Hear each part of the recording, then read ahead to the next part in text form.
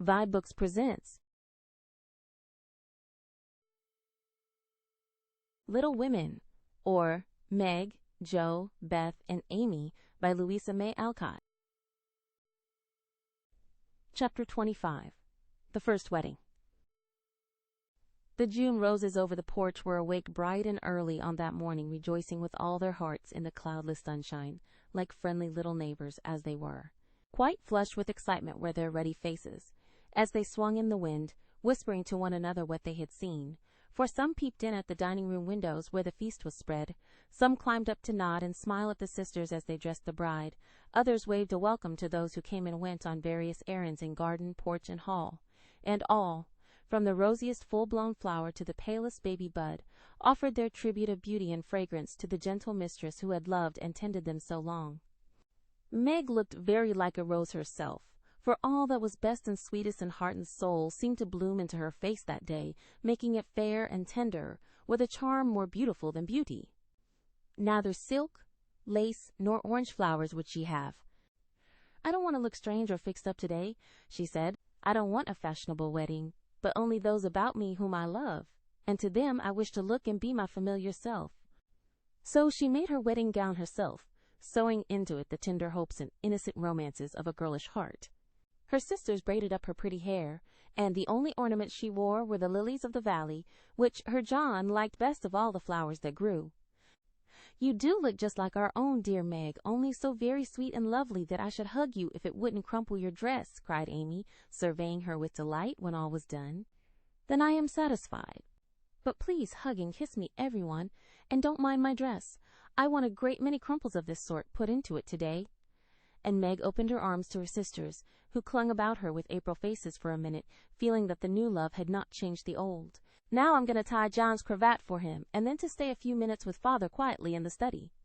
And Meg ran down to perform these little ceremonies, and then to follow her mother wherever she went, conscious that, in spite of the smiles on the motherly face, there was a secret sorrow hid in the motherly heart at the flight of the first bird from the nest. As the younger girls stand together, giving the last touches to their simple toilet, it may be a good time to tell of a few changes which 3 years have wrought in their appearance, for all are looking their best just now. Jo's angles are much softened. She has learned to carry herself with ease, if not grace.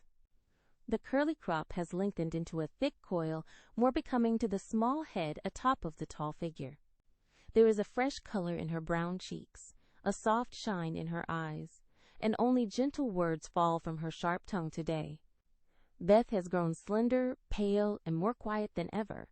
The beautiful, kind eyes are larger, and in them lies an expression that saddens one, although it is not sad itself.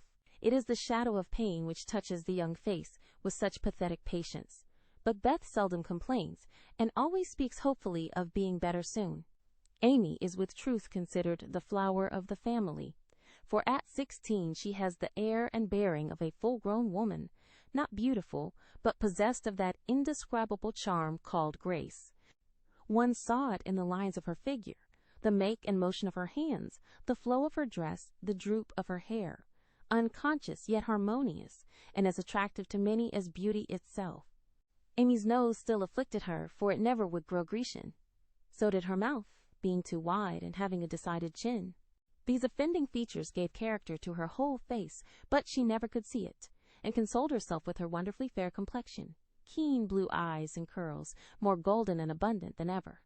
All three wore suits of thin silver gray, their best gowns for the summer, with blush roses in hair and bosom, and all three looked just what they were, fresh-faced, happy-hearted girls, pausing a moment in their busy lives to read with wistful eyes the sweetest chapter in the romance of womanhood. There were to be no ceremonious performances. Everything was to be as natural and homelike as possible. So when Aunt March arrived, she was scandalized to see the bride come running to welcome and lead her in, to find the bridegroom fastening up a garland that had fallen down, and to catch a glimpse of the paternal minister marching upstairs with a grave countenance and a wine bottle under each arm.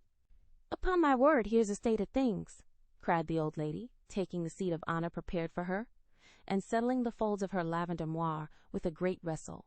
"You oughtn't to be seen till the last minute, child. I'm not a show, Auntie, and no one is coming to stare at me, to criticize my dress, or count the cost of my luncheon." I'm too happy to care what anyone says or thinks, and I'm going to have my little wedding just as I like it. John, dear, here's your hammer," and away went Meg to help that man in his highly improper employment. Mr. Brooke didn't even say thank you, but as he stooped for the unromantic tool, he kissed his little bride behind the folding door, with a look that made Aunt March whisk out her pocket handkerchief with a sudden dew in her sharp old eyes. A crash, a cry, and a laugh from Laurie, accompanied by the indecorous exclamation, "Jupiter Ammon!" "Joe's upset the cake again," caused a momentary flurry, which was hardly over when a flock of cousins arrived, and the party came in, as Beth used to say when a child. "Don't let that young giant come near me. He worries me worse than mosquitoes," whispered the old lady to Amy as the rooms filled, and Laurie's black head towered above the rest. "He has promised to be very good today, and he can be perfectly elegant if he likes," returned Amy, gliding away to warn Hercules to beware of the dragon, which warning caused him to haunt the old lady with a devotion that nearly distracted her. There was no bridal procession, but a sudden silence fell upon the room as Mr. March and the young pair took their places under the green arch. Mother and sisters gathered close, as if loath to give Meg up. The fatherly voice broke more than once, which only seemed to make the service more beautiful and solemn. The bridegroom's hand trembled visibly, and no one heard his replies. But Meg looked straight up in her husband's eyes and said, "I will," with such tender trust in her own face and voice that her mother's heart rejoiced, and Aunt March sniffed audibly. Joe did not cry, though she was very near at once, and was only saved from a demonstration by the consciousness that Laurie was staring fixedly at her, with a comical mixture of merriment and emotion in his wicked black eyes. Beth kept her face hidden on her mother's shoulder, but Amy stood like a graceful statue, with a most becoming ray of sunshine touching her white forehead and the flower in her hair. It wasn't at all the thing, I'm afraid, but the minute she was fairly married, Meg cried, "The first kiss for Marmee," and turning, gave it with her heart on her lips. During the next 15 minutes she looked more like a rose than ever, for everyone availed themselves of their privileges to the fullest extent, from Mr. Laurence to old Hannah, who, adorned with a headdress fearfully and wonderfully made, fell upon her in the hall, crying with a sob and a chuckle, "Bless you, dearie, 100 times. The cake ain't hurt a mite, and everything looks lovely." Everybody cleared up after that and said something brilliant, or tried to, which did just as well, for laughter is ready when hearts are light.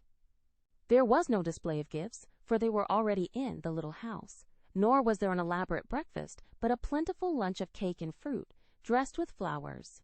Mr. Laurence and Aunt March shrugged and smiled at one another when water, lemonade, and coffee were found to be the only sorts of nectar which the three Hebes carried round.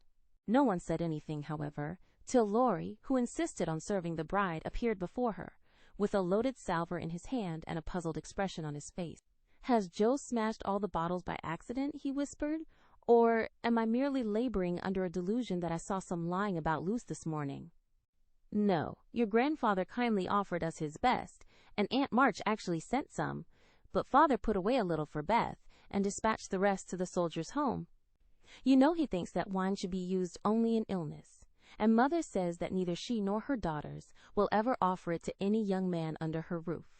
Meg spoke seriously, and expected to see Laurie frown or laugh, but he did neither, for after a quick look at her, he said in his impetuous way, "I like that, for I've seen enough harm done to wish other women would think as you do. You are not made wise by experience, I hope?" And there was an anxious accent in Meg's voice.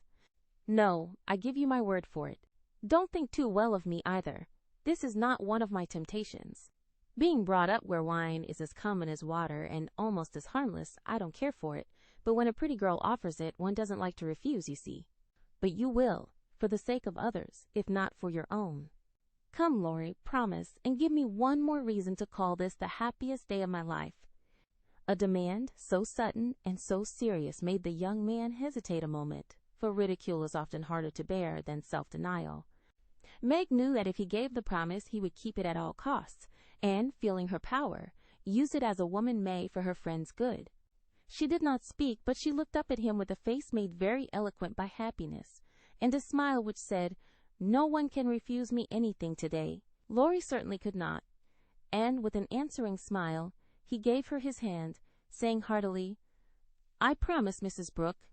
"I thank you very, very much." "And I drink long life to your resolution, Teddy," cried Joe, baptizing him with a splash of lemonade, as she waved her glass and beamed approvingly upon him. So the toast was drunk, the pledge made, and loyally kept, in spite of many temptations. For, with instinctive wisdom, the girls had seized a happy moment to do their friend a service, for which he thanked them all his life. After lunch, people strolled about, by twos and threes, through house and garden, enjoying the sunshine without and within. Meg and John happened to be standing together in the middle of the grass plot, when Laurie was seized with an inspiration which put the finishing touch to this unfashionable wedding. "All the married people take hands and dance round the new-made husband and wife, as the Germans do, while we bachelors and spinsters prance in couples outside," cried Laurie, promenading down the path with Amy, with such infectious spirit and skill that everyone else followed their example without a murmur. Mr. and Mrs. March, Aunt and Uncle Carroll began it. Others rapidly joined in. Even Sally Moffat, after a moment's hesitation, threw her train over her arm and whisked Ned into the ring. But the crowning joke was Mr. Laurence and Aunt March, for when the stately old gentleman chassed solemnly up to the old lady, she just tucked her cane under her arm and hopped briskly away to join hands with the rest and dance about the bridal pair, while the young folks pervaded the garden like butterflies on a midsummer day. Want of breath brought the impromptu ball to a close, and then people began to go. "I wish you well, my dear, I heartily wish you well. But I think you'll be sorry for it," said Aunt March to Meg, adding to the bridegroom, as he led her to the carriage. "You've got a treasure, young man. See that you deserve it." "That is the prettiest wedding I've been to for an age, Ned, and I don't see why, for there wasn't a bit of style about it," observed Mrs. Moffat to her husband as they drove away. "Laurie, my lad, if you ever want to indulge in this sort of thing, get one of those little girls to help you, and I shall be perfectly satisfied," said Mr. Laurence, settling himself in his easy chair to rest, after the excitement of the morning. "I'll do my best to gratify you, sir," was Laurie's unusually dutiful reply, as he carefully unpinned the posy Joe had put in his buttonhole. The little house was not far away, and the only bridal journey Meg had was the quiet walk with John, from the old home to the new. When she came down, looking like a pretty Quakeress in her dove-colored suit and straw bonnet tied with white, they all gathered about her to say good-bye, as tenderly as if she had been going to make the grand tour. "Don't feel that I am separated from you, Marmee dear, or that I love you any the less for loving John so much," she said, clinging to her mother, with full eyes for a moment. "I shall come every day, father, and expect to keep my old place in all your hearts, though I am married. Beth is going to be with me a great deal, and the other girls will drop in now and then to laugh at my housekeeping struggles. Thank you all for my happy wedding day." They stood watching her, with faces full of love and hope and tender pride, as she walked away, leaning on her husband's arm, with her hands full of flowers, and the June sunshine brightening her happy face, and so Meg's married life began. Chapter 26. Artistic Attempts.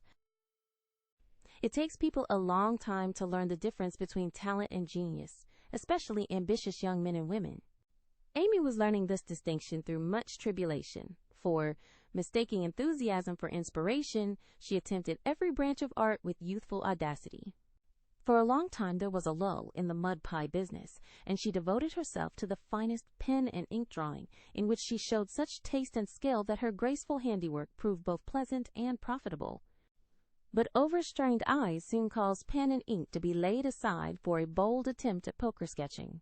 While this attack lasted, the family lived in constant fear of a conflagration, for the odor of burning wood pervaded the house at all hours, smoke issued from attic and shed with alarming frequency, red-hot pokers lay about promiscuously, and Hannah never went to bed without a pail of water and the dinner bell at her door in case of fire. Raphael's face was found boldly executed on the underside of the molding board, and Bacchus on the head of a beer barrel. A chanting cherub adorned the cover of the sugar bucket, and attempts to portray Romeo and Juliet supplied kindlings for some time. From fire to oil was a natural transition for burnt fingers, and Amy fell to painting with undiminished ardor. An artist friend fitted her out with his cast-off palettes, brushes, and colors, and she daubed away, producing pastoral and marine views such as were never seen on land or sea. Her monstrosities in the way of cattle would have taken prizes at an agricultural fair, and the perilous pitching of her vessels would have produced seasickness in the most nautical observer, if the utter disregard to all known rules of shipbuilding and rigging had not convulsed him with laughter at the first glance. Swarthy boys and dark-eyed Madonnas staring at you from one corner of the studio, suggested Murillo. Oily brown shadows of faces with a lurid streak in the wrong place meant Rembrandt. Buxom ladies and dropsical infants, Rubens, and Turner appeared in tempests of blue thunder, orange lightning, brown rain, and purple clouds, with a tomato-colored splash in the middle, which might be the sun or a buoy, a sailor's shirt, or a king's robe, as the spectator pleased. Charcoal portraits came next, and the entire family hung in a row, looking as wild and crocky as if just evoked from a coal bin. Softened into crayon sketches, they did better, for the likenesses were good, and Amy's hair, Joe's nose, Meg's mouth, and Laurie's eyes were pronounced wonderfully fine. A return to clay and plaster followed, and ghostly casts of her acquaintances haunted corners of the house or tumbled off closet shelves onto people's heads. Children were enticed in as models, till their incoherent accounts of her mysterious doings caused Miss Amy to be regarded in the light of a young ogress. Her efforts in this line, however, were brought to an abrupt close by an untoward accident, which quenched her ardor. Other models failing her for a time, she undertook to cast her own pretty foot, and the family were one day alarmed by an unearthly bumping and screaming, and, running to the rescue, found the young enthusiast hopping wildly about the shed, with her foot held fast in a pan full of plaster which had hardened with unexpected rapidity. With much difficulty and some danger she was dug out, for Joe was so overcome with laughter while she excavated that her knife went too far, cut the poor foot, and left a lasting memorial of one artistic attempt at least. After this Amy subsided, till a mania for sketching from nature set her to haunting river, field, and wood for picturesque studies and sighing for ruins to copy. She caught endless colds sitting on damp grass to book a delicious bit composed of a stone, a stump, one mushroom, and a broken mullein stalk, or a heavenly mass of clouds that looked like a choice display of feather beds when done. She sacrificed her complexion floating on the river in the midsummer sun to study light and shade, and got a wrinkle over her nose, trying after points of sight, or whatever the squint and string performance is called. If genius is eternal patience, as Michelangelo affirms, Amy certainly had some claim to the divine attribute, for she persevered in spite of all obstacles, failures, and discouragements, firmly believing that in time she should do something worthy to be called high art. She was learning, doing, and enjoying other things meanwhile, for she had resolved to be an attractive and accomplished woman even if she never became a great artist. Here she succeeded better, for she was one of those happily created beings who please without effort, make friends everywhere, and take life so gracefully and easily that less fortunate souls are tempted to believe that such are born under a lucky star. Everybody liked her, for among her good gifts was tact. She had an instinctive sense of what was pleasing and proper, always said the right thing to the right person, did just what suited the time and place, and was so self-possessed that her sisters used to say, if Amy went to court without any rehearsal beforehand, she'd know exactly what to do.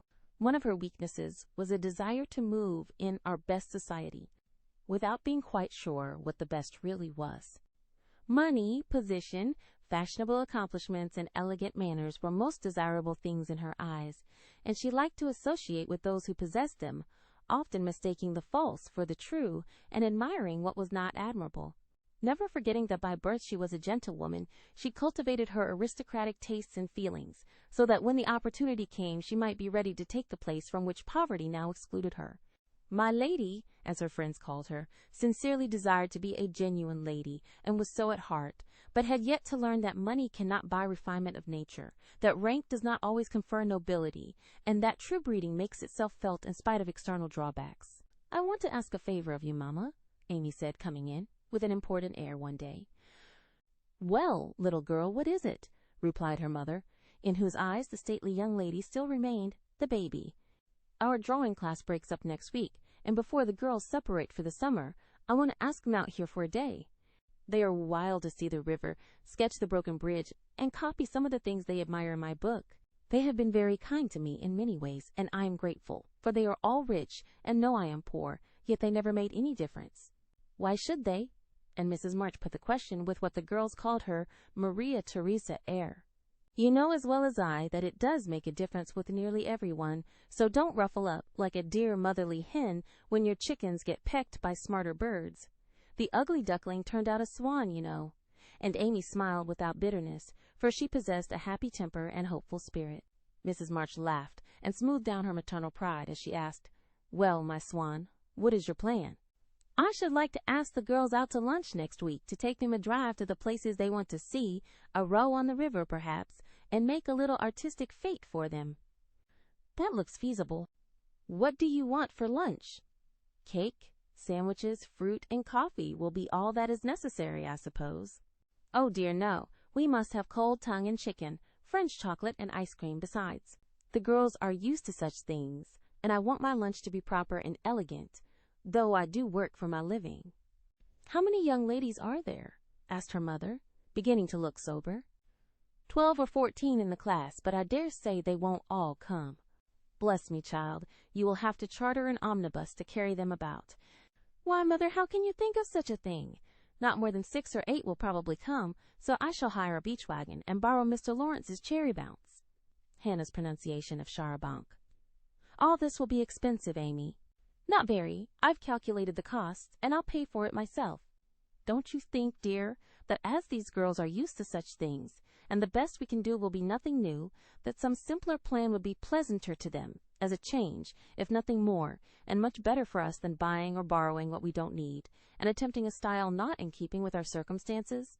If I can't have it as I like, I don't care to have it at all. I know that I can carry it out perfectly well, if you and the girls will help a little, and I don't see why I can't if I'm willing to pay for it," said Amy with a decision which opposition was apt to change into obstinacy.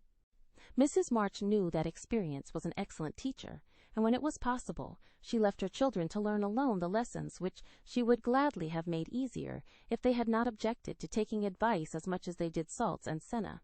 "Very well, Amy. If your heart is set upon it, and you see your way through without too great an outlay of money, time, and temper, I'll say no more.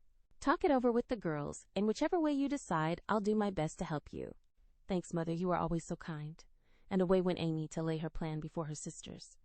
Meg agreed at once, and promised her aid, gladly offering anything she possessed, from her little house itself to her very best salt spoons.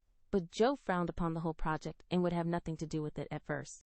"Why in the world should you spend your money, worry your family, and turn the house upside down for a parcel of girls who don't care a sixpence for you? I thought you had too much pride and sense to truckle to any mortal woman just because she wears French boots and rides in a coupe," said Joe, who, being called from the tragical climax of her novel, was not in the best mood for social enterprises. "I don't truckle, and I hate being patronized as much as you do," returned Amy indignantly, for the two still jangled when such questions arose. "The girls do care for me, and I for them, and there's a great deal of kindness and sense and talent among them, in spite of what you call fashionable nonsense. You don't care to make people like you, to go into good society and cultivate your manners and tastes. I do, and I mean to make the most of every chance that comes. You can go through the world with your elbows out and your nose in the air, and call it independence, if you like." When Amy wetted her tongue and freed her mind, she usually got the best of it, for she seldom failed to have common sense on her side, while Joe carried her love of liberty and hate of conventionalities to such an unlimited extent that she naturally found herself worsted in an argument. Amy's definition of Joe's idea of independence was such a good hit that both burst out laughing, and the discussion took a more amiable turn. Much against her will, Joe at length consented to sacrifice a day to Mrs. Grundy and help her sister through what she regarded as a nonsensical business. The invitations were sent, nearly all accepted, and the following Monday was set apart for the grand event. Hannah was out of humor because her week's work was deranged, and prophesied that "ef the washin' and ironin' wa'n't done reg'lar, nothin' would go well anywheres." This hitch in the mainspring of the domestic machinery had a bad effect upon the whole concern, but Amy's motto was nil desperandum, and having made up her mind what to do, she proceeded to do it in spite of all obstacles. To begin with, Hannah's cooking didn't turn out well. The chicken was tough, the tongue too salt, and the chocolate wouldn't froth properly. Then the cake and ice cost more than Amy expected, so did the wagon, and various other expenses which seemed trifling at the outset counted up rather alarmingly afterward. Beth got cold and took to her bed. Meg had an unusual number of callers to keep her at home, and Jo was in such a divided state of mind that her breakages, accidents, and mistakes were uncommonly numerous, serious, and trying. "If it hadn't been for Mother, I never should have got through," as Amy declared afterward, and gratefully remembered when the best joke of the season was entirely forgotten by everybody else. If it was not fair on Monday, the young ladies were to come on Tuesday, an arrangement which aggravated Jo and Hannah to the last degree. On Monday morning, the weather was in that undecided state which is more exasperating than a city pour. It drizzled a little, shone a little, blew a little, and didn't make up its mind till it was too late for anyone else to make up theirs. Amy was up at dawn, hustling people out of their beds and through their breakfasts, that the house might be got in order. The parlor struck her as looking uncommonly shabby, but without stopping to sigh for what she had not, she skillfully made the best of what she had, arranging chairs over the worn places in the carpet, covering stains on the walls with pictures framed in ivy, and filling up empty corners with homemade statuary, which gave an artistic air to the room, as did the lovely vases of flowers Jo scattered about. The lunch looked charmingly, and as she surveyed it, she sincerely hoped it would taste well, and that the borrowed glass, china, and silver would get safely home again. The carriages were promised. Meg and Mother were all ready to do the honors. Beth was able to help Hannah behind the scenes. Jo had engaged to be as lively and amiable as an absent mind, an aching head, and a very decided disapproval of everybody and everything would allow. And as she wearily dressed, Amy cheered herself with anticipations of the happy moment, when, lunch safely over, she should drive away with her friends for an afternoon of artistic delights, for the cherry bounce and the broken bridge were her strong points. Then came 2 hours of suspense, during which she vibrated from parlor to porch, while public opinion varied like the weathercock. A smart shower at 11 had evidently quenched the enthusiasm of the young ladies who were to arrive at 12, for nobody came, and at 2 the exhausted family sat down in a blaze of sunshine to consume the perishable portions of the feast, that nothing might be lost. "No doubt about the weather today. They will certainly come, so we must fly round and be ready for them," said Amy as the sun woke her next morning. She spoke briskly, but in her secret soul she wished she had said nothing about Tuesday, for her interest, like her cake, was getting a little stale. "I can't get any lobsters, so you will have to do without salad today," said Mr. March, coming in half an hour later with an expression of placid despair. "Use the chicken, then. The toughness won't matter in a salad," advised his wife. "Hannah left it on the kitchen table a minute, and the kittens got at it." "I'm very sorry, Amy," added Beth, who was still a patroness of cats. "Then I must have a lobster, for tongue alone won't do," said Amy decidedly. "Shall I rush into town and demand one?" asked Jo, with the magnanimity of a martyr. "You'd come bringing it home under your arm, without any paper, just to try me."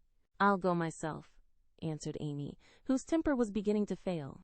Shrouded in a thick veil and armed with a genteel traveling basket, she departed, feeling that a cool drive would soothe her ruffled spirit and fit her for the labors of the day. After some delay, the object of her desire was procured, likewise a bottle of dressing, to prevent further loss of time at home, and off she drove again, well pleased with her own forethought. As the omnibus contained only one other passenger, a sleepy old lady, Amy pocketed her veil and beguiled the tedium of the way by trying to find out where all her money had gone to. So busy was she with her card full of refractory figures that she did not observe a newcomer, who entered without stopping the vehicle, till a masculine voice said, "Good morning, Miss March," and looking up, she beheld one of Laurie's most elegant college friends. Fervently hoping that he would get out before she did, Amy utterly ignored the basket at her feet, and, congratulating herself that she had on her new traveling dress, returned the young man's greeting with her usual suavity and spirit. They got on excellently, for Amy's chief care was soon set at rest by learning that the gentleman would leave first, and she was chatting away in a peculiarly lofty strain when the old lady got out. In stumbling to the door, she upset the basket, and, oh horror! The lobster, in all its vulgar size and brilliancy, was revealed to the high-born eyes of a tutor. "By Jove, she's forgotten her dinner," cried the unconscious youth, poking the scarlet monster into its place with his cane, and preparing to hand out the basket after the old lady. "Please don't, it's mine," murmured Amy, with a face nearly as red as her fish. "Oh, really, I beg pardon. It's an uncommonly fine one, isn't it?" said Tutor with great presence of mind, and an air of sober interest that did credit to his breeding. Amy recovered herself in a breath, set her basket boldly on the seat, and said, laughing, "Don't you wish you were to have some of the salad he's to make, and to see the charming young ladies who are to eat it?" Now that was tact, for two of the ruling foibles of the masculine mind were touched. The lobster was instantly surrounded by a halo of pleasing reminiscences, and curiosity about the charming young ladies diverted his mind from the comical mishap. "I suppose he'll laugh and joke over it with Laurie, but I shan't see them. That's a comfort," thought Amy, as Tutor bowed and departed. She did not mention this meeting at home, though she discovered that, thanks to the upset, her new dress was much damaged by the rivulets of dressing that meandered down the skirt, but went through with the preparations, which now seemed more irksome than before, and at 12 o'clock all was ready again. Feeling that the neighbors were interested in her movements, she wished to efface the memory of yesterday's failure by a grand success today, so she ordered the cherry bounce, and drove away in state to meet and escort her guests to the banquet. "There's the rumble, they're coming! I'll go into the porch to meet them. It looks hospitable, and I want the poor child to have a good time after all her trouble," said Mrs. March, suiting the action to the word. But after one glance she retired, with an indescribable expression, for, looking quite lost in the big carriage, sat Amy and one young lady. "Run, Beth, and help Hannah clear half the things off the table. It will be too absurd to put a luncheon for 12 before a single girl," cried Joe, hurrying away to the lower regions, too excited to stop even for a laugh. In came Amy, quite calm and delightfully cordial to the one guest who had kept her promise. The rest of the family, being of a dramatic turn, played their parts equally well, and Miss Elliot found them a most hilarious set, for it was impossible to entirely control the merriment which possessed them. The remodeled lunch being gaily partaken of, the studio and garden visited, and art discussed with enthusiasm, Amy ordered a buggy, alas for the elegant cherry bounce, and drove her friend quietly about the neighborhood till sunset, when the party went out. As she came walking in, looking very tired, but as composed as ever, she observed that every vestige of the unfortunate fete had disappeared, except a suspicious pucker about the corners of Joe's mouth. "You've had a lovely afternoon for your drive, dear," said her mother, as respectfully as if the whole 12 had come. "Miss Elliot is a very sweet girl, and seemed to enjoy herself, I thought," observed Beth with unusual warmth. "Could you spare me some of your cake? I really need some. I have so much company, and I can't make such delicious stuff as yours," asked Meg soberly. "Take it all. I'm the only one here who likes sweet things, and it will mold before I can dispose of it," answered Amy, thinking with a sigh of the generous store she had laid in for such an end as this.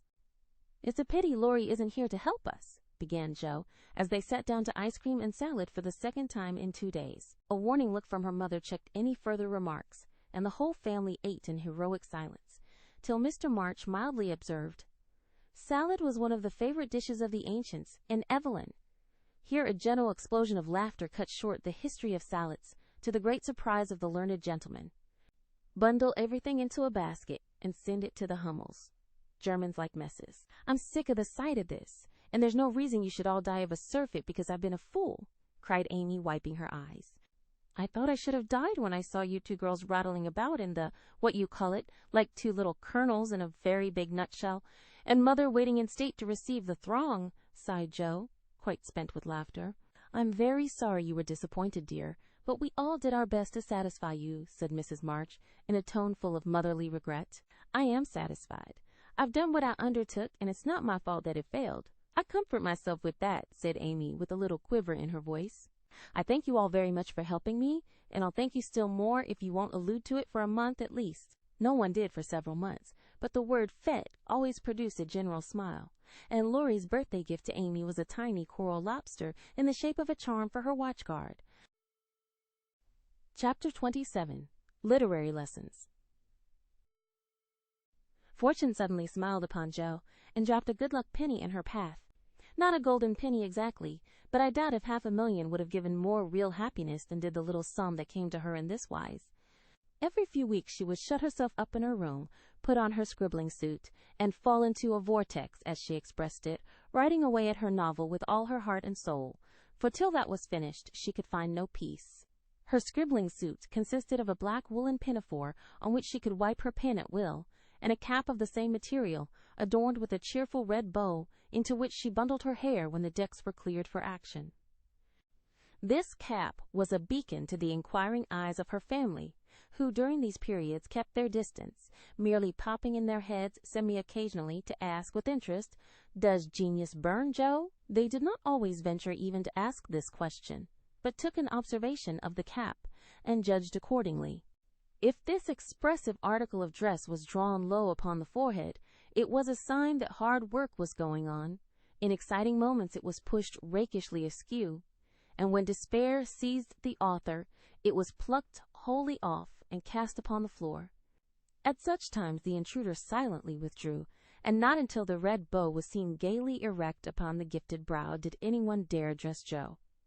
She did not think herself a genius by any means, but when the writing fit came on, she gave herself up to it with entire abandon and led a blissful life, unconscious of want, care, or bad weather, while she sat safe and happy in an imaginary world, full of friends almost as real and dear to her as any in the flesh. Sleep forsook her eyes, meals stood untasted. Day and night were all too short to enjoy the happiness which blessed her only at such times, and made these hours worth living, even if they bore no other fruit. The divine afflatus usually lasted a week or two, and then she emerged from her vortex, hungry, sleepy, cross, or despondent. She was just recovering from one of these attacks when she was prevailed upon to escort Miss Crocker to a lecture, and in return for her virtue was rewarded with a new idea. It was a people's course, the lecture on the pyramids, and Jo rather wondered at the choice of such a subject for such an audience, but took it for granted that some great social evil would be remedied, or some great want supplied by unfolding the glories of the pharaohs to an audience whose thoughts were busy with the price of coal and flour, and whose lives were spent in trying to solve harder riddles than that of the Sphinx. They were early, and while Miss Crocker set the heel of her stocking, Jo amused herself by examining the faces of the people who occupied the seat with them. On her left were two matrons, with massive foreheads and bonnets to match, discussing woman's rights and making tatting.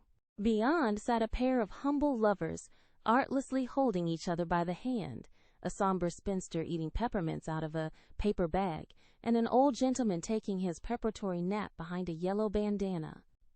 On her right, her only neighbor was a studious-looking lad absorbed in a newspaper. It was a pictorial sheet, and Jo examined the work of art nearest her, idly wondering what unfortuitous concatenation of circumstances needed the melodramatic illustration of an Indian in full war costume, tumbling over a precipice with a wolf at his throat, while two infuriated young gentlemen with unnaturally small feet and big eyes were stabbing each other close by, and a disheveled female was flying away in the background with her mouth wide open. Pausing to turn a page, the lad saw her looking, and, with boyish good nature, offered half his paper, saying bluntly, "Want to read it? That's a first-rate story." Jo accepted it with a smile, for she had never outgrown her liking for lads, and soon found herself involved in the usual labyrinth of love, mystery, and murder, for the story belonged to that class of light literature in which the passions have a holiday, and when the author's invention fails, a grand catastrophe clears the stage of one half the dramatis personae, leaving the other half to exult over their downfall. "Prime, isn't it?" asked the boy, as her eye went down the last paragraph of her portion. "I think you and I could do as well as that if we tried," returned Jo, amused at his admiration of the trash. "I should think I was a pretty lucky chap if I could. She makes a good living out of such stories, they say," and he pointed to the name of Mrs. S. Lang Northberry, under the title of the tale. "Do you know her?" asked Jo, with sudden interest. "No, but I read all her pieces.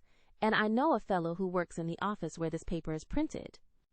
"Do you say she makes a good living out of stories like this?" And Jo looked more respectfully at the agitated group and thickly sprinkled exclamation points that adorned the page. "Guess she does. She knows just what folks like and gets paid well for writing it."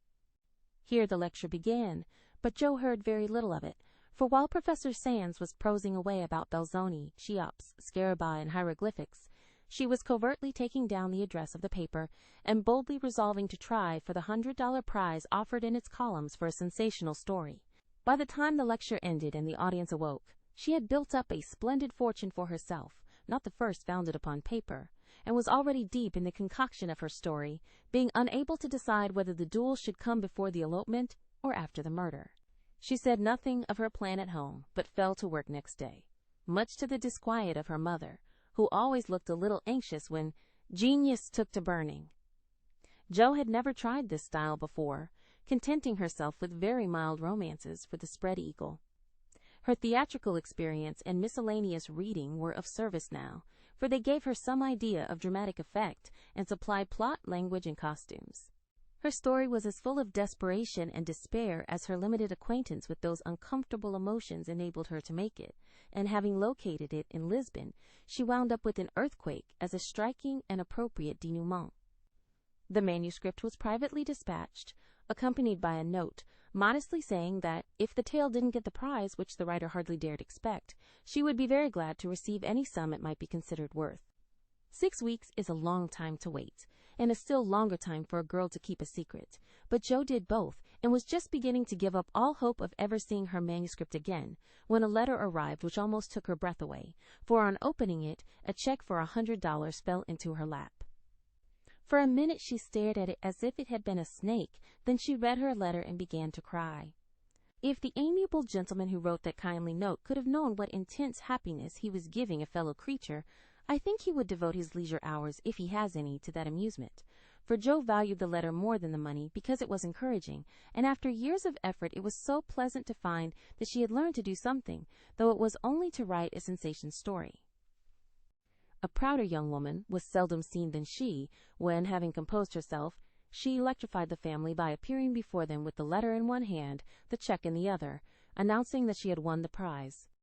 Of course there was a great jubilee, and when the story came everyone read and praised it, though after her father had told her that the language was good, the romance fresh and hearty, and the tragedy quite thrilling, he shook his head and said in his unworldly way, "You can do better than this, Jo.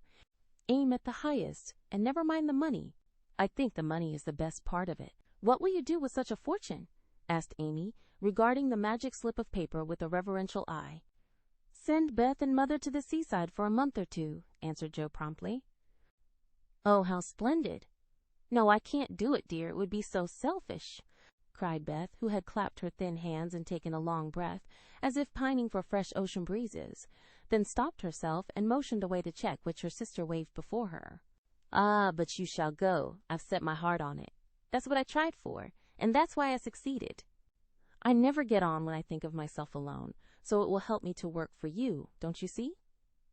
Besides, Marmee needs the change, and she won't leave you, so you must go. Won't it be fun to see you come home plump and rosy again? Hurrah for Dr. Jo, who always cures her patients." To the seaside they went, after much discussion, and though Beth didn't come home as plump and rosy as could be desired, she was much better, while Mrs. March declared she felt 10 years younger. So Jo was satisfied with the investment of her prize money, and fell to work with a cheery spirit, bent on earning more of those delightful checks. She did earn several that year, and began to feel herself a power in the house, for by the magic of a pen, her rubbish turned into comforts for them all. The Duke's daughter paid the butcher's bill, a phantom hand put down a new carpet, and the curse of the Coventrys proved the blessing of the Marches in the way of groceries and gowns. Wealth is certainly a most desirable thing, but poverty has its sunny side, and one of the sweet uses of adversity is the genuine satisfaction which comes from hearty work of head or hand, and to the inspiration of necessity we owe half the wise, beautiful, and useful blessings of the world. Jo enjoyed a taste of this satisfaction, and ceased to envy richer girls, taking great comfort in the knowledge that she could supply her own wants, and need ask no one for a penny. Little notice was taken of her stories, but they found a market, and, encouraged by this fact, she resolved to make a bold stroke for fame and fortune. Having copied her novel for the 4th time, read it to all her confidential friends, and submitted it with fear and trembling to 3 publishers, she at last disposed of it, on condition that she would cut it down 1/3, and omit all the parts which she particularly admired. Now I must either bundle it back into my tin kitchen to mold, pay for printing it myself, or chop it up to suit purchasers and get what I can for it. Fame is a very good thing to have in the house, but cash is more convenient, so I wish to take the sense of the meeting on this important subject," said Jo, calling a family council. "Don't spoil your book, my girl, for there is more in it than you know, and the idea is well worked out. Let it wait and ripen," was her father's advice, and he practiced as he preached, having waited patiently 30 years for fruit of his own to ripen, and being in no haste to gather it, even now, when it was sweet and mellow.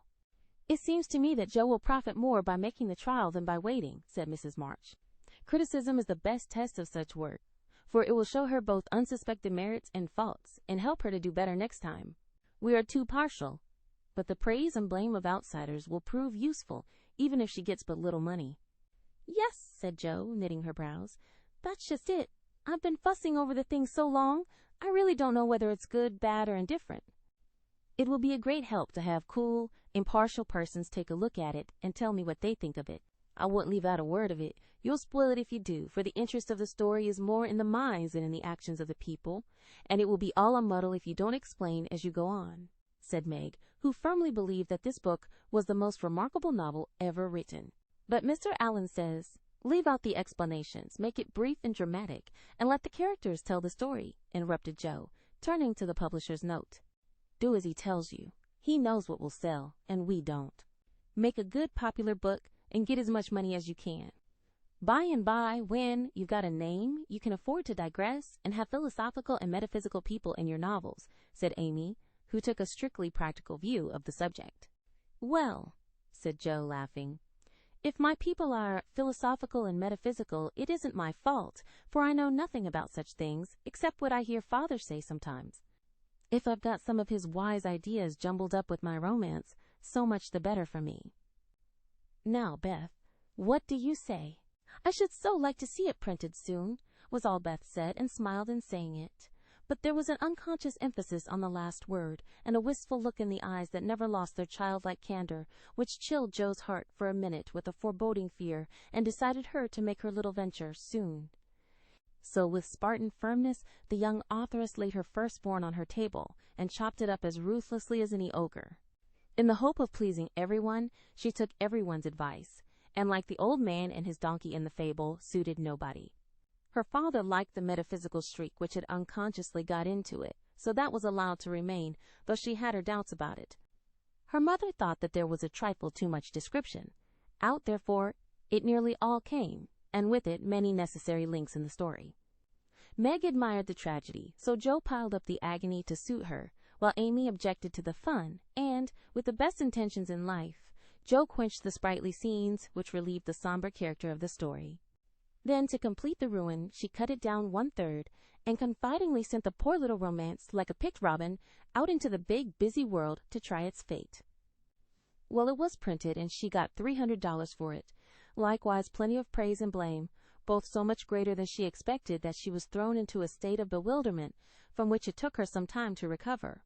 "You said, Mother, that criticism would help me, but how can it, when it's so contradictory that I don't know whether I've written a promising book or broken all the 10 Commandments?" cried poor Jo, turning over a heap of notices, the perusal of which filled her with pride and joy one minute, wrath and dire dismay the next. "This man says, an exquisite book, full of truth, beauty, and earnestness. All is sweet, pure, and healthy," continued the perplexed authoress. "The next, the theory of the book is bad, full of morbid fancies, spiritualistic ideas, and unnatural characters.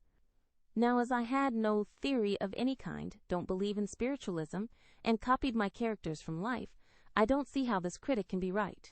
Another says it's one of the best American novels which has appeared for years. I know better than that. And the next asserts that, though it is original and written with great force and feeling, it is a dangerous book. 'Tisn't. Some make fun of it, some overpraise, and nearly all insist that I had a deep theory to expound, when I only wrote it for the pleasure and the money. I wish I'd printed it whole or not at all, for I do hate to be so misjudged." Her family and friends administered comfort and commendation liberally, yet it was a hard time for sensitive, high-spirited Jo, who meant so well and had apparently done so ill. But it did her good, for those whose opinion had real value gave her the criticism which is an author's best education, and when the first soreness was over she could laugh at her poor little book, yet believe in it still, and feel herself the wiser and stronger for the buffeting she had received. "Not being a genius like Keats, it won't kill me," she said stoutly, "and I've got the joke on my side after all, for the parts that were taken straight out of real life are denounced as impossible and absurd, and the scenes that I made up out of my own silly head are pronounced charmingly natural, tender, and true. So I'll comfort myself with that, and when I'm ready, I'll up again and take another." Chapter 28. Domestic Experiences. Like most other young matrons, Meg began her married life with the determination to be a model housekeeper. John should find home a paradise. He should always see a smiling face, should fare sumptuously every day, and never know the loss of a button. She brought so much love, energy, and cheerfulness to the work that she could not but succeed, in spite of some obstacles. Her paradise was not a tranquil one, for the little woman fussed, was over-anxious to please, and bustled about like a true Martha, cumbered with many cares. She was too tired, sometimes even to smile. John grew dyspeptic after a course of dainty dishes, and ungratefully demanded plain fare. As for buttons, she soon learned to wonder where they went, to shake her head over the carelessness of men, and to threaten to make him sew them on himself, and then see if his work would stand impatient tugs and clumsy fingers any better than hers. They were very happy, even after they discovered that they couldn't live on love alone. John did not find Meg's beauty diminished, though she beamed at him from behind the familiar coffee pot. Nor did Meg miss any of the romance from the daily parting, when her husband followed up his kiss with a tender inquiry, "Shall I send home veal or mutton for dinner, darling?" The little house ceased to be a glorified bower, but it became a home, and the young couple soon felt that it was a change for the better. At first they played keep house and frolicked over it like children. Then John took steadily to business, feeling the cares of the head of a family upon his shoulders. And Meg laid by her cambric wrappers, put on a big apron, and fell to work, as before said, with more energy than discretion. While the cooking mania lasted, she went through Mrs. Cornelius's receipt book as if it were a mathematical exercise, working out the problems with patience and care. Sometimes her family were invited in to help eat up a too bounteous feast of successes, or Lottie would be privately dispatched with a batch of failures, which were to be concealed from all eyes in the convenient stomachs of the little Hummels. An evening with John over the account books usually produced a temporary lull in the culinary enthusiasm, and a frugal fit would ensue, during which the poor man was put through a course of bread pudding, hash, and warmed-over coffee, which tried his soul, although he bore it with praiseworthy fortitude. Before the golden mean was found, however, Meg added to her domestic possessions what young couples seldom get on long without, a family jar. Fired with a housewifely wish to see her storeroom stocked with homemade preserves, she undertook to put up her own currant jelly. John was requested to order home a dozen or so of little pots, and an extra quantity of sugar, for their own currants were ripe, and were to be attended to at once. As John firmly believed that my wife was equal to anything, and took a natural pride in her skill, he resolved that she should be gratified, and their only crop of fruit laid by in a most pleasing form for winter use. Home came 4 dozen delightful little pots, half a barrel of sugar, and a small boy to pick the currants for her. With her pretty hair tucked into a little cap, arms bare to the elbow, and a checked apron which had a coquettish look in spite of the bib, the young housewife fell to work, feeling no doubts about her success, for hadn't she seen Hannah do it hundreds of times? The array of pots rather amazed her at first, but John was so fond of jelly, and the nice little jars would look so well on the top shelf, that Meg resolved to fill them all, and spent a long day picking, boiling, straining, and fussing over her jelly. She did her best. She asked advice of Mrs. Cornelius. She racked her brain to remember what Hannah did that she had left undone. She reboiled, rejiggered, and restrained, but that dreadful stuff wouldn't gel. She longed to run home, bib and all, and ask Mother to lend a hand, but John and she had agreed that they would never annoy anyone with their private worries, experiments, or quarrels. They had laughed over that last word, as if the idea it suggested was a most preposterous one, but they had held to their resolve, and whenever they could get on without help they did so, and no one interfered, for Mrs. March had advised the plan. So Meg wrestled alone with the refractory sweetmeats all that hot summer day, and at 5 o'clock sat down in her topsy-turvy kitchen, wrung her bedaubed hands, lifted up her voice, and wept. Now, in the first flush of the new life, she had often said, "My husband shall always feel free to bring a friend home whenever he likes. I shall always be prepared. There shall be no flurry, no scolding, no discomfort, but a neat house, a cheerful wife, and a good dinner. John, dear, never stop to ask my leave. Invite whom you please, and be sure of a welcome from me."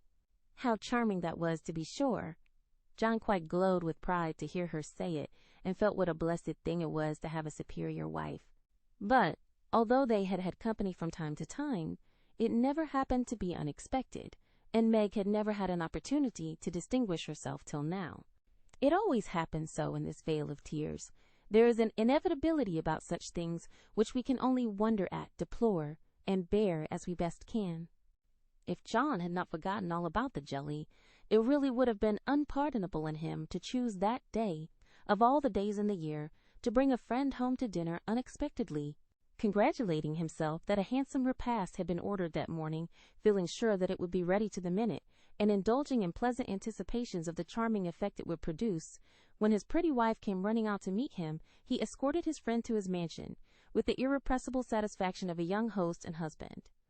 It is a world of disappointments, as John discovered when he reached the Dovecote. The front door usually stood hospitably open. Now it was not only shut, but locked, and yesterday's mud still adorned the steps. The parlor windows were closed and curtained. No picture of the pretty wife sewing on the piazza, in white, with a distracting little bow in her hair, or a bright-eyed hostess, smiling a shy welcome as she greeted her guest. Nothing of the sort, for not a soul appeared, but a sanguinary-looking boy asleep under the currant bushes. "I'm afraid something has happened." "Step into the garden, Scott, while I look up Mrs. Brooks," said John, alarmed at the silence and solitude. Round the house he hurried, led by a pungent smell of burnt sugar, and Mr. Scott strolled after him with a queer look on his face. He paused discreetly at a distance when Brooke disappeared, but he could both see and hear, and, being a bachelor, enjoyed the prospect mightily. In the kitchen reigned confusion and despair. One edition of jelly was trickled from pot to pot, another lay upon the floor, and a third was burning gaily on the stove. Lottie, with Teutonic phlegm, was calmly eating bread and currant wine, for the jelly was still in a hopelessly liquid state, while Mrs. Brooke, with her apron over her head, sat sobbing dismally. "My dearest girl, what is the matter?" cried John, rushing in, with awful visions of scalded hands, sudden news of affliction, and secret consternation at the thought of the guest in the garden. "Oh, John, I am so tired and hot and cross and worried. I've been at it till I'm all worn out. Do come and help me, or I shall die." And the exhausted housewife cast herself upon his breast, giving him a sweet welcome in every sense of the word, for her pinafore had been baptized at the same time as the floor. "What worries you, dear? Has anything dreadful happened?" asked the anxious John, tenderly kissing the crown of the little cap, which was all askew. "Yes," sobbed Meg despairingly. "Tell me quick, then." "Don't cry, I can bear anything better than that." "Out with it, love." The jelly won't gel, and I don't know what to do."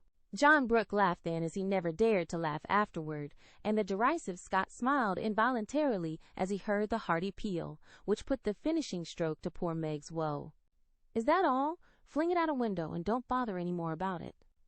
"I'll buy you quarts if you want it, but for heaven's sake don't have hysterics, for I've brought Jack Scott home to dinner, and—" John got no further, for Meg cast him off and clasped her hands with a tragic gesture as she fell into a chair, exclaiming in a tone of mingled indignation, reproach, and dismay, "A man to dinner, and everything in a mess! John Brooke, how could you do such a thing?" "Hush, he's in the garden." "I forgot the confounded jelly, but it can't be helped now," said John, surveying the prospect with an anxious eye. "You ought to have sent word, or told me this morning, and you ought to have remembered how busy I was," continued Meg petulantly, for even turtle doves will peck when ruffled. "I didn't know it this morning, and there was no time to send word, for I met him on the way out. I never thought of asking leave, when you have always told me to do as I liked. I never tried it before, and hang me if I ever do again," added John, with an aggrieved air. "I should hope not. Take him away at once. I can't see him, and there isn't any dinner." "Well, I like that. Where's the beef and vegetables I sent home, and the pudding you promised?" cried John, rushing to the larder. "I hadn't time to cook anything. I meant to dine at Mother's. I'm sorry, but I was so busy," and Meg's tears began again. John was a mild man, but he was human, and after a long day's work, to come home tired, hungry, and hopeful, to find a chaotic house, an empty table, and a cross wife was not exactly conducive to repose of mind or manner. He restrained himself, however, and the little squall would have blown over, but for one unlucky word. "It's a scrape, I acknowledge, but if you will lend a hand, we'll pull through and have a good time yet." "Don't cry, dear, but just exert yourself a bit and knock us up something to eat. We're both as hungry as hunters, so we shan't mind what it is. Give us the cold meat and bread and cheese. We won't ask for jelly." He meant it for a good-natured joke, but that one word sealed his fate. Meg thought it was too cruel to hint about her sad failure, and the last atom of patience vanished as he spoke. You must get yourself out of the scrape as you can.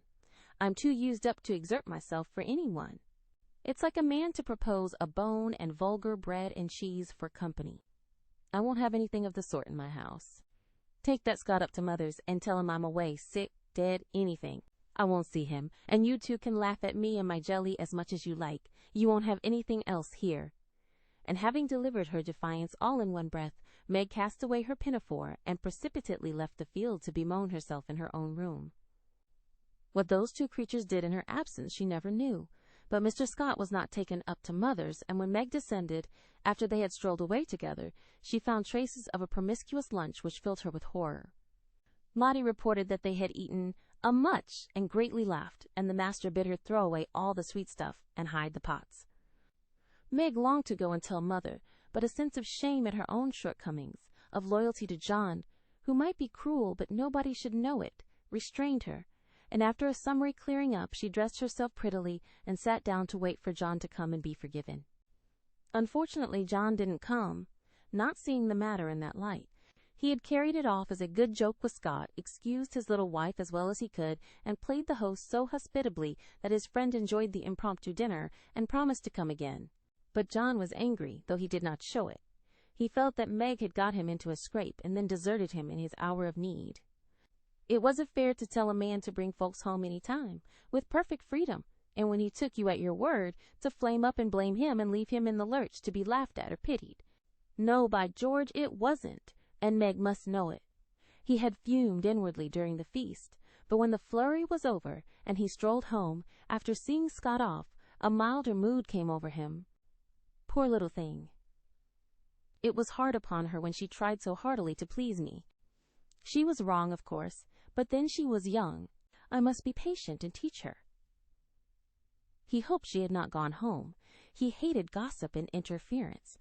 For a minute he was ruffled again at the mere thought of it, and then the fear that Meg would cry herself sick softened his heart and sent him on at a quicker pace, resolving to be calm and kind, but firm, quite firm, and show her where she had failed in her duty to her spouse.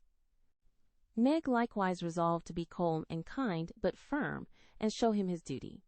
She longed to run to meet him and beg pardon and be kissed and comforted, as she was sure of being, but of course she did nothing of the sort, and when she saw John coming, began to hum quite naturally as she rocked and sewed, like a lady of leisure in her best parlor.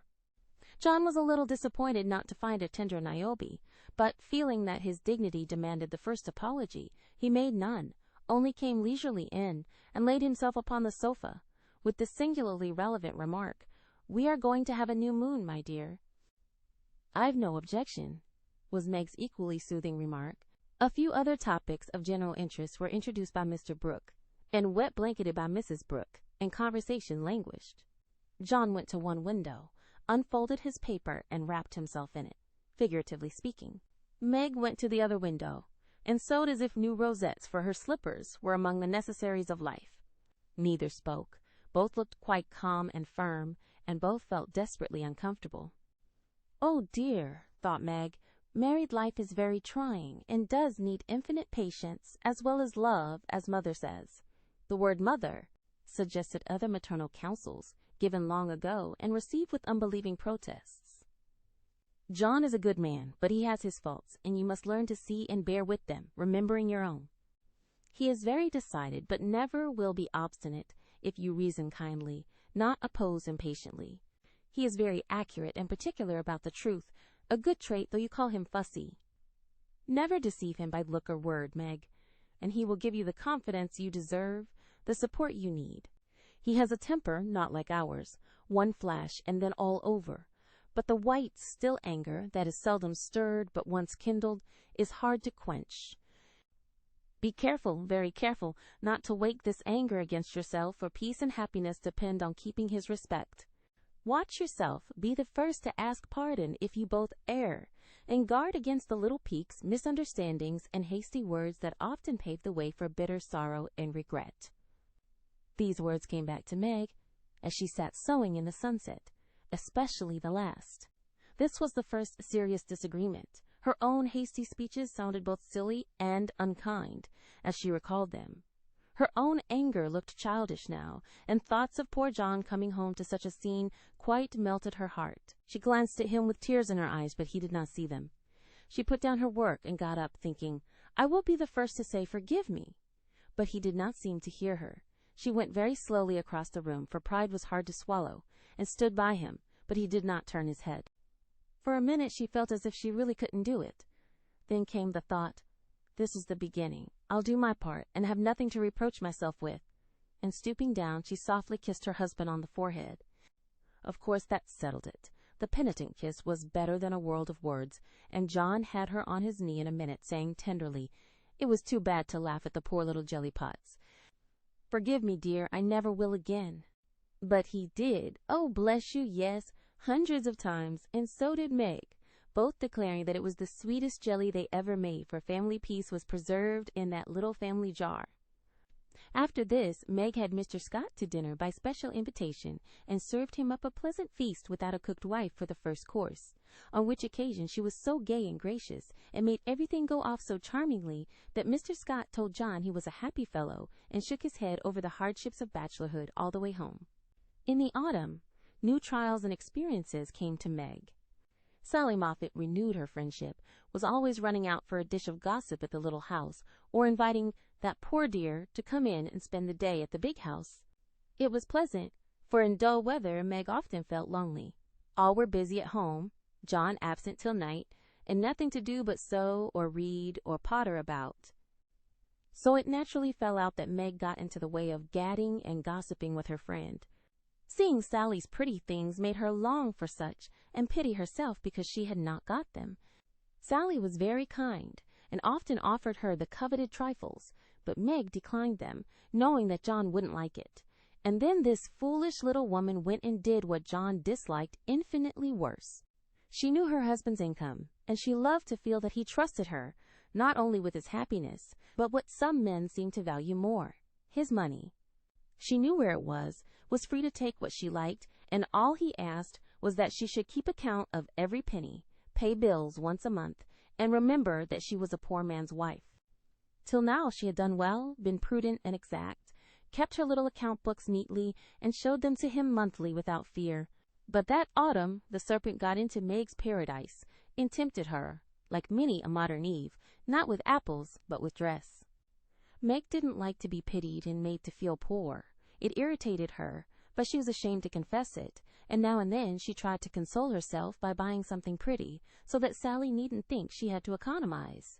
She always felt wicked after it, for the pretty things were seldom necessaries. But then they cost so little, it wasn't worth worrying about. So the trifles increased unconsciously, and in the shopping excursions she was no longer a passive looker-on. But the trifles cost more than one would imagine, and when she cast up her accounts at the end of the month, the sum total rather scared her. John was busy that month and left the bills to her. The next month he was absent, but the third he had a grand quarterly settling up, and Meg never forgot it. A few days before she had done a dreadful thing, and it weighed upon her conscience. Sally had been buying silks, and Meg longed for a new one, just a handsome light one for parties. Her black silk was so common, and thin things for evening wear were only proper for girls. Aunt March usually gave the sisters a present of $25 apiece at New Year.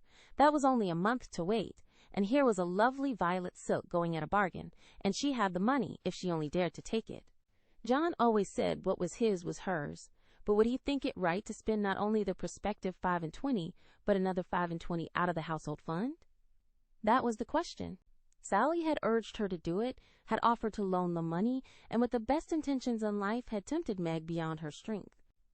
In an evil moment the shopman held up the lovely shimmering folds and said, "A bargain, I assure you, ma'am." She answered, "I'll take it," and it was cut off and paid for, and Sally had exulted, and she had laughed as if it were a thing of no consequence, and driven away, feeling as if she had stolen something, and the police were after her. When she got home, she tried to assuage the pangs of remorse by spreading forth the lovely silk, but it looked less silvery now, didn't become her after all, and the words $50 seemed stamped like a pattern down each breadth. She put it away, but it haunted her, Not delightfully, as a new dress should, but dreadfully, like the ghost of a folly that was not easily laid. When John got out his books that night, Meg's heart sank, and for the first time in her married life, she was afraid of her husband. The kind brown eyes looked as if they could be stern, and though he was unusually merry, she fancied he had found her out, but didn't mean to let her know it. The house bills were all paid, the books all in order. John had praised her, and was undoing the old pocketbook which they called the bank, when Meg, knowing that it was quite empty, stopped his hand, saying nervously, "You haven't seen my private expense book yet." John never asked to see it, but she always insisted on his doing so, and used to enjoy his masculine amazement at the queer things women wanted, and made him guess what piping was, demand fiercely the meaning of a "hug me tight," or wonder how a little thing composed of 3 rosebuds, a bit of velvet, and a pair of strings could possibly be a bonnet, and cost $5 or $6. That night he looked as if he would like the fun of quizzing her figures and pretending to be horrified at her extravagance, as he often did, being particularly proud of his prudent wife. The little book was brought slowly out and laid down before him. Meg got behind his chair under pretense of smoothing the wrinkles out of his tired forehead, and standing there, she said, with her panic increasing with every word, "John, dear, I'm ashamed to show you my book, for I've really been dreadfully extravagant lately. I go about so much I must have things, you know, and Sally advised my getting it, so I did, and my New Year's money will partly pay for it, but I was sorry after I'd done it, for I knew you'd think it wrong in me." John laughed and drew her round beside him, saying good-humoredly, "Don't go and hide. I won't beat you if you have got a pair of killing boots. I'm rather proud of my wife's feet, and don't mind if she does pay $8 or $9 for her boots, if they are good ones." That had been one of her last trifles, and John's eye had fallen on it as he spoke. "Oh, what will he say when he comes to that awful $50, thought Meg with a shiver. "It's worse than boots, it's a silk dress," she said with the calmness of desperation, for she wanted the worst over. "Well, dear, what is the demmed total, as Mr. Mantalini says?" That didn't sound like John, and she knew he was looking up at her with the straightforward look that she had always been ready to meet and answer with one as frank till now. She turned the page and her head at the same time, pointing to the sum which would have been bad enough without the 50, but which was appalling to her with that added. For a minute the room was very still. Then John said slowly, but she could feel it cost him an effort to express no displeasure, "Well, I don't know that 50 is much for a dress, with all the furbelows and notions you have to finish it off these days." "It isn't made or trimmed," sighed Meg faintly, for a sudden recollection of the cost still to be incurred quite overwhelmed her. 25 yards of silk seems a good deal to cover one small woman, but I've no doubt my wife will look as fine as Ned Moffat's when she gets it on," said John dryly. "I know you are angry, John, but I can't help it. I don't mean to waste your money, and I didn't think those little things would count up so. I can't resist them when I see Sally buying all she wants, and pitying me because I don't. I try to be contented, but it is hard, and I'm tired of being poor." The last words were spoken so low she thought he did not hear them, but he did, and they wounded him deeply, for he had denied himself many pleasures for Meg's sake. She could have bitten her tongue out the minute she had said it, for John pushed the books away and got up, saying with a little quiver in his voice, "I was afraid of this. I do my best, Meg." If he had scolded her, or even shaken her, it would not have broken her heart like those few words. She ran to him and held him close, crying with repentant tears, "Oh, John, my dear, kind, hard-working boy, I didn't mean it. It was so wicked, so untrue and ungrateful. How could I say it?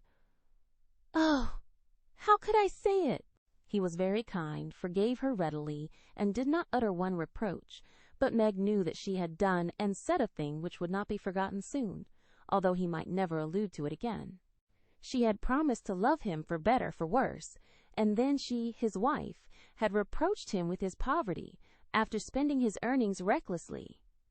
It was dreadful, and the worst of it was John went on so quietly afterward, just as if nothing had happened, except that he stayed in town later, and worked at night when she had gone to cry herself to sleep. A week of remorse nearly made Meg sick, and the discovery that John had countermanded the order for his new greatcoat reduced her to a state of despair which was pathetic to behold. He had simply said, in answer to her surprised inquiries as to the change, "I can't afford it, my dear." Meg said no more, but a few minutes after he found her in the hall, with her face buried in the old greatcoat, crying as if her heart would break. They had a long talk that night, and Meg learned to love her husband better for his poverty, because it seemed to have made a man of him, given him the strength and courage to fight his own way, and taught him a tender patience with which to bear and comfort the natural longings and failures of those he loved. Next day she put her pride in her pocket, went to Sally, told the truth, and asked her to buy the silk as a favor. The good-natured Mrs. Moffat willingly did so, and had the delicacy not to make her a present of it immediately afterward. Then Meg ordered home the greatcoat, and when John arrived she put it on, and asked him how he liked her new silk gown. One can imagine what answer he made, how he received his present, and what a blissful state of things ensued. John came home early, Meg gadded no more, and that greatcoat was put on in the morning by a very happy husband, and taken off at night by a most devoted little wife. So the year rolled round, and at midsummer there came to Meg a new experience, the deepest and tenderest of a woman's life. Laurie came sneaking into the kitchen of the Dovecote one Saturday with an excited face, and was received with the clash of cymbals, for Hannah clapped her hands with a saucepan in one and the cover in the other. "How's the little mama? Where is everybody? Why didn't you tell me before I came home?" began Laurie in a loud whisper. "Happy as a queen, the dear. Every soul of 'em is upstairs a-worshippin'. We didn't want no hurricanes round. Now you go into the parlor, and I'll send 'em down to you." With which somewhat involved reply Hannah vanished, chuckling ecstatically. Presently Joe appeared, proudly bearing a flannel bundle laid forth upon a large pillow. Joe's face was very sober, but her eyes twinkled, and there was an odd sound in her voice of repressed emotion of some sort. "Shut your eyes and hold out your arms," she said invitingly. Laurie backed precipitately into a corner and put his hands behind him with an imploring gesture. "No, thank you, I'd rather not." "I shall drop it or smash it, as sure as fate." "Then you shan't see your nevvy," said Joe decidedly, turning as if to go. I will. Only you must be responsible for damages." And obeying orders, Laurie heroically shut his eyes while something was put into his arms. A peal of laughter from Joe, Amy, Mrs. March, Hannah, and John caused him to open them the next minute, to find himself invested with 2 babies, instead of 1, into his arms. No wonder they laughed, for the expression of his face was droll enough to convulse a Quaker, as he stood and stared wildly from the unconscious innocents to the hilarious spectators, with such dismay that Joe sat down on the floor and screamed. "Twins, by Jupiter!" was all he said for a minute. Then, turning to the women with an appealing look that was comically piteous, he added, "Take 'em quick, somebody. I'm going to laugh, and I shall drop 'em." John rescued his babies and marched up and down, with one on each arm, as if already initiated into the mysteries of baby tending, while Laurie laughed till the tears ran down his cheeks. "It's the best joke of the season, isn't it? I wouldn't have you told, for I set my heart on surprising you, and I flatter myself I've done it," said Joe, when she got her breath. "I never was more staggered in my life. Isn't it fun? Are they boys? What are you going to name them? Let's have another look." "Hold me up, Joe, for upon my life it's one too many for me," returned Laurie, regarding the infants with the air of a big, benevolent Newfoundland looking at a pair of infantile kittens. "Boy and girl. Aren't they beauties?" said the proud papa, beaming upon the little red squirmers as if they were unfledged angels. "Most remarkable children I ever saw. Which is which?" And Laurie bent like a well sweep to examine the prodigies. Amy put a blue ribbon on the boy and a pink on the girl, French fashion, so you can always tell. "Besides, one has blue eyes and one brown." "Kiss them, Uncle Teddy," said wicked Joe. "I'm afraid they mightn't like it," began Laurie with unusual timidity in such matters. "Of course they will. They are used to it now." "Do it this minute, sir," commanded Joe, fearing he might propose a proxy. Laurie screwed up his face and obeyed with a gingerly peck at each little cheek that produced another laugh and made the baby squeal. "There, I knew they didn't like it. That's the boy. See him kick. He hits out with his fists like a good one. Now then, young Brooke, pitch into a man of your own size, will you?" cried Laurie, delighted with a poke in the face from a tiny fist flapping aimlessly about. "He's to be named John Laurence, and the girl Margaret, after mother and grandmother. We shall call her Daisy, so as not to have 2 Megs, and I suppose the Manny will be Jack, unless we find a better name," said Amy, with aunt-like interest. "Name him Demijohn, and call him Demi for short. said Laurie. Daisy and Demi. Just the thing. I knew Teddy would do it, cried Jo, clapping her hands. Teddy certainly had done it that time, for the babies were Daisy and Demi to the end of the chapter. Chapter 29. Calls. Come, Jo, it's time. For what? You don't mean to say you have forgotten that you promised to make half a dozen calls with me today? I've done a good many rash and foolish things in my life, but I don't think I ever was mad enough to say I'd make 6 calls in one day when a single one upsets me for a week. Yes, you did. It was a bargain between us. I was to finish the Crayon of Beth for you, and you were to go properly with me and return our neighbors' visits. If it was fair, that was in the bond, and I stand to the letter of my bond, Shylock. There is a pile of clouds in the east. It's not fair, and I don't go. Now that's shirking. It's a lovely day, no prospect of rain, and you pride yourself on keeping promises. So be honorable. Come and do your duty, and then be at peace for another 6 months. At that minute, Jo was particularly absorbed in dressmaking, for she was mantua maker general to the family, and took a special credit to herself because she could use a needle as well as a pen. It was very provoking to be arrested in the act of a first trying on, and ordered out to make calls in her best array on a warm July day. She hated calls of the formal sort, and never made any till Amy compelled her with a bargain, bribe, or promise. In the present instance, there was no escape, and having clashed her scissors rebelliously, while protesting that she smelt thunder, she gave in, put away her work, and taking up her hat and gloves with an air of resignation, told Amy the victim was ready. Jo March, you are perverse enough to provoke a saint. You don't intend to make calls in that state, I hope, cried Amy, surveying her with amazement. Why not? I'm neat and cool and comfortable, quite proper for a dusty walk on a warm day. If people care more for my clothes than they do for me, I don't wish to see them. You can dress for both and be as elegant as you please. It pays for you to be fine. It doesn't for me, and furbelows only worry me. Oh dear, sighed Amy. Now she's in a contrary fit, and will drive me distracted before I can get her properly ready. I'm sure it's no pleasure to me to go today, but it's a debt we owe society, and there's no one to pay it but you and me. I'll do anything for you, Jo, if you'll only dress yourself nicely and come and help me do the civil. You can talk so well, look so aristocratic in your best things, and behave so beautifully if you try, that I'm proud of you. I'm afraid to go alone. Do come and take care of me. You're an artful little puss to flatter and wheedle your cross old sister in that way. The idea of my being aristocratic and well-bred, and your being afraid to go anywhere alone. I don't know which is the most absurd. Well, I'll go if I must, and do my best. You shall be commander of the expedition, and I'll obey blindly. Will that satisfy you? Said Jo, with a sudden change from perversity to lamb-like submission. You're a perfect cherub. Now put on all your best things, and I'll tell you how to behave at each place, so that you will make a good impression. I want people to like you, and they would if you'd only try to be a little more agreeable. Do your hair the pretty way, and put the pink rose in your bonnet.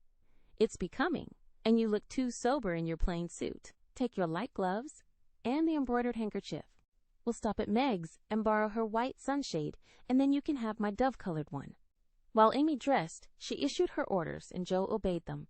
Not without entering her protest, however, for she sighed as she rustled into her new organdy, frowned darkly at herself as she tied her bonnet strings in an irreproachable bow, wrestled viciously with pins as she put on her collar, wrinkled up her features generally as she shook out the handkerchief, whose embroidery was as irritating to her nose as the present mission was to her feelings.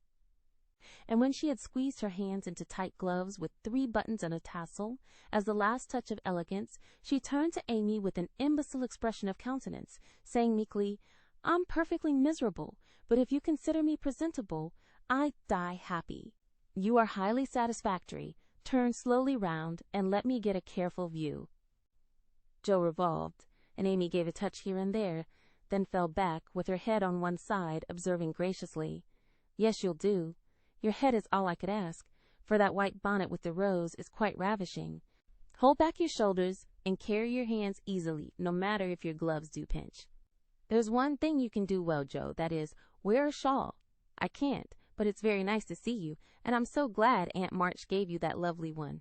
It's simple, but handsome, and those folds over the arm are really artistic. Is the point of my mantle in the middle, and have I looped my dress evenly? I like to show my boots, for my feet are pretty, though my nose isn't. You are a thing of beauty and a joy forever, said Jo, looking through her hand with the air of a connoisseur at the blue feather against the gold hair. Am I to drag my best dress through the dust, or loop it up, please, ma'am? Hold it up when you walk, but drop it in the house. The sweeping style suits you best, and you must learn to trail your skirts gracefully. You haven't half-buttoned one cuff. Do it at once. You'll never look finished if you are not careful about the little details, for they make up the pleasing whole. Jo sighed and proceeded to burst the buttons off her glove in doing up her cuff, but at last both were ready and sailed away looking as pretty as pictures, Hannah said, as she hung out of the upper window to watch them. Now, Jo dear, the Chesters consider themselves very elegant people, so I want you to put on your best deportment. Don't make any of your abrupt remarks, or do anything odd, will you? Just be calm, cool, and quiet. That's safe and ladylike, and you can easily do it for 15 minutes, said Amy, as they approached the first place, having borrowed the white parasol and been inspected by Meg with a baby on each arm. Let me see. Calm, cool, and quiet, yes, I think I can promise that. I've played the part of a prim young lady on the stage, and I'll try it off. My powers are great, as you shall see, so be easy in your mind, my child. Amy looked relieved, but naughty Jo took her at her word, for, during the first call, she sat with every limb gracefully composed, every fold correctly draped, calm as a summer sea, cool as a snowbank, and as silent as a sphinx. In vain Mrs. Chester alluded to her charming novel, and the Mrs. Chester introduced parties, picnics, the opera, and the fashions. Each and all were answered by a smile, a bow, and a demure yes or no with the chill on. In vain Amy telegraphed the word talk, tried to draw her out, and administered covert pokes with her foot. Jo sat as if blandly unconscious of it all, with deportment like Maud's face, icily regular, splendidly null. What a haughty, uninteresting creature that oldest Miss March is, was the unfortunately audible remark of one of the ladies, as the door closed upon their guests. Jo laughed noiselessly all through the hall, but Amy looked disgusted at the failure of her instructions, and very naturally laid the blame upon Jo. How could you mistake me so? I merely meant you to be properly dignified and composed, and you made yourself a perfect stock and stone. Try to be sociable at the Lambs, gossip as other girls do, and be interested in dress and flirtations and whatever nonsense comes up. They move in the best society, are valuable persons for us to know, and I wouldn't fail to make a good impression there for anything. I'll be agreeable. I'll gossip and giggle, and have horrors and raptures over any trifle you like. I rather enjoy this, and now I'll imitate what is called a charming girl. I can do it, for I have May Chester as a model, and I'll improve upon her. See if the Lambs don't say, what a lively, nice creature that Jo March is. Amy felt anxious, as well she might, for when Jo turned freakish, there was no knowing where she would stop. Amy's face was a study when she saw her sister skim into the next drawing-room, kiss all the young ladies with effusion, beam graciously upon the young gentlemen, and join in the chat with a spirit which amazed the beholder. Amy was taken possession of by Mrs. Lamb, with whom she was a favorite, and forced to hear a long account of Lucretia's last attack, while three delightful young gentlemen hovered near, waiting for a pause when they might rush in and rescue her. So situated, she was powerless to check Jo, who seemed possessed by a spirit of mischief, and talked away as volubly as the old lady. A knot of heads gathered about her, and Amy strained her ears to hear what was going on, for broken sentences filled her with alarm, round eyes and uplifted hands tormented her with curiosity, and frequent peals of laughter made her wild to share the fun. One may imagine her suffering on overhearing fragments of this sort of conversation. She rides splendidly. Who taught her? No one. She used to practice mounting, holding the reins, and sitting straight on an old saddle in a tree. Now she rides anything, for she doesn't know what fear is, and the stableman lets her have horses cheap, because she trains them to carry ladies so well. She has such a passion for it. I often tell her if everything else fails she can be a horsebreaker and get her living so. At this awful speech, Amy contained herself with difficulty, for the impression was being given that she was rather a fast young lady, which was her especial aversion. But what could she do? For the old lady was in the middle of her story, and long before it was done, Jo was off again, making more droll revelations, and committing still more fearful blunders. Yes, Amy was in despair that day, for all the good beasts were gone, and of 3 left 1 was lame, 1 blind, and the other so bulky that she had to put dirt in his mouth before he would start. Nice animal for a pleasure party, wasn't it? Which did she choose? Asked one of the laughing gentlemen, who enjoyed the subject. None of them. She heard of a young horse at the farmhouse over the river, and though a lady had never ridden him, she resolved to try, because he was handsome and spirited. Her struggles were really pathetic. There was no one to bring the horse to the saddle, so she took the saddle to the horse. My dear creature, she actually rode it over the river, put it on her head, and marched up to the barn to the utter amazement of the old man. Did she ride the horse? Of course she did, and had a capital time. I expected to see her brought home in fragments, but she managed him perfectly and was the life of the party. Well, I call that plucky. And young Mr. Lamb turned an approving glance upon Amy, wondering what his mother could be saying to make the girl look so red and uncomfortable. She was still redder and more uncomfortable a moment after, when a sudden turn in the conversation introduced the subject of dress. One of the young ladies asked Jo where she got the pretty drab hat she wore to the picnic, and stupid Jo, instead of mentioning the place where it was bought 2 years ago, must needs answer with unnecessary frankness. "Oh, Amy painted it. You can't buy those soft shades, so we paint ours any color we like." It's a great comfort to have an artistic sister. Isn't that an original idea? Cried Miss Lamb, who found Jo great fun. That's nothing compared to some of her brilliant performances. There's nothing the child can't do. Why, she wanted a pair of blue boots for Sally's party, so she just painted her soiled white ones the loveliest shade of sky blue you ever saw, and they looked exactly like satin, added Jo, with an air of pride in her sister's accomplishments that exasperated Amy till she felt that it would be a relief to throw her card case at her.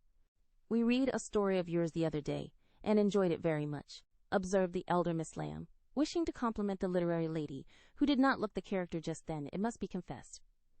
Any mention of her works always had a bad effect upon Jo, who either grew rigid and looked offended, or changed the subject with a brusque remark, as now. "Sorry you could find nothing better to read. I write that rubbish because it sells, and ordinary people like it. Are you going to New York this winter?" As Miss Lamb had enjoyed the story, this speech was not exactly grateful or complimentary. The minute it was made, Jo saw her mistake, but, fearing to make the matter worse, suddenly remembered that it was for her to make the first move toward departure, and did so with an abruptness that left 3 people with half-finished sentences in their mouths. "Amy, we must go." "Goodbye, dear. Do come and see us. We are pining for a visit." "I don't dare to ask you, Mr. Lamb, but if you should come, I don't think I shall have the heart to send you away." Jo said this with such a droll imitation of Maychester's gushing style that Amy got out of the room as rapidly as possible, feeling a strong desire to laugh and cry at the same time. "Didn't I do that well?" asked Jo, with a satisfied air, as they walked away. "Nothing could have been worse," was Amy's crushing reply. "What possessed you to tell those stories about my saddle, and the hats and boots and all the rest of it?" "Why, it's funny, and amuses people. They know we are poor, so it's no use pretending that we have grooms, buy 3 or 4 hats a season, and have things as easy and fine as they do. You needn't go and tell them all our little shifts and expose our poverty in that perfectly unnecessary way.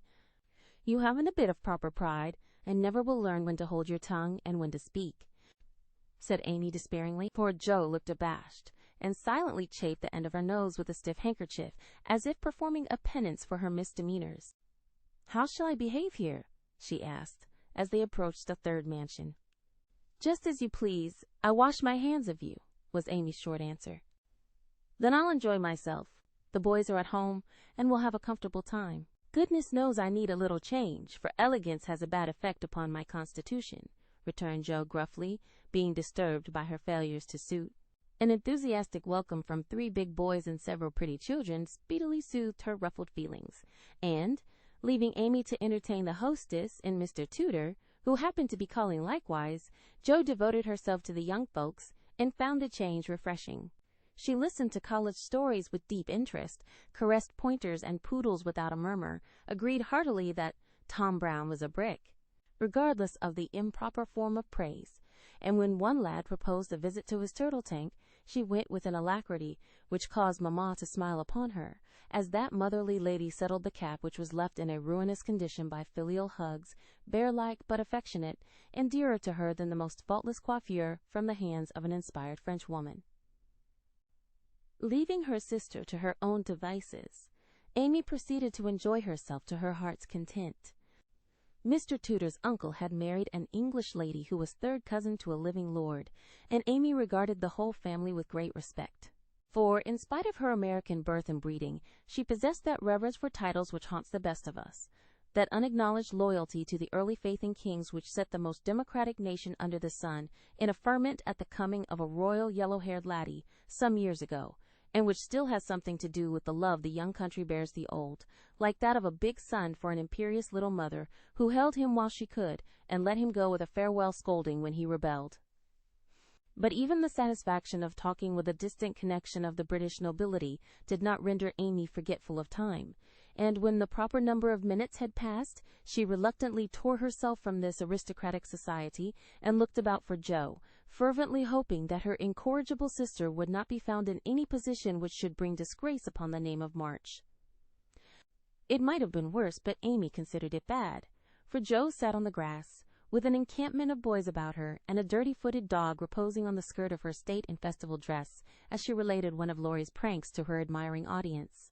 One small child was poking turtles with Amy's cherished parasol, a second was eating gingerbread over Joe's best bonnet, and a third playing ball with her gloves. But all were enjoying themselves, and when Joe collected her damaged property to go, her escort accompanied her, begging her to come again. "It was such fun to hear about Laurie's larks." "Capital boys, aren't they? I feel quite young and brisk again after that," said Joe, strolling along with her hands behind her, partly from habit, partly to conceal the bespattered parasol. "Why do you always avoid Mr. Tudor?" asked Amy, wisely refraining from any comment upon Joe's dilapidated appearance. "Don't like him. He puts on airs, snubs his sisters, worries his father, and doesn't speak respectfully of his mother.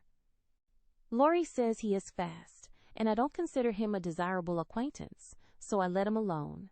You might treat him civilly, at least.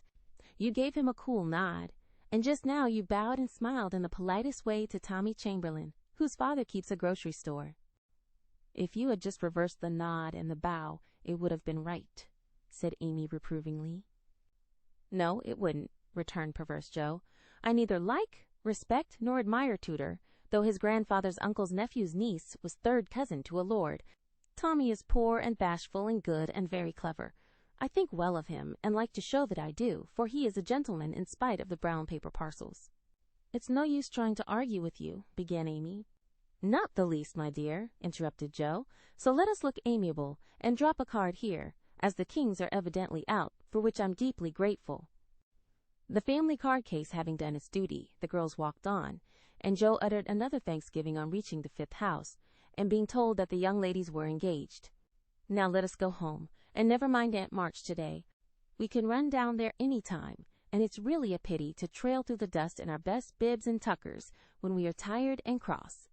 Speak for yourself, if you please. Aunt likes to have us pay her the compliment of coming in style and making a formal call. It's a little thing to do, but it gives her pleasure, and I don't believe it will hurt your things half so much as letting dirty dogs and clumping boys spoil them.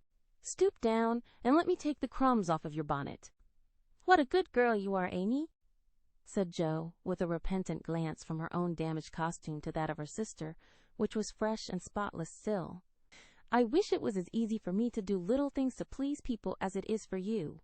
I think of them, but it takes too much time to do them, so I wait for a chance to confer a great favor and let the small ones slip, but they tell best in the end, I fancy."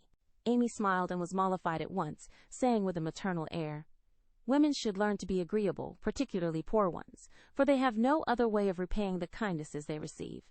If you'd remember that and practice it, you'd be better liked than I am, because there is more of you. I'm a crotchety old thing and always shall be, but I'm willing to own that you are right. Only it's easier for me to risk my life for a person than to be pleasant to him when I don't feel like it. It's a great misfortune to have such strong likes and dislikes, isn't it? It's a greater not to be able to hide them. I don't mind saying that I don't approve of Tudor any more than you do, but I'm not called upon to tell him so. Neither are you, and there is no use in making yourself disagreeable because he is." But I think girls ought to show when they disapprove of young men.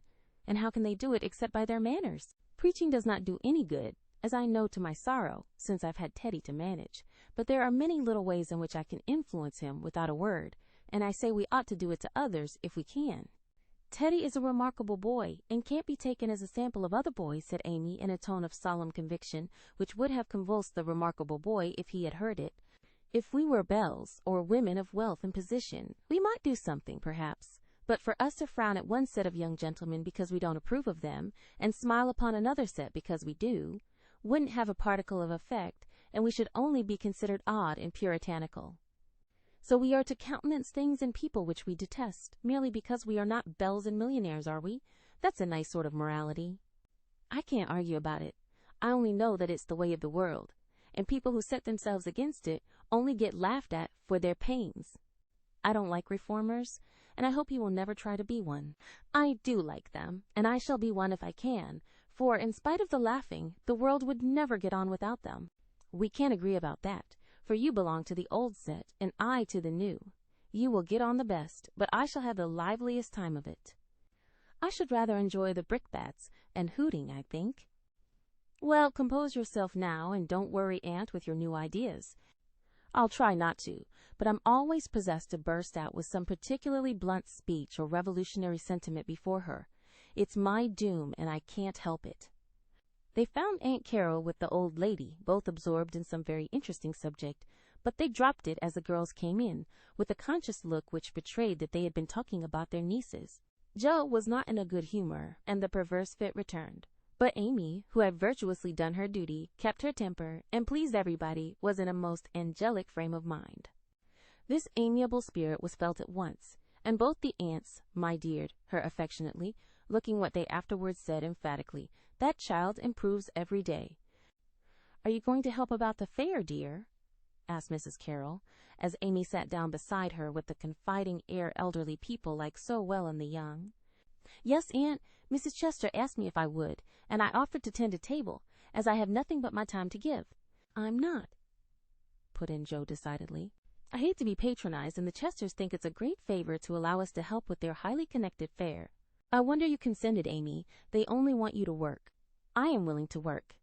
It's for the freedmen as well as the Chesters, and I think it very kind of them to let me share the labor and the fun. Patronage does not trouble me when it is well meant. Quite right and proper. I like your grateful spirit, my dear. It's a pleasure to help people who appreciate our efforts. Some do not, and that is trying," observed Aunt March, looking over her spectacles at Jo, who sat apart, rocking herself, with a somewhat morose expression. If Jo had only known what a great happiness was wavering in the balance for one of them, she would have turned dove-like in a minute. But unfortunately, we don't have windows in our breasts, and cannot see what goes on in the minds of our friends. Better for us that we cannot as a general thing, but now and then it would be such a comfort, such a saving of time and temper. By her next speech, Jo deprived herself of several years of pleasure, and received a timely lesson in the art of holding her tongue. "I don't like favors. They oppress and make me feel like a slave.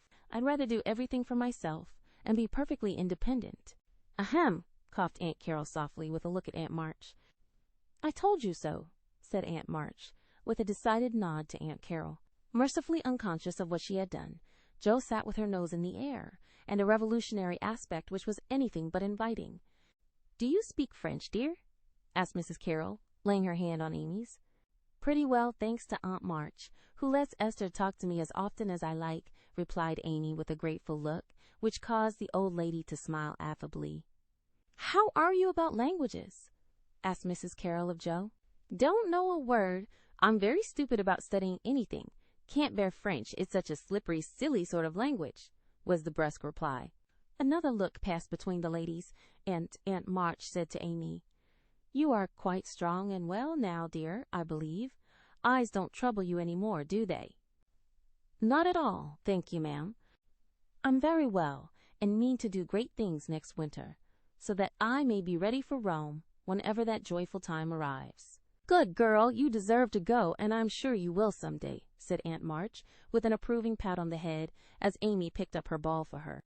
"Crosspatch, draw the latch, sit by the fire and spin," squalled Polly, bending down from his perch on the back of her chair to peep into Jo's face, with such a comical air of impertinent inquiry that it was impossible to help laughing. "Most observing bird," said the old lady. "Come and take a walk, my dear?" cried Polly, hopping toward the china closet with a look suggestive of lump sugar. "Thank you, I will." "Come, Amy." And Jo brought the visit to an end, feeling more strongly than ever that calls did have a bad effect upon her constitution. She shook hands in a gentlemanly manner, but Amy kissed both the aunts, and the girls departed, leaving behind them the impression of shadow and sunshine, which impression caused Aunt March to say as they vanished, "You'd better do it, Mary. I'll supply the money," and Aunt Carol to reply decidedly, "I certainly will, if her father and mother consent." Chapter 10X Consequences. Mrs. Chester's fare was so very elegant and select that it was considered a great honor by the young ladies of the neighborhood to be invited to take a table, and everyone was much interested in the matter. Amy was asked, but Jo was not, which was fortunate for all parties, as her elbows were decidedly akimbo at this period of her life, and it took a good many hard knocks to teach her how to get on easily. The haughty, uninteresting creature was let severely alone, but Amy's talent and taste were duly complimented by the offer of the art table, and she exerted herself to prepare and secure appropriate and valuable contributions to it. Everything went on smoothly till the day before the fair opened. Then there occurred one of the little skirmishes which it is almost impossible to avoid, when some 25 women, old and young, with all their private piques and prejudices, try to work together. May Chester was rather jealous of Amy because the latter was a greater favorite than herself, and just at this time several trifling circumstances occurred to increase the feeling. Amy's dainty pen and ink work entirely eclipsed May's painted vases. That was one thorn. Then the all-conquering tutor had danced 4 times with Amy at a late party, and only once with May. That was thorn number 2. But the chief grievance that rankled in her soul and gave her an excuse for her unfriendly conduct was a rumor which some obliging gossip had whispered to her, that the March girls had made fun of her at the Lambs. All the blame of this should have fallen upon Jo, for her naughty imitation had been too lifelike to escape detection, and the frolicsome Lambs had permitted the joke to escape. No hint of this had reached the culprits, however, and Amy's dismay can be imagined when, the very evening before the fair, as she was putting the last touches to her pretty table, Mrs. Chester, who of course resented the supposed ridicule of her daughter, said in a bland tone, but with a cold look, "I find, dear, that there is some feeling among the young ladies about my giving this table to anyone but my girls. As this is the most prominent, and some say the most attractive table of all, and they are the chief getters-up of the fair, it is thought best for them to take this place. I'm sorry, but I know you are too sincerely interested in the cause to mind a little personal disappointment, and you shall have another table if you like." Mrs. Chester had fancied beforehand that it would be easy to deliver this little speech, but when the time came, she found it rather difficult to utter it naturally, with Amy's unsuspicious eyes looking straight at her, full of surprise and trouble. Amy felt that there was something behind this, but could not guess what, and said quietly, feeling hurt, and showing that she did, "Perhaps you had rather I took no table at all." "Now, my dear, don't have any ill feeling, I beg. It's merely a matter of expediency, you see. My girls will naturally take the lead, and this table is considered their proper place. I think it very appropriate to you, and feel very grateful for your efforts to make it so pretty. But we must give up our private wishes, of course, and I will see that you have a good place elsewhere." "Wouldn't you like the flower table?" The little girls undertook it, but they are discouraged. "You could make a charming thing of it, and the flower table is always attractive, you know. Especially to gentlemen," added May, with a look which enlightened Amy as to one cause of her sudden fall from favor. She colored angrily, but took no other notice of that girlish sarcasm, and answered with unexpected amiability, "It shall be as you please, Mrs. Chester. I'll give up my place here at once, and attend to the flowers if you like." "You can put your own things on your own table if you prefer," began May, feeling a little conscience-stricken as she looked at the pretty racks, the painted shelves and quaint illuminations Amy had so carefully made and so gracefully arranged. She meant it kindly, but Amy mistook her meaning and said quickly, "Oh, certainly, if they are in your way." And sweeping her contributions into her apron pell-mell, she walked off, feeling that herself and her works of art had been insulted past forgiveness. "Now she's mad." "Oh, dear, I wish I hadn't asked you to speak, Mamma," said May, looking disconsolately at the empty spaces on her table. "Girls' quarrels are soon over." returned her mother, feeling a trifle ashamed of her own part in this one, as well she might. The little girls hailed Amy and her treasures with delight, which cordial reception somewhat soothed her perturbed spirit, and she fell to work, determined to succeed florally if she could not artistically. But everything seemed against her. It was late, and she was tired. Everyone was too busy with their own affairs to help her, and the little girls were only hindrances, for the dears fussed and chattered like so many magpies, making a great deal of confusion in their artless efforts to preserve the most perfect order. The evergreen arch wouldn't stay firm after she got it up, but wiggled and threatened to tumble down on her head when the hanging baskets were filled. Her best tile got a splash of water, which left a sepia tear on the Cupid's cheek. She bruised her hands with hammering, and got cold working in a draught, which last affliction filled her with apprehensions for the morrow. Any girl reader who has suffered like afflictions will sympathize with poor Amy, and wish her well through with her task. There was great indignation at home when she told her story that evening. Her mother said it was a shame, but told her she had done right. Beth declared she wouldn't go to the fair at all, and Joe demanded why she didn't take all her pretty things and leave those mean people to get on without her. Because they are mean is no reason why I should be. I hate such things, and though I think I've a right to be hurt, I don't intend to show it. They will feel that more than angry speeches or huffy actions, won't they, Marmee? That's the right spirit, my dear. A kiss for a blow is always best, though it's not very easy to give it sometimes, said her mother, with the air of one who had learned the difference between preaching and practicing. In spite of various very natural temptations to resent and retaliate, Amy adhered to her resolution all the next day, bent on conquering her enemy by kindness. She began well, thanks to a silent reminder that came to her unexpectedly but most opportunely. As she arranged her table that morning, while the little girls were in an anteroom filling the baskets, she took up her pet production, a little book, the antique cover of which her father had found among his treasures, and in which, on leaves of vellum, she had beautifully illuminated different texts. As she turned the pages, rich in dainty devices, with very pardonable pride, her eye fell upon one verse that made her stop and think. Framed in a brilliant scrollwork of scarlet, blue, and gold, with little spirits of goodwill helping one another up and down among the thorns and flowers, were the words, "Thou shalt love thy neighbor as thyself." I ought, but I don't, thought Amy, as her eye went from the bright page to May's discontented face behind the big vases that could not hide the vacancies her pretty work had once filled. Amy stood a minute, turning the leaves in her hand, reading on each some sweet rebuke for all heart-burnings and uncharitableness of spirit. Many wise and true sermons are preached us every day by unconscious ministers in street, school, office, or home. Even a fair table may become a pulpit, if it can offer the good and helpful words which are never out of season. Amy's conscience preached her a little sermon from that text, then and there, and she did what many of us do not always do, took the sermon to heart, and straightway put it in practice. A group of girls were standing about May's table, admiring the pretty things, and talking over the change of saleswomen. They dropped their voices, but Amy knew they were speaking of her, hearing one side of the story and judging accordingly. It was not pleasant, but a better spirit had come over her, and presently a chance offered for proving it. She heard May say sorrowfully, "It's too bad, for there is no time to make other things, and I don't want to fill up with odds and ends."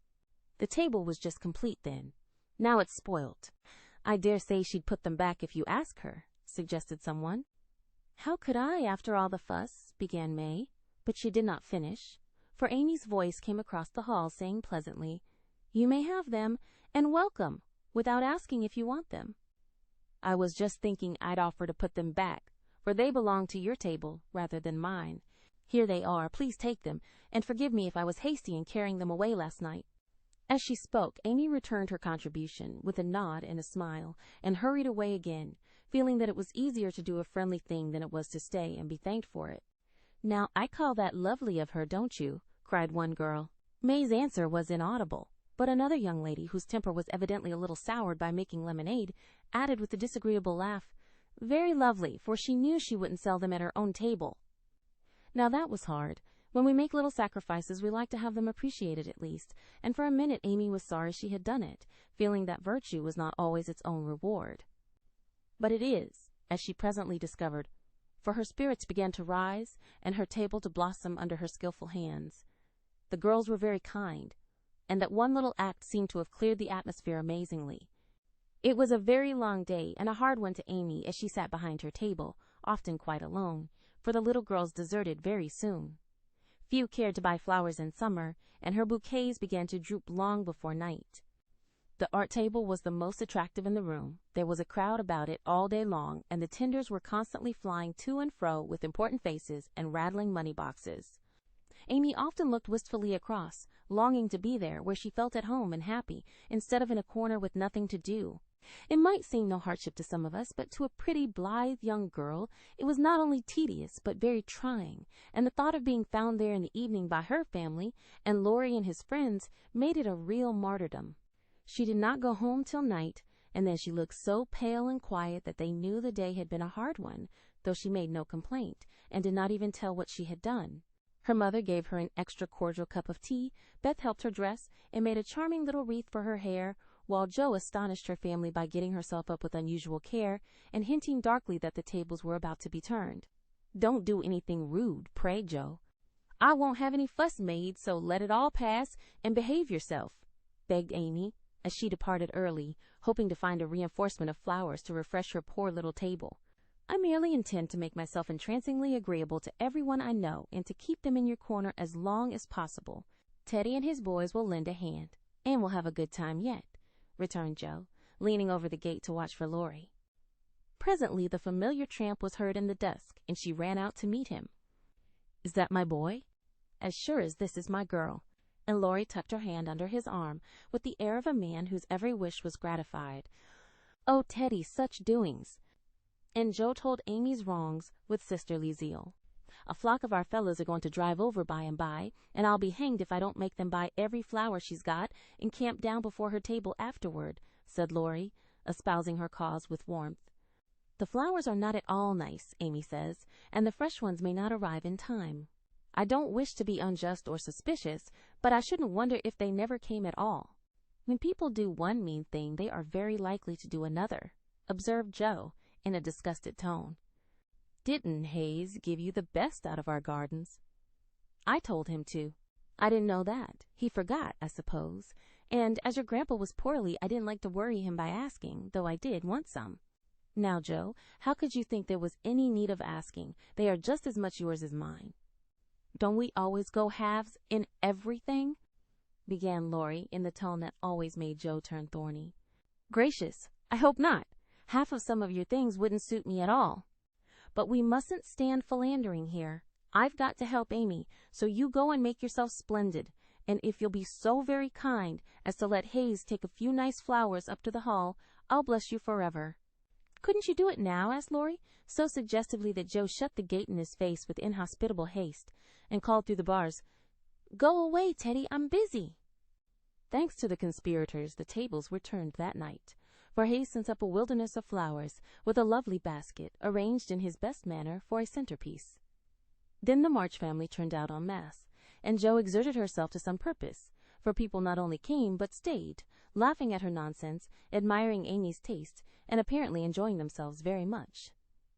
Laurie and his friends gallantly threw themselves into the breach, bought up the bouquets, encamped before the table, and made that corner the liveliest spot in the room.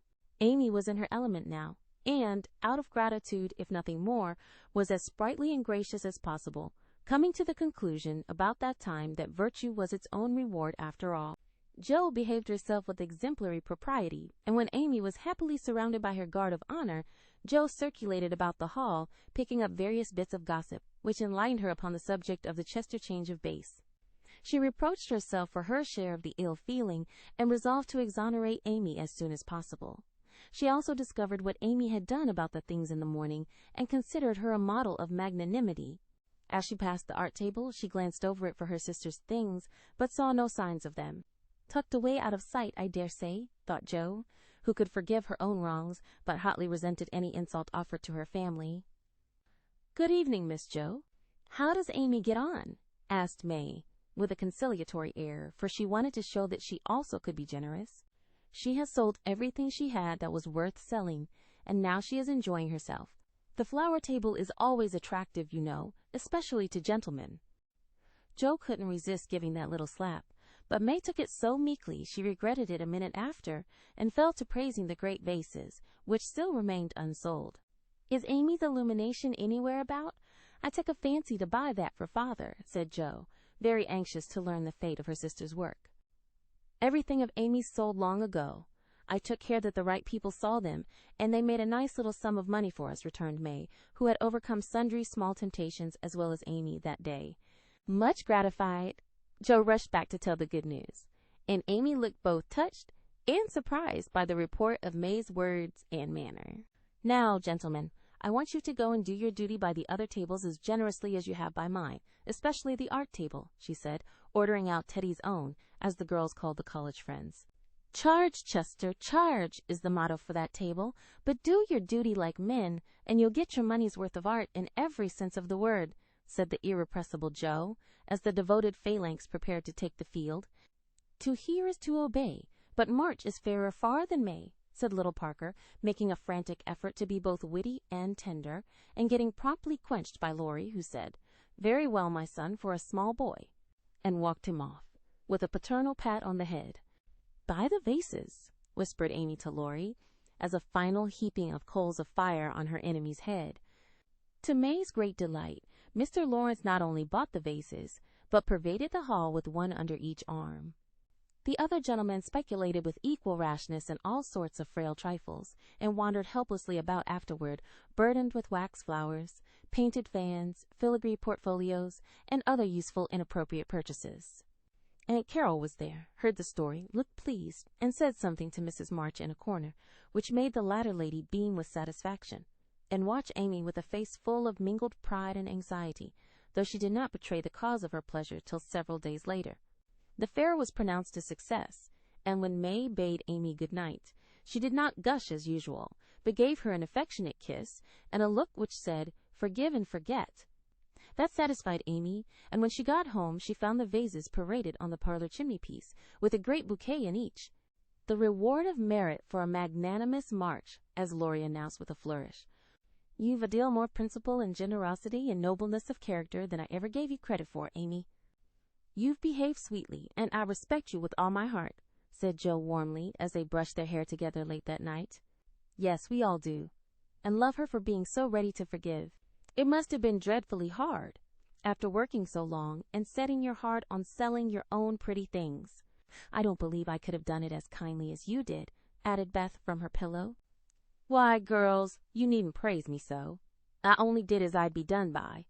You laugh at me when I say I want to be a lady, but I mean a true gentlewoman in mind and manners, and I try to do it as far as I know how. I can't explain exactly, but I want to be above the little meannesses and follies and faults that spoil so many women. I'm far from it now, but I do my best, and hope in time to be what Mother is." Amy spoke earnestly, and Jo said with a cordial hug, "I understand now what you mean, and I'll never laugh at you again. You are getting on faster than you think, and I'll take lessons of you in true politeness, for you've learned the secret, I believe. Try away, dearie. You'll get your reward some day, and no one will be more delighted than I shall." A week later, Amy did get her reward, and poor Jo found it hard to be delighted. A letter came from Aunt Carol, and Mrs. March's face was illuminated to such a degree when she read it that Jo and Beth, who were with her, demanded what the glad tidings were. "Aunt Carol is going abroad next month and wants me to go with her," burst in Jo, flying out of her chair in an uncontrollable rapture. "No, dear, not you. It's Amy." "Oh, Mother, she's too young. It's my turn first. I've wanted it so long. It would do me so much good and be so altogether splendid. I must go." "I'm afraid it's impossible, Jo." "Aunt," says Amy decidedly, "and it is not for us to dictate when she offers such a favor. It's always so. Amy has all the fun, and I have all the work." "It isn't fair! Oh, it isn't fair!" cried Jo passionately. "I'm afraid it is partly your own fault, dear. When Aunt spoke to me the other day, she regretted your blunt manners and too independent spirit, and here she writes, as if quoting something you had said, 'I planned at first to ask Jo, but as favors burden her, and she hates French, I think I won't venture to invite her. Amy is more docile, will make a good companion for Flo, and receive gratefully any help the trip may give her.'" "Oh, my tongue, my abominable tongue! Why can't I learn to keep it quiet? Groaned Jo, remembering words which had been her undoing. When she had heard the explanation of the quoted phrases, Mrs. March said sorrowfully, I wish you could have gone, but there is no hope of it this time, so try to bear it cheerfully, and don't sadden Amy's pleasure by reproaches or regrets. I'll try, said Jo, winking hard, as she knelt down to pick up the basket she had joyfully upset. I'll take a leaf out of her book, and try not only to seem glad, but to be so, and not grudge her 1 minute of happiness. But it won't be easy, for it is a dreadful disappointment. And poor Jo bedewed the little fat pincushion she held with several very bitter tears. Jo, dear, I'm very selfish, but I couldn't spare you, and I'm glad you are not going quite yet, whispered Beth, embracing her, basket and all, with such a clinging touch and loving face that Jo felt comforted in spite of the sharp regret that made her want to box her own ears, and humbly beg Aunt Carol to burden her with this favor, and see how gratefully she would bear it. By the time Amy came in, Jo was able to take her part in the family jubilation, not quite as heartily as usual, perhaps, but without repinings at Amy's good fortune. The young lady herself received the news as tidings of great joy, went about in a solemn sort of rapture, and began to sort her colors and pack her pencils that evening, leaving such trifles as clothes, money, and passports to those less absorbed in visions of art than herself. It isn't a mere pleasure trip to me, girls, she said impressively as she scraped her best palette. It will decide my career, for if I have any genius, I shall find it out in Rome, and will do something to prove it. Suppose you haven't, said Jo, sewing away with red eyes at the new collars which were to be handed over to Amy. Then I shall come home and teach drawing for my living, replied the aspirant for fame with philosophic composure, but she made a wry face at the prospect and scratched away at her palette as if bent on vigorous measures before she gave up her hopes. No, you won't. You hate hard work, and you'll marry some rich man and come home to sit in the lap of luxury all your days, said Jo. Your predictions sometimes come to pass, but I don't believe that one will. I'm sure I wish it would, for if I can't be an artist myself, I should like to be able to help those who are, said Amy, smiling, as if the part of Lady Bountiful would suit her better than that of a poor drawing teacher. Said Jo with a sigh. If you wish it, you'll have it, for your wishes are always granted, mine never. Would you like to go? Asked Amy, thoughtfully patting her nose with her knife. Rather. Well, in a year or two, I'll send for you, and we'll dig in the forum for relics and carry out all the plans we've made so many times. Thank you. I'll remind you of your promise when that joyful day comes, if it ever does, returned Jo, accepting the vague but magnificent offer as gratefully as she could. There was not much time for preparation, and the house was in a ferment till Amy was off. Jo bore up very well till the last flutter of blue ribbon vanished, when she retired to her refuge, the garret, and cried till she couldn't cry any more. Amy likewise bore up stoutly till the steamer sailed. Then, just as the gangway was about to be withdrawn, it suddenly came over her that a whole ocean was soon to roll between her and those who loved her best, and she clung to Laurie, the last lingerer, saying with a sob, "Oh, take care of them for me, and if anything should happen—" "I will, dear, I will, and if anything happens, I'll come and comfort you," whispered Laurie, little dreaming that he would be called upon to keep his word. So Amy sailed away to find the old world, which is always new and beautiful to young eyes, while her father and friend watched her from the shore, fervently hoping that none but gentle fortunes would befall the happy-hearted girl, who waved her hand to them till they could see nothing but the summer sunshine dazzling on the sea. Chapter 31. Our Foreign Correspondent. London. Dearest people, here I really sit at a front window of the Bath Hotel, Piccadilly.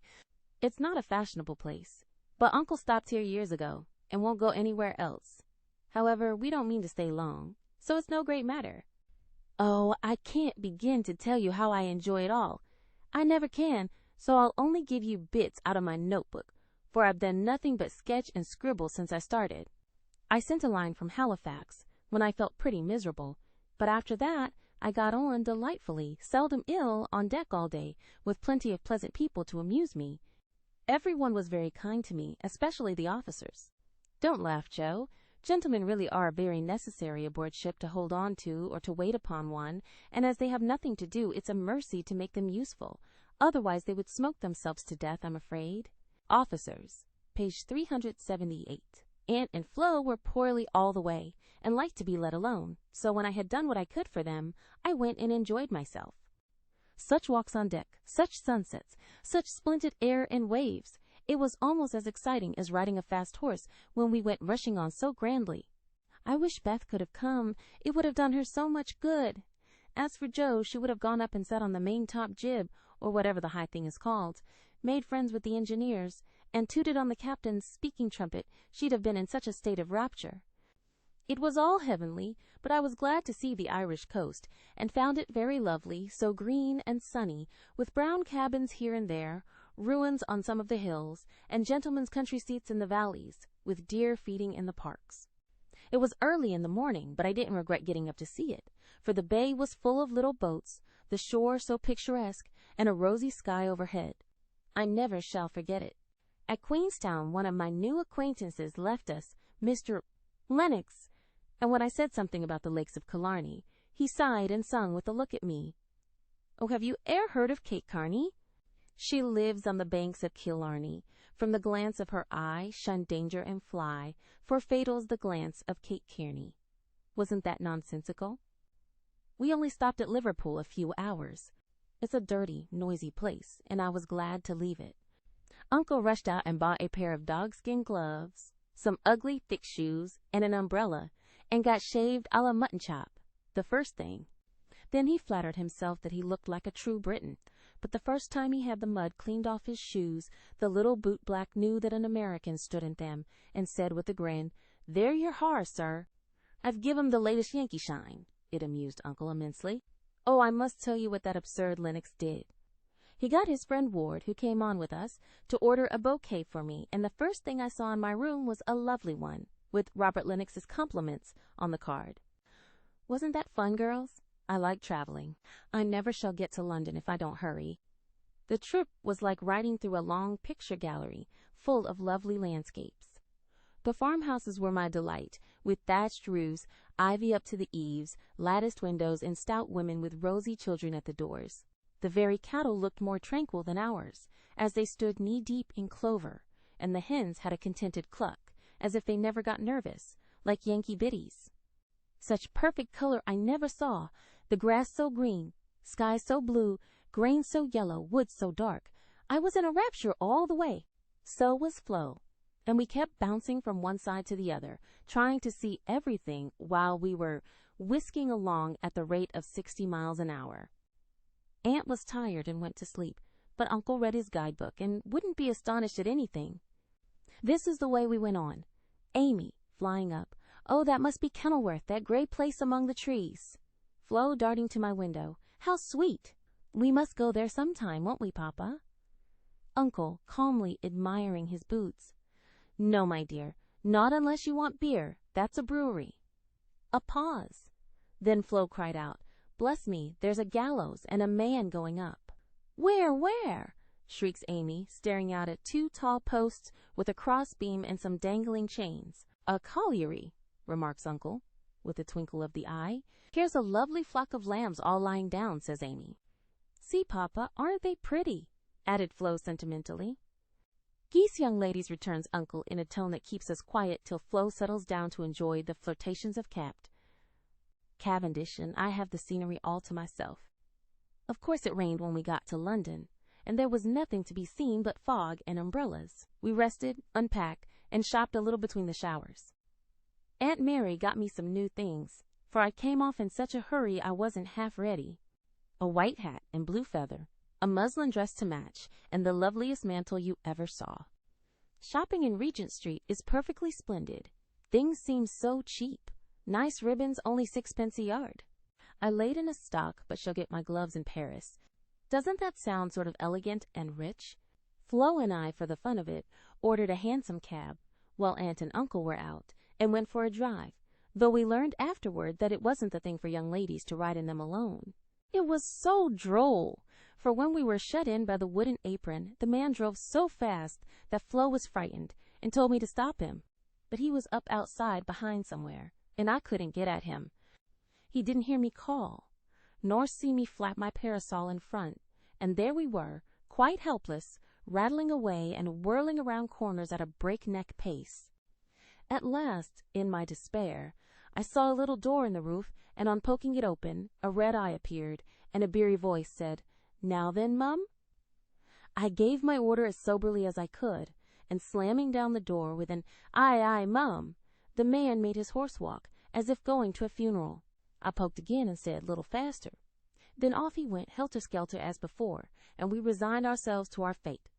Today was fair, and we went to Hyde Park, close by, for we are more aristocratic than we look. The Duke of Devonshire lives near. I often see his footmen lounging at the back gate, and the Duke of Wellington's house is not far off. Such sights as I saw, my dear.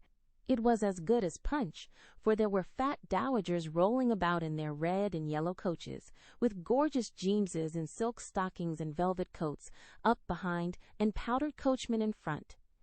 Smart maids with the rosiest children I ever saw, handsome girls looking half asleep, dandies in queer English hats and lavender kids, lounging about, and tall soldiers in short red jackets and muffin caps stuck on one side, looking so funny I longed to sketch them. Rotten Row means Route du Roi, or the King's Way, but now it's more like a riding school than anything else. The horses are splendid, and the men, especially the grooms, ride well, but the women are stiff and bounce, which isn't according to our rules. I longed to show them a tearing American gallop, for they trotted solemnly up and down in their scant habits and high hats, looking like the women in a toy Noah's Ark. Everyone rides, old men, stout ladies, little children, and the young folks do a deal of flirting here. I saw a pair exchange rosebuds, for it's a thing to wear one in the buttonhole, and I thought it rather a nice little idea. In the PM to Westminster Abbey, but don't expect me to describe it. That's impossible, so I'll only say it was sublime. This evening we are going to see Fester, which will be an appropriate end to the happiest day of my life. Midnight. It's very late, but I can't let my letter go in the morning without telling you what happened last evening. Who do you think came in as we were at tea? Laurie's English friends, Fred and Frank Vaughan. I was so surprised, for I shouldn't have known them but for the cards. Both are tall fellows with whiskers. Fred handsome in the English style, and Frank much better, for he only limps slightly and uses no crutches. They had heard from Laurie where we were to be, and came to ask us to their house, but Uncle won't go, so we shall return the call and see them as we can. They went to the theater with us, and we did have such a good time, for Frank devoted himself to Flo, and Fred and I talked over past, present, and future fun as if we had known each other all our days. Tell Beth Frank asked for her, and was sorry to hear of her ill health. Fred laughed when I spoke of Joe, and sent his respectful compliments to the big hat. Neither of them had forgotten Camp Laurence, or the fun we had there. What ages ago it seems, doesn't it? Anne is tapping on the wall for the third time, so I must stop. I really feel like a dissipated London fine lady, writing here so late, with my room full of pretty things, and my head a jumble of parks, theaters, new gowns, and gallant creatures who say "ah!" and twirl their blonde mustaches with the true English lordliness. I long to see you all, and in spite of my nonsense am, as ever, your loving AMY. Dear girls, Paris. In my last I told you about our London visit, how kind the Vaughans were, and what pleasant parties they made for us. I enjoyed the trips to Hampton Court and the Kensington Museum more than anything else, for at Hampton I saw Raphael's cartoons, and at the museum rooms full of pictures by Turner, Lawrence, Reynolds, Hogarth, and the other great creatures. The day in Richmond Park was charming, for we had a regular English picnic, and I had more splendid oaks and groups of deer than I could copy, also heard a nightingale, and saw larks go up.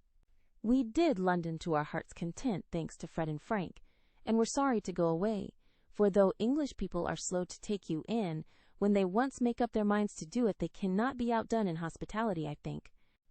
The Vaughans hope to meet us in Rome next winter, and I shall be dreadfully disappointed if they don't, for Grace and I are great friends, and the boys very nice fellows, especially Fred. Well, we were hardly settled here when he turned up again, saying he had come for a holiday and was going to Switzerland. Aunt looked sober at first, but he was so cool about it she couldn't say a word. And now we get on nicely, and are very glad he came, for he speaks French like a native, and I don't know what we should do without him. Uncle doesn't know 10 words, and insists on talking English very loud, as if that would make people understand him. Aunt's pronunciation is old-fashioned, and Flo and I, though we flattered ourselves that we knew a good deal, find we don't, and are very grateful to have Fred do the parlez-vousing, as Uncle calls it. Such delightful times as we are having. Sightseeing from morning till night, stopping for nice lunches in the gay cafes, and meeting with all sorts of droll adventures. Rainy days I spend in the Louvre, reveling in pictures. Jo would turn up her naughty nose at some of the finest, because she has no soul for art, but I have, and I'm cultivating eye and taste as fast as I can. She would like the relics of great people better, for I've seen her Napoleon's cocked hat and gray coat, his baby's cradle and his old toothbrush, also Marie Antoinette's little shoe, the ring of Saint Denis, Charlemagne's sword, and many other interesting things. I'll talk for hours about them when I come, but haven't time to write. The Palais Royal is a heavenly place, so full of bijouterie and lovely things that I'm nearly distracted because I can't buy them. Fred wanted to get me some, but of course I didn't allow it. Then the Bois and the Champs-Élysées are très magnifiques. I've seen the imperial family several times. The emperor, an ugly, hard-looking man. The empress pale and pretty, but dressed in bad taste, I thought. Purple dress, green hat, and yellow gloves. Little Nap is a handsome boy who sits chatting to his tutor and kisses his hand to the people as he passes in his four-horse barouche, with postilions in red satin jackets and a mounted guard before and behind. We often walk in the Tuileries Gardens, for they are lovely, though the antique Luxembourg Gardens suit me better. Père Lachaise is very curious, for many of the tombs are like small rooms, and, looking in, one sees a table, with images or pictures of the dead, and chairs for the mourners to sit in when they come to lament. That is so Frenchy. Our rooms are on the Rue de Rivoli, and sitting in the balcony we look up and down the long, brilliant street. It is so pleasant that we spend our evenings talking there, when too tired with our day's work to go out. Fred is very entertaining, and is altogether the most agreeable young man I ever knew, except Laurie, whose manners are more charming. I wish Fred was dark, for I don't fancy light men. However, the Vaughns are very rich and come of an excellent family, so I won't find fault with their yellow hair, as my own is yellower. Next week we are off to Germany and Switzerland, and as we shall travel fast, I shall only be able to give you hasty letters. I keep my diary and try to remember correctly and describe clearly all that I see and admire as Father advised.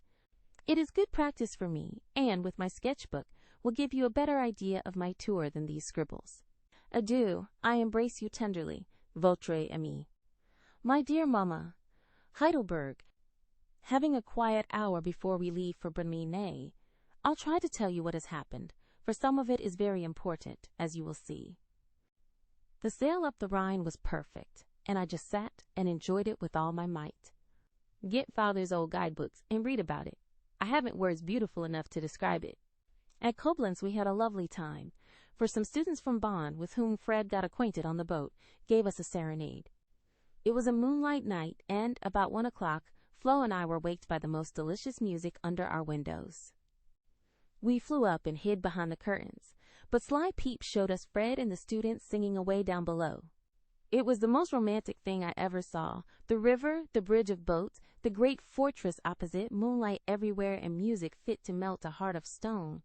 When they were done, we threw down some flowers, and saw them scramble for them, kiss their hands to the invisible ladies, and go laughing away, to smoke and drink beer, I suppose. Next morning Fred showed me one of the crumpled flowers in his vest pocket, and looked very sentimental. I laughed at him, and said I didn't throw it, but Flo, which seemed to disgust him, for he tossed it out of the window and turned sensible again. I'm afraid I'm going to have trouble with that. Boy, it begins to look like it. The baths at Nassau were very gay, so was Baden-Baden, where Fred lost some money and I scolded him. He needs someone to look after him when Frank is not with him. Kate said once she hoped he'd marry soon, and I quite agree with her that it would be well for him. Frankfurt was delightful. I saw Goethe's house, Schiller's statue, and Denecker's famous Ariadne. It was very lovely, but I should have enjoyed it more if I had known the story better. I didn't like to ask, as everyone knew it, or pretended they did. I wish Jo would tell me all about it. I ought to have read more, for I find I don't know anything, and it mortifies me. Now comes the serious part, for it happened here, and Fred is just gone. He has been so kind and jolly that we all got quite fond of him. I never thought of anything but a traveling friendship till the serenade night. Since then, I've begun to feel that the moonlight walks, balcony talks, and daily adventures were something more to him than fun. I haven't flirted, Mother, truly, but remembered what you said to me, and have done my very best. I can't help it if people like me. I don't try to make them, and it worries me if I don't care for them, though Joe says I haven't got any heart. Now I know Mother will shake her head, and the girls say, oh, the mercenary little wretch. But I've made up my mind, and if Fred asks me, I shall accept him, though I'm not madly in love. I like him, and we get on comfortably together. He is handsome, young, clever enough, and very rich, ever so much richer than the Laurences. I don't think his family would object, and I should be very happy, for they are all kind, well-bred, generous people, and they like me. Fred, as the eldest twin, will have the estate, I suppose, and such a splendid one as it is. A city house and a fashionable street, not so showy as our big houses, but twice as comfortable, and full of solid luxury, such as English people believe in. I like it, for it's genuine. I've seen the plate, the family jewels, the old servants, and pictures of the country place, with its park, great house, lovely grounds, and fine horses. Oh, it would be all I should ask, and I'd rather have it than any title such as girls snap up so readily and find nothing behind. I may be mercenary, but I hate poverty, and don't mean to bear it a minute longer than I can help. One of us must marry well. Meg didn't, Joe won't, Beth can't yet, so I shall, and make everything cozy all round. I wouldn't marry a man I hated or despised. You may be sure of that. And, though Fred is not my model hero, he does very well, and in time I should get fond enough of him if he was very fond of me, and let me do just as I liked. So I've been turning the matter over in my mind the last week, for it was impossible to help seeing that Fred liked me. He said nothing, but little things showed it. He never goes with Flo, always gets on my side of the carriage, table, or promenade, looks sentimental when we are alone, and frowns at anyone else who ventures to speak to me. Yesterday, at dinner, when an Austrian officer stared at us, and then said something to his friend, a rakish-looking baron, about ein wunderschönes Blondchen, Fred looked as fierce as a lion, and cut his meat so savagely it nearly flew off his plate. He isn't one of the cool, stiff Englishmen, but is rather peppery, for he has Scotch blood in him, as one might guess from his bonny blue eyes. Well, last evening we went up to the castle about sunset, at least all of us but Fred, who was to meet us there after going to the poste restante for letters. We had a charming time poking about the ruins, the vaults where the monster tun is, and the beautiful gardens made by the elector, long ago, for his English wife. I liked the great terrace best, for the view was divine, so while the rest went to see the rooms inside, I sat there trying to sketch the gray stone lion's head on the wall, with scarlet woodbine sprays hanging round it. I felt as if I'd got into a romance, sitting there, watching the Neckar rolling through the valley, listening to the music of the Austrian band below, and waiting for my lover, like a real storybook girl. I had a feeling that something was going to happen, and I was ready for it. I didn't feel blushy or quaky, but quite cool, and only a little excited. By and by I heard Fred's voice, and then he came hurrying through the great arch to find me. He looked so troubled that I forgot all about myself, and asked what the matter was. He said he'd just got a letter begging him to come home, for Frank was very ill, so he was going at once, in the night train, and only had time to say goodbye. I was very sorry for him, and disappointed for myself, but only for a minute, because he said, as he shook hands, and said it in a way that I could not mistake, "I shall soon come back. You won't forget me, Amy?" I didn't promise, but I looked at him, and he seemed satisfied, and there was no time for anything but messages and goodbyes, for he was off in an hour, and we all miss him very much. I know he wanted to speak, but I think, from something he once hinted, that he had promised his father not to do anything of the sort yet awhile, for he is a rash boy, and the old gentleman dreads a foreign daughter-in-law. We shall soon meet in Rome, and then, if I don't change my mind, I'll say, "Yes, thank you," when he says, "Will you, please?" Of course, this is all very private, but I wish you to know what was going on. Don't be anxious about me. Remember, I am your prudent Amy, and be sure I will do nothing rashly. Send me as much advice as you like. I'll use it if I can. I wish I could see you for a good talk, Marmee. Ever your AMY. Chapter 32. Tender Troubles. Joe, I'm anxious about Beth. Why, Mother, she has seemed unusually well since the babies came. It's not her health that troubles me now. It's her spirits. I'm sure there is something on her mind, and I want you to discover what it is." "What makes you think so, Mother?" "She sits alone a good deal, and doesn't talk to her father as much as she used. I found her crying over the babies the other day. When she sings, the songs are always sad ones, and now and then I see a look in her face that I don't understand. This isn't like Beth, and it worries me. Have you asked her about it?" "I have tried once or twice, but she either evaded my questions or looked so distressed that I stopped. I never force my children's confidence, and I seldom have to wait for it long." Mrs. March glanced at Joe as she spoke, but the face opposite seemed quite unconscious of any secret disquietude but Beth's, and after sewing thoughtfully for a minute, Joe said, "I think she is growing up, and so begins to dream dreams and have hopes and fears and fidgets without knowing why or being able to explain them. Why, Mother, Beth's 18, but we don't realize it, and treat her like a child, forgetting she's a woman." "So she is. Dear heart, how fast you do grow up," returned her mother with a sigh and a smile. "Can't be helped, Marmee, so you must resign yourself to all sorts of worries, and let your birds hop out of the nest, one by one. I promise never to hop very far, if that is any comfort to you." "It is a great comfort, Joe. I always feel strong when you are at home, now Meg is gone. Beth is too feeble and Amy too young to depend upon. But when the tug comes, you are always ready. Why, you know I don't mind hard jobs much, and there must always be one scrub in a family. Amy is splendid in fine works, and I'm not, but I feel in my element when all the carpets are to be taken up, or half the family fall sick at once. Amy is distinguishing herself abroad, but if anything is amiss at home, I'm your man." "I leave Beth to your hands, then, for she will open her tender little heart to her Joe sooner than to anyone else. Be very kind, and don't let her think anyone watches or talks about her. If she only would get quite strong and cheerful again, I shouldn't have a wish in the world." "Happy woman! I've got heaps." "My dear, what are they?" "I'll settle Bethy's troubles, and then I'll tell you mine. They are not very wearing, so they'll keep." And Joe stitched away, with a wise nod which set her mother's heart at rest about her, for the present at least. While apparently absorbed in her own affairs, Joe watched Beth, and, after many conflicting conjectures, finally settled upon one which seemed to explain the change in her.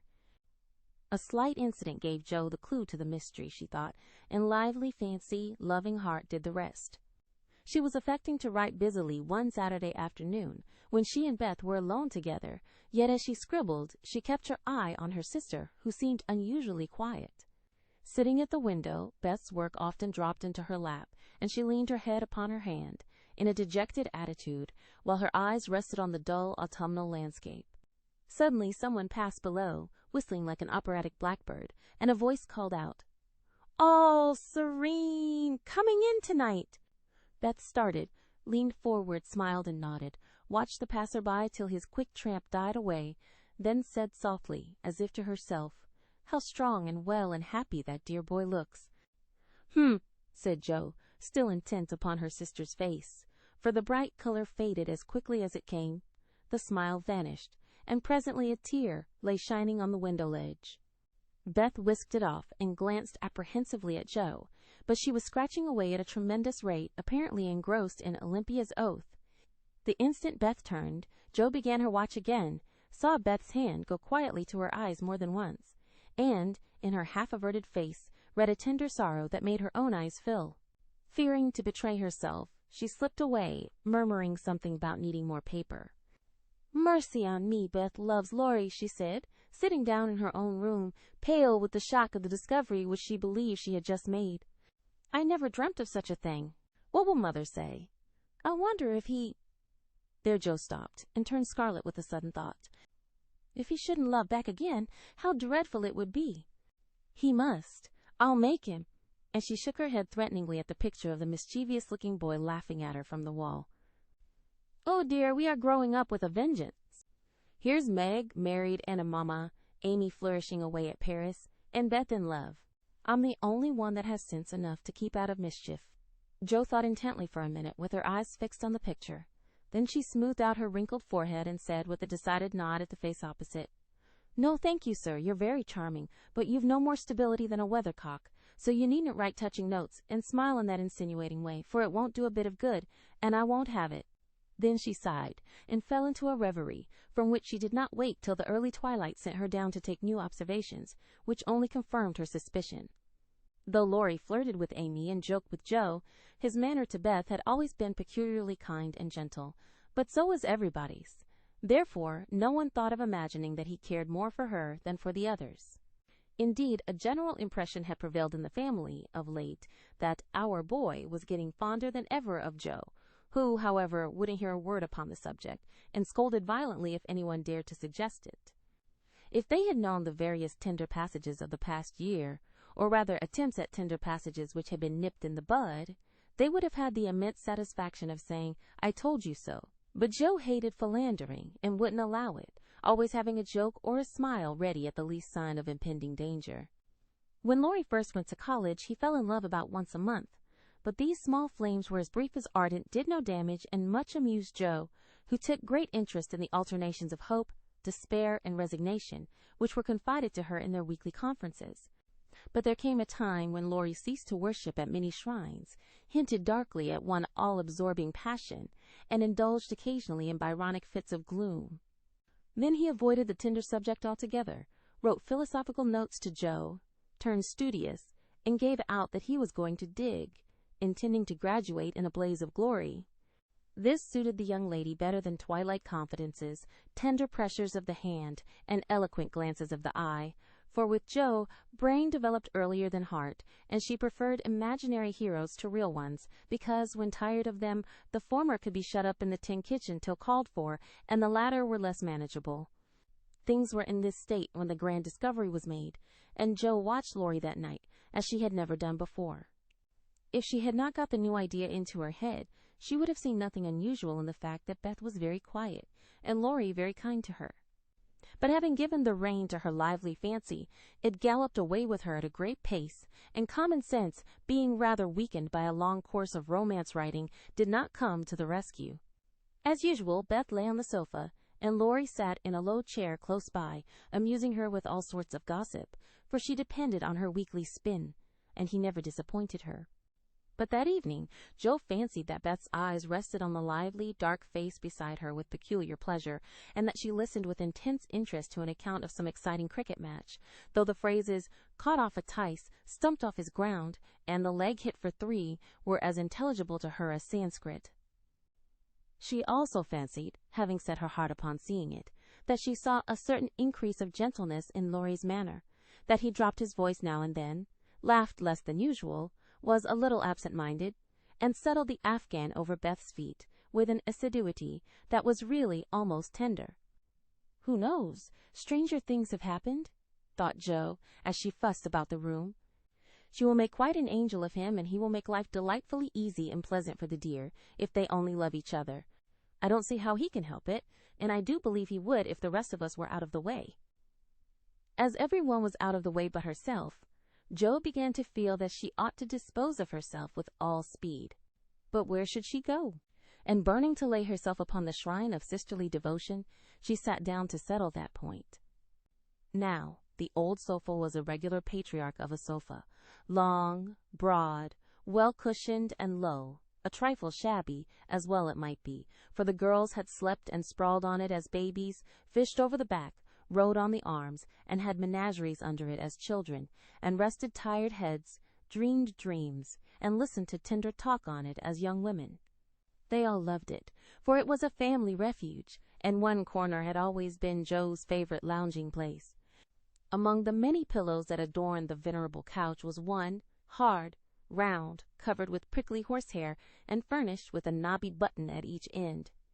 This repulsive pillow was her especial property, being used as a weapon of defense, a barricade, or a stern preventative of too much slumber. Laurie knew this pillow well, and had cause to regard it with deep aversion, having been unmercifully pummeled with it in former days, when romping was allowed, and now frequently debarred by it from taking the seat he most coveted, next to Joe in the sofa corner. If the sausage, as they called it, stood on end, it was a sign that he might approach and repose, but if it lay flat across the sofa, woe to the man, woman, or child who dared disturb it.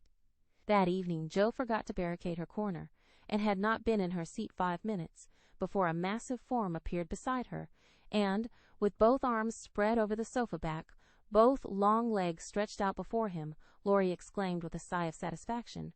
"Now this is filling at the price." "No slang," snapped Joe, slamming down the pillow. But it was too late.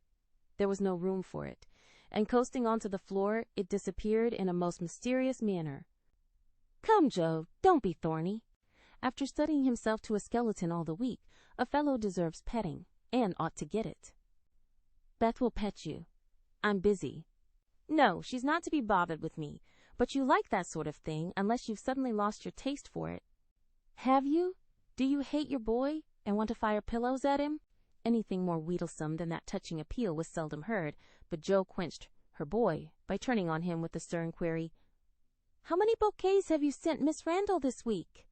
"Not one, upon my word." "She's engaged." "Now then, I'm glad of it. That's one of your foolish extravagances, sending flowers and things to girls for whom you don't care two pins," continued Joe reprovingly. "Sensible girls, for whom I do care whole papers of pins, won't let me send them flowers and things, so what can I do? My feelings must have a went. Mother doesn't approve of flirting, even in fun, and you do flirt desperately, Teddy." "I'd give anything if I could answer, so do you. As I can't, I'll merely say that I don't see any harm in that pleasant little game, if all parties understand that it's only play." "Well, it does look pleasant, but I can't learn how it's done." "I've tried, because one feels awkward in company not to do as everybody else is doing, but I don't seem to get on," said Joe, forgetting to play mentor. "Take lessons of Amy. She has a regular talent for it." "Yes, she does it very prettily and never seems to go too far. I suppose it's natural to some people to please without trying, and others to always say and do the wrong thing in the wrong place. I'm glad you can't flirt. It's really refreshing to see a sensible, straightforward girl who can be jolly and kind without making a fool of herself. Between ourselves, Joe, some of the girls I know really do go on at such a rate I'm ashamed of them. They don't mean any harm, I'm sure, but if they knew how we fellows talked about them afterward, they'd mend their ways, I fancy." "They do the same. And, as their tongues are the sharpest, you fellows get the worst of it, for you are as silly as they every bit. If you behaved properly, they would. But knowing you like their nonsense, they keep it up, and then you blame them." "Much you know about it, ma'am," said Laurie, in a superior tone. "We don't like romps and flirts, though we may act as if we did sometimes. The pretty, modest girls are never talked about, except respectfully among gentlemen. Bless your innocent soul! If you could be in my place for a month, you'd see things that would astonish you a trifle. Upon my word, when I see one of those harum-scarum girls, I always want to say with our friend Cock Robin, 'Out upon you, fie upon you, bold-faced jig.'" It was impossible to help laughing at the funny conflict between Laurie's chivalrous reluctance to speak ill of womankind, and his very natural dislike of the unfeminine folly of which fashionable society showed him many samples.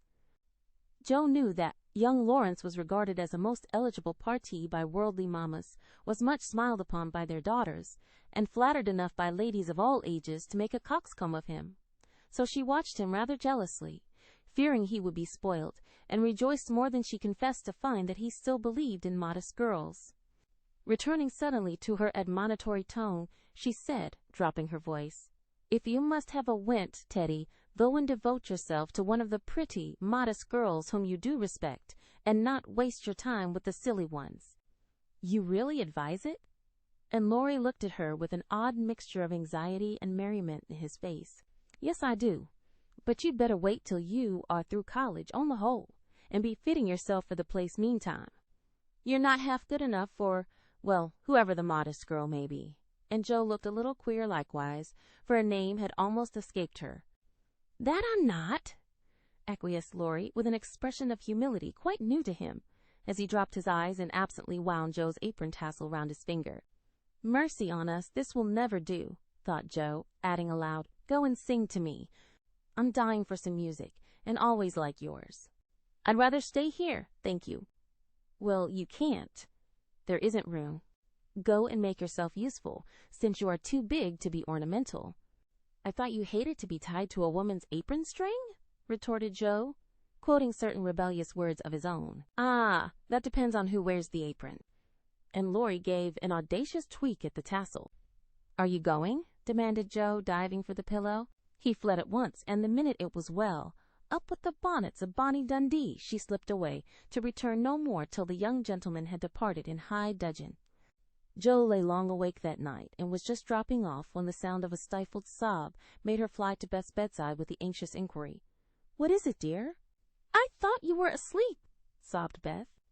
"Is it the old pain, my precious?" "No, it's a new one, but I can bear it," and Beth tried to check her tears.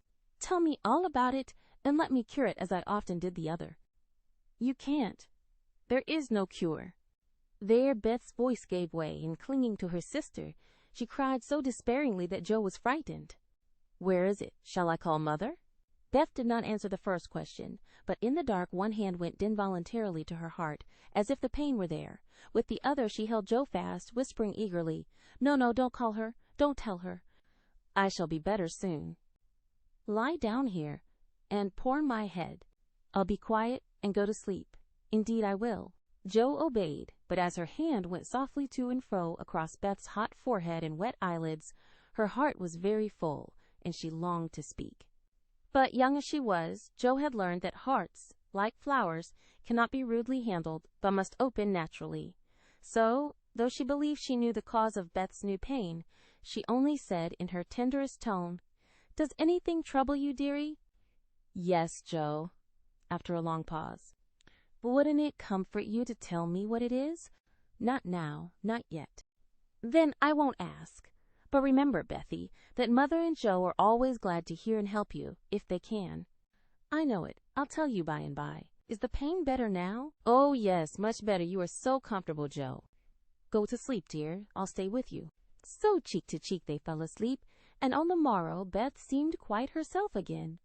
For at 18 neither heads nor hearts ache long, and a loving word can medicine most ills.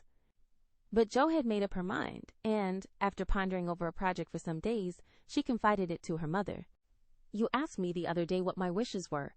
I'll tell you one of them, Marmee," she began, as they sat alone together. "I want to go away somewhere this winter for a change." "Why, Joe?" And her mother looked up quickly, as if the word suggested a double meaning. With her eyes on her work, Joe answered soberly, "I want something new. I feel restless and anxious to be seeing, doing, and learning more than I am.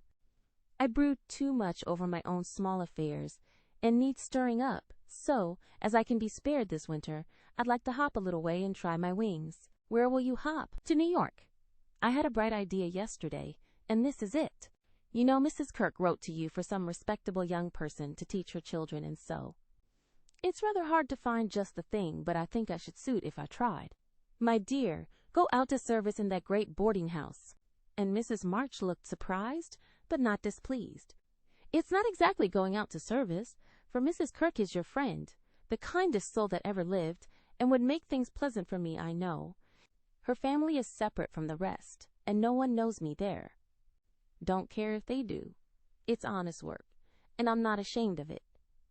"Nor I, but your writing." "All the better for the change. I shall see and hear new things, get new ideas, and, even if I haven't much time there, I shall bring home quantities of material for my rubbish." "I have no doubt of it. But are these your only reasons for this sudden fancy?" "No, Mother." "May I know the others?" Joe looked up, and Joe looked down, then said slowly, with sudden color in her cheeks, "It may be vain and wrong to say it, but I'm afraid Laurie is getting too fond of me." "Then you don't care for him in the way it is evident he begins to care for you?" And Mrs. March looked anxious as she put the question. "Mercy, no. I love the dear boy, as I always have, and am immensely proud of him. But as for anything more, it's out of the question." "I'm glad of that, Joe." "Why, please?" "Because, dear, I don't think you suited to one another. As friends, you are very happy, and your frequent quarrels soon blow over. But I fear you would both rebel if you were mated for life. You are too much alike, and too fond of freedom, not to mention hot tempers and strong wills, to get on happily together in a relation which needs infinite patience and forbearance, as well as love." "That's just the feeling I had, though I couldn't express it. I'm glad you think he is only beginning to care for me. It would trouble me sadly to make him unhappy, for I couldn't fall in love with a dear old fellow merely out of gratitude, could I?" "You are sure of his feeling for you?" The color deepened in Joe's cheeks as she answered, with the look of mingled pleasure, pride, and pain which young girls wear when speaking of first lovers. "I'm afraid it is so, Mother. He hasn't said anything, but he looks a great deal. I think I had better go away before it comes to anything." "I agree with you, and if it can be managed, you shall go." Joe looked relieved, and, after a pause, said smiling, "How Mrs. Moffat would wonder at your want of management if she knew, and how she will rejoice that Annie still may hope." "Ah, Joe, mothers may differ in their management, but the hope is the same in all, the desire to see their children happy. Meg is so, and I am content with her success. You I leave to enjoy your liberty till you tire of it, for only then will you find that there is something sweeter. Amy is my chief care now, but her good sense will help her. For Beth, I indulge no hopes except that she may be well. By the way, she seems brighter this last day or two." "Have you spoken to her?" "Yes, she owned she had a trouble and promised to tell me by and by. I said no more, for I think I know it, and Joe told her little story." Mrs. March shook her head and did not take so romantic a view of the case, but looked grave and repeated her opinion that, for Laurie's sake, Joe should go away for a time. "Let us say nothing about it to him till the plan is settled. Then I'll run away before he can collect his wits and be tragical. Beth must think I'm going to please myself, as I am, for I can't talk about Laurie to her, but she can pet and comfort him after I'm gone, and so cure him of this romantic notion. He's been through so many little trials of the sort, he's used to it, and will soon get over his lovelornity." Joe spoke hopefully, but could not rid herself of the foreboding fear that this little trial would be harder than the others, and that Laurie would not get over his lovelornity as easily as heretofore.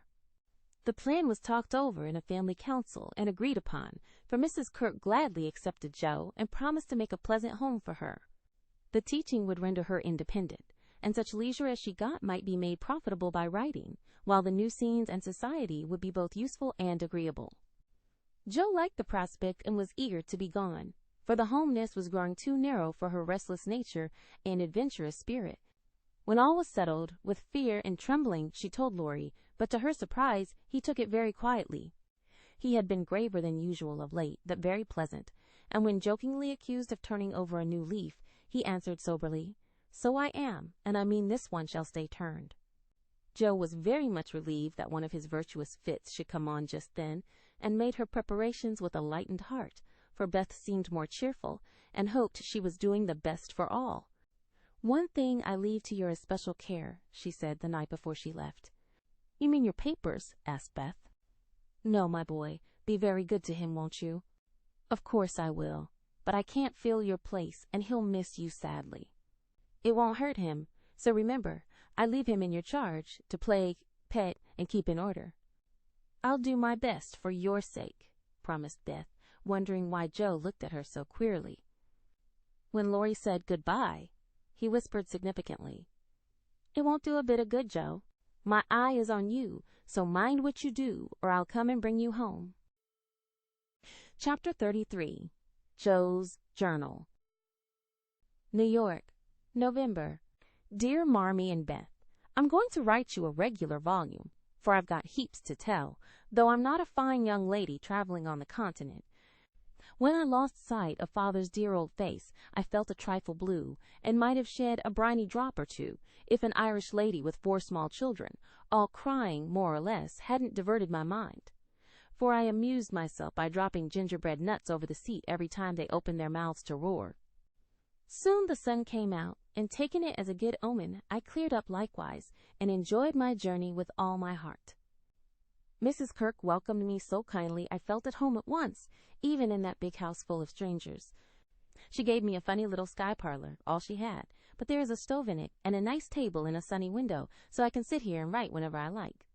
A fine view and a church tower opposite atoned for the many stairs, and I took a fancy to my den on the spot. The nursery, where I am to teach and sew, is a pleasant room next Mrs. Kirk's private parlor, and the 2 little girls are pretty children, rather spoilt, I fancy, but they took to me after telling them the 7 bad pigs, and I've no doubt I shall make a model governess.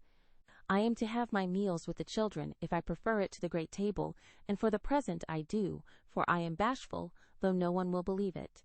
"Now, my dear, make yourself at home," said Mrs. K. in her motherly way. I'm on the drive from morning to night, as you may suppose with such a family, but a great anxiety will be off my mind if I know the children are safe with you. My rooms are always open to you, and your own shall be as comfortable as I can make it. There are some pleasant people in the house if you feel sociable, and your evenings are always free. Come to me if anything goes wrong, and be as happy as you can. There's the tea bell. I must run and change my cap. And off she bustled, leaving me to settle myself in my new nest. As I went downstairs, soon after, I saw something I liked. The flights are very long in this tall house, and as I stood waiting at the head of the third one for a little servant girl to lumber up, I saw a gentleman come along behind her, take the heavy hod of coal out of her hand, carry it all the way up, put it down at a door near by, and walk away, saying with a kind nod in a foreign accent, "It goes better so. The little back is too young to have such heaviness." Wasn't it good of him? I like such things, for, as father says, trifles show character. When I mentioned it to Mrs. K. that evening, she laughed and said, "That must have been Professor Bear. He's always doing things of that sort." Mrs. K. told me he was from Berlin, very learned and good, but poor as a church mouse, and gives lessons to support himself and 2 little orphan nephews whom he is educating here, according to the wishes of his sister, who married an American. Not a very romantic story, but it interested me, and I was glad to hear that Mrs. K. lends him her parlor for some of his scholars. There is a glass door between it and the nursery, and I mean to peep at him, and then I'll tell you how he looks. He's almost 40, so it's no harm, Marmee. After tea and a go-to-bed romp with the little girls, I attacked the big work basket and had a quiet evening chatting with my new friend. I shall keep a journal letter and send it once a week, so good night, and more tomorrow. Tuesday Eve. Had a lively time in my seminary this morning, for the children acted like Sancho, and at one time I really thought I should shake them all round. Some good angel inspired me to try gymnastics, and I kept it up till they were glad to sit down and keep still. After luncheon, the girl took them out for a walk, and I went to my needlework, like little Mabel, with a willing mind. I was thanking my stars that I'd learned to make nice buttonholes when the parlor door opened and shut, and someone began to hum "Kennst du das Land" like a big bumblebee. It was dreadfully improper, I know, but I couldn't resist the temptation, and lifting one end of the curtain before the glass door, I peeped in. Professor Bear was there, and while he arranged his books, I took a good look at him.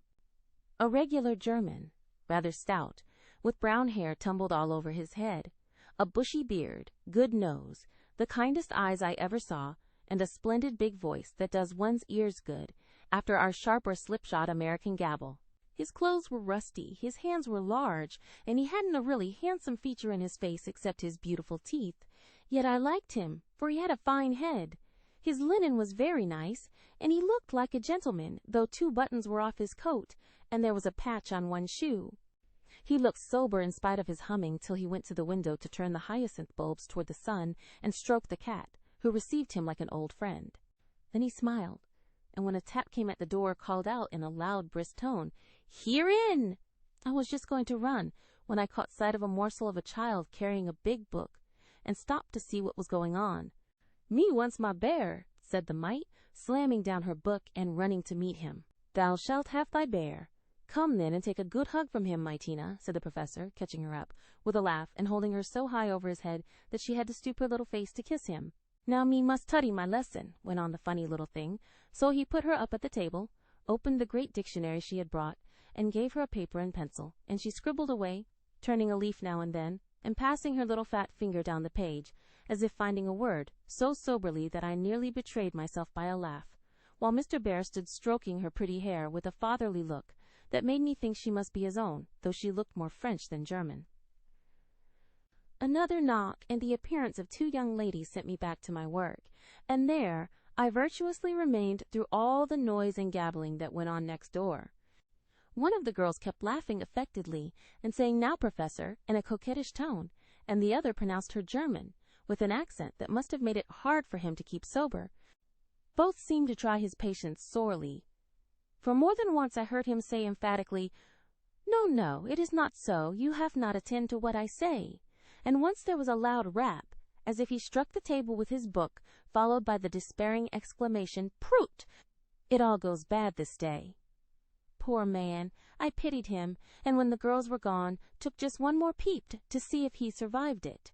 He seemed to have thrown himself back in his chair, tired out, and sat there with his eyes shut till the clock struck 2, when he jumped up, put his books in his pocket, as if ready for another lesson, and taking little Tina, who had fallen asleep on the sofa, in his arms, he carried her quietly away. I fancy he has a hard life of it. Mrs. Kirk asked me if I wouldn't go down to the 5 o'clock dinner, and feeling a little bit homesick, I thought I would, just to see what sort of people are under the same roof with me. So I made myself respectable and tried to slip in behind Mrs. Kirk, but as she is short and I'm tall, my efforts at concealment were rather a failure. She gave me a seat by her, and after my face cooled off, I plucked up courage and looked about me. The long table was full, and everyone intent on getting their dinner, the gentlemen especially, who seemed to be eating on time, for they bolted in every sense of the word, vanishing as soon as they were done. There was the usual assortment of young men absorbed in themselves, young couples absorbed in each other, married ladies in their babies, and old gentlemen in politics. I don't think I shall care to have much to do with any of them, except one sweet-faced maiden lady who looks as if she had something in her. Cast away at the very bottom of the table was the professor, shouting answers to the questions of a very inquisitive, deaf old gentleman on one side, and talking philosophy with a Frenchman on the other. If Amy had been here, she'd have turned her back on him forever, because, sad to relate, he had a great appetite, and shoveled in his dinner in a manner which would have horrified her ladyship. I didn't mind, for I like to see folks eat with a relish, as Hannah says, and the poor man must have needed a deal of food after teaching idiots all day. As I went upstairs after dinner, 2 of the young men were settling their hats before the hall mirror, and I heard one say low to the other, "Who's the new party?" "Governess or something of that sort." "What the deuce is she at our table for?" "Friend of the old lady's. Handsome head, but no style." "Not a bit of it. Give us a light and come on." I felt angry at first, and then I didn't care, for a governess is as good as a clerk, and I've got sense, if I haven't style, which is more than some people have, judging from the remarks of the elegant beings who clattered away, smoking like bad chimneys. I hate ordinary people. Thursday. Yesterday was a quiet day spent in teaching, sewing, and writing in my little room, which is very cozy, with a light and fire. I picked up a few bits of news, and was introduced to the professor. It seems that Tina is the child of the Frenchwoman who does the fine ironing in the laundry here. The little thing has lost her heart to Mr. Bear, and follows him about the house like a dog whenever he is at home, which delights him, as he is very fond of children, though a bachelor. Kitty and Minnie Kirk likewise regard him with affection, and tell all sorts of stories about the plays he invents, the presents he brings, and the splendid tales he tells. The young men quiz him, it seems, call him Old Fritz, Lagerbier, Ursa Major, and make all manner of jokes on his name. But he enjoys it like a boy, Mrs. K., and takes it so good-naturedly that they all like him, in spite of his foreign ways. The maiden lady is a Miss Norton, rich, cultivated, and kind. She spoke to me at dinner today, for I went to table again, it's such fun to watch people, and asked me to come and see her at her room. She has fine books and pictures, knows interesting persons, and seems friendly, so I shall make myself agreeable, for I do want to get into good society, only it isn't the same sort that Amy likes. I was in our parlor last evening, when Mr. Bear came in with some newspapers for Mrs. Kirk. She wasn't there, but Minnie, who is a little old woman, introduced me very prettily. "This is Mamma's friend, Miss March." "Yes, and she's jolly, and we like her lots," added Kitty, who is an enfant terrible. We both bowed, and then we laughed, for the prim introduction and the blunt addition were rather a comical contrast. "Ah, yes, I hear these naughty ones go to vex you, Miss Marsh." "If so again, call at me and I come," he said, with a threatening frown that delighted the little wretches. I promised I would, and he departed. But it seems as if I was doomed to see a good deal of him, for today, as I passed his door on my way out, by accident I knocked against it with my umbrella. It flew open, and there he stood in his dressing gown, with a big blue sock on one hand and a darning needle in the other. He didn't seem at all ashamed of it, for when I explained and hurried on, he waved his hand, sock and all, saying in his loud, cheerful way, "You have a fine day to make your walk. Bon voyage, mademoiselle."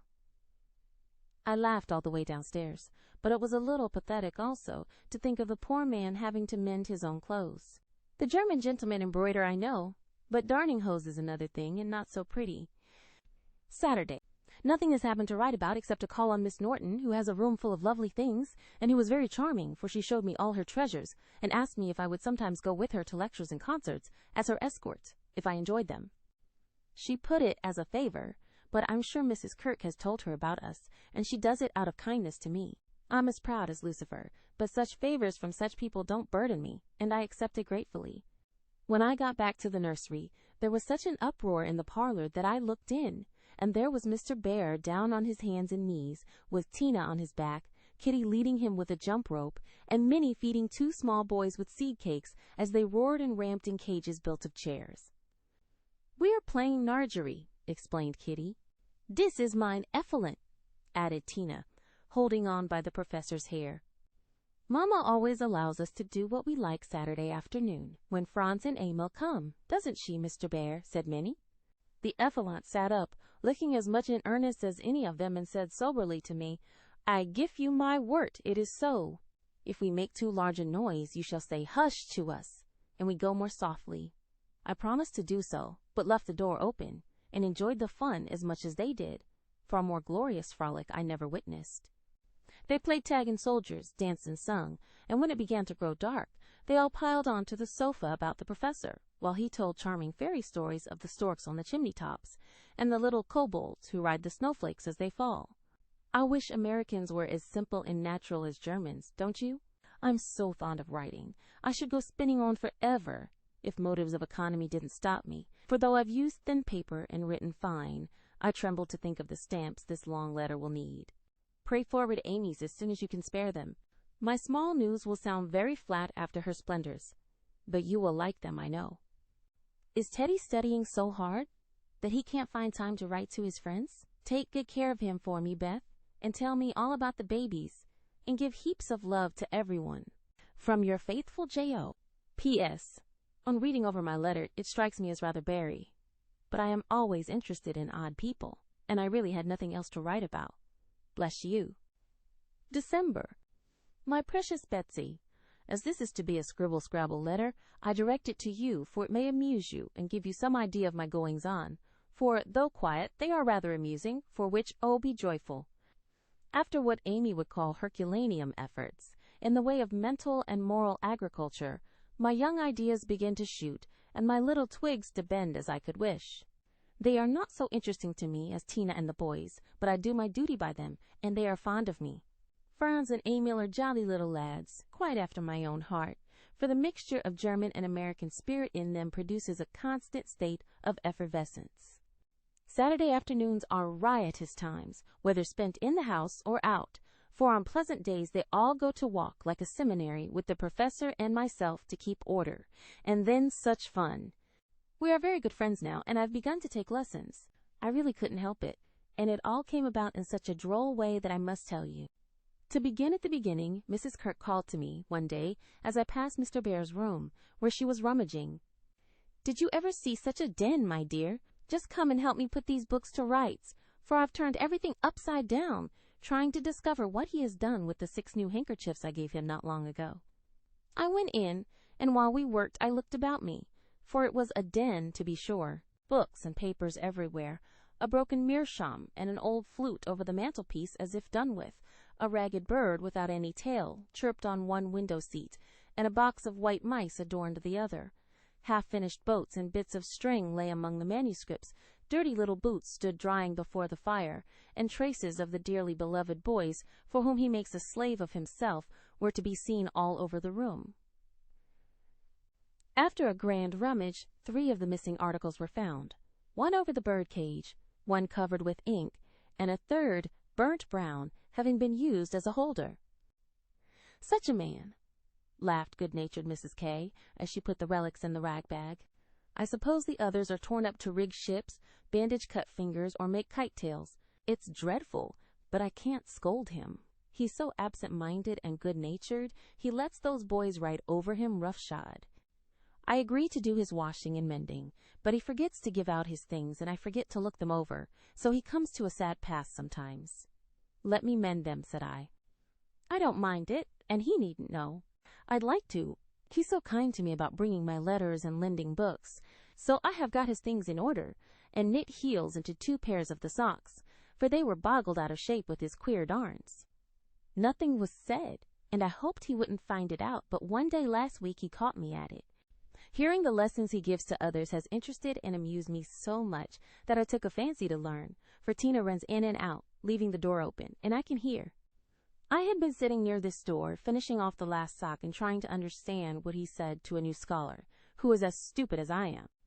The girl had gone, and I thought he had also. It was so still, and I was busily gabbling over a verb and rocking to and fro in a most absurd way, when a little crow made me look up, and there was Mr. Bear looking and laughing quietly, while he made signs to Tina not to betray him. "So," he said, as I stopped and stared like a goose, "you peep at me, I peep at you, and that is not bad, but see, I am not pleasanting when I say, 'Have you a wish for German?'" "Yes, but you are too busy." "I'm too stupid to learn," I blundered out, as red as a peony. "Prut, we will make the time, and we fail not to find the sense. At evening I shall give a little lesson with much gladness, for look you, Miss Marsh, I have this debt to pay," and he pointed to my work. "Yes," they say to one another, these so kind ladies, "he is a stupid old fellow. He will see not what we do. He will never observe that his sock heels go not in holes any more. He will think his buttons grow out new when they fall, and believe that strings make theirselves. Ah, but I have an eye, and I see much. I have a heart, and I feel the thanks for this. Come, a little lesson then and now, or no more good fairy works for me and mine." Of course I couldn't say anything after that, and as it really is a splendid opportunity, I made the bargain, and we began. I took 4 lessons, and then I stuck fast in a grammatical bog. The professor was very patient with me, but it must have been torment to him, and now and then he'd look at me with such an expression of mild despair that it was a toss-up with me whether to laugh or cry. I tried both ways, and when it came to a sniff of utter mortification in woe, he just threw the grammar onto the floor and marched out of the room. I felt myself disgraced and deserted forever, but didn't blame him a particle, and was scrambling my papers together, meaning to rush upstairs and shake myself hard, when in he came, as brisk and beaming as if I'd covered myself with glory. "Now we shall try a new way. You and I will read these pleasant little marchen together, and dig no more in that dry book that goes in the corner for making us trouble." He spoke so kindly, and opened Hans Andersen's fairy tales so invitingly before me, that I was more ashamed than ever, and went at my lesson in a neck-or-nothing style that seemed to amuse him immensely. I forgot my bashfulness, and pegged away, no other word will express it, with all my might, tumbling over long words, pronouncing according to the inspiration of the minute, and doing my very best. When I finished reading my first page and stopped for breath, he clapped his hands and cried out in his hearty way, "Das ist gut! Now we go well! My turn!" I do him in German, "Give me your ear," and away he went, rumbling out the words with his strong voice, and a relish which was good to see as well as hear. Fortunately, the story was The Constant Tin Soldier, which is droll, you know, so I could laugh. And I did, though I didn't understand half he read, for I couldn't help it. He was so earnest, I so excited, and the whole thing so comical. After that we got on better, and now I read my lessons pretty well. For this way of studying suits me, and I can see that the grammar gets tucked into the tales and poetry as one gives pills and jelly. I like it very much, and he doesn't seem tired of it yet, which is very good of him, isn't it? I mean to give him something on Christmas, for I dare not offer money. Tell me something nice, Marmee. I'm glad Laurie seems so happy and busy that he has given up smoking and lets his hair grow. You see, Beth manages him better than I did. I'm not jealous, dear. Do your best, only don't make a saint of him. I'm afraid I couldn't like him without a spice of human naughtiness. Read him bits of my letters. I haven't time to write much, and that will do just as well. Thank heaven Beth continues so comfortable. January. A Happy New Year to you all, my dearest family, which of course includes Mr. L. and a young man by the name of Teddy. I can't tell you how much I enjoyed your Christmas bundle, for I didn't get it till night and had given up hoping. Your letter came in the morning, but you said nothing about a parcel, meaning it for a surprise. So I was disappointed, for I'd had a kind of a feeling that you wouldn't forget me. I felt a little low in my mind as I sat up in my room after tea, and when the big, muddy, battered-looking bundle was brought to me, I just hugged it and pranced. It was so homey and refreshing that I sat down on the floor and read and looked and ate and laughed and cried, in my usual absurd way. The things were just what I wanted, and all the better for being made instead of bought. Beth's new ink bib was capital, and Hannah's box of hard gingerbread will be a treasure. I'll be sure and wear the nice flannels you sent, Marmee, and read carefully the books Father has marked. Thank you all, heaps and heaps. Speaking of books, reminds me that I'm getting rich in that line, for on New Year's Day, Mr. Bear gave me a fine Shakespeare. It is one he values much, and I've often admired it, set up in the place of honor, with his German Bible, Plato, Homer, and Milton. So you may imagine how I felt when he brought it down, without its cover, and showed me my name in it, from my friend Friedrich Bear. You say often you wish a library. Here I give you one, for between these lids, he meant covers, is many books in one. Read him well, and he will help you much, for the study of character in this book will help you to read it in the world and paint it with your pen. I thanked him as well as I could, and talked now about my library as if I had 100 books. I never knew how much there was in Shakespeare before, but then I never had a bear to explain it to me. Now don't laugh at his horrid name. It isn't pronounced either bear or beer, as people will say it, but something between the two, as only Germans can give it. I'm glad you both like what I tell you about him, and hope you will know him someday. Mother would admire his warm heart, Father his wise head.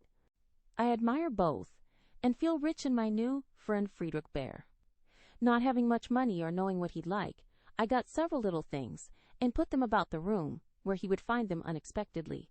They were useful, pretty or funny, a new standish on his table, a little vase for his flower, he always has one, or a bit of green in a glass to keep him fresh, he says, and a holder for his blower so that he needn't burn up what Amy calls mouchoirs. I made it like those Beth invented, a big butterfly with a fat body and black and yellow wings, worsted feelers, and bead eyes. It took his fancy immensely, and he put it on his mantelpiece as an article of virtu, so it was rather a failure after all. Poor as he is, he didn't forget a servant or a child in the house, and not a soul here, from the French laundrywoman to Miss Norton, forgot him. I was so glad of that. They got up a masquerade and had a gay time New Year's Eve. I didn't mean to go down, having no dress, but at the last minute Mrs. Kirk remembered some old brocades, and Miss Norton lent me lace and feathers, so I dressed up as Mrs. Malaprop and sailed in with a mask on. No one knew me, for I disguised my voice, and no one dreamed of the silent, haughty Miss March, for they think I am very stiff and cool, most of them, and so I am to whippersnappers. Could dance and dress, and burst out into a nice derangement of epitaphs, like an allegory on the banks of the Nile. I enjoyed it very much, and when we unmasked, it was fun to see them stare at me. I heard one of the young men tell another that he knew I'd been an actress. In fact, he thought he remembered seeing me at one of the minor theaters. Meg will relish that joke. Mr. Bear was Nick Bottom, and Tina was Titania, a perfect little fairy in his arms. To see them dance was quite a landscape, to use a Teddyism. I had a very happy New Year after all, and when I thought it over in my room, I felt as if I was getting on a little in spite of my many failures, for I'm cheerful all the time now, work with a will, and take more interest in other people than I used to, which is satisfactory. Bless you all. Ever your loving J.O. Chapter 34. A Friend. Though very happy in the social atmosphere about her, and very busy with the daily work that earned her bread and made it sweeter for the effort, Jo still found time for literary labors. The purpose which now took possession of her was a natural one to a poor and ambitious girl, but the means she took to gain her end were not the best. She saw that money conferred power. Money and power, therefore, she resolved to have, not to be used for herself alone, but for those whom she loved more than self. The dream of filling home with comforts, giving Beth everything she wanted, from strawberries in winter to an organ in her bedroom, going abroad herself, and always having more than enough so that she might indulge in the luxury of charity, had been for years Jo's most cherished castle in the air. The prize story experience had seemed to open a way which might, after long traveling and much uphill work, lead to this delightful chateau en Espagne. But the novel disaster quenched her courage for a time, for public opinion is a giant which has frightened stouter-hearted Jacks on bigger beanstalks than hers. Like that immortal hero, she reposed a while after the first attempt, which resulted in a tumble, and the least lovely of the giant's treasures, if I remember rightly. But the up again and take another spirit was as strong in Jo as in Jack, so she scrambled up on the shady side this time and got more booty, but nearly left behind her what was far more precious than the money bags. She took to writing sensation stories, for in those dark ages even all-perfect America read rubbish. She told no one, but concocted a thrilling tale and boldly carried it herself to Mr. Dashwood, editor of the Weekly Volcano. She had never read Sartor Resartus, but she had a womanly instinct that clothes possess an influence more powerful over many than the worth of character or the magic of manners. So she dressed herself in her best, and, trying to persuade herself that she was neither excited nor nervous, bravely climbed 2 pairs of dark and dirty stairs to find herself in a disorderly room, a cloud of cigar smoke, and the presence of 3 gentlemen, sitting with their heels rather higher than their hats, which articles of dress none of them took the trouble to remove on her appearance. Somewhat daunted by this reception, Jo hesitated on the threshold, murmuring in much embarrassment, "Excuse me, I was looking for the Weekly Volcano office. I wish to see Mr. Dashwood." Down went the highest pair of heels, up rose the smokiest gentleman, and, carefully cherishing his cigar between his fingers, he advanced, with a nod and a countenance expressive of nothing but sleep. Feeling that she must get through the matter somehow, Jo produced her manuscript, and, blushing redder and redder with each sentence, blundered out fragments of the little speech carefully prepared for the occasion. "A friend of mine desired me to offer a story, just as an experiment, would like your opinion. Be glad to write more if this suits." While she blushed and blundered, Mr. Dashwood had taken the manuscript and was turning over the leaves with a pair of rather dirty fingers and casting critical glances up and down the neat pages. "Not a first attempt, I take it?" observing that the pages were numbered, covered only on one side and not tied up with a ribbon, sure sign of a novice. "No, sir. She has had some experience and got a prize for a tale in the Blarney Stone Banner." "Oh, did she?" And Mr. Dashwood gave Jo a quick look, which seemed to take note of everything she had on, from the bow in her bonnet to the buttons on her boots. "Well, you can leave it, if you like. We've more of this sort of thing on hand than we know what to do with at present, but I'll run my eye over it and give you an answer next week." Now, Jo did not like to leave it, for Mr. Dashwood didn't suit her at all. But, under the circumstances, there was nothing for her to do but bow and walk away, looking particularly tall and dignified, as she was apt to do when nettled or abashed. Just then she was both, for it was perfectly evident, from the knowing glances exchanged among the gentlemen, that her little fiction of "my friend" was considered a good joke, and a laugh, produced by some inaudible remark of the editor as he closed the door, completed her discomfiture. Half resolving never to return, she went home and worked off her irritation by stitching pinafores vigorously, and in an hour or 2 was cool enough to laugh over the scene and long for next week. When she went again, Mr. Dashwood was alone, whereat she rejoiced. Mr. Dashwood was much wider awake than before, which was agreeable, and Mr. Dashwood was not too deeply absorbed in a cigar to remember his manners, so the second interview was much more comfortable than the first. "We'll take this, editors never say I, if you don't object to a few alterations. It's too long, but omitting the passages I've marked will make it just the right length," he said, in a businesslike tone. Jo hardly knew her own MS. Again, so crumpled and underscored were its pages and paragraphs, but, feeling as a tender parent might on being asked to cut off her baby's legs in order that it might fit into a new cradle, she looked at the marked passages, and was surprised to find that all the moral reflections, which she had carefully put in as ballast for much romance, had been stricken out. "But, sir, I thought every story should have some sort of a moral, so I took care to have a few of my sinners repent." Mr. Dashwood's editorial gravity relaxed into a smile, for Jo had forgotten her friend and spoken as only an author could.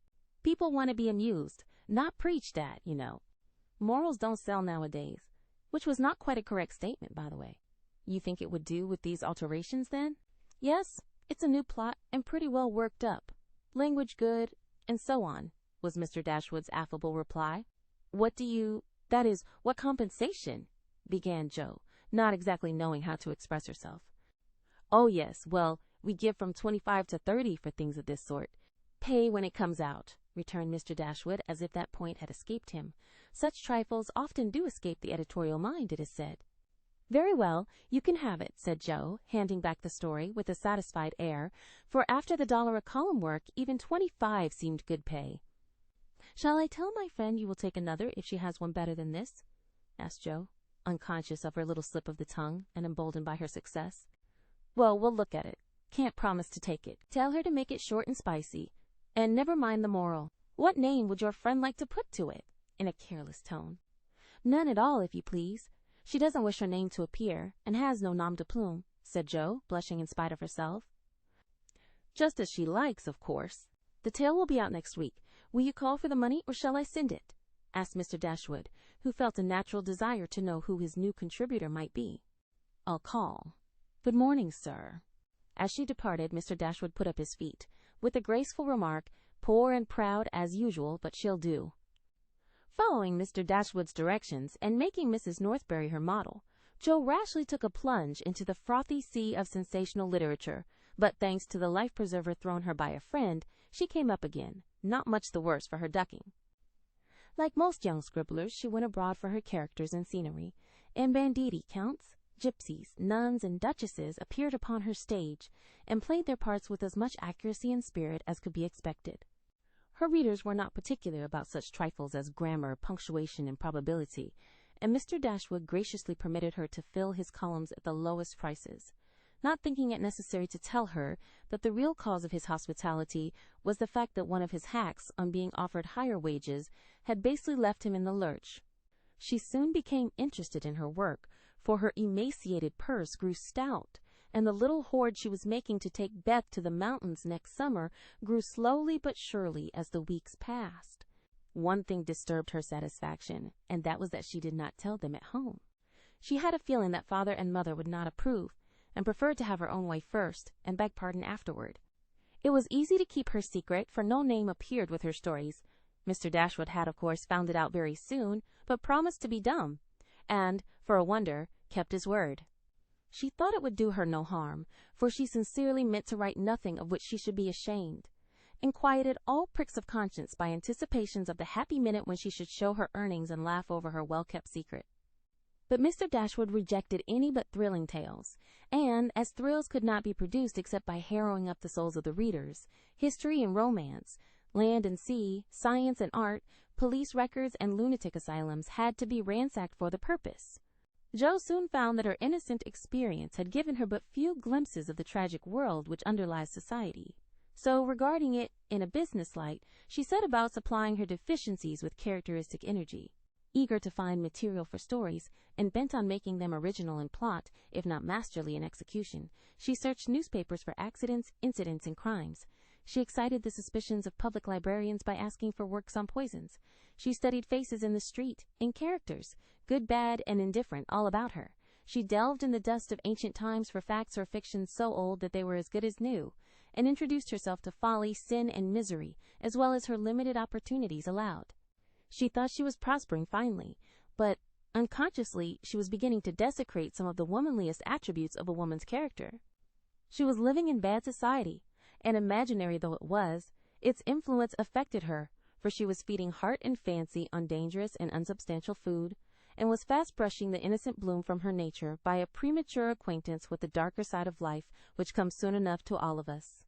She was beginning to feel rather than see this, for much describing of other people's passions and feelings set her to studying and speculating about her own, a morbid amusement in which healthy young minds do not voluntarily indulge. Wrongdoing always brings its own punishment, and, when Jo most needed hers, she got it. I don't know whether the study of Shakespeare helped her to read character, or the natural instinct of a woman for what was honest, brave, and strong. But while endowing her imaginary heroes with every perfection under the sun, Jo was discovering a live hero, who interested her in spite of many human imperfections.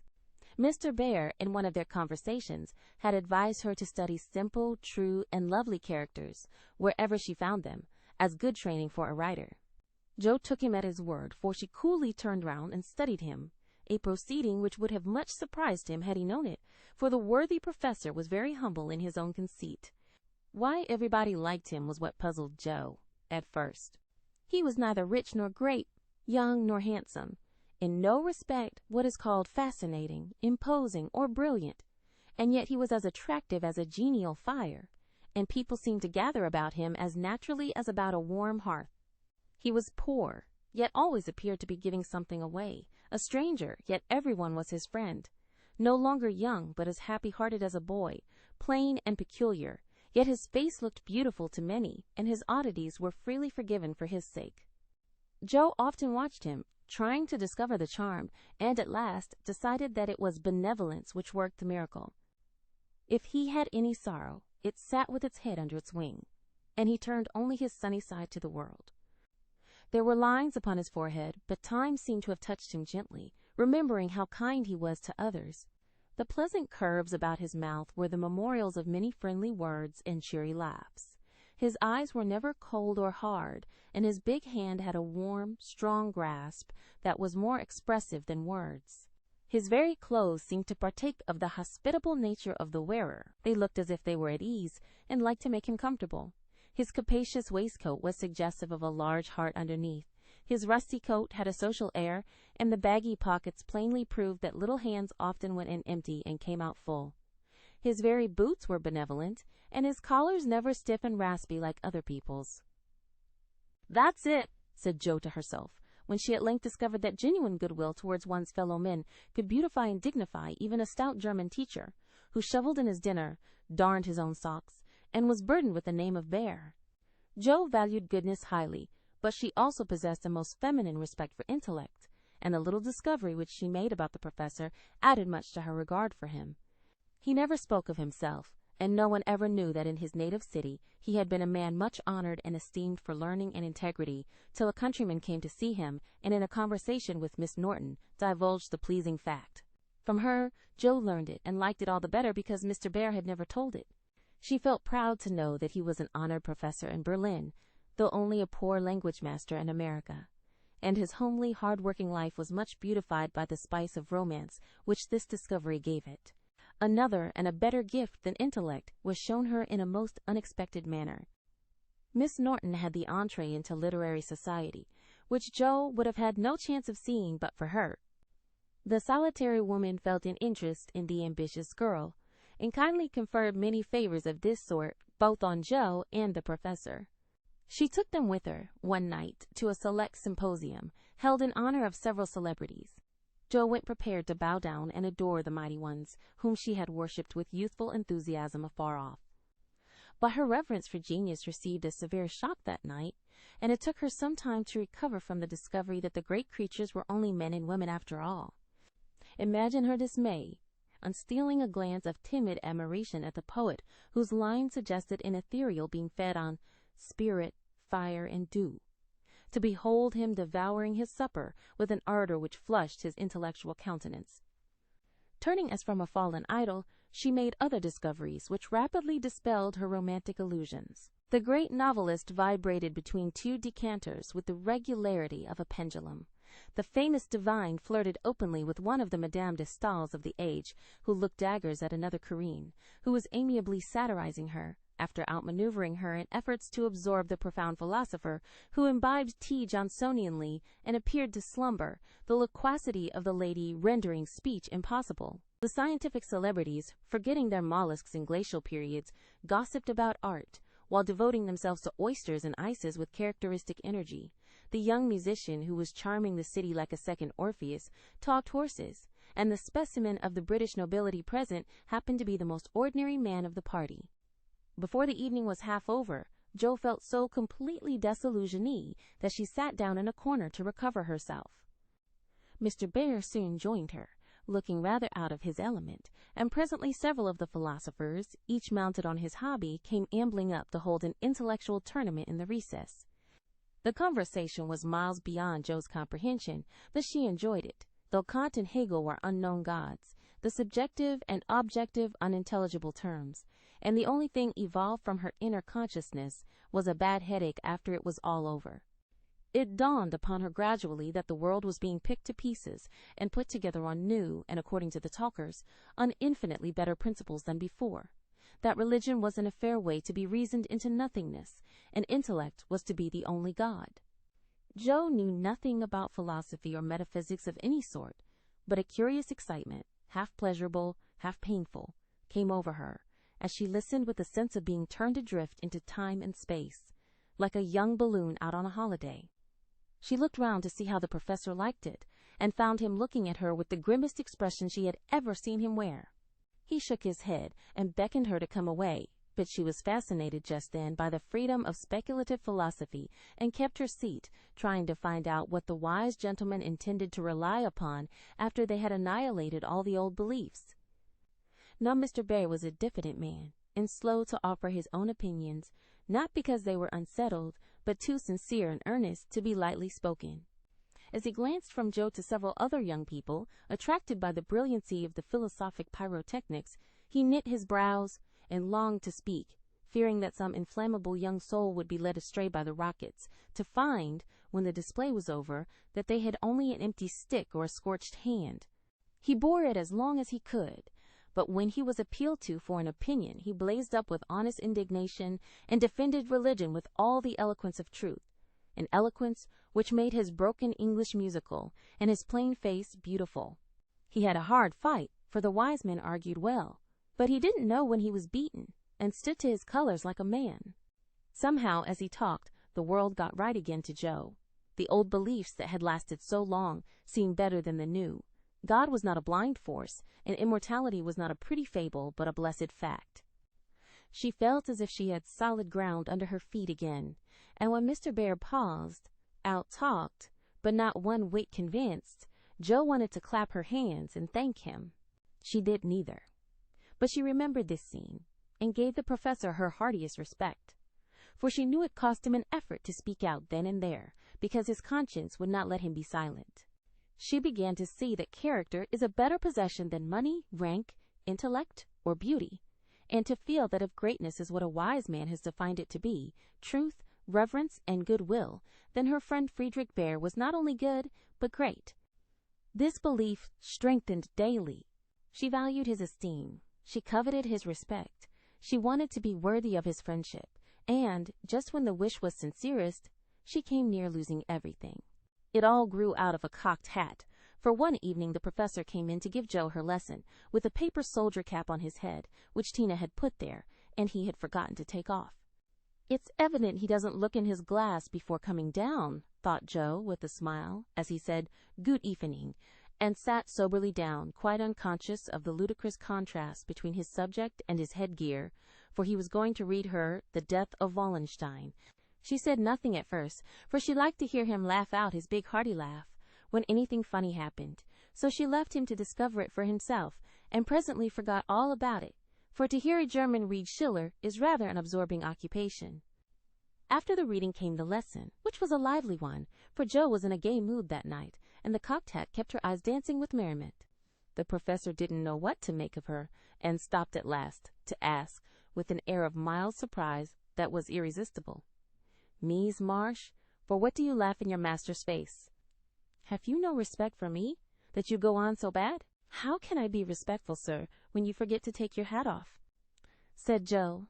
Lifting his hand to his head, the absent-minded professor gravely felt and removed the little cocked hat, looked at it a minute, and then threw back his head and laughed like a merry bass viol. "Ah, I see him now. It is that imp Tina who makes me a fool with my cap. Well, it is nothing, but see you, if this lesson goes not well, you too shall wear him." But the lesson did not go at all for a few minutes, because Mr. Bear caught sight of a picture on the hat, and unfolding it, said with an air of great disgust, "I wish these papers did not come in the house. They are not for children to see, nor young people to read. It is not well, and I have no patience with those who make this harm." Joe glanced at the sheet and saw a pleasing illustration composed of a lunatic, a corpse, a villain, and a viper. She did not like it, but the impulse that made her turn it over was not one of displeasure, but fear, because for a minute she fancied the paper was the volcano.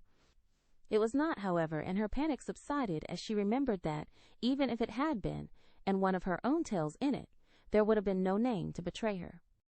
She had betrayed herself, however, by a look and a blush, for, though an absent man, the professor saw a good deal more than people fancied. He knew that Joe wrote, and had met her down among the newspaper offices more than once, But as she never spoke of it, he asked no questions in spite of a strong desire to see her work. Now it occurred to him that she was doing what she was ashamed to own, and it troubled him. He did not say to himself, "It is none of my business. I've no right to say anything," as many people would have done. He only remembered that she was young and poor, a girl far away from mother's love and father's care, and he was moved to help her with an impulse as quick and natural as that which would prompt him to put out his hand to save a baby from a puddle.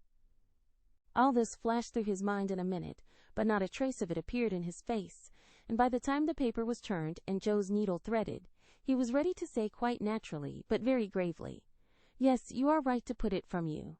I do not like to think that good young girls should see such things. They are made pleasant to some, but I would more rather give my boys gunpowder to play with than this bad trash. All may not be bad, only silly, you know, and if there is a demand for it, I don't see any harm in supplying it. Many very respectable people make an honest living out of what are called sensation stories," said Joe, scratching gathers so energetically that a row of little slits followed her pen. "There is a demand for whiskey, but I think you and I do not care to sell it. If the respectable people knew what harm they did, they would not feel that the living was honest. They have no right to put poison in the sugar plum and let the small ones eat it. No, they should think a little and sweep mud in the street before they do this thing." Mr. Bear spoke warmly and walked to the fire, crumpling the paper in his hands. Joe sat still, looking as if the fire had come to her, for her cheeks burned long after the cocked hat had turned to smoke and gone harmlessly up the chimney. "I should like much to send all the rest after him," muttered the professor, coming back with a relieved air. Joe thought what a blaze her pile of papers upstairs would make, and her hard-earned money lay rather heavily on her conscience at that minute. Then she thought consolingly to herself, "Mine are not like that. They are only silly, never bad, so I won't be worried," and taking up her book, she said with a studious face, "Shall we go on, sir? I'll be very good and proper now." "I shall hope so," was all he said. But he meant more than she imagined, and the grave, kind look he gave her made her feel as if the words "Weekly Volcano" were printed in large type on her forehead. As soon as she went to her room, she got out her papers and carefully reread at every one of her stories. Being a little short-sighted, Mr. Bear sometimes used eyeglasses, and Joe had tried them once, smiling to see how they magnified the fine print of her book. Now she seemed to have got on the professor's mental or moral spectacles also, for the faults of these poor stories glared at her dreadfully and filled her with dismay. "They are trash, and will soon be worse than trash if I go on, for each is more sensational than the last. I've gone blindly on, hurting myself and other people for the sake of money. I know it's so, for I can't read this stuff in sober earnest without being horribly ashamed of it. And what should I do if they were seen at home, or Mr. Bear got hold of them?" Joe turned hot at the bare idea and stuffed the whole bundle into her stove, nearly setting the chimney afire with the blaze. "Yes, that's the best place for such inflammable nonsense. I'd better burn the house down, I suppose, than let other people blow themselves up with my gunpowder," she thought as she watched the demon of the Jura whisk away, a little black cinder with fiery eyes. But when nothing remained of all her 3 months' work except a heap of ashes and the money in her lap, Joe looked sober as she sat on the floor, wondering what she ought to do about her wages. "I think I haven't done much harm yet, and may keep this to pay for my time," she said, after a long meditation, adding impatiently, "I almost wish I hadn't any conscience. It's so inconvenient. If I didn't care about doing right, and didn't feel uncomfortable when doing wrong, I should get on capitally. I can't help wishing sometimes that father and mother hadn't been so particular about such things." "Ah, Joe, instead of wishing that, thank God that father and mother were particular, and pity from your heart those who have no such guardians to hedge them round with principles which may seem like prison walls to impatient youth, but which will prove sure foundations to build character upon in womanhood." Joe wrote no more sensational stories, deciding that the money did not pay for her share of the sensation. But, going to the other extreme, as is the way with people of her stamp, she took a course of Mrs. Sherwood, Miss Edgeworth, and Hannah More, and then produced a tale which might have been more properly called an essay or a sermon, so intensely moral was it. She had her doubts about it from the beginning, for her lively fancy and girlish romance felt as ill at ease in the new style as she would have done masquerading in the stiff and cumbrous costume of the last century. She sent this didactic gem to several markets, but it found no purchaser, and she was inclined to agree with Mr. Dashwood that morals didn't sell. Then she tried a child's story, which she could easily have disposed of if she had not been mercenary enough to demand filthy lucre for it. The only person who offered enough to make it worth her while to try juvenile literature was a worthy gentleman who felt it his mission to convert all the world to his particular belief. But much as she liked to write for children, Jo could not consent to depict all her naughty boys as being eaten by bears or tossed by mad bulls, because they did not go to a particular Sabbath school, nor all the good infants who did go, as rewarded by every kind of bliss, from gilded gingerbread to escorts of angels, when they departed this life with psalms or sermons on their lisping tongues. So nothing came of these trials, and Jo corked up her inkstand and said, in a fit of very wholesome humility, "I don't know anything. I'll wait till I do before I try again, and meantime, sweep mud in the street if I can't do better. That's honest at least." Which decision proved that her second tumble down the beanstalk had done her some good. While these internal revolutions were going on, her external life had been as busy and uneventful as usual, and if she sometimes looked serious or a little sad, no one observed it but Professor Bear. He did it so quietly that Jo never knew he was watching to see if she would accept and profit by his reproof, but she stood the test, and he was satisfied, for, though no words passed between them, he knew that she had given up writing. Not only did he guess it by the fact that the second finger of her right hand was no longer inky, but she spent her evenings downstairs now, was met no more among newspaper offices, and studied with a dogged patience, which assured him that she was bent on occupying her mind with something useful, if not pleasant. He helped her in many ways, proving himself a true friend, and Jo was happy, for while her pen lay idle, she was learning other lessons beside German, and laying a foundation for the sensation story of her own life. It was a pleasant winter and a long one, for she did not leave Mrs. Kirk till June. Everyone seemed sorry when the time came. The children were inconsolable, and Mr. Bear's hair stuck straight up all over his head, for he always rumpled it wildly when disturbed in mind. "Going home?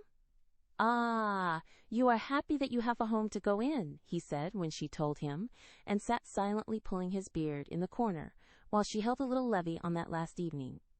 She was going early, so she bade them all good-bye overnight, and when his turn came she said warmly, "Now, sir, you won't forget to come and see us if you ever travel our way, will you? I'll never forgive you if you do, for I want them all to know my friend. Do you? Shall I come?" he asked, looking down at her with an eager expression which she did not see. "Yes, come next month. Laurie graduates then, and you'd enjoy commencement as something new." "That is your best friend of whom you speak," he said in an altered tone. "Yes, my boy Teddy, I'm very proud of him and should like you to see him." Jo looked up then, quite unconscious of anything but her own pleasure in the prospect of showing them to one another. Something in Mr. Bear's face suddenly recalled the fact that she might find Laurie more than a best friend, and simply because she particularly wished not to look as if anything was the matter, she involuntarily began to blush, and the more she tried not to, the redder she grew. If it had not been for Tina on her knee, she didn't know what would have become of her. Fortunately, the child was moved to hug her, so she managed to hide her face an instant, hoping the professor did not see it. But he did, and his own changed again from that momentary anxiety to its usual expression, as he said cordially, "I fear I shall not make the time for that, but I wish the friend much success, and you all happiness. God bless you." And with that he shook hands warmly, shouldered Tina, and went away. But after the boys were abed, he sat long before his fire, with the tired look on his face, and the Heimweh, or homesickness, lying heavy at his heart. Once, when he remembered Jo, as she sat with the little child in her lap, and that new softness in her face, he leaned his head on his hands a minute, and then roamed about the room, as if in search of something that he could not find. "It is not for me. I must not hope it now," he said to himself with a sigh that was almost a groan. Then, as if reproaching himself for the longing that he could not repress, he went and kissed the two tousled heads upon the pillow, took down his seldom-used meerschaum, and opened his Plato. He did his best, and did it manfully, but I don't think he found that a pair of rampant boys, a pipe, or even the divine Plato were very satisfactory substitutes for wife and child and home. Early as it was, he was at the station next morning to see Jo off, and, thanks to him, she began her solitary journey with the pleasant memory of a familiar face smiling its farewell, a bunch of violets to keep her company, and, best of all, the happy thought, "Well, the winter's gone, and I've written no books, earned no fortune, but I've made a friend worth having, and I'll try to keep him all my life. Chapter 35. Heartache. Whatever his motive might have been, Laurie studied to some purpose that year, for he graduated with honor, and gave the Latin oration with the grace of a Phillips and the eloquence of a Demosthenes, so his friends said. They were all there. His grandfather, oh so proud, Mr. and Mrs. March, John and Meg, Joe and Beth, and all exulted over him with the sincere admiration which boys make light of at the time, but fail to win from the world by any after triumphs. I've got to stay for this confounded supper, but I shall be home early tomorrow.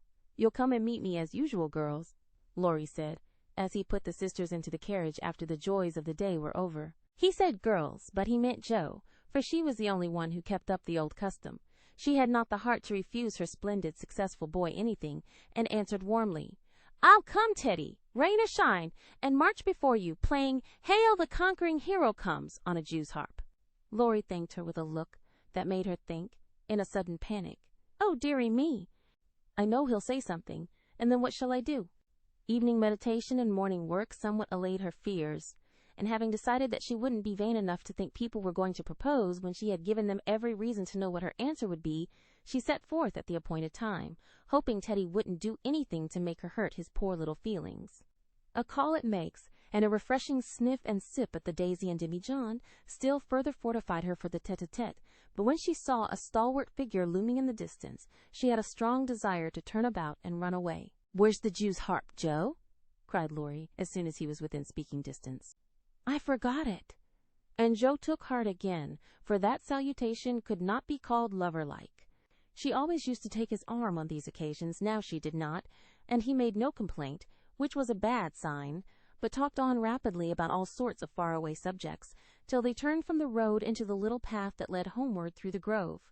Then he walked more slowly, suddenly lost his fine flow of language, and now and then a dreadful pause occurred. To rescue the conversation from one of the wells of silence into which it kept falling, Joe said hastily, Now you must have a good long holiday. I intend to. Something in his resolute tone made Joe look up quickly to find him looking down at her with an expression that assured her the dreaded moment had come, and made her put out her hand with an imploring, No, Teddy, please don't. I will, and you must hear me. It's no use, Joe. We've got to have it out, and the sooner the better for both of us, he answered, getting flushed and excited all at once. Say what you like, then. I'll listen, said Joe with a desperate sort of patience. Laurie was a young lover, but he was in earnest, and meant to have it out, if he died in the attempt. So he plunged into the subject with characteristic impetuosity, saying in a voice that would get choky now and then, in spite of manful efforts to keep it steady, I've loved you ever since I've known you, Joe. Couldn't help it. You've been so good to me. I've tried to show it, but you wouldn't let me. Now I'm going to make you hear and give me an answer, for I can't go on so any longer. I wanted to save you this. I thought you'd understand, began Joe, finding it a great deal harder than she expected. I know you did, but girls are so queer you never know what they mean. They say no when they mean yes, and drive a man out of his wits just for the fun of it, returned Laurie, entrenching himself behind an undeniable fact. I don't.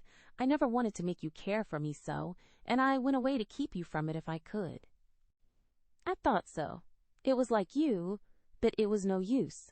I only loved you all the more, and I worked hard to please you, and I gave up billiards and everything you didn't like, and waited, and never complained, for I hoped you'd love me, though I'm not half good enough. Here there was a choke that couldn't be controlled, so he decapitated Buttercups while he cleared his confounded throat. Yes, you are. You're a great deal too good for me, and I'm so grateful to you, and so proud and fond of you. I don't see why I can't love you as you want me to. I've tried, but I can't change the feeling, and it would be a lie to say I do when I don't. Really, truly, Joe? He stopped short and caught both her hands as he put his question with a look that she did not soon forget. Really, truly, dear. They were in the grove now, close by the stile, and when the last words fell reluctantly from Joe's lips, Laurie dropped her hands and turned as if to go on, but for once in his life that fence was too much for him. So he just laid his head down on the mossy post and stood so still that Joe was frightened. Oh, Teddy, I'm so sorry, so desperately sorry I could kill myself if it would do any good. I wish you wouldn't take it so hard. I can't help it. You know it's impossible for people to make themselves love other people if they don't. cried Joe, inelegantly but remorsefully, as she softly patted his shoulder, remembering the time when he had comforted her so long ago. "They do sometimes," said a muffled voice from the post. "I don't believe it's the right sort of love, and I'd rather not try it," was the decided answer. There was a long pause, while a blackbird sung blithely on the willow by the river, and the tall grass rustled in the wind. Presently Joe said very soberly, as she sat down on the step of the stile, "Laurie, I want to tell you something." He started as if he had been shot, threw up his head, and cried out in a fierce tone, "Don't tell me that, Joe! I can't bear it now." "Tell what?" she asked, wondering at his violence. "That you love that old man." "What old man?" demanded Joe, thinking he must mean his grandfather. "That devilish professor you were always writing about. If you say you love him, I know I shall do something desperate." And he looked as if he would keep his word as he clenched his hands with a wrathful spark in his eyes. Joe wanted to laugh, but restrained herself and said warmly, for she too was getting excited with all this, "Don't swear, Teddy. He isn't old, nor anything bad, but good and kind, and the best friend I've got, next to you. Pray don't fly into a passion. I want to be kind, but I know I shall get angry if you abuse my professor. I haven't the least idea of loving him or anybody else. But you will after a while, and then what will become of me? You'll love someone else too, like a sensible boy, and forget all this trouble. I can't love anyone else, and I'll never forget you, Joe. Never. Never," with a stamp to emphasize his passionate words. "What shall I do with him?" sighed Joe, finding that emotions were more unmanageable than she expected. "You haven't heard what I wanted to tell you. Sit down and listen, for indeed I want to do right and make you happy," she said, hoping to soothe him with a little reason, which proved that she knew nothing about love. Seeing a ray of hope in that last speech, Laurie threw himself down on the grass at her feet, leaned his arm on the lower step of the stile, and looked up at her with an expectant face. Now that arrangement was not conducive to calm speech or clear thought on Joe's part, for how could she say hard things to her boy while he watched her with eyes full of love and longing, and lashes still wet with the bitter drop or two her hardness of heart had wrung from him? She gently turned his head away, saying, as she stroked the wavy hair which had been allowed to grow for her sake, "How touching that was, to be sure! I agree with Mother that you and I are not suited to each other, because our quick tempers and strong wills would probably make us very miserable if we were so foolish as to—" Joe paused a little over the last word, but Laurie uttered it with a rapturous expression. "Marry, no, we shouldn't. If you loved me, Joe, I should be a perfect saint, for you could make me anything you like. No, I can't. I've tried it and failed, and I won't risk our happiness by such a serious experiment. We don't agree, and we never shall, so we'll be good friends all our lives, but we won't go and do anything rash." "Yes, we will if we get the chance," muttered Laurie rebelliously. "Now do be reasonable and take a sensible view of the case," implored Joe, almost at her wit's end. "I won't be reasonable. I don't want to take what you call a sensible view. It won't help me, and it only makes you harder. I don't believe you've got any heart." "I wish I hadn't." There was a little quiver in Joe's voice, and, thinking it a good omen, Laurie turned round, bringing all his persuasive powers to bear, as he said, in the wheedlesome tone that had never been so dangerously wheedlesome before, "Don't disappoint us, dear. Everyone expects it. Grandpa has set his heart upon it. Your people like it, and I can't get on without you. Say you will, and let's be happy." Not until months afterward did Joe understand how she had the strength of mind to hold fast to the resolution she had made when she decided that she did not love her boy, and never could. It was very hard to do, but she did it, knowing that delay was both useless and cruel. "I can't say yes, truly, so I won't say it at all. You'll see that I'm right by and by, and thank me for it," she began solemnly. "I'll be hanged if I do," and Laurie bounced up off the grass, burning with indignation at the bare idea. "Yes, you will," persisted Joe. "You'll get over this after a while and find some lovely, accomplished girl who will adore you and make a fine mistress for your fine house.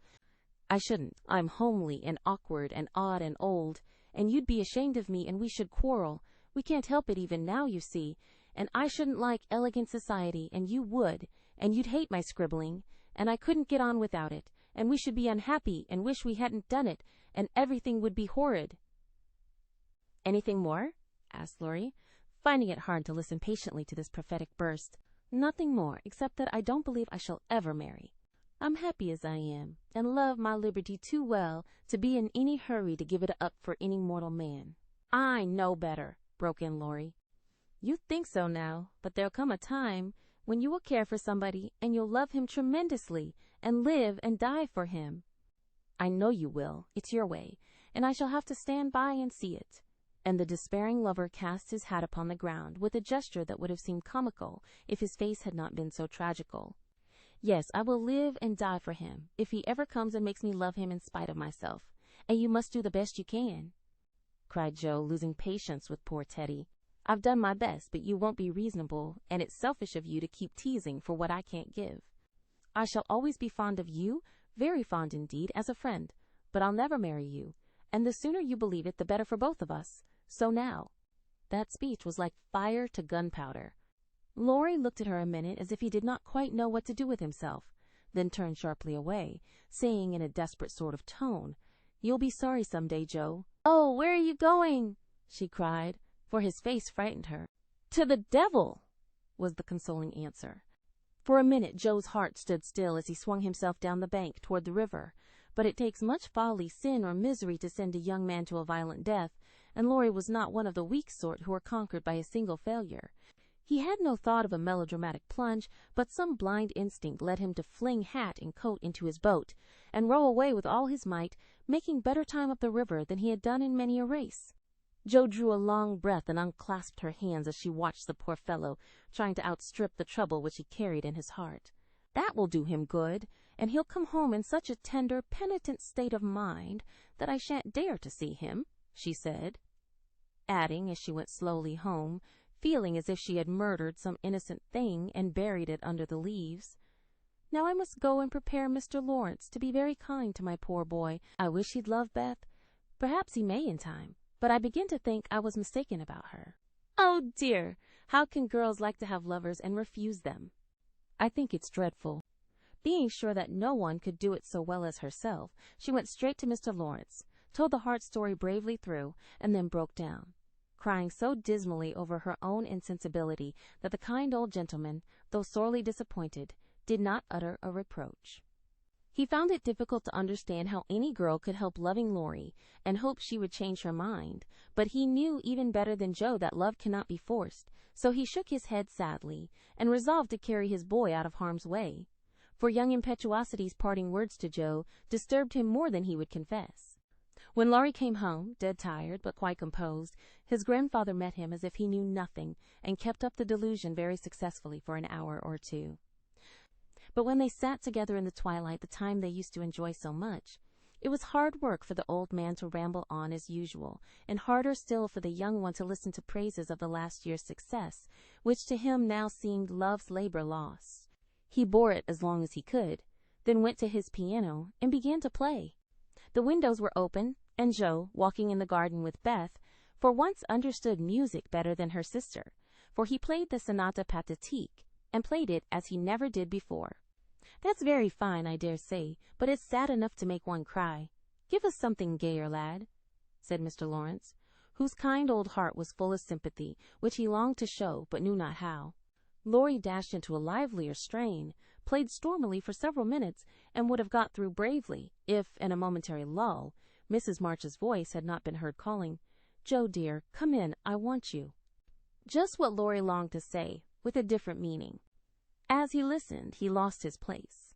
The music ended with a broken chord, and the musician sat silent in the dark. "I can't stand this," muttered the old gentleman. Up he got, groped his way to the piano, laid a kind hand on either of the broad shoulders, and said, as gently as a woman, "I know, my boy, I know." No answer for an instant. Then Laurie asked sharply, "Who told you?" "Joe herself." "Then there's an end of it." And he shook off his grandfather's hands with an impatient motion, for though grateful for the sympathy, his man's pride could not bear a man's pity. "Not quite. I want to say one thing, and then there shall be an end of it," returned Mr. Laurence with unusual mildness. "You won't care to stay at home just now, perhaps?" "I don't intend to run away from a girl. Joe can't prevent my seeing her, and I shall stay and do it as long as I like," interrupted Laurie in a defiant tone. Not if you are the gentleman I think you. I'm disappointed, but the girl can't help it. And the only thing left for you to do is to go away for a time. Anywhere. I don't care what becomes of me. And Laurie got up with a reckless laugh that grated on his grandfather's ear. Take it like a man, and don't do anything rash, for God's sake. Why not go abroad, as you planned, and forget it? I can't. But you've been wild to go, and I promised you should when you got through college. But I didn't mean to go alone. And Laurie walked fast through the room, with an expression which it was well his grandfather did not see. I don't ask you to go alone. There's someone ready and glad to go with you, anywhere in the world. Who, sir? Stopping to listen. Myself. Laurie came back as quickly as he went and put out his hand, saying huskily, I'm a selfish brute, but, you know, grandfather. Lord help me, yes, I do know, for I've been through it all before, once in my own young days, and then with your father. Now, my dear boy, just sit quietly down and hear my plan. It's all settled and can be carried out at once, said Mr. Laurence, keeping hold of the young man as if fearful that he would break away, as his father had done before him. Well, sir, what is it? And Laurie sat down, without a sign of interest in face or voice. There is business in London that needs looking after. I meant you should attend to it, but I can do it better myself, and things here will get on very well with Brooke to manage them. My partners do almost everything. I'm merely holding on till you take my place, and can be off at any time. But you hate traveling, sir. I can't ask it of you at your age, began Laurie, who was grateful for the sacrifice, but much preferred to go alone if he went at all. The old gentleman knew that perfectly well, and particularly desired to prevent it, for the mood in which he found his grandson assured him that it would not be wise to leave him to his own devices.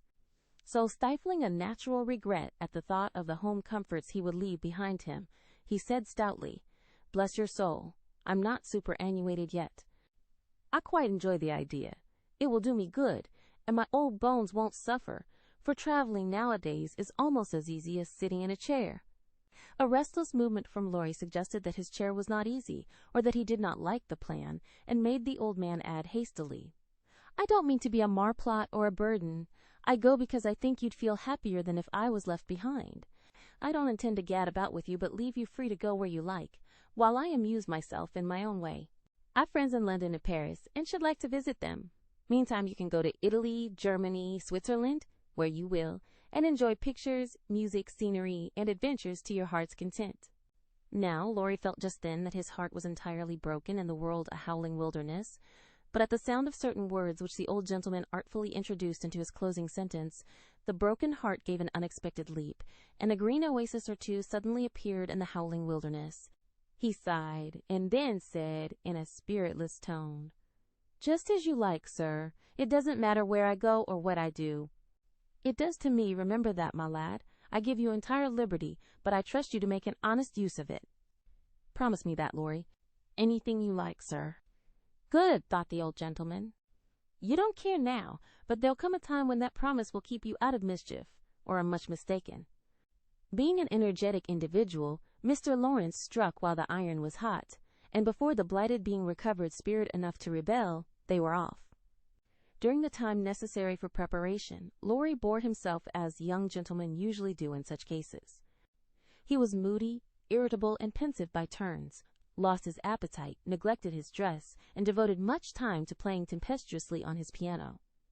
Avoided Jo, but consoled himself by staring at her from his window, with a tragical face that haunted her dreams by night, and oppressed her with a heavy sense of guilt by day. Unlike some sufferers, he never spoke of his unrequited passion, and would allow no one, not even Mrs. March, to attempt consolation or offer sympathy. On some accounts this was a relief to his friends, but the weeks before his departure were very uncomfortable, and everyone rejoiced that the poor dear fellow was going away to forget his trouble and come home happy. Of course he smiled darkly at their delusion, but passed it by, with the sad superiority of one who knew that his fidelity, like his love, was unalterable. When the parting came, he affected high spirits, to conceal certain inconvenient emotions which seemed inclined to assert themselves. This gaiety did not impose upon anybody, but they tried to look as if it did, for his sake, and he got on very well till Mrs. March kissed him, with a whisper full of motherly solicitude. Then, feeling that he was going very fast, he hastily embraced them all round, not forgetting the afflicted Hannah, and ran downstairs as if for his life. Jo followed a minute after to wave her hand to him if he looked round. He did look round, came back, put his arms about her as she stood on the step above him, and looked up at her with a face that made his short appeal both eloquent and pathetic. "Oh, Jo, can't you? Teddy dear, I wish I could." That was all, except a little pause. Then Laurie straightened himself up, said, "It's all right, never mind," and went away without another word. But it wasn't all right, and Jo did mind. For while the curly head lay on her arm a minute after her hard answer, she felt as if she had stabbed her dearest friend. And when he left her without a look behind him, she knew that the boy Laurie never would come again. Chapter 36. Beth's Secret. When Jo came home that spring, she had been struck with the change in Beth. No one spoke of it or seemed aware of it, for it had come too gradually to startle those who saw her daily. But to eyes sharpened by absence, it was very plain, and a heavy weight fell on Jo's heart as she saw her sister's face. It was no paler and but little thinner than in the autumn. Yet there was a strange, transparent look about it, as if the mortal was being slowly refined away, and the immortal shining through the frail flesh with an indescribably pathetic beauty. Jo saw and felt it, but said nothing at the time, and soon the first impression lost much of its power, for Beth seemed happy, no one appeared to doubt that she was better, and presently, in other cares, Jo for a time forgot her fear. But when Laurie was gone, and peace prevailed again, the vague anxiety returned and haunted her. She had confessed her sins and been forgiven, but when she showed her savings and proposed the mountain trip, Beth had thanked her heartily, but begged not to go so far away from home. Another little visit to the seashore would suit her better, and, as Grandma could not be prevailed upon to leave the babies, Jo took Beth down to the quiet place, where she could live much in the open air, and let the fresh sea breezes blow a little color into her pale cheeks. It was not a fashionable place, but, even among the pleasant people there, the girls made few friends, preferring to live for one another. Beth was too shy to enjoy society, and Jo too wrapped up in her to care for anyone else. So they were all in all to each other and came and went, quite unconscious of the interest they excited in those about them, who watched with sympathetic eyes the strong sister and the feeble one, always together, as if they felt instinctively that a long separation was not far away. They did feel it, yet neither spoke of it. For often between ourselves and those nearest and dearest to us, there exists a reserve which it is very hard to overcome. Jo felt as if a veil had fallen between her heart and Beth's, but when she put out her hand to lift it up, there seemed something sacred in the silence, and she waited for Beth to speak. She wondered, and was thankful also, that her parents did not seem to see what she saw. And during the quiet weeks, when the shadow grew so plain to her, she said nothing of it to those at home, believing that it would tell itself when Beth came back no better. She wondered still more if her sister really guessed the hard truth, and what thoughts were passing through her mind during the long hours when she lay on the warm rocks, with her head in Jo's lap, while the winds blew healthfully over her, and the sea made music at her feet. Healthfully over her, one day Beth told her. Jo thought she was asleep. She lay so still, and, putting down her book, sat looking at her with wistful eyes, trying to see signs of hope in the faint color on Beth's cheeks. But she could not find enough to satisfy her, for the cheeks were very thin, and the hands seemed too feeble to hold even the rosy little shells they had been gathering. It came to her then more bitterly than ever that Beth was slowly drifting away from her, and her arms instinctively tightened their hold upon the dearest treasure she possessed. For a minute her eyes were too dim for seeing, and when they cleared, Beth was looking up at her so tenderly that there was hardly any need for her to say, "Jo, dear, I'm glad you know it. I've tried to tell you, but I couldn't." There was no answer except her sister's cheek against her own, not even tears, for when most deeply moved, Jo did not cry. She was the weaker then, and Beth tried to comfort and sustain her, with her arms about her and the soothing words she whispered in her ear. "I've known it for a good while, dear, and now I'm used to it. It isn't hard to think of or to bear. Try to see it so, and don't be troubled about me, because it's best. Indeed it is." "Is this what made you so unhappy in the autumn, Beth? You did not feel it then and keep it to yourself so long, did you?" asked Jo, refusing to see or say that it was best, but glad to know that Laurie had no part in Beth's trouble. "Yes, I gave up hoping then, but I didn't like to own it. I tried to think it was a sick fancy and would not let it trouble anyone. But when I saw you all so well and strong and full of happy plans, it was hard to feel that I could never be like you, and then I was miserable, Joe. Oh, Beth, and you didn't tell me, didn't let me comfort and help you. How could you shut me out and bear it all alone? Joe's voice was full of tender reproach, and her heart ached to think of the solitary struggle that must have gone on, while Beth learned to say goodbye to health, love, and life, and take up her cross so cheerfully. Perhaps it was wrong, but I tried to do right. I wasn't sure, no one said anything, and I hoped I was mistaken. It would have been selfish to frighten you all when Marmee was so anxious about Meg and Amy away, and you so happy with Laurie. At least I thought so then. And I thought that you loved him, Beth, and I went away because I couldn't, cried Joe, glad to say all the truth. Beth looked so amazed at the idea that Joe smiled in spite of her pain and added softly, Then you didn't, dearie? I was afraid it was so, and imagined your poor little heart full of lovelornity all that while. Why, Joe, how could I when he was so fond of you? Asked Beth, as innocently as a child. I do love him dearly. He is so good to me. How can I help it? But he never could be anything to me but my brother. I hope he truly will be sometime. Not through me, said Joe decidedly. Amy is left for him, and they would suit excellently. But I have no heart for such things now. I don't care what becomes of anybody but you, Beth. I want to. Oh, so much. I try, but every day I lose a little and feel more sure that I shall never gain it back. It's like the tide, Joe. When it turns, it goes slowly, but it can't be stopped. It shall be stopped. Your tide must not turn so soon. 19 is too young. Beth, I can't let you go. I'll work and pray and fight against it. I'll keep you in spite of everything. There must be ways. It can't be too late. God won't be so cruel as to take you from me, cried poor Joe rebelliously, for her spirit was far less piously submissive than Beth's. Simple, sincere people seldom speak much of their piety. It shows itself in acts rather than in words, and has more influence than homilies or protestations. Beth could not reason upon or explain the faith that gave her courage and patience to give up life and cheerfully wait for death. Like a confiding child, she asked no questions, but left everything to God and nature, Father and Mother of us all, feeling sure that they and they only could teach and strengthen heart and spirit for this life and the life to come. She did not rebuke Joe with saintly speeches, only loved her better for her passionate affection, and clung more closely to the dear human love, from which our Father never means us to be weaned, but through which he draws us closer to himself.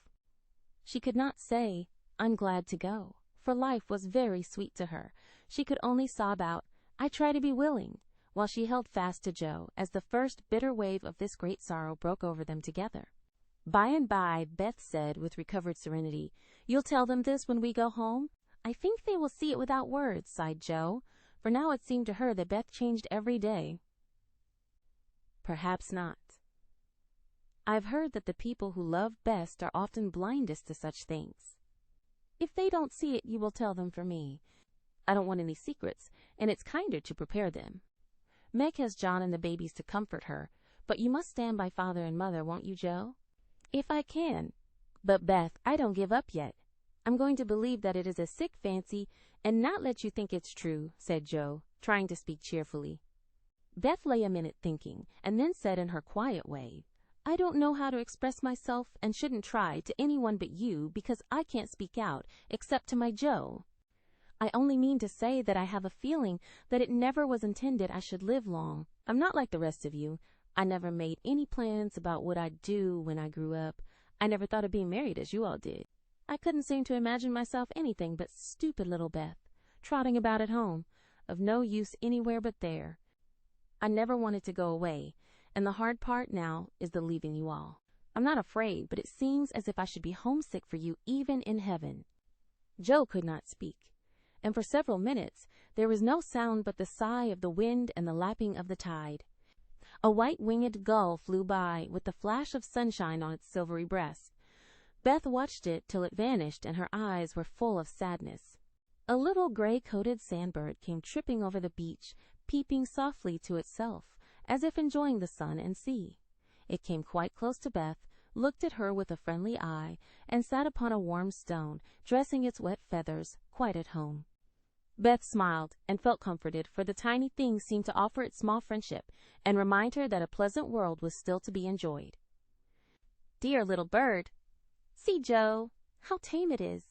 I like Peeps better than the gulls. They are not so wild and handsome, but they seem happy, confiding little things. I used to call them my birds last summer, and Mother said they reminded her of me, busy, Quaker-colored creatures, always near the shore and always chirping that contented little song of theirs. You are the gull, Joe, strong and wild, fond of the storm and the wind, flying far out to sea, and happy all alone. Meg is the turtle dove, and Amy is like the lark she writes about, trying to get up among the clouds, but always dropping down into its nest again. Dear little girl, she's so ambitious, but her heart is good and tender, and no matter how high she flies, she never will forget home. I hope I shall see her again, but she seems so far away. She is coming in the spring, and I mean that you shall be all ready to see and enjoy her. I'm going to have you well and rosy by that time," began Joe, feeling that of all the changes in Beth, the talking change was the greatest, for it seemed to cost no effort now, and she thought aloud in a way quite unlike bashful Beth. "Joe, dear, don't hope any more. It won't do any good, I'm sure of that. We won't be miserable, but enjoy being together while we wait. We'll have happy times, for I don't suffer much, and I think the tide will go out easily if you help me." Joe leaned down to kiss the tranquil face, and with that silent kiss she dedicated herself soul and body to Beth. She was right. There was no need of any words when they got home, for Father and Mother saw plainly now what they had prayed to be saved from seeing. Tired with her short journey, Beth went at once to bed, saying how glad she was to be at home, and when Joe went down, she found that she would be spared the hard task of telling Beth's secret. Her father stood leaning his head on the mantelpiece and did not turn as she came in, but her mother stretched out her arms as if for help, and Joe went to comfort her without a word. Chapter 37. New Impressions. At 3 o'clock in the afternoon, all the fashionable world at Nice may be seen on the Promenade des Anglais. A charming place, for the wide walk bordered with palms, flowers, and tropical shrubs is bounded on one side by the sea, on the other by the Grand Drive, lined with hotels and villas, while beyond lie orange orchards and the hills. Many nations are represented, many languages spoken, many costumes worn, and, on a sunny day, the spectacle is as gay and brilliant as a carnival. Haughty English, lively French, sober Germans, handsome Spaniards, ugly Russians, meek Jews, free and easy Americans, all drive, sit, or saunter here, chatting over the news and criticizing the latest celebrity who has arrived, Ristori or Dickens, Victor Emmanuel, or the Queen of the Sandwich Islands. The equipages are as varied as the company and attract as much attention, especially the low basket barouches in which ladies drive themselves, with a pair of dashing ponies, gay nets to keep their voluminous flounces from overflowing the diminutive vehicles, and little grooms on the perch behind. Along this walk, on Christmas Day, a tall young man walks slowly, with his hands behind him, and a somewhat absent expression of countenance. He looked like an Italian, was dressed like an Englishman, and had the independent air of an American, a combination which caused sundry pairs of feminine eyes to look approvingly after him, and sundry dandies in black velvet suits, with rose-colored neckties, buff gloves, and orange flowers in their buttonholes, to shrug their shoulders and then envy him his inches. There were plenty of pretty faces to admire, but the young man took little notice of them, except to glance, now and then, at some blonde girl or lady in blue. Presently he strolled out of the promenade and stood a moment at the crossing, as if undecided whether to go and listen to the band in the Jardin Public or to wander along the beach toward Castle Hill. The quick trot of ponies' feet made him look up, as one of the little carriages containing a single lady came rapidly down the street. The lady was young, blonde, and dressed in blue. He stared a minute, then his whole face woke up, and, waving his hat like a boy, he hurried forward to meet her. "Oh, Laurie, is it really you? I thought you'd never come," cried Amy, dropping the reins and holding out both hands, to the great scandalization of a French mamma, who hastened her daughter's steps, lest she should be demoralized by beholding the free manners of these mad English. "I was detained, by the way, but I promised to spend Christmas with you, and here I am. How is your grandfather? When did you come? Where are you staying? Very well, last night at the Chavain. I called at your hotel, but you were all out. I have so much to say, I don't know where to begin. Get in, and we can talk at our ease. I was going for a drive, and longing for company. Flo's saving up for tonight. What happens then? A ball? A Christmas party at our hotel. There are many Americans there, and they give it in honor of the day. You'll go with us, of course. Aunt will be charmed. Thank you. Where now? Asked Laurie, leaning back and folding his arms, a proceeding which suited Amy, who preferred to drive, for her parasol whip and blue reins over the white ponies' backs afforded her infinite satisfaction. I'm going to the banker's first, for letters, and then to Castle Hill. The view is so lovely, and I like to feed the peacocks. Have you ever been there? Often, years ago, but I don't mind having a look at it. Now tell me all about yourself. The last I heard of you, your grandfather wrote that he expected you from Berlin. Yes, I spent a month there, and then joined him in Paris, where he has settled for the winter. He has friends there and finds plenty to amuse him, so I go and come, and we get on capitally. That's a sociable arrangement, said Amy, missing something in Laurie's manner, though she couldn't tell what. Why, you see, he hates to travel, and I hate to keep still, so we each suit ourselves, and there is no trouble. I am often with him, and he enjoys my adventures, while I like to feel that someone is glad to see me when I get back from my wanderings. Dirty old hole, isn't it? He added, with a look of disgust, as they drove along the boulevard to the Place Napoleon in the old city. The dirt is picturesque, so I don't mind. The river and the hills are delicious, and these glimpses of the narrow cross streets are my delight.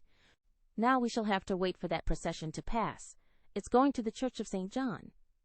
While Laurie listlessly watched the procession of priests under their canopies, white-veiled nuns bearing lighted tapers, and some brotherhood in blue chanting as they walked, Amy watched him and felt a new sort of shyness steal over her, for he was changed, and she could not find the merry-faced boy she left in the moody-looking man beside her. He was handsomer than ever, and greatly improved, she thought, but now that the flush of pleasure at meeting her was over, he looked tired and spiritless, not sick, nor exactly unhappy, but older and graver than a year or two of prosperous life should have made him. She couldn't understand it, and did not venture to ask questions, so she shook her head and touched up her ponies as the procession wound away across the arches of the Paglioni Bridge and vanished in the church. Que pensez-vous? She said, airing her French, which had improved in quantity, if not in quality, since she came abroad. That mademoiselle has made good use of her time, and the result is charming, replied Laurie, bowing with his hand on his heart and an admiring look. She blushed with pleasure, but somehow the compliment did not satisfy her like the blunt praises he used to give her at home, when he promenaded round her on festival occasions and told her she was altogether jolly, with a hearty smile and an approving pat on the head. She didn't like the new tone, for, though not blasé, it sounded indifferent in spite of the look.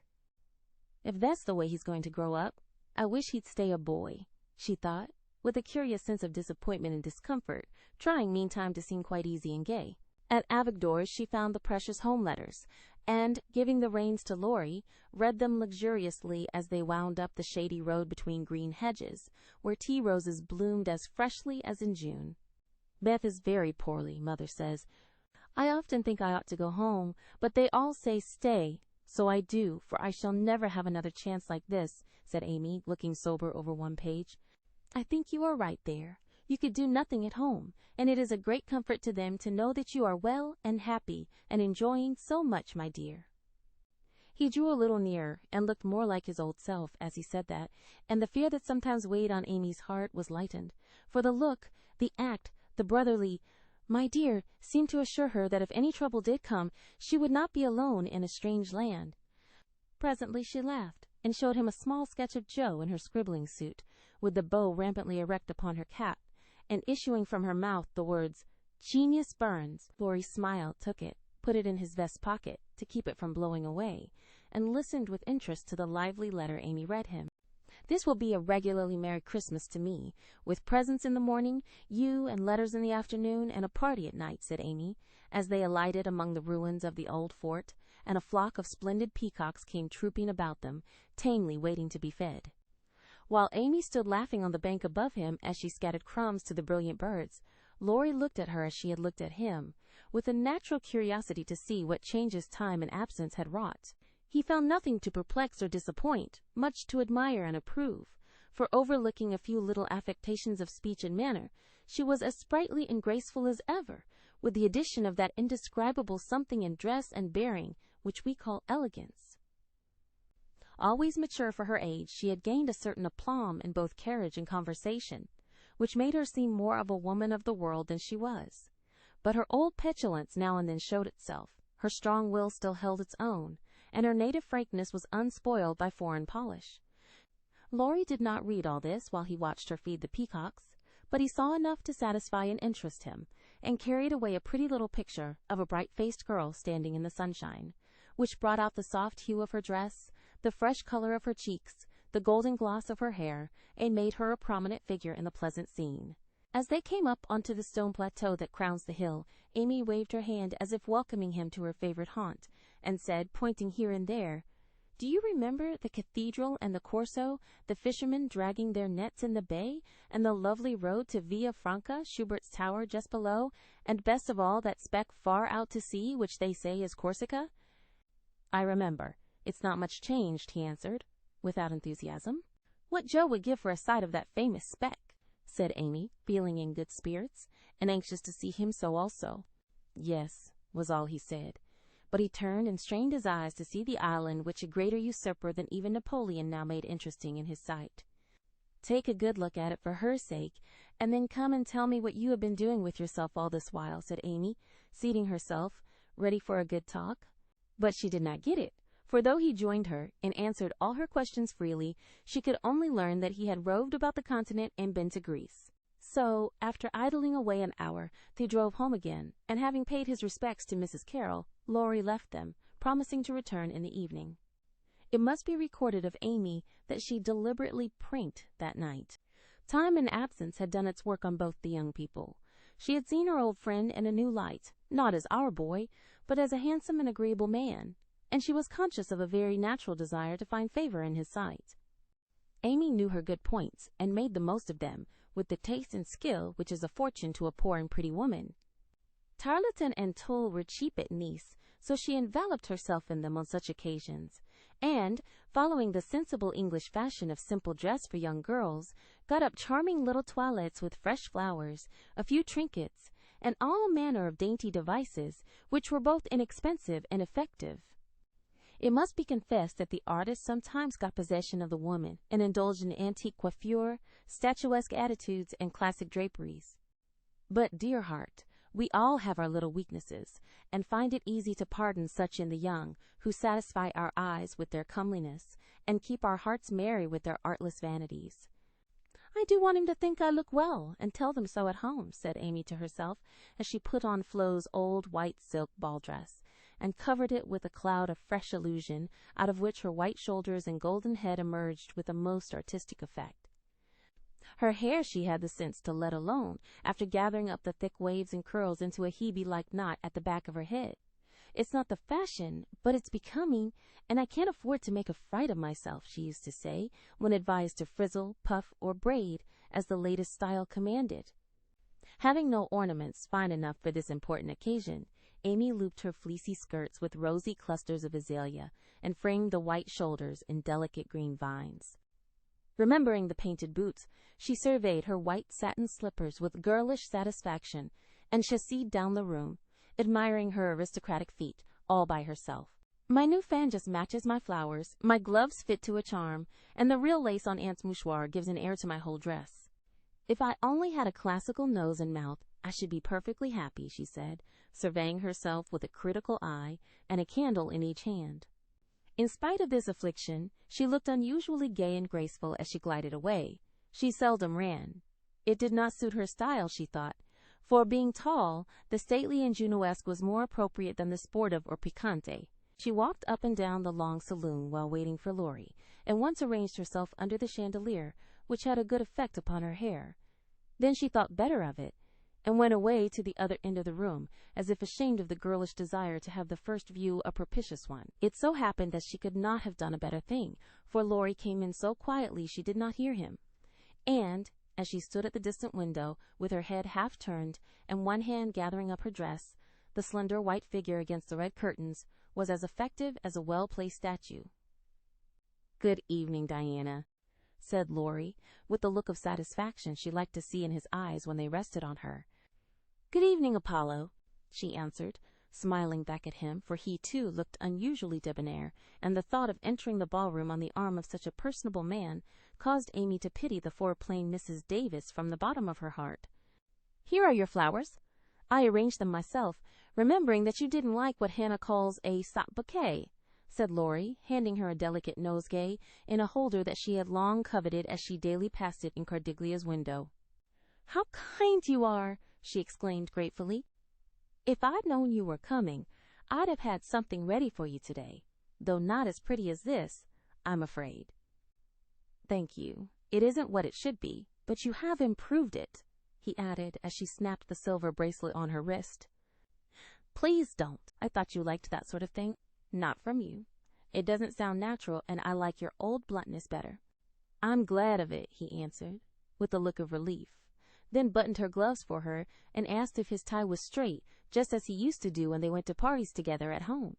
The company assembled in the long salle. A manger, that evening, was such as one sees nowhere but on the continent. The hospitable Americans had invited every acquaintance they had in Nice, and having no prejudice against titles, secured a few to add luster to their Christmas ball.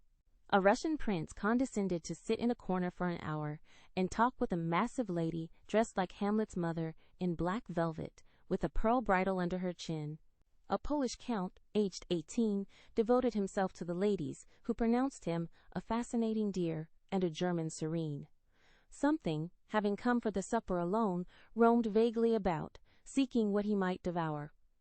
Baron Rothschild's private secretary, a large-nosed Jew in tight boots, affably beamed upon the world as if his master's name crowned him with a golden halo.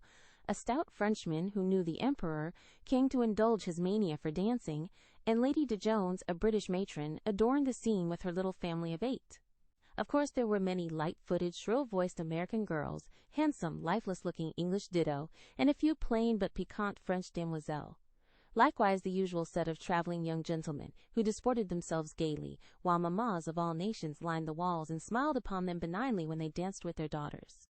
Any young girl can imagine Amy's state of mind when she took the stage.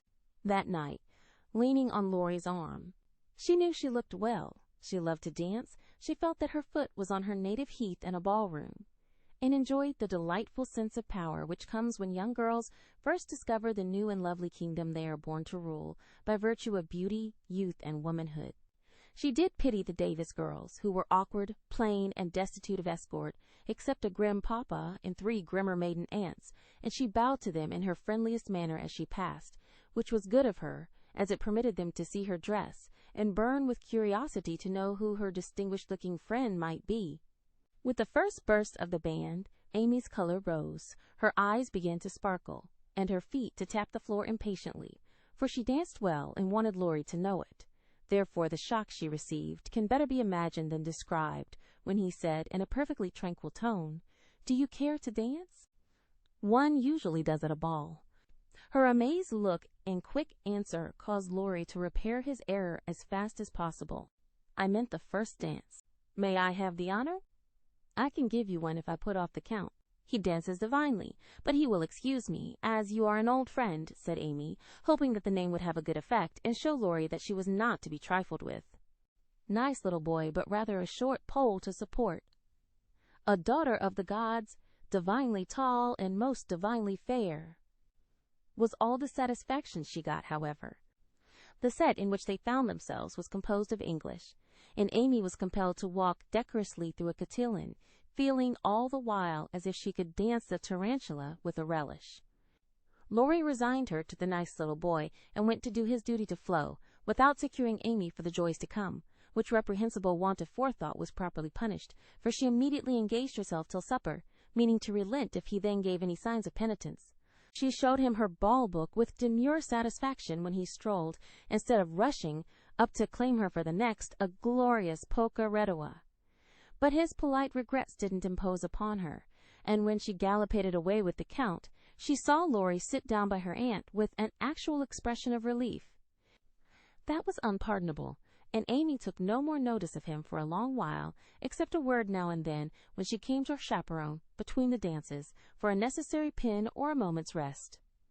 Her anger had a good effect, however, for she hid it under a smiling face, and seemed unusually blithe and brilliant.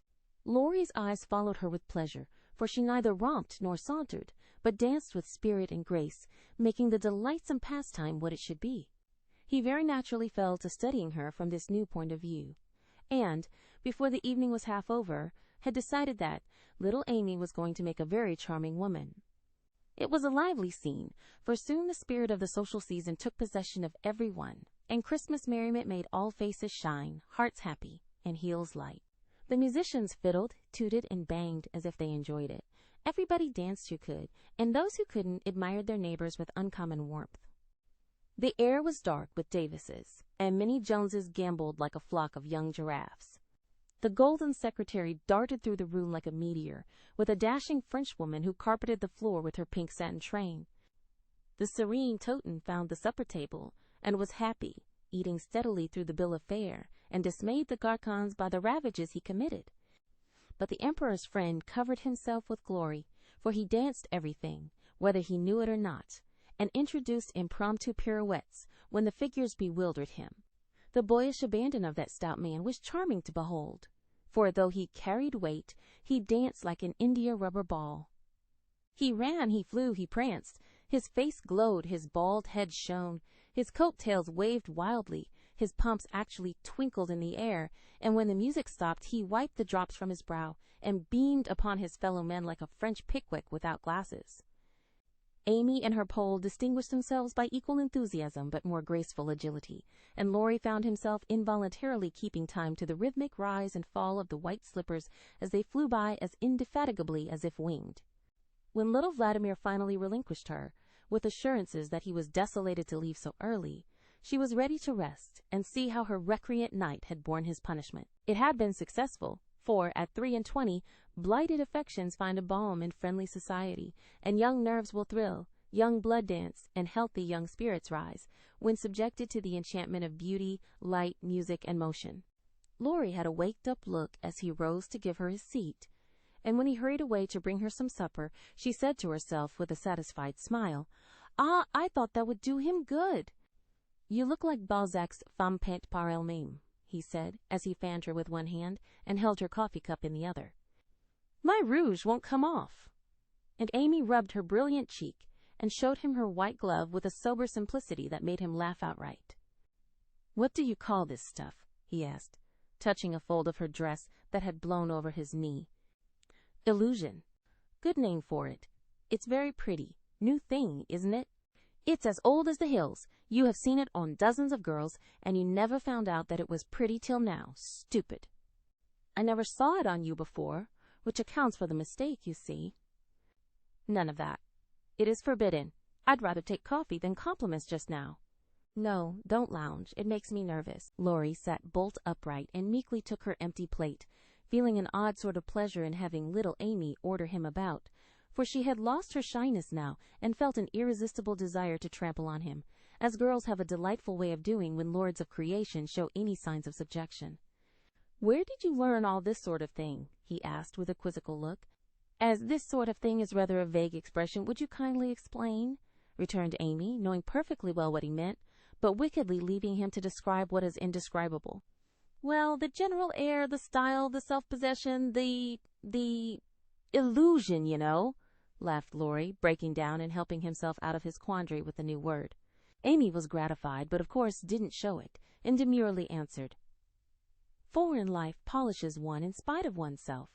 I study as well as play, and as for this," with a little gesture toward her dress, "why, tulle is cheap, posies to be had for nothing, and I'm used to making the most of my poor little things." Amy rather regretted that last sentence, fearing it wasn't in good taste, but Laurie liked her the better for it, and found himself both admiring and respecting the brave patience that made the most of opportunity, and the cheerful spirit that covered poverty with flowers.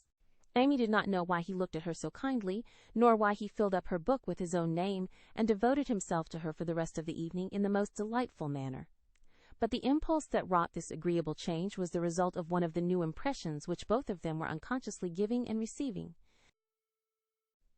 Chapter 38. On the Shelf. In France, the young girls have a dull time of it till they are married, when Vive la Liberté becomes their motto. In America, as everyone knows, girls early sign the Declaration of Independence and enjoy their freedom with Republican zest. But the young matrons usually abdicate with the first heir to the throne and go into a seclusion almost as close as a French nunnery, though by no means as quiet.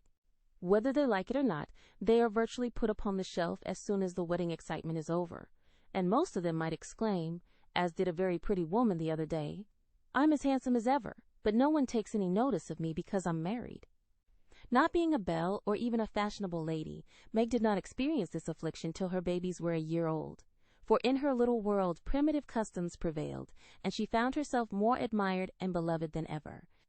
As she was a womanly little woman, the maternal instinct was very strong, and she was entirely absorbed in her children, to the utter exclusion of everything and everybody else.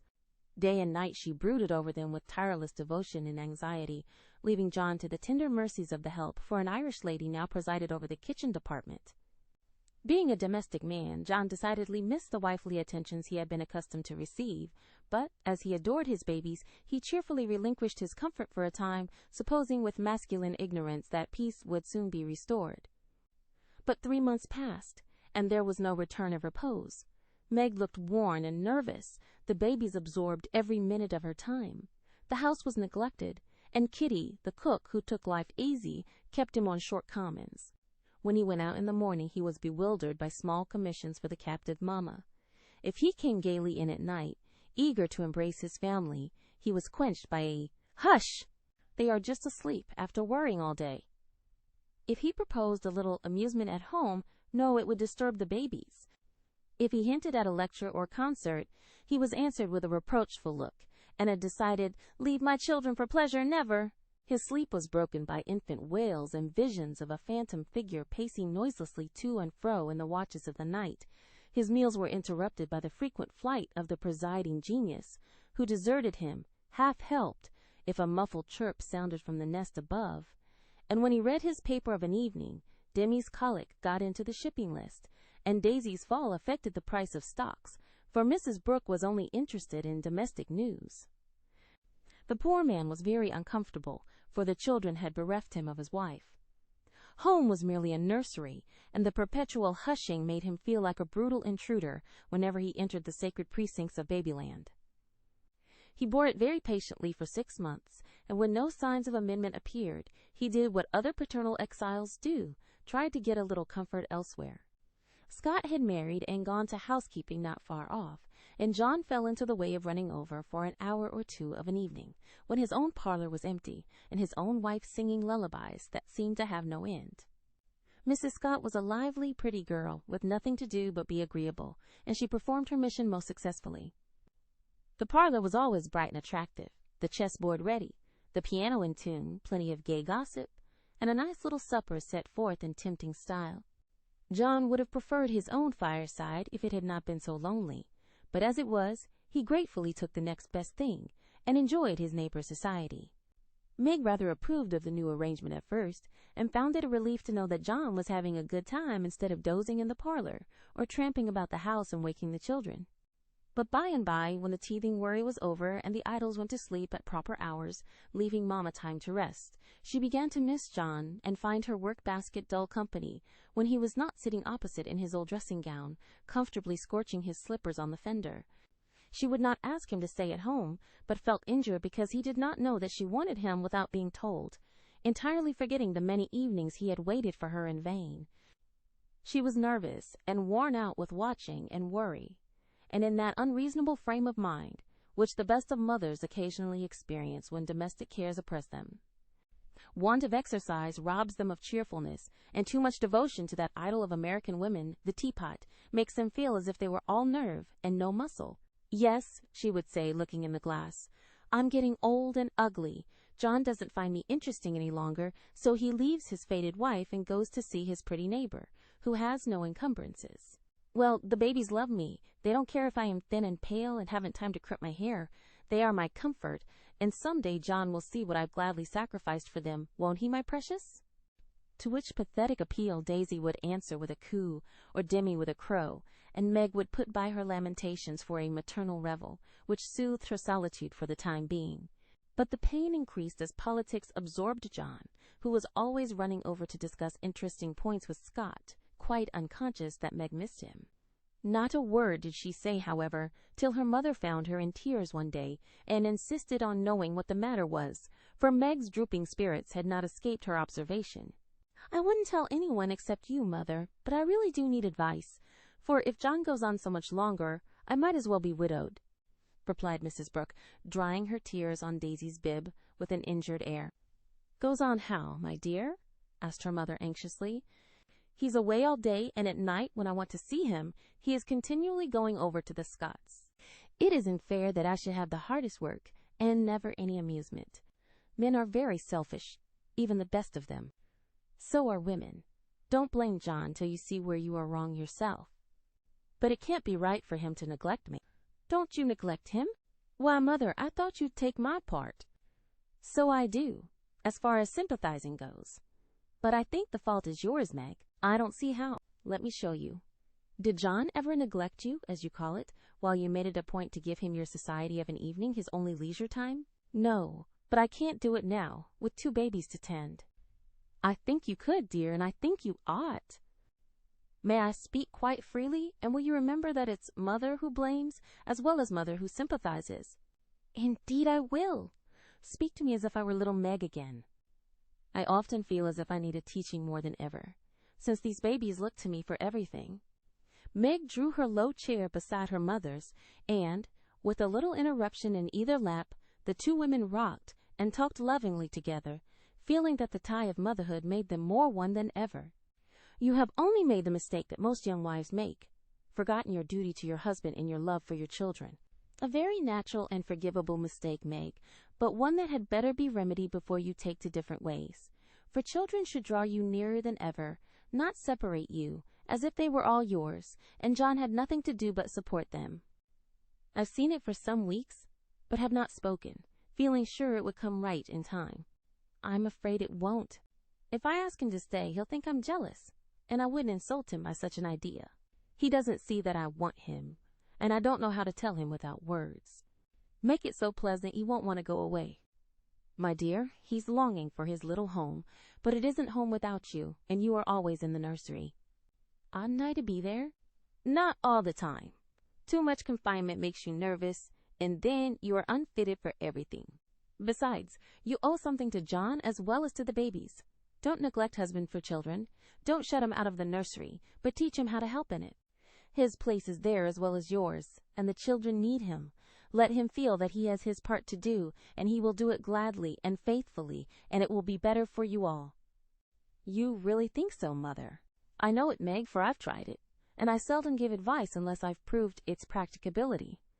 When you and Joe were little, I went on just as you are, feeling as if I didn't do my duty unless I devoted myself wholly to you. Poor father took to his books after I had refused all offers of help and left me to try my experiment alone. I struggled along as well as I could, but Joe was too much for me. I nearly spoiled her by indulgence. You were poorly, and I worried about you till I fell sick myself. Then father came to the rescue, quietly managed everything, and made himself so helpful that I saw my mistake, and never have been able to get on without him since. That is the secret of our home happiness.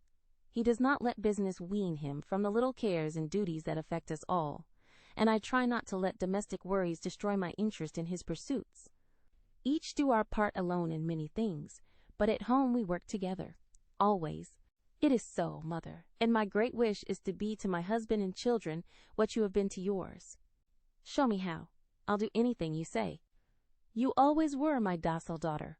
Well, dear, if I were you, I'd let John have more to do with the management of Demi, for the boy needs training, and it's none too soon to begin. Then I'd do what I have often proposed. Let Hannah come and help you. She is a capital nurse, and you may trust the precious babies to her while you do more housework. You need the exercise, Hannah would enjoy the rest, and John would find his wife again. Go out more. Keep cheerful as well as busy, for you are the sunshine maker of the family, and if you get dismal, there is no fair weather. Then I try to take an interest in whatever John likes. Talk with him, let him read to you, exchange ideas, and help each other in that way. Don't shut yourself up in a bandbox because you are a woman, but understand what is going on, and educate yourself to take your part in the world's work, for it all affects you and yours. John is so sensible, I'm afraid he will think I'm stupid if I ask questions about politics and things. I don't believe he would. Love covers a multitude of sins, and of whom could you ask more freely than of him? Try it, and see if he doesn't find your society far more agreeable than Mrs. Scott's suppers. I will! Poor John! I'm afraid I have neglected him sadly, but I thought I was right, and he never said anything. He tried not to be selfish, but he has felt rather forlorn, I fancy. This is just the time, Meg, when young married people are apt to grow apart, and the very time when they ought to be most together, for the first tenderness soon wears off, unless care is taken to preserve it, and no time is so beautiful and precious to parents as the first years of the little lives given them to train. Don't let John be a stranger to the babies, for they will do more to keep him safe and happy in this world of trial and temptation than anything else, and through them you will learn to know and love one another as you should. Now, dear, goodbye. Think over Mother's preachment, act upon it if it seems good, and God bless you all. Meg did think it over, found it good, and acted upon it, though the first attempt was not made exactly as she planned to have it. Of course, the children tyrannized over her, and ruled the house as soon as they found out that kicking and squalling brought them whatever they wanted. Mamma was an abject slave to their caprices, but Papa was not so easily subjugated, and occasionally afflicted his tender spouse by an attempt at paternal discipline with his obstreperous son. For Demi inherited a trifle of his sire's firmness of character, we won't call it obstinacy, and when he made up his little mind to have or to do anything, all the king's horses and all the king's men could not change that pertinacious little mind. Mamma thought the dear too young to be taught to conquer his prejudices, but Papa believed that it never was too soon to learn obedience. So Master Demi early discovered that when he undertook to wrestle with Par, he always got the worst of it. Yet, like the Englishman, Baby respected the man who conquered him, and loved the father whose grave "No, no" was more impressive than all Mamma's love pats. A few days after the talk with her mother, Meg resolved to try a social evening with John, so she ordered a nice supper, set the parlor in order, dressed herself prettily, and put the children to bed early that nothing should interfere with her experiment. But, unfortunately, Demi's most unconquerable prejudice was against going to bed, and that night he decided to go on a rampage. So poor Meg sung and rocked, told stories, and tried every sleep-provoking while she could devise, but all in vain. The big eyes wouldn't shut, and long after Daisy had gone to Bilo, like the chubby little bunch of good nature she was, naughty Demi lay staring at the light, with the most discouragingly wide-awake expression of countenance. "Will Demi lie still like a good boy, while Mamma runs down and gives poor Papa his tea?" asked Meg, as the hall door softly closed, and the well-known step went tiptoeing into the dining room. "Me has tea?" said Demi, preparing to join in the revel. "No, but I'll save you some little cakeys for breakfast, if you'll go bye-bye like Daisy. Will you, lovey?" "Iss," and Demi shut his eyes tight, as if to catch sleep and hurry the desired day. Taking advantage of the propitious moment, Meg slipped away and ran down to greet her husband with a smiling face and the little blue bow in her hair which was his especial admiration. He saw at once and said with pleased surprise, "Why, little mother, how gay we are tonight! Do you expect company?" "Only you, dear." "Is it a birthday, anniversary, or anything?" "No, I'm tired of being a dowdy, so I dressed up as a change."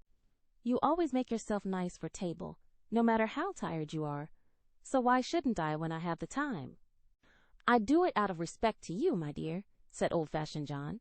"Ditto, ditto, Mr. Brooke," laughed Meg, looking young and pretty again as she nodded to him over the teapot. "Well, it's altogether delightful, and like old times. This tastes right. I drink your health, dear." And John sipped his tea with an air of reposeful rapture, which was of very short duration, however, for, as he put down his cup, the door-handle rattled mysteriously, and a little voice was heard, saying impatiently, "Opie doy, me's tummin'." "It's that naughty boy. I told him to go to sleep alone, and here he is, downstairs, getting his death a cold pattering over that canvas," said Meg, answering the call. "Morning now," announced Demi in a joyful tone as he entered, with his long nightgown gracefully festooned over his arm and every curl bobbing gaily as he pranced about the table, eyeing the cakeys with loving glances. "No, it isn't morning yet. You must go to bed and not trouble poor mamma. Then you can have the little cake with sugar on it." "Me loves parpar," said the artful one, preparing to climb the paternal knee and revel in forbidden joys. But John shook his head and said to Meg, "If you told him to stay up there and go to sleep alone, make him do it, or he will never learn to mind you." "Yes, of course. Come, Demi." And Meg led her son away, feeling a strong desire to spank the little marplot who hopped beside her, laboring under the delusion that the bribe was to be administered as soon as they reached the nursery. Nor was he disappointed, for that short-sighted woman actually gave him a lump of sugar, tucked him into his bed, and forbade any more promenades till morning. "Yes," said Demi the perjured, blissfully sucking his sugar, and regarding his first attempt as eminently successful. Meg returned to her place, and supper was progressing pleasantly when the little ghost walked again and exposed the maternal delinquencies by boldly demanding, "More sudar, Mar." "Now this won't do," said John, hardening his heart against the engaging little sinner. "We shall never know any peace till that child learns to go to bed properly. You have made a slave of yourself long enough. Give him one lesson, and then there will be an end of it. Put him in his bed and leave him, Meg." "He won't stay there. He never does, unless I sit by him." "I'll manage him. Demi, go upstairs and get into your bed, as Mamma bids you." "Sent," replied the young rebel, helping himself to the coveted cakey and beginning to eat the same with calm audacity. "You must never say that to Papa. I shall carry you if you don't go yourself." "Go away, me don't love parpar," and Demi retired to his mother's skirts for protection. But even that refuge proved unavailing, for he was delivered over to the enemy with a "Be gentle with him, John," which struck the culprit with dismay, for when Mamma deserted him, then the judgment day was at hand. Bereft of his cake, defrauded of his frolic, and borne away by a strong hand to that detested bed, poor Demi could not restrain his wrath, but openly defied Papa, and kicked and screamed lustily all the way upstairs. The minute he was put into bed on one side, he rolled out on the other and made for the door, only to be ignominiously caught up by the tail of his little toga, and put back again, which lively performance was kept up till the young man's strength gave out, when he devoted himself to roaring at the top of his voice. This vocal exercise usually conquered Meg, but John sat as unmoved as the post which is popularly believed to be deaf. No coaxing, no sugar, no lullaby, no story. Even the light was put out, and only the red glow of the fire enlivened the big dark, which Demi regarded with curiosity rather than fear. This new order of things disgusted him, and he howled dismally for Marmar as his angry passion subsided, and recollections of his tender bondwoman returned to the captive autocrat. The plaintive wail which succeeded the passionate roar went to Meg's heart, and she ran up to say beseechingly, "Let me stay with him. He'll be good now, John." "No, my dear, I've told him he must go to sleep, as you bid him, and he must, if I stay here all night." "But he'll cry himself sick," pleaded Meg, reproaching herself for deserting her boy. "No, he won't. He's so tired he will soon drop off, and then the matter is settled, for he will understand that he has got to mind." "Don't interfere. I'll manage him. He's my child, and I can't have his spirit broken by harshness. He's my child, and I won't have his temper spoilt by indulgence. Go down, my dear, and leave the boy to me." When John spoke in that masterful tone, Meg always obeyed and never regretted her docility. "Please let me kiss him once, John." "Certainly. Demi, say good night to Mamma, and let her go and rest, for she is very tired with taking care of you all day." Meg always insisted upon it that the kiss won the victory, for after it was given, Demi sobbed more quietly and lay quite still at the bottom of the bed, whither he had wriggled in his anguish of mind. "Poor little man, he's worn out with sleep and crying.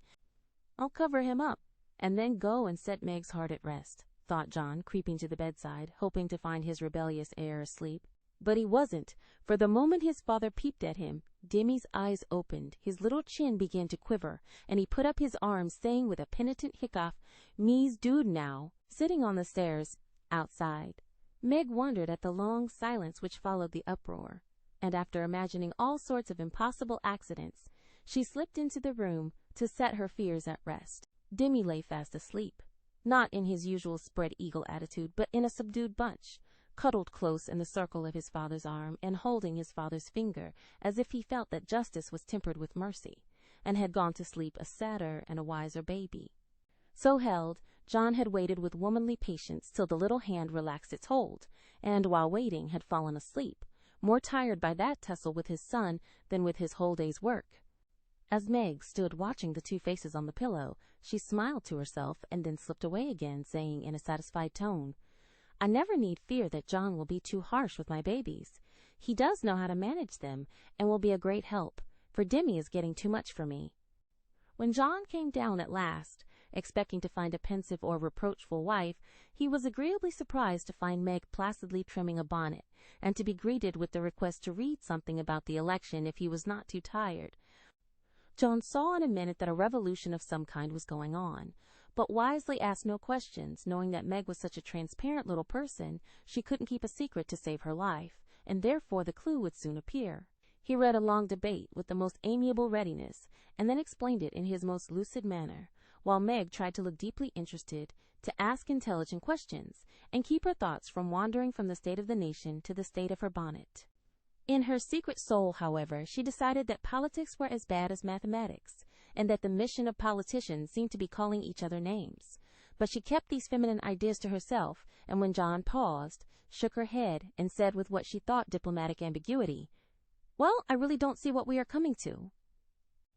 John laughed and watched her for a minute as she poised a pretty little preparation of lace and flowers on her hand, and regarded it with the genuine interest which his harangue had failed to waken.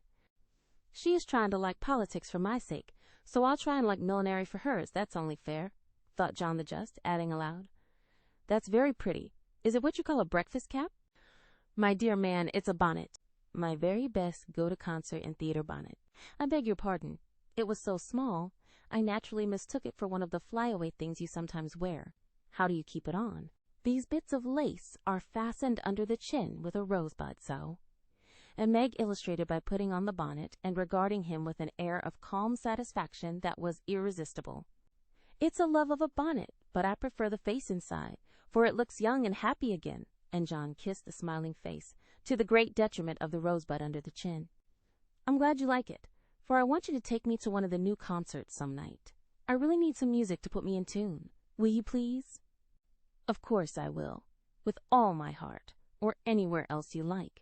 You have been shut up so long it will do you no end of good, and I shall enjoy it, of all things." "What put it into your head, little mother?" "Well, I had a talk with Marmee the other day, and told her how nervous and cross and out of sorts I felt, and she said I needed change and less care, so Hannah is to help me with the children, and I am to see to things about the house more, and now and then have a little fun, just to keep me from getting to be a fidgety, broken-down old woman before my time.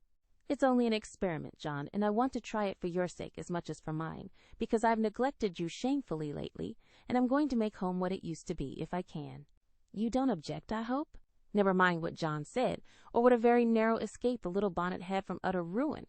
All that we have any business to know is that John did not appear to object, judging from the changes which gradually took place in the house and its inmates. It was not all paradise by any means, but everyone was better for the division of labor system.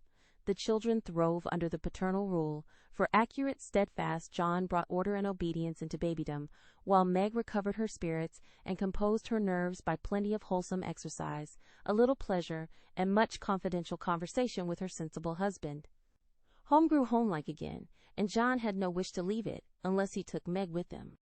The Scotts came to the Brooks now, and everyone found the little house a cheerful place, full of happiness, content, and family love. Even gay Sally Moffat liked to go there.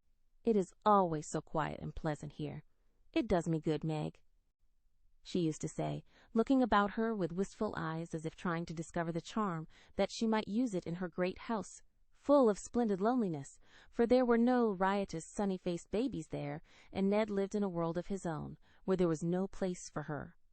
This household happiness did not come all at once, but John and Meg had found the key to it, and each year of married life taught them how to use it, unlocking the treasuries of real home love and mutual helpfulness, which the poorest may possess and the richest cannot buy.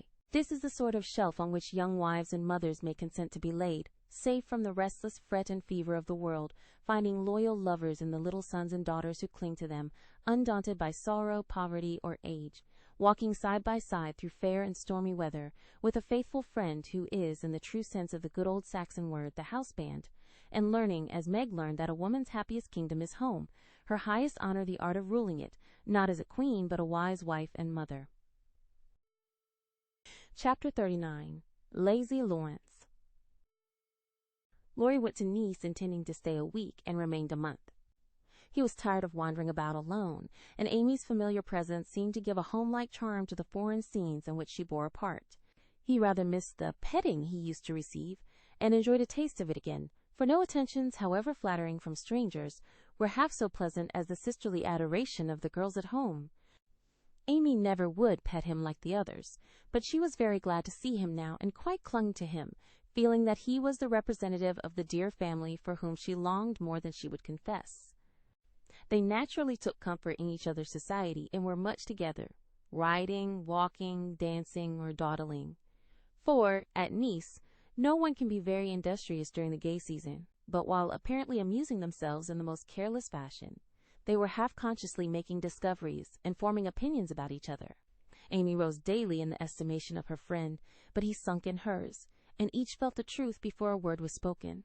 Amy tried to please and succeeded, for she was grateful for the many pleasures he gave her, and repaid him with the little services to which womanly women know how to lend an indescribable charm.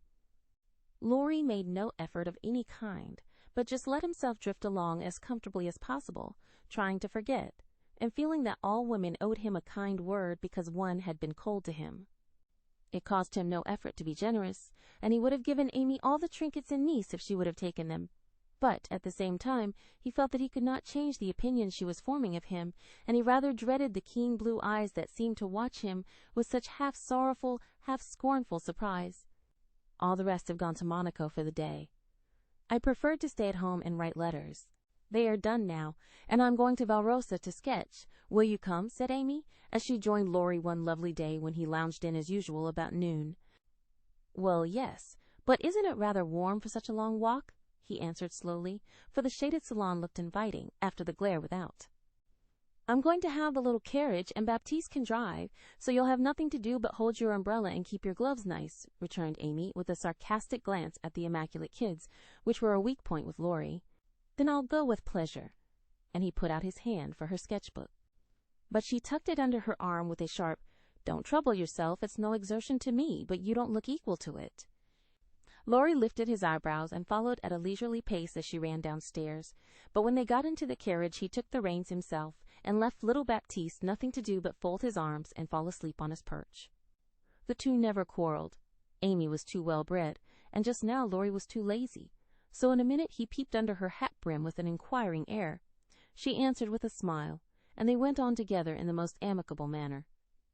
It was a lovely drive, along winding roads rich in the picturesque scenes that delight beauty-loving eyes. Here an ancient monastery, whence the solemn chanting of the monks came down to them. There a bare-legged shepherd, in wooden shoes, pointed hat, and rough jacket over one shoulder, sat piping on a stone, while his goats skipped among the rocks or lay at his feet. Meek, mouse-colored donkeys, laden with panniers of freshly cut grass, passed by, with a pretty girl in a capeline sitting between the green piles, or an old woman spinning with a distaff as she went. Brown, soft-eyed children ran out from the quaint stone hovels to offer nosegays, or bunches of oranges still on the bough. Gnarled olive trees covered the hills with their dusky foliage, fruit hung golden in the orchard, and great scarlet anemones fringed the roadside, while beyond green slopes and craggy heights, the maritime Alps rose sharp and white against the blue Italian sky. Valrosa well deserved its name, for, in that climate of perpetual summer, roses blossomed everywhere. They overhung the archway, thrust themselves between the bars of the great gate with a sweet welcome to passers-by, and lined the avenue, winding through lemon trees and feathery palms up to the villa on the hill. Every shadowy nook, where seats invited one to stop and rest, was a mass of bloom. Every cool grotto had its marble nymph smiling from a veil of flowers, and every fountain reflected crimson, white, or pale pink roses, leaning down to smile at their own beauty. Roses covered the walls of the house, draped the cornices, climbed the pillars, and ran riot over the balustrade of the wide terrace, whence one looked down on the sunny Mediterranean and the white-walled city on its shore. "This is a regular honeymoon paradise, isn't it? Did you ever see such roses?" asked Amy, pausing on the terrace to enjoy the view, and a luxurious whiff of perfume that came wandering by. "No, nor felt such thorns," returned Laurie, with his thumb in his mouth, after a vain attempt to capture a solitary scarlet flower that grew just beyond his reach. "Try lower down and pick those that have no thorns," said Amy, gathering 3 of the tiny cream-colored ones that starred the wall behind her. She put them in his buttonhole as a peace offering, and he stood a minute looking down at them with a curious expression, for in the Italian part of his nature there was a touch of superstition, and he was just then in that state of half-sweet, half-bitter melancholy when imaginative young men find significance in trifles and food for romance everywhere. He had thought of Jo in reaching after the thorny red rose, for vivid flowers became her, and she had often worn ones like that from the greenhouse at home. The pale roses Amy gave him were the sort that the Italians lay in dead hands, never in bridal wreaths, and, for a moment, he wondered if the omen was for Jo or for himself. But the next instant, his American common sense got the better of sentimentality, and he laughed a heartier laugh than Amy had heard since he came. "It's good advice. You better take it and save your fingers," she said, thinking her speech amused him. "Thank you, I will," he answered in jest, and a few months later he did it in earnest. "Laurie, when are you going to your grandfather?" she asked presently, as she settled herself on a rustic seat. "Very soon.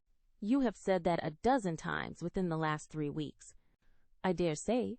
Short answers save trouble." "He expects you, and you really ought to go." "Hospitable creature, I know it." "Then why don't you do it?" "Natural depravity, I suppose." "Natural indolence, you mean. It's really dreadful." And Amy looked severe. "Not so bad as it seems, for I should only plague him if I went, so I might as well stay, and plague you a little longer. You can bear it better. In fact, I think it agrees with you excellently." And Laurie composed himself for a lounge on the broad ledge of the balustrade. Amy shook her head and opened her sketchbook with an air of resignation, but she had made up her mind to lecture that boy, and in a minute she began again. "What are you doing just now?" "Watching lizards." No, I mean, what do you intend and wish to do?" "Smoke a cigarette, if you'll allow me." "How provoking you are!" "I don't approve of cigars, and I will only allow it on condition that you let me put you into my sketch. I need a figure." "With all the pleasure in life. How will you have me, full length or 3/4, on my head or my heels?" "I should respectfully suggest a recumbent posture, then put yourself in also, and call it dolce far niente. Stay as you are, and go to sleep if you like." "I intend to work hard," said Amy in her most energetic tone. "What delightful enthusiasm!" And he leaned against a tall urn with an air of entire satisfaction. "What would Jo say if she saw you now?" asked Amy impatiently, hoping to stir him up by the mention of her still more energetic sister's name. "As usual, go away, Teddy, I'm busy." He laughed as he spoke, but the laugh was not natural, and a shade passed over his face, for the utterance of the familiar name touched the wound that was not healed yet. Both tone and shadow struck Amy, for she had seen and heard them before, and now she looked up in time to catch a new expression on Laurie's face, a hard, bitter look, full of pain, dissatisfaction, and regret. It was gone before she could study it, and the listless expression back again. She watched him for a moment with artistic pleasure, thinking how like an Italian he looked as he lay basking in the sun with uncovered head and eyes full of southern dreaminess, for he seemed to have forgotten her and fallen into a reverie. "You look like the effigy of a young knight asleep on his tomb," she said, carefully tracing the well-cut profile defined against the dark stone. "Wish I was." "That's a foolish wish, unless you have spoilt your life. You are so changed, I sometimes think—" There Amy stopped, with a half-timid, half-wistful look, more significant than her unfinished speech. Laurie saw and understood the affectionate anxiety which she hesitated to express, and looking straight into her eyes, said, just as he used to say it to her mother, "It's all right, ma'am." That satisfied her, and set at rest the doubts that had begun to worry her lately. It also touched her, and she showed that it did, by the cordial tone in which she said, "I'm glad of that. I didn't think you'd been a very bad boy, but I fancied you might have wasted money at that wicked Baden-Baden.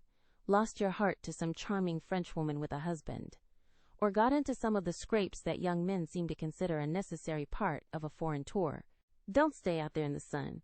Come and lie on the grass here, and let us be friendly, as Joe used to say when we got in the sofa corner and told secrets.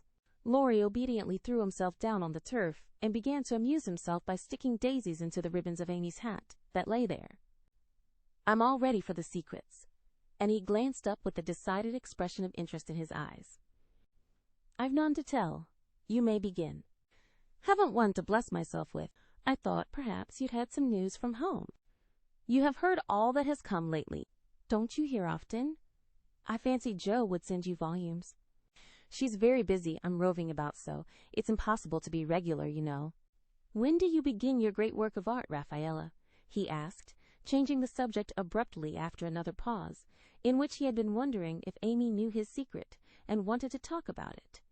Never, she answered, with a despondent but decided air. Rome took all the vanity out of me, for after seeing the wonders there, I felt too insignificant to live, and gave up all my foolish hopes in despair.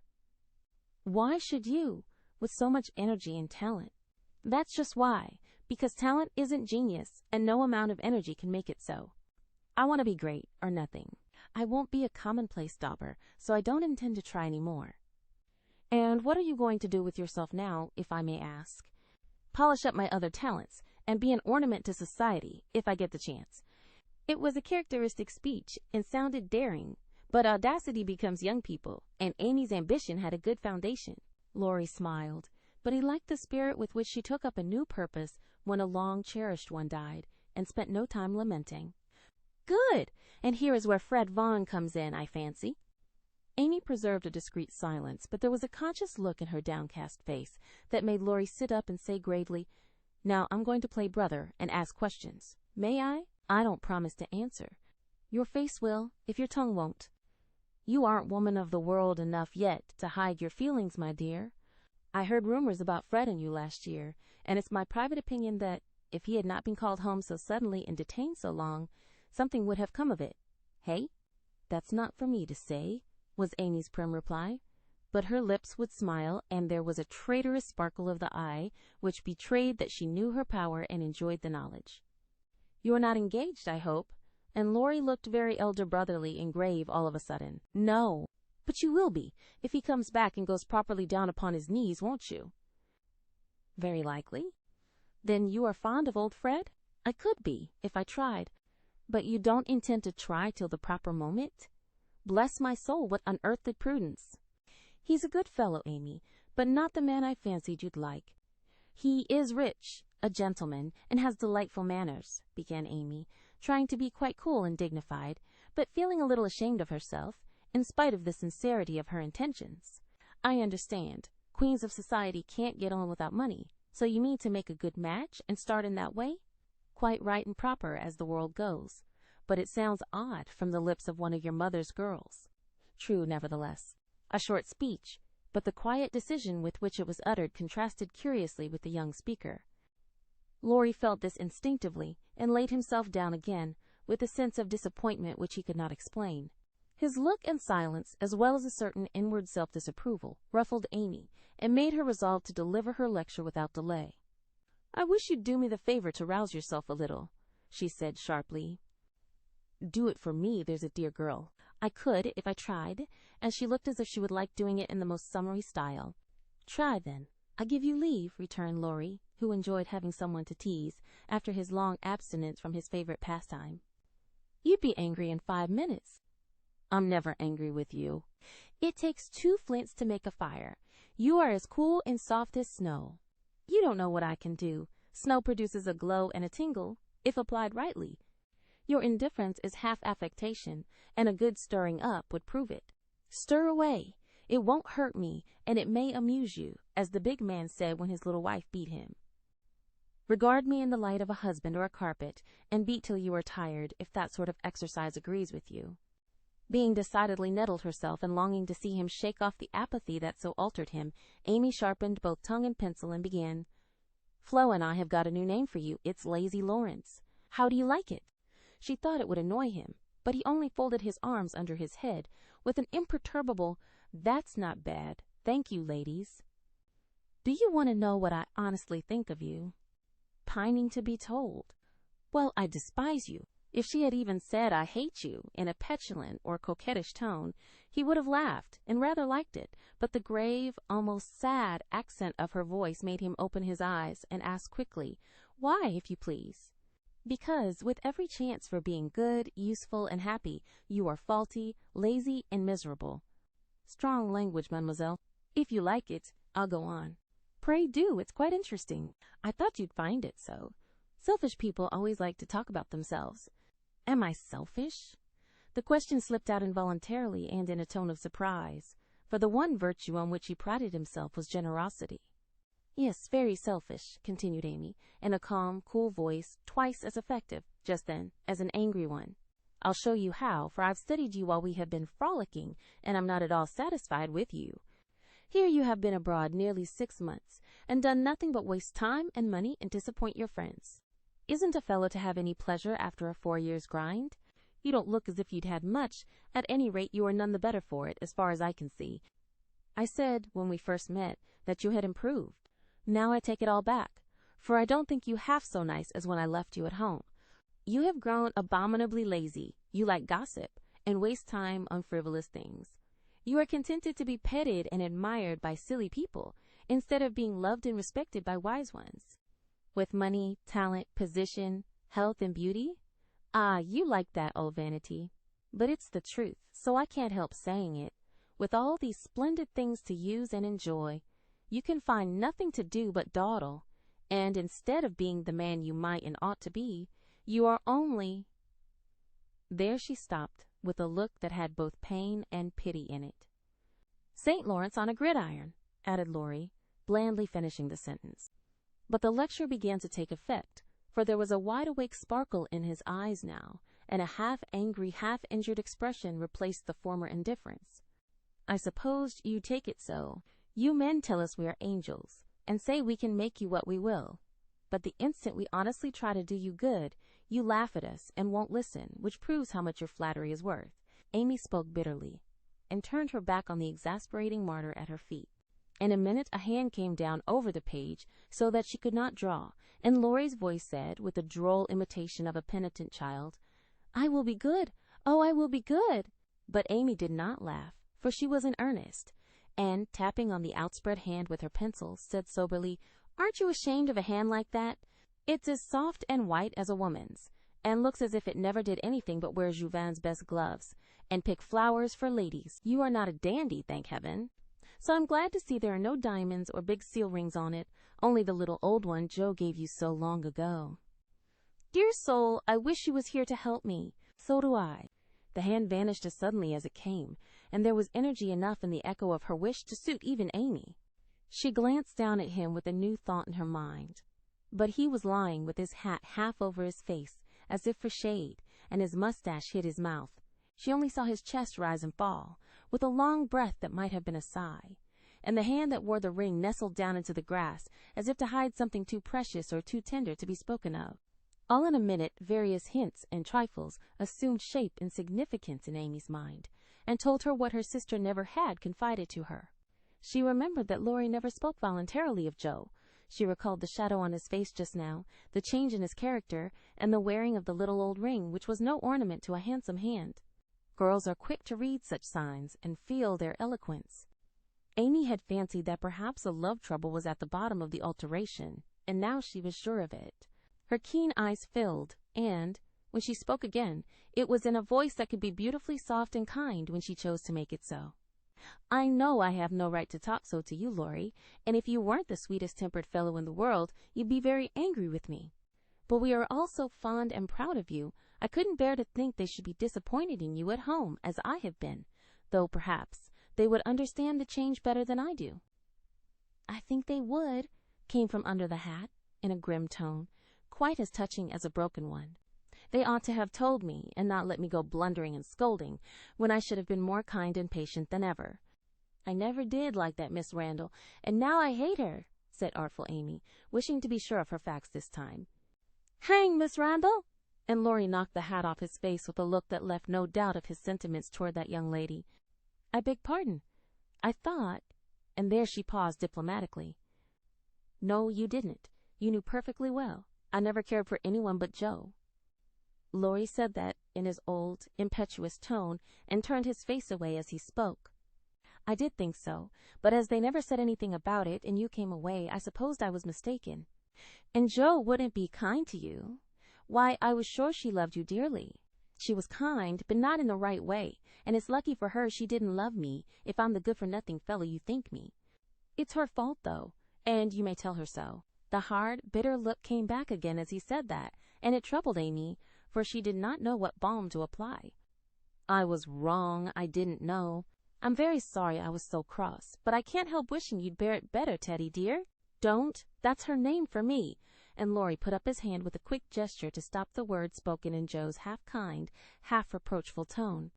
Wait till you've tried it yourself, he added in a low voice as he pulled up the grass by the handful. I'd take it manfully and be respected if I couldn't be loved, said Amy with the decision of one who knew nothing about it.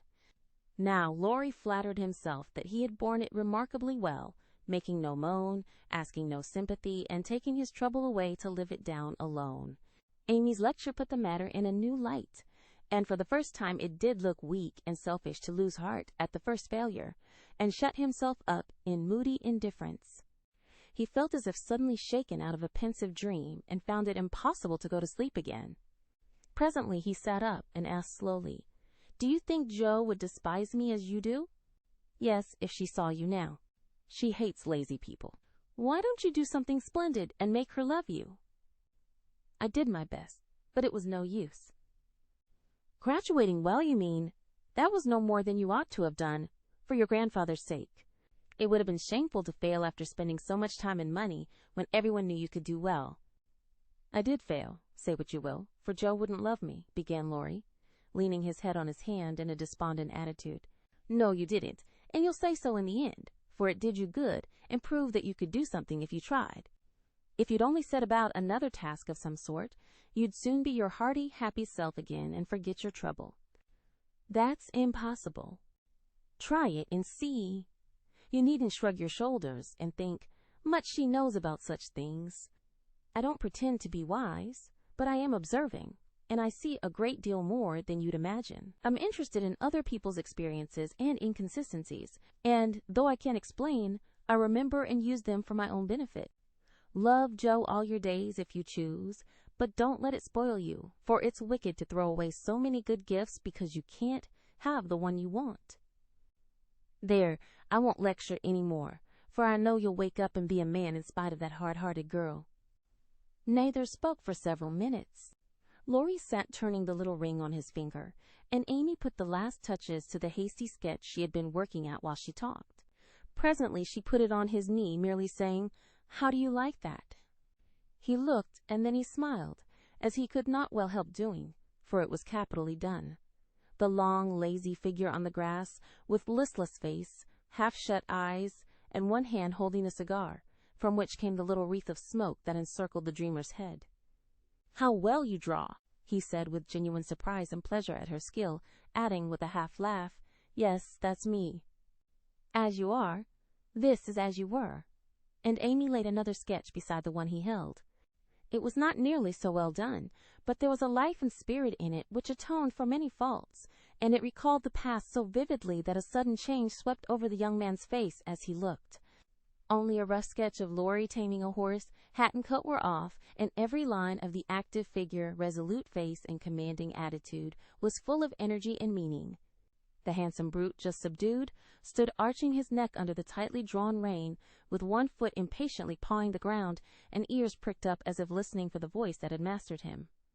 In the ruffled mane, the rider's breezy hair and erect attitude, there was a suggestion of suddenly arrested motion, of strength, courage, and youthful buoyancy that contrasted sharply with the supine grace of the dolce far niente sketch. Laurie said nothing, but as his eye went from one to the other, Amy saw him flush up and fold his lips together as if he read and accepted the little lesson she had given him. That satisfied her, and without waiting for him to speak, she said in her sprightly way, Don't you remember the day you played Rary with Puck, and we all looked on? Meg and Beth were frightened, but Joe clapped and pranced, and I sat on the fence and drew you. I found that sketch in my portfolio the other day, touched it up, and kept it to show you. Much obliged. You've improved immensely since then, and I congratulate you. May I venture to suggest in A Honeymoon Paradise that 5 o'clock is the dinner hour at your hotel?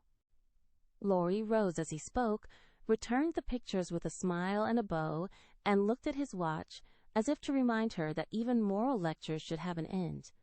He tried to resume his former easy, indifferent air, but it was an affectation now, for the rousing had been more efficacious than he would confess. Amy felt the shade of coldness in his manner, and said to herself, "Now I've offended him. Well, if it does him good, I'm glad. If it makes him hate me, I'm sorry. But it's true, and I can't take back a word of it." They laughed and chatted all the way home, and little Baptiste, up behind, thought that Monsieur and Mademoiselle were in charming spirits. But both felt ill at ease. The friendly frankness was disturbed, the sunshine had a shadow over it, and despite their apparent gaiety, there was a secret discontent in the heart of each. "Shall we see you this evening, mon frère?" asked Amy, as they parted at her aunt's door. "Unfortunately, I have an engagement." "Au revoir, mademoiselle," and Laurie bent as if to kiss her hand in the foreign fashion, which became him better than many men. Something in his face made Amy say quickly and warmly, "No, be yourself with me, Laurie, and part in the good old way. I'd rather have a hearty English handshake than all the sentimental salutations in France. Goodbye, dear." And with these words, uttered in the tone she liked, Laurie left her, after a handshake almost painful in its heartiness. Next morning, instead of the usual call, Amy received a note which made her smile at the beginning and sigh at the end. "My dear mentor, please make my adieu to your aunt, and exult within yourself, for lazy Laurence has gone to his grandpa like the best of boys. A pleasant winter to you, and may the gods grant you a blissful honeymoon at Valrosa. I think Fred would be benefited by a rouser. Tell him so, with my congratulations. Yours gratefully, Telemachus." "Good boy! I'm glad he's gone," said Amy, with an approving smile. The next minute her face fell as she glanced about the empty room, adding with an involuntary sigh, "Yes, I am glad, but how I shall miss him." Chapter 40. When the first bitterness was over, the family accepted the inevitable and tried to bear it cheerfully, helping one another by the increased affection which comes to bind households tenderly together in times of trouble. They put away their grief, and each did his or her part toward making that last year a happy one. The pleasantest room in the house was set apart for Beth, and in it was gathered everything that she most loved: flowers, pictures, her piano, the little work table, and the beloved pussies. Father's best books found their way there, Mother's easy chair, Joe's desk, Amy's finest sketches, and every day Meg brought her babies on a loving pilgrimage to make sunshine for Auntie Beth. John quietly set apart a little sum that he might enjoy the pleasure of keeping the invalid supplied with the fruit she loved and longed for.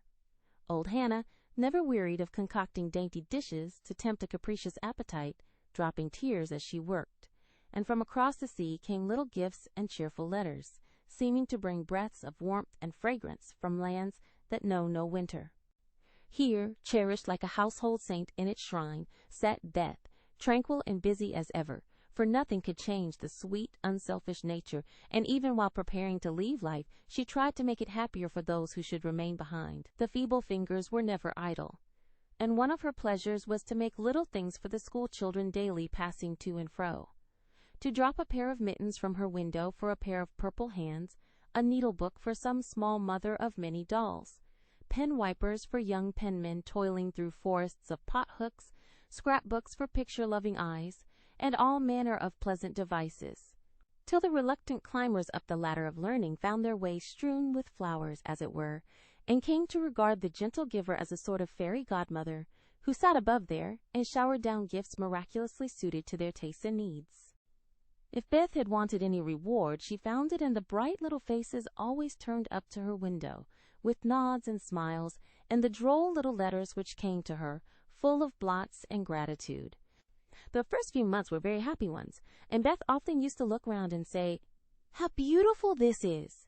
As they all sat together in her sunny room, the babies kicking and crowing on the floor, mother and sisters working near, and father reading, in his pleasant voice, from the wise old books which seemed rich in good and comfortable words, as applicable now as when written centuries ago, a little chapel where a paternal priest taught his flock the hard lessons all must learn, trying to show them that hope can comfort love, and faith make resignation possible. Simple sermons that went straight to the souls of those who listened. For the father's heart was in the minister's religion, and the frequent falter in the voice gave a double eloquence to the words he spoke or read. It was well for all that this peaceful time was given them as preparation for the sad hours to come, for by and by Beth said the needle was so heavy and put it down forever. Talking wearied her, faces troubled her, pain claimed her for its own, and her tranquil spirit was sorrowfully perturbed by the ills that vexed her feeble flesh. Ah me! Such heavy days, such long, long nights, such aching hearts and imploring prayers, when those who loved her best were forced to see the thin hands stretched out to them beseechingly, to hear the bitter cry, "Help me, help me," and to feel that there was no help. A sad eclipse of the serene soul, a sharp struggle of the young life with death, but both were mercifully brief, and then, the natural rebellion over, the old peace returned more beautiful than ever. With the wreck of her frail body, Beth's soul grew strong, and, though she said little, those about her felt that she was ready, saw that the first pilgrim called was likewise the fittest, and waited with her on the shore, trying to see the shining ones coming to receive her when she crossed the river. Joe never left her for an hour, since Beth had said, "I feel stronger when you are here." She slept on a couch in the room, waking often to renew the fire, to feed, lift, or wait upon the patient creature, who seldom asked for anything, and, quote, tried not to be a trouble. All day she haunted the room, jealous of any other nurse and prouder of being chosen than of any honor her life ever brought her. Precious and helpful hours to Joe, for now her heart received the teaching that it needed. Lessons in patience were so sweetly taught her that she could not fail to learn them. Charity for all, the lovely spirit that can forgive and truly forget unkindness, the loyalty to duty that makes the hardest easy, and the sincere faith that fears nothing but trusts undoubtingly. Often, when she woke, Joe found Beth reading in her well-worn little book, heard her singing softly to beguile the sleepless night, or saw her lean her face upon her hands, while slow tears dropped through the transparent fingers, and Joe would lie watching her, with thoughts too deep for tears, feeling that Beth, in her simple, unselfish way, was trying to wean herself from the dear old life and fit herself for the life to come by sacred words of comfort, quiet prayers, and the music she loved so well. Seeing this did more for Joe than the wisest sermons, the saintliest hymns, the most fervent prayers that any voice could utter. For with eyes made clear by many tears, and a heart softened by the tenderest sorrow, she recognized the beauty of her sister's life. Uneventful, unambitious, yet full of the genuine virtues which smell sweet and blossom in the dust, the self-forgetfulness that makes the humblest on earth remembered soonest in heaven, the true success which is possible to all. One night, when Beth looked among the books upon her table to find something to make her forget the mortal weariness that was almost as hard to bear as pain, as she turned the leaves of her old favorite Pilgrim's Progress, she found a little paper, scribbled over in Joe's hand. The name caught her eye, and the blurred look of the lines made her sure that tears had fallen on it. "Poor Joe, she's fast asleep, so I won't wake her to ask leave. She shows me all her things, and I don't think she'll mind if I look at this," thought Beth, with a glance at her sister, who lay on the rug, with the tongs beside her, ready to wake up the minute the log fell apart. My Beth, sitting patient in the shadow till the blessed light shall come. A serene and saintly presence sanctifies our troubled home. Earthly joys and hopes and sorrows break like ripples on the strand of the deep and solemn river where her willing feet now stand. O my sister, passing from me, out of human care and strife, leave me as a gift those virtues which have beautified your life. Dear, bequeath me that great patience which has power to sustain a cheerful, uncomplaining spirit in its prison house of pain. Give me, for I need it sorely, of that courage wise and sweet, which has made the path of duty green beneath your willing feet. Give me that unselfish nature, that with charity divine, can pardon wrong for love's dear sake. Meek heart, forgive me mine. Thus our parting daily loseth something of its bitter pain, And while learning this hard lesson, my great loss becomes my gain. For the touch of grief will render my wild nature more serene, give to life new aspirations, a new trust in the unseen. Henceforth, safe across the river, I shall see forevermore a beloved household spirit waiting for me on the shore. Hope and faith, born of my sorrow, guardian angels shall become, and the sister gone before me by their hands shall lead me home. Blurred and blotted, faulty and feeble as the lines were, they brought a look of inexpressible comfort to Beth's face, for her one regret had been that she had done so little, and this seemed to assure her that her life had not been useless, that her death would not bring the despair she feared. As she sat with the paper folded between her hands, the charred log fell asunder. Joe started up, revived the blaze, and crept to the bedside, hoping Beth slept. Not asleep, but so happy, dear. See, I found this and read it. I knew you wouldn't care. Have I been all that to you, Joe? She asked, with wistful, humble earnestness. Oh, Beth, so much, so much. And Joe's head went down upon the pillow, beside her sister's. Then I don't feel as if I'd wasted my life. I'm not so good as you make me, but I have tried to do right. And now, when it's too late to begin even to do better, it's such a comfort to know that someone loves me so much and feels as if I'd helped them. More than anyone in the world, Beth. I used to think I couldn't let you go, but I'm learning to feel that I don't lose you, that you'll be more to me than ever, and death can't part us, though it seems to. I know it cannot, and I don't fear it any longer, for I'm sure I shall be your Beth still, to love and help you more than ever. You must take my place, Joe, and be everything to Father and Mother when I'm gone. They will turn to you, don't fail them. And if it's hard to work alone, remember that I don't forget you, and that you'll be happier in doing that than writing splendid books or seeing all the world. For love is the only thing that we can carry with us when we go, and it makes the end so easy. I'll try, Beth. And then and there Joe renounced her old ambition, pledged herself to a new and better one, acknowledging the poverty of other desires, and feeling the blessed solace of a belief in the immortality of love. So the spring days came and went, the sky grew clearer, the earth greener, the flowers were up fair and early, and the birds came back in time to say goodbye to Beth, who, like a tired but trustful child, clung to the hands that had led her all her life, as father and mother guided her tenderly through the valley of the shadow and gave her up to God.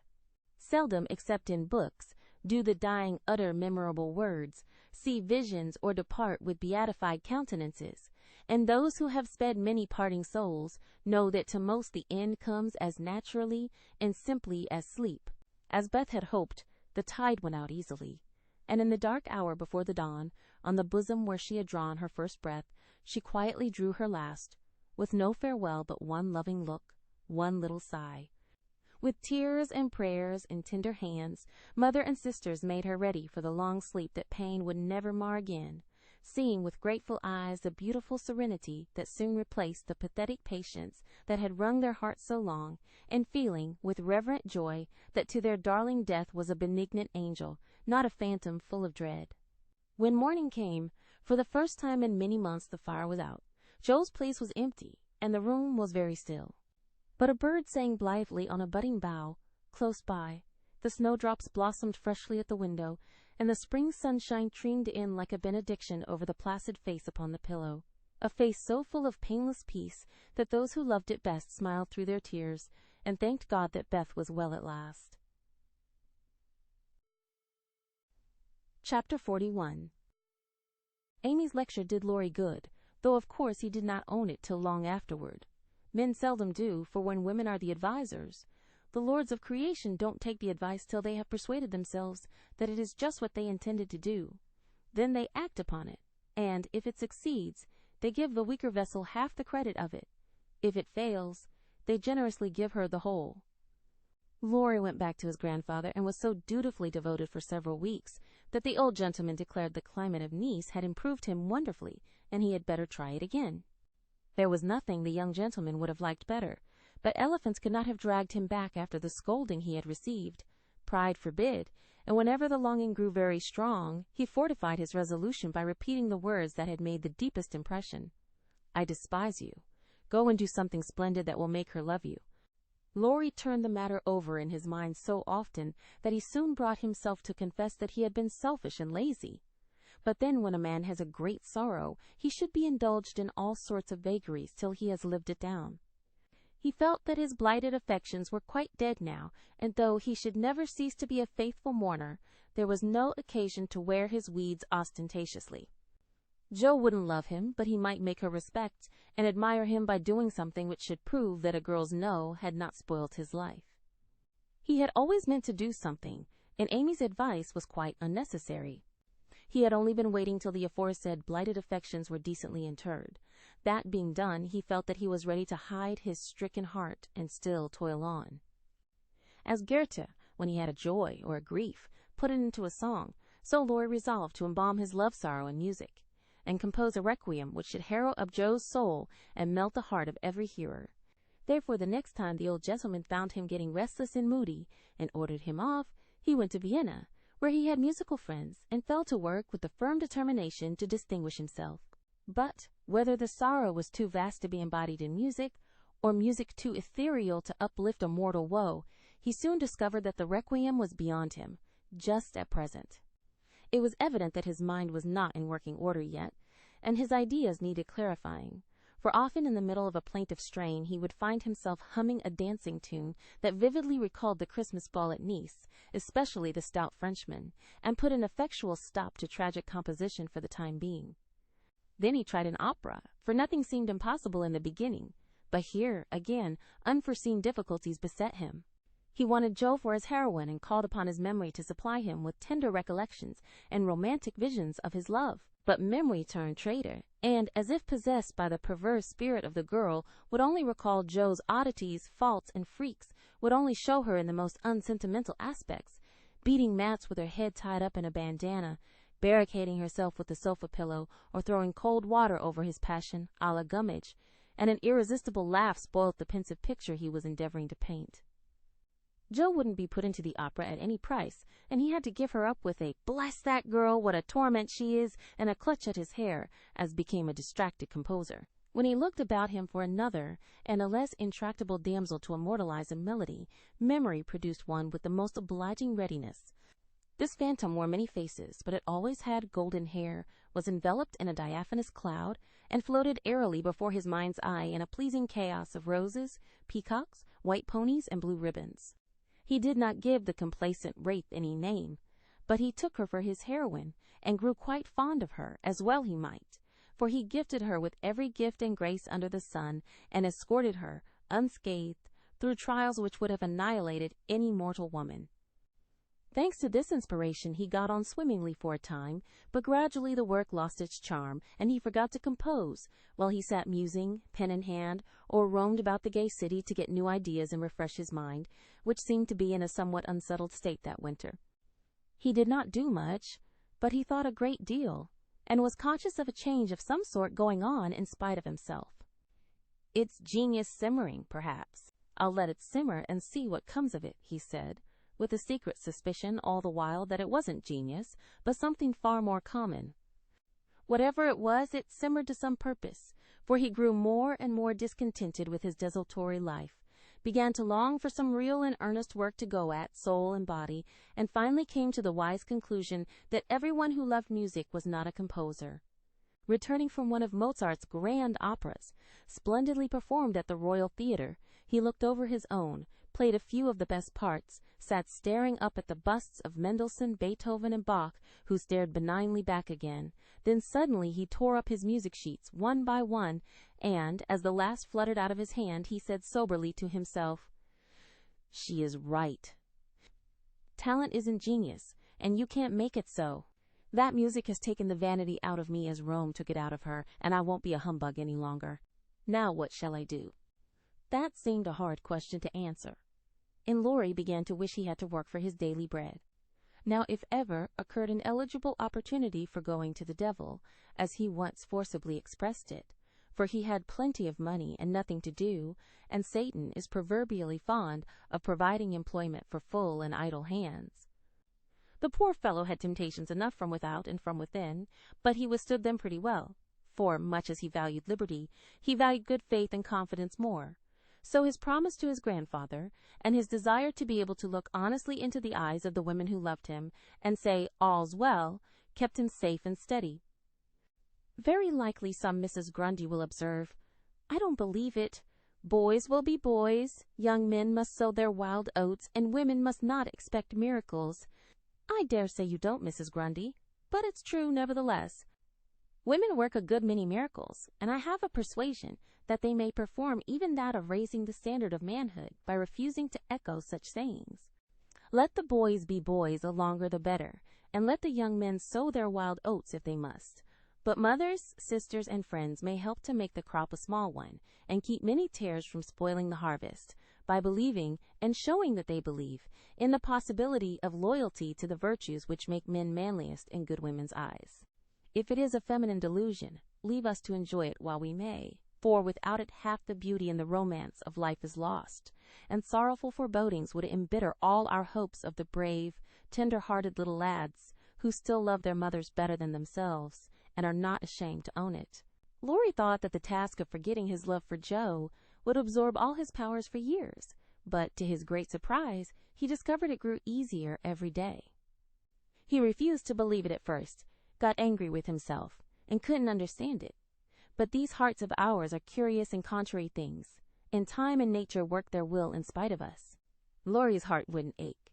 The wound persisted in healing with a rapidity that astonished him, and instead of trying to forget, he found himself trying to remember. He had not foreseen this turn of affairs, and was not prepared for it. He was disgusted with himself, surprised at his own fickleness, and full of a queer mixture of disappointment and relief that he could recover from such a tremendous blow so soon. He carefully stirred up the embers of his lost love, but they refused to burst into a blaze. There was only a comfortable glow that warmed and did him good without putting him into a fever, and he was reluctantly obliged to confess that the boyish passion was slowly subsiding into a more tranquil sentiment, very tender, a little sad, and resentful still, but that was sure to pass away in time, leaving a brotherly affection which would last unbroken to the end.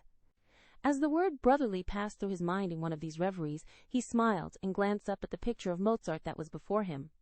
Well, he was a great man, and when he couldn't have one sister, he took the other, and was happy. Laurie did not utter the words, but he thought them, and the next instant kissed the little old ring, saying to himself, "No, I won't. I haven't forgotten. I never can. I'll try again, and if that fails, why, then—" Leaving his sentence unfinished, he seized pen and paper and wrote to Jo, telling her that he could not settle to anything while there was the least hope of her changing her mind. Couldn't she, wouldn't she, and let him come home and be happy? While waiting for an answer, he did nothing, but he did it energetically, for he was in a fever of impatience. It came at last, and settled his mind effectually on one point, for Jo decidedly couldn't and wouldn't. She was wrapped up in Beth, and never wished to hear the word love again. Then she begged him to be happy with somebody else, but always to keep a little corner of his heart for his loving sister Jo. In a postscript, she desired him not to tell Amy that Beth was worse. She was coming home in the spring, and there was no need of saddening the remainder of her stay. That would be time enough, please God. But Laurie must write to her often, and not let her feel lonely, homesick, or anxious. So I will at once. Poor little girl. It will be a sad going home for her, I'm afraid.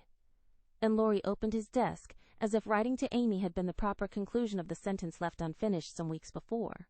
But he did not write the letter that day, for, as he rummaged out his best paper, he came across something which changed his purpose. Tumbling about in one part of the desk among bills, passports, and business documents of various kinds were several of Jo's letters, and in another compartment were 3 notes from Amy, carefully tied up with one of her blue ribbons, and sweetly suggestive of the little dead roses put away inside. With a half-repentant, half-amused expression, Laurie gathered up all Jo's letters, smoothed, folded, and put them neatly into a small drawer of the desk, stood a minute, turning the ring thoughtfully on his finger, then slowly drew it off, laid it with the letters, locked the drawer, and went out to hear High Mass at St. Stephen's, feeling as if there had been a funeral, and, though not overwhelmed with affliction, this seemed a more proper way to spend the rest of the day than in writing letters to charming young ladies. The letter went very soon, however, and was promptly answered, for Amy was homesick, and confessed it in the most delightfully confiding manner. The correspondence flourished famously, and letters flew to and fro, with unfailing regularity all through the early spring. Laurie sold his busts, made allumets of his opera, and went back to Paris, hoping somebody would arrive before long. He wanted desperately to go to Nice, but would not till he was asked, and Amy would not ask him, for just then she was having little experiences of her own, which made her rather wish to avoid the quizzical eyes of our boy.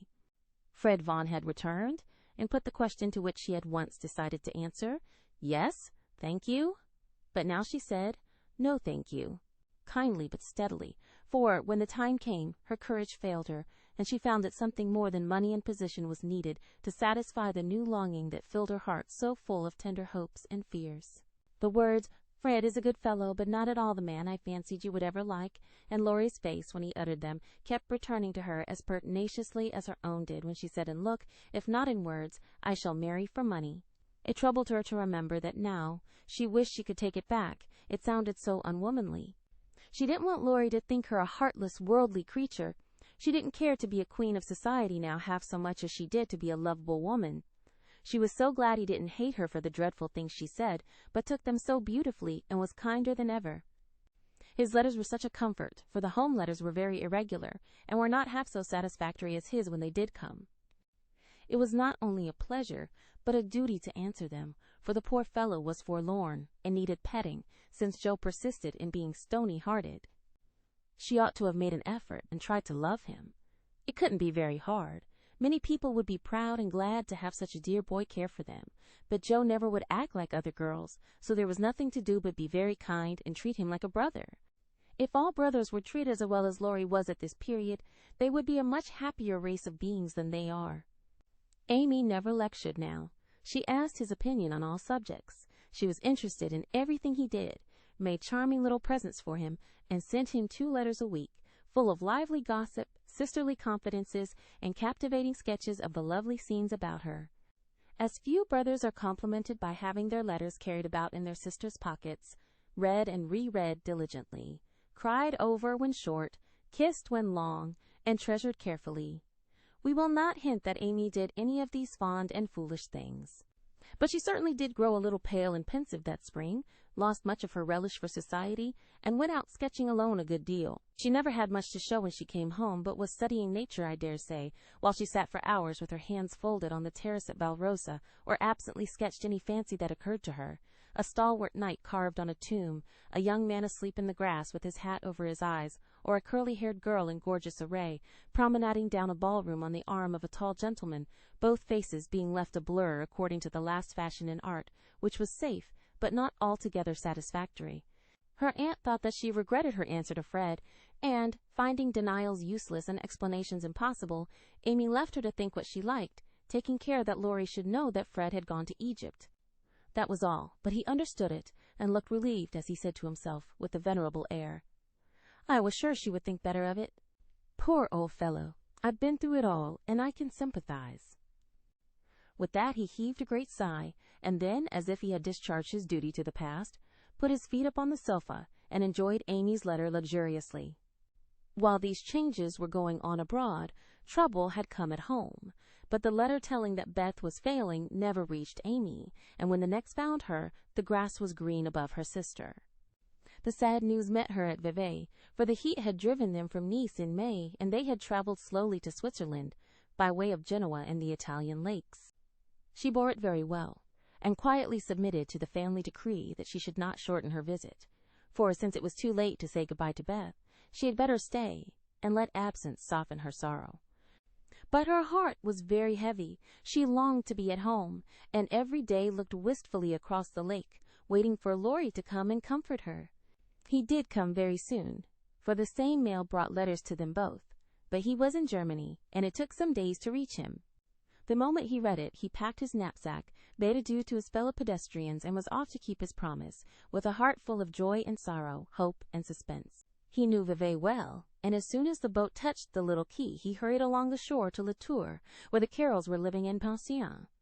The garçon was in despair that the whole family had gone to take a promenade on the lake, but no, the blonde mademoiselle might be in the chateau garden. If Monsieur would give himself the pain of sitting down, a flash of time should present her.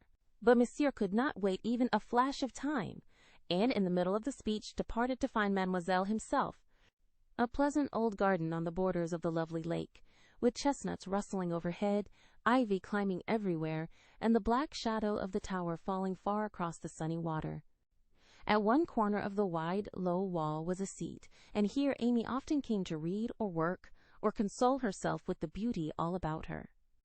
She was sitting here that day, leaning her head on her hand, with a homesick heart and heavy eyes, thinking of Beth and wondering why Laurie did not come. She did not hear him cross the courtyard beyond, nor see him pause in the archway that led from the subterranean path into the garden. He stood a minute, looking at her with new eyes, seeing what no one had ever seen before, the tender side of Amy's character. Everything about her mutely suggested love and sorrow, the blotted letters in her lap, the black ribbon that tied up her hair, the womanly pain and patience in her face. Even the little ebony cross at her throat seemed pathetic to Laurie, for he had given it to her, and she wore it as her only ornament. If he had any doubts about the reception she would give him, they were set at rest the minute she looked up and saw him, for dropping everything she ran to him, exclaiming in a tone of unmistakable love and longing, "Oh, Laurie, Laurie, Laurie, I knew you'd come to me."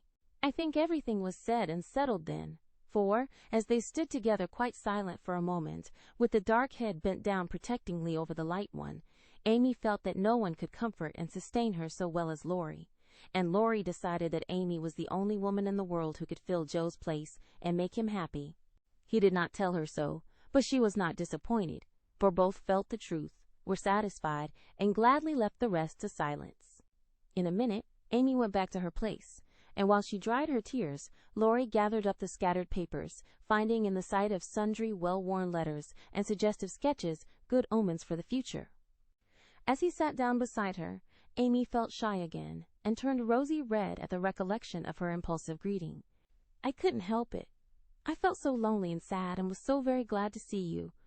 It was such a surprise to look up and find you, just as I was beginning to fear you wouldn't come," she said, trying in vain to speak quite naturally. "I came the minute I heard. I wish I could say something to comfort you for the loss of dear little Beth, but I can only feel, and—" He could not get any further, for he, too, turned bashful all of a sudden and did not quite know what to say. He longed to lay Amy's head down on his shoulder and tell her to have a good cry, but he did not dare, so took her hand instead and gave it a sympathetic squeeze that was better than words. "You needn't say anything. This comforts me," she said softly. "Beth is well and happy, and I mustn't wish her back, but I dread the going home, much as I long to see them all. We won't talk about it now, for it makes me cry, and I want to enjoy you while you stay. You needn't go right back, need you?" "Not if you want me, dear." "I do, so much. Aunt and Flo are very kind, but you seem like one of the family, and it would be so comfortable to have you for a little while." Amy spoke and looked so like a homesick child, whose heart was full, that Laurie forgot his bashfulness all at once, and gave her just what she wanted, the petting she was used to, and the cheerful conversation she needed. "Poor little soul, you look as if you'd grieved yourself half sick. I'm going to take care of you, so don't cry any more, but come and walk about with me. The wind is too chilly for you to sit still," he said, in the half-caressing, half-commanding way that Amy liked, as he tied on her hat, drew her arm through his, and began to pace up and down the sunny walk under the new-leaved chestnuts. He felt more at ease upon his legs, and Amy found it very pleasant to have a strong arm to lean upon, a familiar face to smile at her, and a kind voice to talk delightfully for her alone. The quaint old garden had sheltered many pairs of lovers, and seemed expressly made for them. So sunny and secluded was it, with nothing but the tower to overlook them, and the wide lake to carry away the echo of their words as it rippled by below. For an hour this new pair walked and talked, or rested on the wall, enjoying the sweet influences which gave such a charm to time and place, and when an unromantic dinner bell warned them away, Amy felt as if she left her burden of loneliness and sorrow behind her in the chateau garden. The moment Mrs. Carroll saw the girl's altered face, she was illuminated with a new idea, and exclaimed to herself, "Now I understand it all. The child has been pining for young Laurence. Bless my heart, I never thought of such a thing." With praiseworthy discretion, the good lady said nothing and betrayed no sign of enlightenment, but cordially urged Laurie to stay, and begged Amy to enjoy his society, for it would do her more good than so much solitude. Amy was a model of docility, and, as her aunt was a good deal occupied with Flo, She was left to entertain her friend and did it with more than her usual success. At Nice, Laurie had lounged and Amy had scolded. At Vevey, Laurie was never idle, but always walking, riding, boating, or studying in the most energetic manner, while Amy admired everything he did and followed his example as far and as fast as she could. He said the change was owing to the climate, and she did not contradict him, being glad of a like excuse for her own recovered health and spirits. The invigorating air did them both good, and much exercise worked wholesome changes in minds as well as bodies. They seemed to get clearer views of life and duty up there among the everlasting hills. The fresh winds blew away desponding doubts, delusive fancies, and moody mists. The warm spring sunshine brought out all sorts of aspiring ideas, tender hopes, and happy thoughts. The lake seemed to wash away the troubles of the past, and the grand old mountains to look benignly down upon them, saying, "Little children, love one another." In spite of the new sorrow, it was a very happy time, so happy that Laurie could not bear to disturb it by a word. It took him a little while to recover from his surprise at the rapid cure of his first, and, as he had firmly believed, his last and only love. He consoled himself for the seeming disloyalty by the thought that Joe's sister was almost the same as Joe's self, and the conviction that it would have been impossible to love any other woman but Amy so soon and so well. His first wooing had been of the tempestuous order, and he looked back upon it as if through a long vista of years, with a feeling of compassion blended with regret. He was not ashamed of it, but put it away as one of the bittersweet experiences of his life, for which he could be grateful when the pain was over. His second wooing, he resolved, should be as calm and simple as possible. There was no need of having a scene, hardly any need of telling Amy that he loved her. She knew it without words, and had given him his answer long ago. It all came about so naturally that no one could complain, and he knew that everybody would be pleased, even Joe. But when our first little passion has been crushed, we are apt to be weary and slow in making a second trial. So Laurie let the days pass, enjoying every hour, and leaving to chance the utterance of the word that would put an end to the first and sweetest part of his new romance.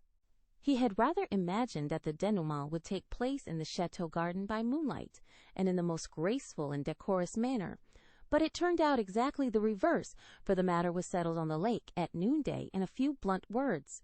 They had been floating about all the morning, from gloomy St. Gingolph to sunny Montreuil, with the Alps of Savoy on one side, Mont Street Bernard and the Dent du Midi on the other, pretty Vevey in the valley, and Lausanne upon the hill beyond, a cloudless blue sky overhead, and the bluer lake below, dotted with the picturesque boats that looked like white-winged gulls. They had been talking of Bonnivard as they glided past Chillon, and of Rousseau as they looked up at Clarens, where he wrote his Heloise. Neither had read it, but they knew it was a love story, and each privately wondered if it was half as interesting as their own. Amy had been dabbling her hand in the water during the little pause that fell between them, and when she looked up, Laurie was leaning on his oars, with an expression in his eyes that made her say hastily, merely for the sake of saying something, "You must be tired. Rest a little and let me row. It will do me good, for since you came I have been altogether lazy and luxurious. I'm not tired, but you may take an oar, if you like."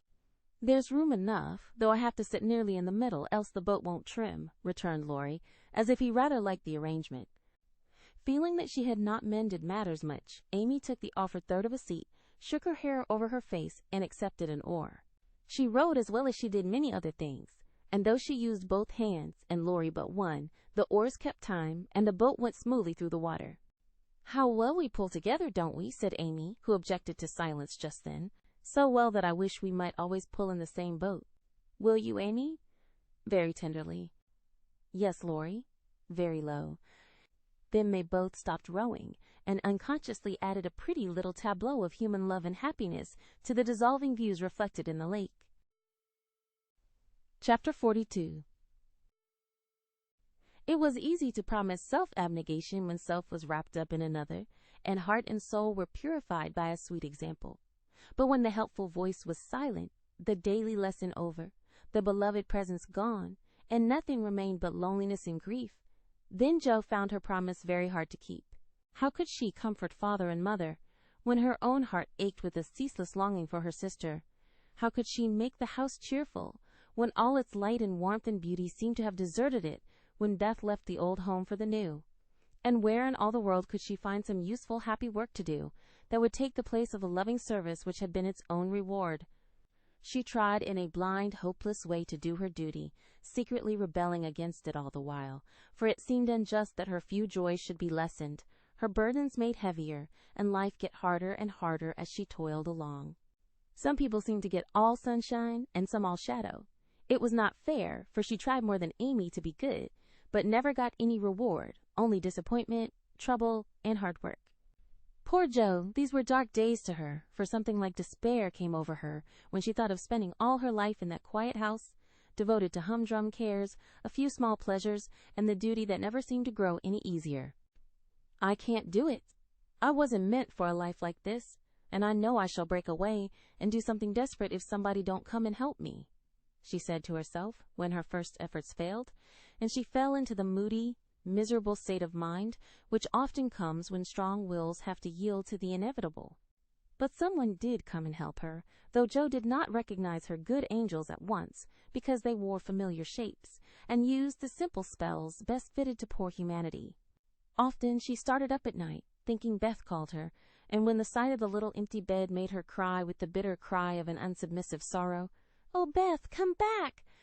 Come back!" She did not stretch out her yearning arms in vain, for as quick to hear her sobbing as she had been to hear her sister's faintest whisper, her mother came to comfort her, not with words only, but the patient tenderness that soothes by a touch, tears that were mute reminders of a greater grief than Jo's, and broken whispers, more eloquent than prayers, because hopeful resignation went hand in hand with natural sorrow. Sacred moments, when heart talked to heart in the silence of the night, turning affliction to a blessing, which chastened grief and strengthened love. Feeling this, Jo's burden seemed easier to bear, duty grew sweeter, and life looked more endurable, seen from the safe shelter of her mother's arms. When aching heart was a little comforted, troubled mind likewise found help. For one day she went to the study, and leaning over the good gray head lifted to welcome her with a tranquil smile, she said very humbly, "Father, talk to me as you did to Beth. I need it more than she did, for I'm all wrong." "My dear, nothing can comfort me like this," he answered with a falter in his voice, and both arms round her, as if he too needed help and did not fear to ask it. Then, sitting in Beth's little chair close beside him, Jo told her troubles, the resentful sorrow for her loss, the fruitless efforts that discouraged her, the want of faith that made life look so dark, and all the sad bewilderment which we call despair. She gave him entire confidence, he gave her the help she needed, and both found consolation in the act.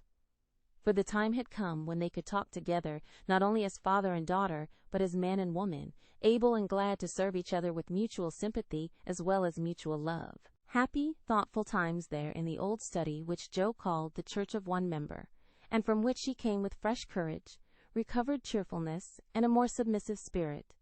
For the parents who had taught one child to meet death without fear were trying now to teach another to accept life without despondency or distrust, and to use its beautiful opportunities with gratitude and power.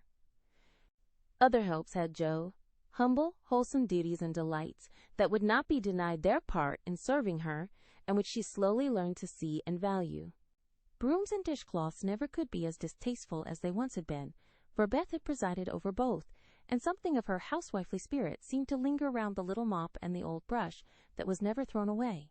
As she used them, Jo found herself humming the songs Beth used to hum, imitating Beth's orderly ways, and giving the little touches here and there that kept everything fresh and cozy, which was the first step toward making home happy, though she didn't know it, till Hannah said with an approving squeeze of the hand, "You thoughtful creeter, you're determined we shan't miss that dear lamb E.F. You can help it.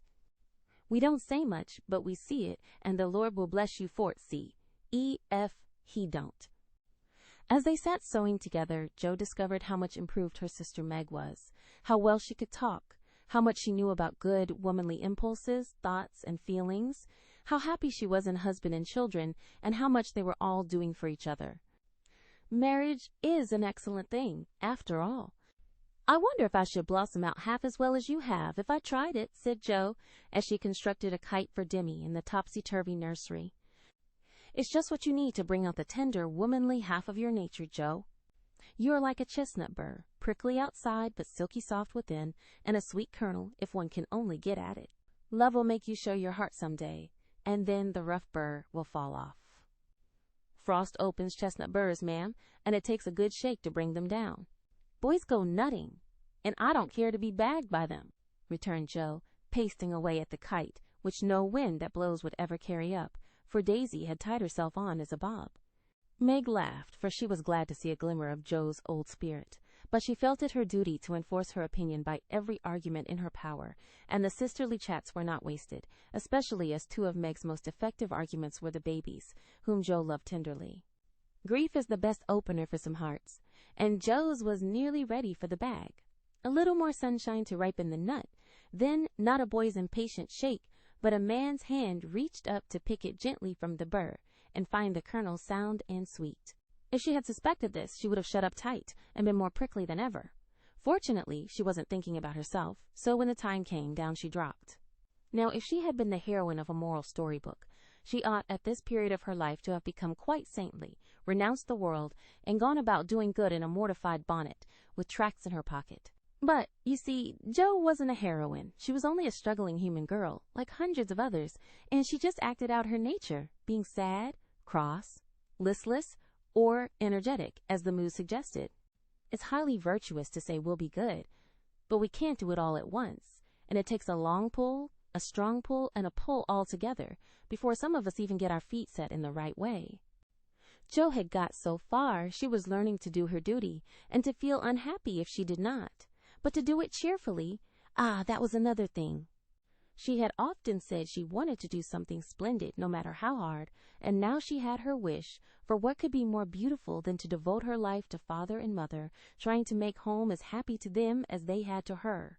And if difficulties were necessary to increase the splendor of the effort, what could be harder for a restless, ambitious girl than to give up her own hopes, plans, and desires, and cheerfully live for others?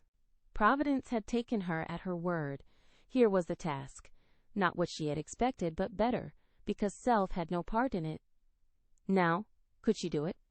She decided that she would try, and in her first attempt she found the helps I have suggested. Still another was given her, and she took it not as a reward, but as a comfort, as Christian took the refreshment afforded by the little arbor where he rested, as he climbed the hill called Difficulty. "Why don't you write? That always used to make you happy," said her mother once, when the desponding fit overshadowed Jo. "I've no heart to write, and if I had, nobody cares for my things." "We do. Write something for us, and never mind the rest of the world. Try it, dear. I'm sure it would do you good, and please us very much." "Don't believe I can." But Jo got out her desk and began to overhaul her half-finished manuscripts. An hour afterward her mother peeped in, and there she was, scratching away, with her black pinafore on, and an absorbed expression which caused Mrs. March to smile and slip away, well pleased with the success of her suggestion. Jo never knew how it happened, but something got into that story that went straight to the hearts of those who read it, for, when her family had laughed and cried over it, her father sent it, much against her will, to one of the popular magazines, and, to her utter surprise, it was not only paid for, but others requested. Letters from several persons whose praise was honor followed the appearance of the little story. Newspapers copied it, and strangers as well as friends admired it. For a small thing, it was a great success, and Jo was more astonished than when her novel was commended and condemned all at once.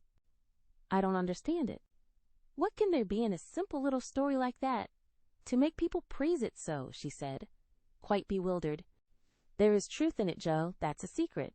Humor and pathos make it alive, and you have found your style at last. You wrote with no thought of fame or money, and put your heart into it, my daughter.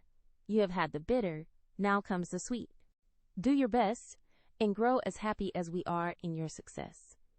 If there is anything good or true in what I write, it isn't mine. I owe it all to you and Mother and to Beth," said Jo, more touched by her father's words than by any amount of praise from the world. So, taught by love and sorrow, Jo wrote her little stories and sent them away to make friends for themselves and her, finding it a very charitable world to such humble wanderers, for they were kindly welcomed and sent home comfortable tokens to their mother, like dutiful children whom good fortune overtakes. When Amy and Laurie wrote of their engagement, Mrs. March feared that Jo would find it difficult to rejoice over it, but her fears were soon set at rest, for, Though Joe looked grave at first, she took it very quietly and was full of hopes and plans for the children before she read the letter twice. It was a sort of written duet, wherein each glorified the other in lover-like fashion, very pleasant to read and satisfactory to think of, for no one had any objection to make. "You like it, Mother?" said Joe, as they laid down the closely written sheets and looked at one another. "Yes, I hoped it would be so, ever since Amy wrote that she had refused Fred. I felt sure then that something better than what you call the mercenary spirit had come over her, and a hint here and there in her letters made me suspect that love and Laurie would win the day. How sharp you are, Marmee, and how silent. You never said a word to me. Mothers have need of sharp eyes and discreet tongues when they have girls to manage. I was half afraid to put the idea into your head, lest you should write and congratulate them before the thing was settled. I'm not the scatterbrain I was. You may trust me, I'm sober and sensible enough for anyone's confidant now. So you are, dear, and I should have made you mine, only I fancied it might pain you to learn that your Teddy loved anyone else. Now, Mother, did you really think I could be so silly and selfish after I'd refused his love, when it was freshest, if not best? I knew you were sincere then, Joe, but lately I have thought that if he came back and asked again, you might, perhaps, feel like giving another answer. Forgive me, dear, I can't help seeing that you are very lonely, and sometimes there is a hungry look in your eyes that goes to my heart, so I fancied that your boy might fill the empty place if he tried now. No, Mother, it is better as it is, and I'm glad Amy has learned to love him. But you are right in one thing. I am lonely, and perhaps if Teddy had tried again, I might have said yes, not because I love him any more, but because I care more to be loved than when he went away. I'm glad of that, Joe, for it shows that you are getting on. There are plenty to love you, so try to be satisfied with father and mother, sisters and brothers, friends and babies, till the best lover of all comes to give you your reward. Mothers are the best lovers in the world, but I don't mind whispering to Marmee that I'd like to try all kinds. It's very curious, but the more I try to satisfy myself with all sorts of natural affections, the more I seem to want. I'd no idea hearts could take in so many. Mine is so elastic it never seems full now, and I used to be quite contented with my family. I don't understand it. I do." And Mrs. March smiled her wise smile as Joe turned back the leaves to read what Amy said of Laurie. "It is so beautiful to be loved as Laurie loves me. He isn't sentimental, doesn't say much about it, but I see and feel it in all he says and does, and it makes me so happy and so humble that I don't seem to be the same girl I was. I never knew how good and generous and tender he was till now, for he lets me read his heart, and I find it full of noble impulses and hopes and purposes, and am so proud to know it's mine. He says he feels as if he could make a prosperous voyage now with me aboard as mate, and lots of love for ballast. I pray he may, and try to be all he believes me, for I love my gallant captain with all my heart and soul and might, and never will desert him, while God lets us be together. Oh, Mother, I never knew how much like heaven this world could be when two people love and live for one another. And that's our cool, reserved, and worldly Amy. Truly, love does work miracles. How very, very happy they must be." And Joe laid the rustling sheets together with a careful hand, as one might shut the covers of a lovely romance, which holds the reader fast till the end comes, and he finds himself alone in the workaday world again. By and by Joe roamed away upstairs, for it was rainy, and she could not walk. A restless spirit possessed her, and the old feeling came again, not bitter as it once was, but a sorrowfully patient wonder why one sister should have all she asked, the other nothing. It was not true. She knew that, and tried to put it away, but the natural craving for affection was strong, and Amy's happiness woke the hungry longing for someone to love with heart and soul, and cling to while God let them be together. Up in the garret, where Joe's unquiet wanderings ended, stood 4 little wooden chests in a row, each marked with its owner's name, and each filled with relics of the childhood and girlhood ended now for all.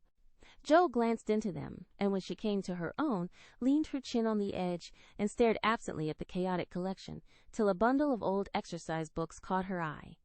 She drew them out, turned them over, and relived that pleasant winter at kind Mrs. Kirk's. She had smiled at first, then she looked thoughtful, next sad, and when she came to a little message written in the professor's hand, her lips began to tremble, the book slid out of her lap, and she sat looking at the friendly words as if they took a new meaning, and touched a tender spot in her heart. "Wait for me, my friend. I may be a little late, but I shall surely come." "Oh, If he only would! So kind, so good, so patient with me always, my dear old Fritz. I didn't value him half enough when I had him. But now how I should love to see him, for everyone seems going away from me, and I'm all alone." And holding the little paper fast, as if it were a promise yet to be fulfilled, Jo laid her head down on a comfortable rag bag and cried, as if in opposition to the rain pattering on the roof. Was it all self-pity, loneliness, or low spirits? Or was it the waking up of a sentiment which had bided its time as patiently as its inspirer? Who shall say? Chapter 43. Jo was alone in the twilight, lying on the old sofa, looking at the fire and thinking. It was her favorite way of spending the hour of dusk. No one disturbed her, and she used to lie there on Beth's little red pillow, planning stories, dreaming dreams, or thinking tender thoughts of the sister who never seemed far away. Her face looked tired, grave, and rather sad, for tomorrow was her birthday, and she was thinking how fast the years went by, how old she was getting, and how little she seemed to have accomplished. Almost 25. And nothing to show for it. Jo was mistaken in that. There was a good deal to show, and by she saw and was grateful for it. An old maid, that's what I'm to be.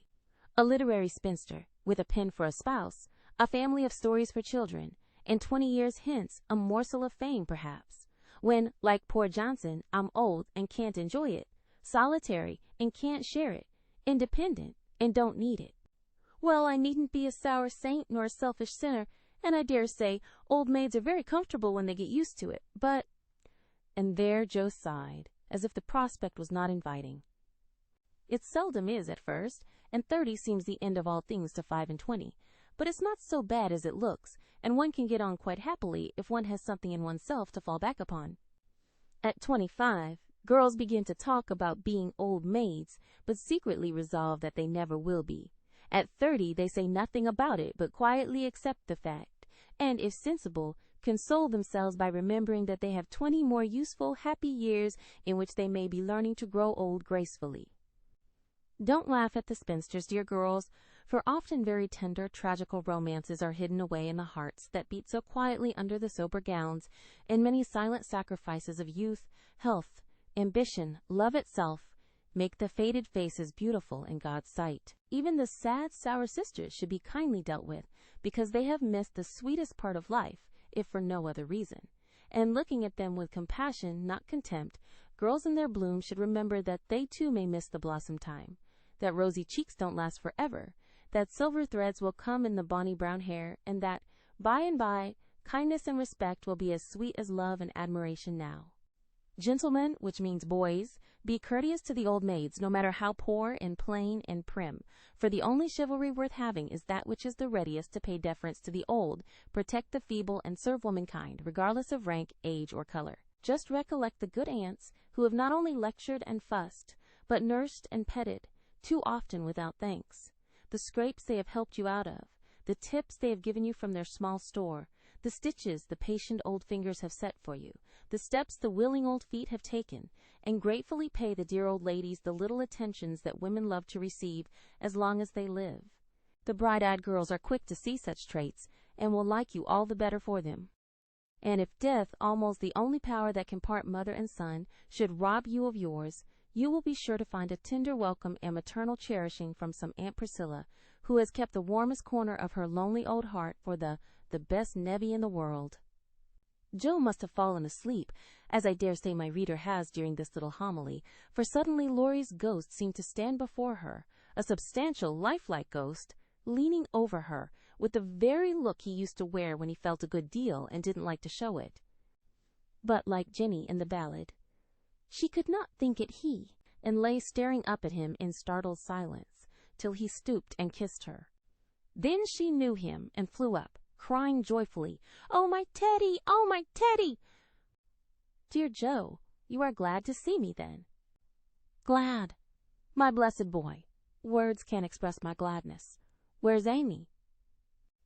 "Your mother has got her down at Meg's. We stopped there, by the way, and there was no getting my wife out of their clutches." "Your what?" cried Jo, for Laurie uttered those two words with an unconscious pride and satisfaction which betrayed him. "Oh, the dickens, now I've done it!" And he looked so guilty that Jo was down upon him like a flash. "You've gone and got married." Yes, please, but I never will again. And he went down upon his knees, with a penitent clasping of hands and a face full of mischief, mirth, and triumph. Actually married? Very much so, thank you. Mercy on us! What dreadful thing will you do next? And Jo fell into her seat with a gasp. A characteristic, but not exactly complimentary congratulation, returned Laurie, still in an abject attitude, but beaming with satisfaction. What can you expect when you take one's breath away, creeping in like a burglar, and letting cats out of bags like that? Get up, you ridiculous boy, and tell me all about it. Not a word, unless you let me come in my old place, and promise not to barricade. Jo laughed at that, as she had not done for many a long day, and patted the sofa invitingly, as she said in a cordial tone, "The old pillow is up, Garrett, and we don't need it now, so come and fess, Teddy." How good it sounds to hear you say Teddy. No one ever calls me that but you, and Laurie sat down with an air of great content. What does Amy call you? My lord. That's like her. Well, you look it. And Jo's eyes plainly betrayed that she found her boy comelier than ever. The pillow was gone, but there was a barricade nevertheless, a natural one, raised by time, absence, and change of heart. Both felt it, and for a minute looked at one another as if that invisible barrier cast a little shadow over them. It was gone directly, however, for Laurie said with a vain attempt at dignity, "Don't I look like a married man and the head of a family?" Not a bit, and you never will. You've grown bigger and bonnier, but you are the same scapegrace as ever. Now, really, Jo, you ought to treat me with more respect, began Laurie, who enjoyed it all immensely. How can I, when the mere idea of you, married and settled, is so irresistibly funny that I can't keep sober? Answered Jo, smiling all over her face so infectiously that they had another laugh, and then settled down for a good talk, quite in the pleasant old fashion. It's no use your going out in the cold to get Amy, for they are all coming up presently. I couldn't wait. I wanted to be the one to tell you the grand surprise, and have first skim, as we used to say when we squabbled about the cream. Of course you did, and spoilt your story by beginning at the wrong end. Now, start right, and tell me how it all happened. I'm pining to know. Well, I did it to please Amy, began Laurie, with a twinkle that made Jo exclaim. Fib number 1, Amy did it to please you. Go on and tell the truth, if you can, sir. Now she's beginning to marmot. Isn't it jolly to hear her? Said Laurie to the fire, and the fire glowed and sparkled as if it quite agreed. It's all the same, you know, she and I being one. We planned to come home with the Carrolls a month or more ago, but they suddenly changed their minds and decided to pass another winter in Paris. But Grandpa wanted to come home. He went to please me, and I couldn't let him go alone. Neither could I leave Amy, and Mrs. Carroll had got English notions about chaperones and such nonsense, and wouldn't let Amy come with us. So I just settled the difficulty by saying, let's be married, and then we can do as we like. Of course you did. You always have things to suit you. Not always, and something in Laurie's voice made Jo say hastily, how did you ever get Aunt to agree? It was hard work, but between us, we talked her over, for we had heaps of good reasons on our side. There wasn't time to write and ask leave, but you all liked it, had consented to it by and by, and it was only, quote, taking time by the fetlock, as my wife says. Aren't we proud of those 2 words, and don't we like to say them? Interrupted Jo, addressing the fire in her turn, and watching with delight the happy light it seemed to kindle in the eyes that had been so tragically gloomy when she saw them last. A trifle, perhaps. She's such a captivating little woman, I can't help being proud of her. Well, then, Uncle and Aunt were there to play propriety. We were so absorbed in one another we were of no mortal use apart, and that charming arrangement would make everything easy all round. So we did it. When? Where? How? Asked Jo, in a fever of feminine interest and curiosity, for she could not realize it a particle. 6 weeks ago, at the American Consul's in Paris. A very quiet wedding, of course, for even in our happiness we didn't forget dear little Beth. Jo put her hand in his as he said that, and Laurie gently smoothed the little red pillow, which he remembered well. Why didn't you let us know afterward? Asked Jo, in a quieter tone, when they had sat quite still a minute. We wanted to surprise you. We thought we were coming directly home at first, but the dear old gentleman, as soon as we were married, found he couldn't be ready under a month, at least, and sent us off to spend our honeymoon wherever we liked. Amy had once called Valrosa a regular honeymoon home, so we went there, and were as happy as people are but once in their lives. My faith! Wasn't it love among the roses? Laurie seemed to forget Joe for a minute, and Joe was glad of it, for the fact that he told her these things so freely and naturally assured her that he had quite forgiven and forgotten. She tried to draw away her hand, but as if he guessed the thought that prompted the half-involuntary impulse, Laurie held it fast and said with a manly gravity she had never seen in him before, "Joe, dear, I want to say one thing, and then we'll put it by forever.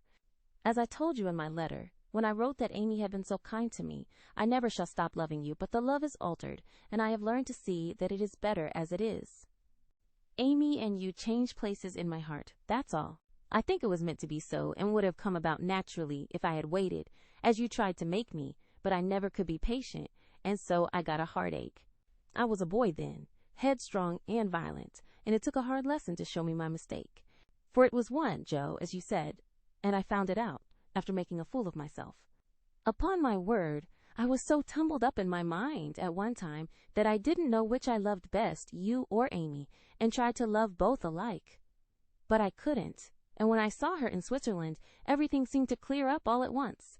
You both got into your right places, and I felt sure that it was well off with the old love before it was on with the new, that I could honestly share my heart between Sister Joe and wife Amy, and love them both dearly. Will you believe it, and go back to the happy old times when we first knew one another? I'll believe it, with all my heart. But, Teddy, we never can be boy and girl again. The happy old times can't come back, and we mustn't expect it.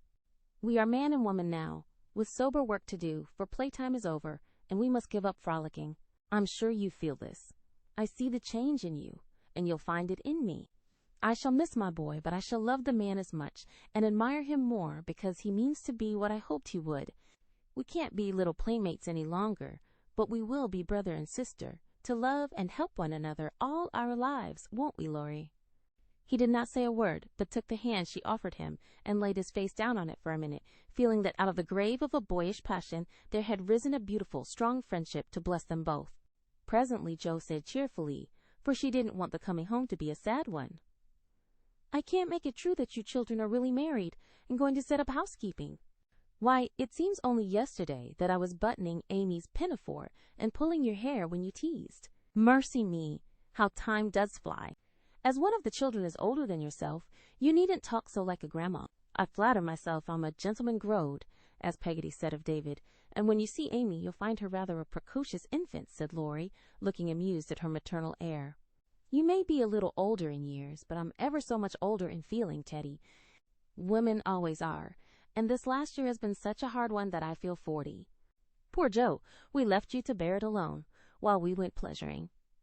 You are older. Here's a line, and there's another. Unless you smile, your eyes look sad, and when I touched the cushion just now, I found a tear on it. You've had a great deal to bear, and had to bear it all alone. What a selfish beast I've been." And Laurie pulled his own hair, with a remorseful look. But Joe only turned over the traitorous pillow and answered, in a tone which she tried to make quite cheerful, "No, I had father and mother to help me, the dear babies to comfort me, and the thought that you and Amy were safe and happy to make the troubles here easier to bear. I am lonely sometimes, but I dare say it's good for me, and—" "You never shall be again," broke in Laurie, putting his arm about her as if to fence out every human ill. "Amy and I can't get on without you, so you must come and teach the children to keep house, and go halves in everything, just as we used to do, and let us pet you, and all be blissfully happy and friendly together. If I shouldn't be in the way, it would be very pleasant. I begin to feel quite young already, for somehow all my troubles seemed to fly away when you came. You always were a comfort, Teddy." And Joe leaned her head on his shoulder, just as she did years ago, when Beth lay ill and Laurie told her to hold on to him. He looked down at her, wondering if she remembered the time, but Joe was smiling to herself as if, in truth, her troubles had all vanished at his coming. "You are the same Joe still, dropping tears about 1 minute and laughing the next. You look a little wicked now. What is it, Grandma?" "I was wondering how you and Amy get on together." "Like angels!" "Yes, of course, at first. But which rules?" "I don't mind telling you that she does now. At least, I let her think so. It pleases her, you know. By and by we shall take turns. For marriage, they say, halves one's rights and doubles one's duties. You'll go on as you begin, and Amy will rule you all the days of your life. Well, she does it so imperceptibly that I don't think I shall mind much. She is the sort of woman who knows how to rule well. In fact, I rather like it, for she winds one round her finger as softly and prettily as a skein of silk, and makes you feel as if she was doing you a favor all the while. That ever I should live to see you a henpecked husband and enjoying it, cried Joe, with uplifted hands. It was good to see Laurie square his shoulders and smile with masculine scorn at that insinuation, as he replied with his high and mighty, Amy is too well bred for that, and I am not the sort of man to submit to it. My wife and I respect ourselves and one another too much ever to tyrannize or quarrel. Joe liked that, and thought the new dignity very becoming, but the boy seemed changing very fast into the man, and regret mingled with her pleasure. I am sure of that. Amy and you never did quarrel as we used to. She is the sun, and I the wind, in the fable, and the sun managed the man best, you remember. She can blow him up as well as shine on him, laughed Laurie. Such a lecture as I got at Nice. I give you my word it was a deal worse than any of your scoldings, a regular rouser. I'll tell you all about it sometime. She never will, because after telling me that she despised and was ashamed of me, she lost her heart to the despicable party and married the good-for-nothing. What baseness! Well, if she abuses you, come to me and I'll defend you. I look as if I needed it, don't I? Said Laurie, getting up and striking an attitude which suddenly changed from the imposing to the rapturous, as Amy's voice was heard calling, Where is she? Where's my dear old Joe? In trooped the whole family, and everyone was hugged and kissed all over again, and after several vain attempts, the three wanderers were set down to be looked at and exulted over. Mr. Laurence, hale and hearty as ever, was quite as much improved as the others by his foreign tour, for the crustiness seemed to be nearly gone, and the old-fashioned courtliness had received a polish which made it kindlier than ever. It was good to see him beam at my children, as he called the young pair. It was better still to see Amy pay him the daughterly duty and affection which completely won his old heart, and best of all to watch Laurie revolve about the two, as if never tired of enjoying the pretty picture they made. The minute she put her eyes upon Amy, Meg became conscious that her own dress hadn't a Parisian air, that young Mrs. Moffat would be entirely eclipsed by young Mrs. Laurence, and that her ladyship was altogether a most elegant and graceful woman. Joe thought, as she watched the pair, how well they looked together. I was right, and Laurie has found the beautiful, accomplished girl who will become his home better than clumsy old Joe, and be a pride, not a torment to him. Mrs. March and her husband smiled and nodded at each other with happy faces, for they saw that their youngest had done well, not only in worldly things, but the better wealth of love, confidence, and happiness. For Amy's face was full of the soft brightness which betokens a peaceful heart, her voice had a new tenderness in it, and the cool, prim carriage was changed to a gentle dignity, both womanly and winning. No little affectations marred it, and the cordial sweetness of her manner was more charming than the new beauty or the old grace, for it stamped her at once with the unmistakable sign of the true gentlewoman she had hoped to become. Love has done much for our little girl, said her mother softly. She has had a good example before her all her life, my dear, Mr. March whispered back, with a loving look at the worn face and gray head beside him. Daisy found it impossible to keep her eyes off her pretty auntie, but attached herself like a lapdog to the wonderful chatelaine full of delightful charms. Demi paused to consider the new relationship before he compromised himself by the rash acceptance of a bribe which took the tempting form of a family of wooden bears from Bernay. A flank movement produced an unconditional surrender, however, for Laurie knew where to have him. Young man, when I first had the honor of making your acquaintance, you hit me in the face. Now I demand the satisfaction of a gentleman.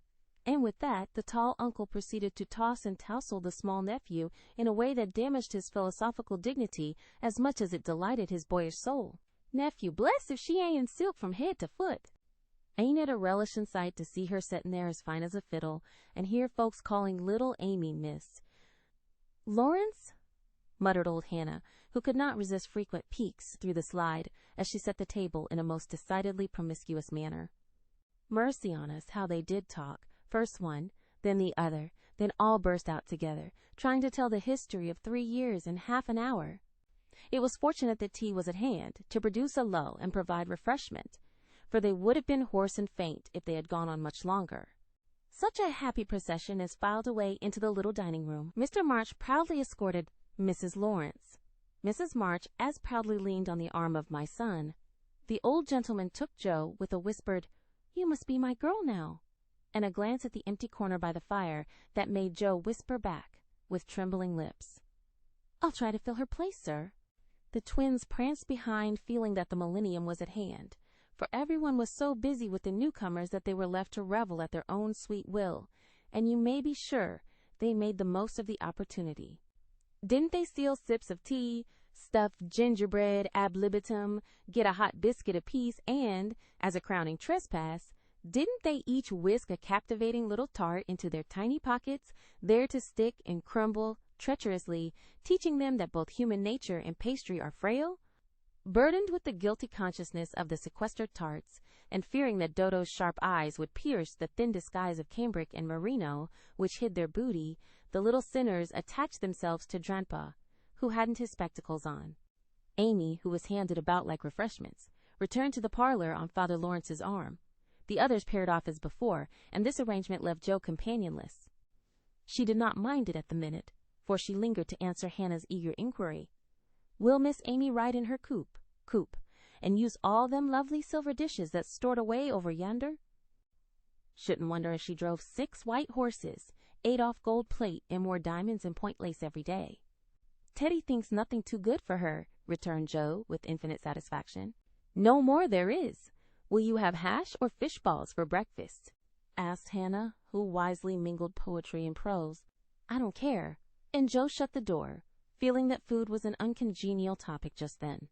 She stood a minute looking at the party vanishing above, and as Demi's short plaid legs toiled up the last stair, a sudden sense of loneliness came over her so strongly that she looked about her with dim eyes, as if to find something to lean upon, for even Teddy had deserted her. If she had known what birthday gift was coming every minute nearer and nearer, she would not have said to herself, "I'll weep a little weep when I go to bed. It won't do to be dismal now." Then she drew her hand over her eyes, for one of her boyish habits was never to know where her handkerchief was, and had just managed to call up a smile when there came a knock at the porch door. She opened it with hospitable haste, and started as if another ghost had come to surprise her, for there stood a tall, bearded gentleman, beaming on her from the darkness like a midnight sun. "Oh, Mr. Bear, I am so glad to see you," cried Joe, with a clutch, as if she feared the night would swallow him up before she could get him in. "And I to see Miss Marsh, but no, you have a party." And the professor paused as the sound of voices and the tap of dancing feet came down to them. "No, we haven't, only the family. My sister and friends have just come home, and we are all very happy. Come in and make one of us." Though a very social man, I think Mr. Bear would have gone decorously away and come again another day. But how could he when Joe shut the door behind him and bereft him of his hat? Perhaps her face had something to do with it, for she forgot to hide her joy at seeing him, and showed it with a frankness that proved irresistible to the solitary man, whose welcome far exceeded his boldest hopes. "If I shall not be Monsieur de Trop, I will so gladly see them all." "You have been ill, my friend?" He put the question abruptly, for, as Joe hung up his coat, the light fell on her face, and he saw a change in it. Not ill, but tired and sorrowful. "We have had trouble since I saw you last." "Ah, yes, I know. My heart was sore for you when I heard that."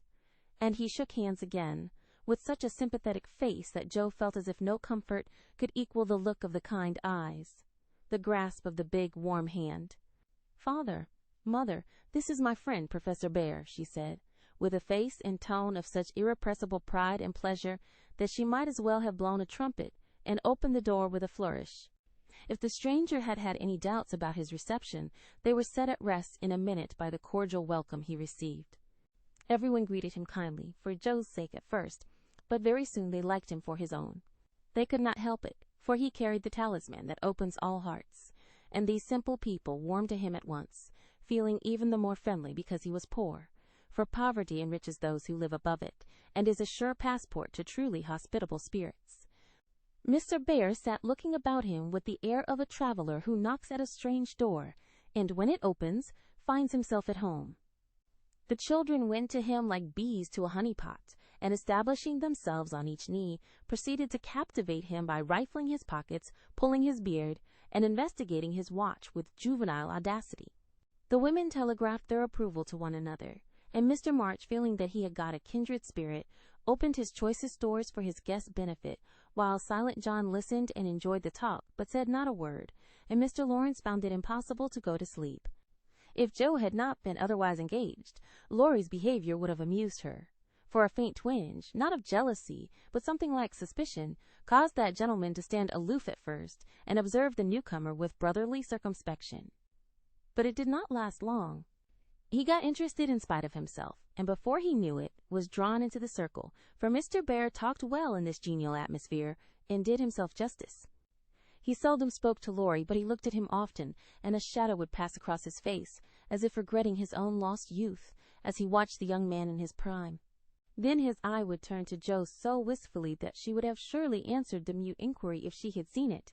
But Joe had her own eyes to take care of, and feeling that they could not be trusted, she prudently kept them on the little socks she was knitting, like a model maiden aunt. A stealthy glance now and then refreshed her like sips of fresh water after a dusty walk, for the sidelong peeps showed her several propitious omens.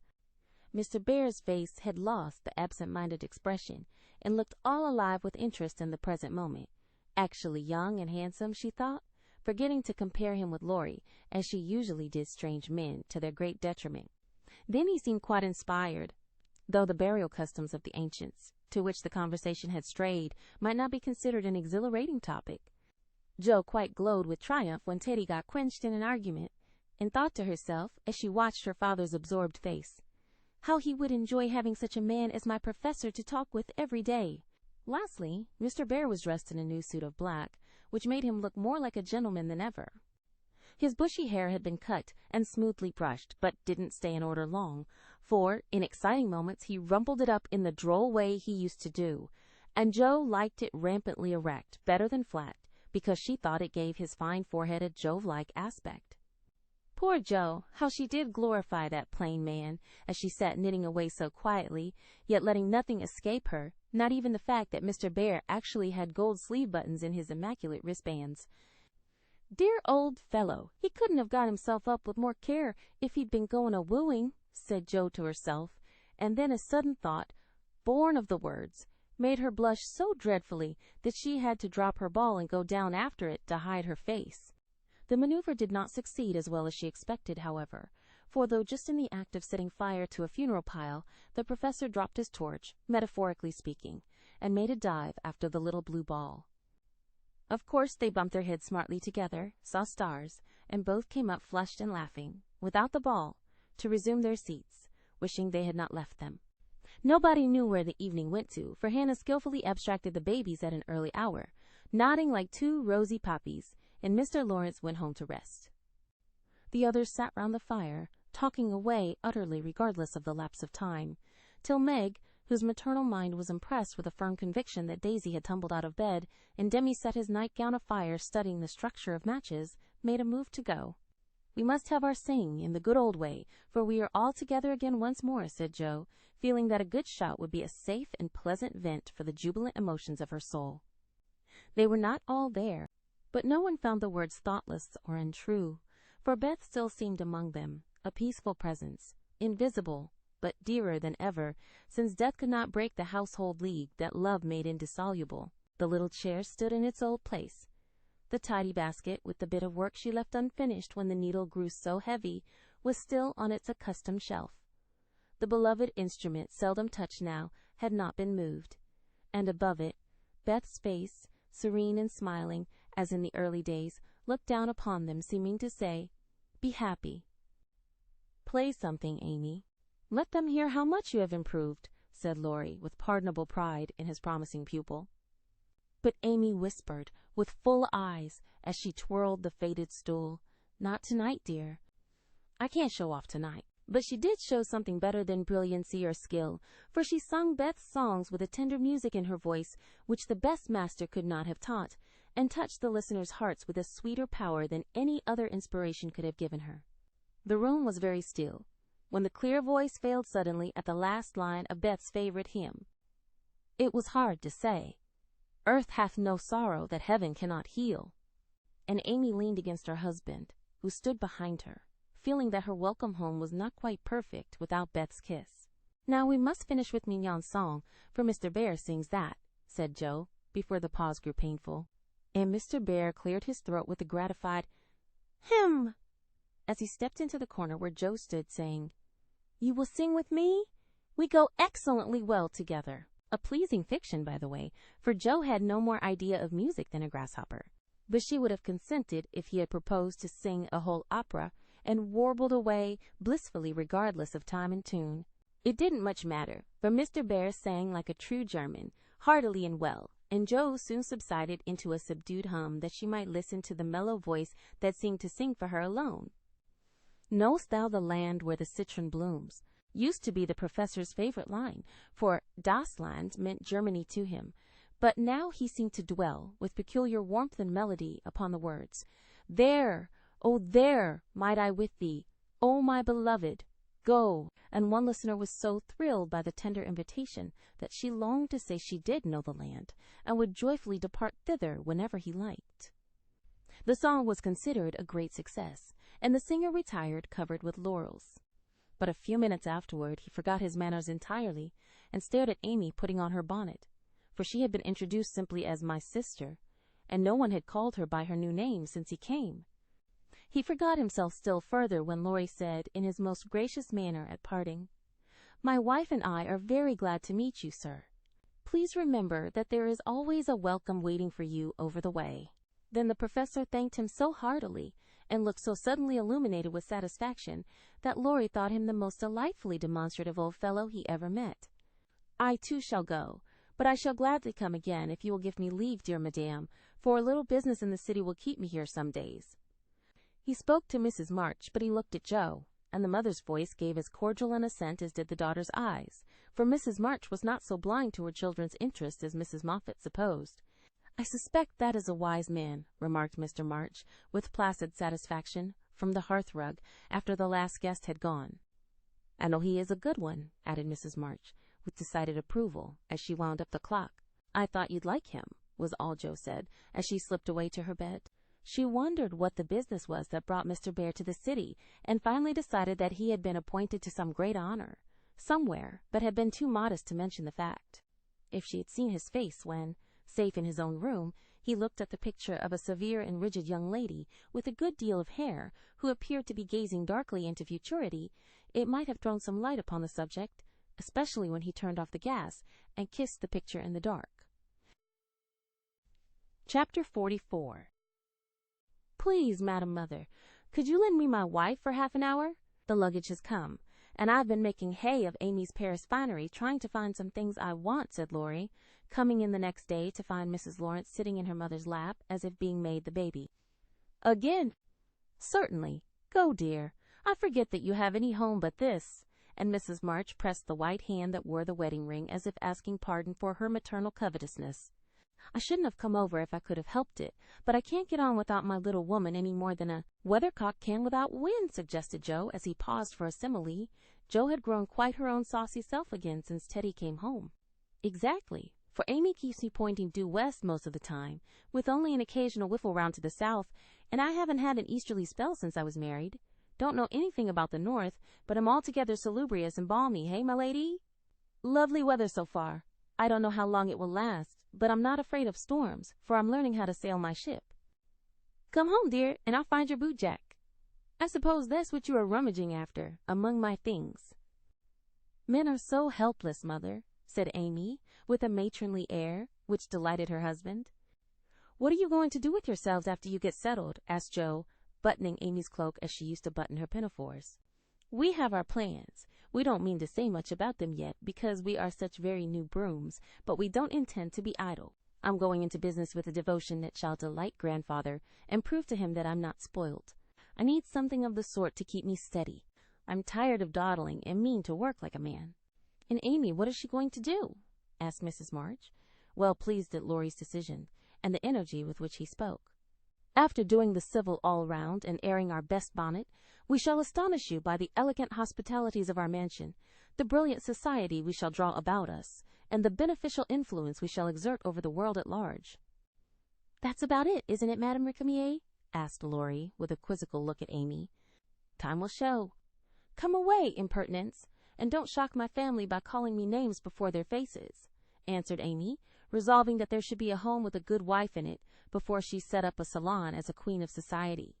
"How happy those children seem together," observed Mr. March, finding it difficult to become absorbed in his Aristotle after the young couple had gone. "Yes, and I think it will last," added Mrs. March, with the restful expression of a pilot who has brought a ship safely into port. "I know it will. Happy Amy!" And Joe sighed, then smiled brightly as Professor Bear opened the gate with an impatient push. Later in the evening, when his mind had been set at rest about the bootjack, Laurie said suddenly to his wife, who was flitting about, arranging her new art treasures, "Mrs. Laurence, my lord, that man intends to marry our Joe." "I hope so.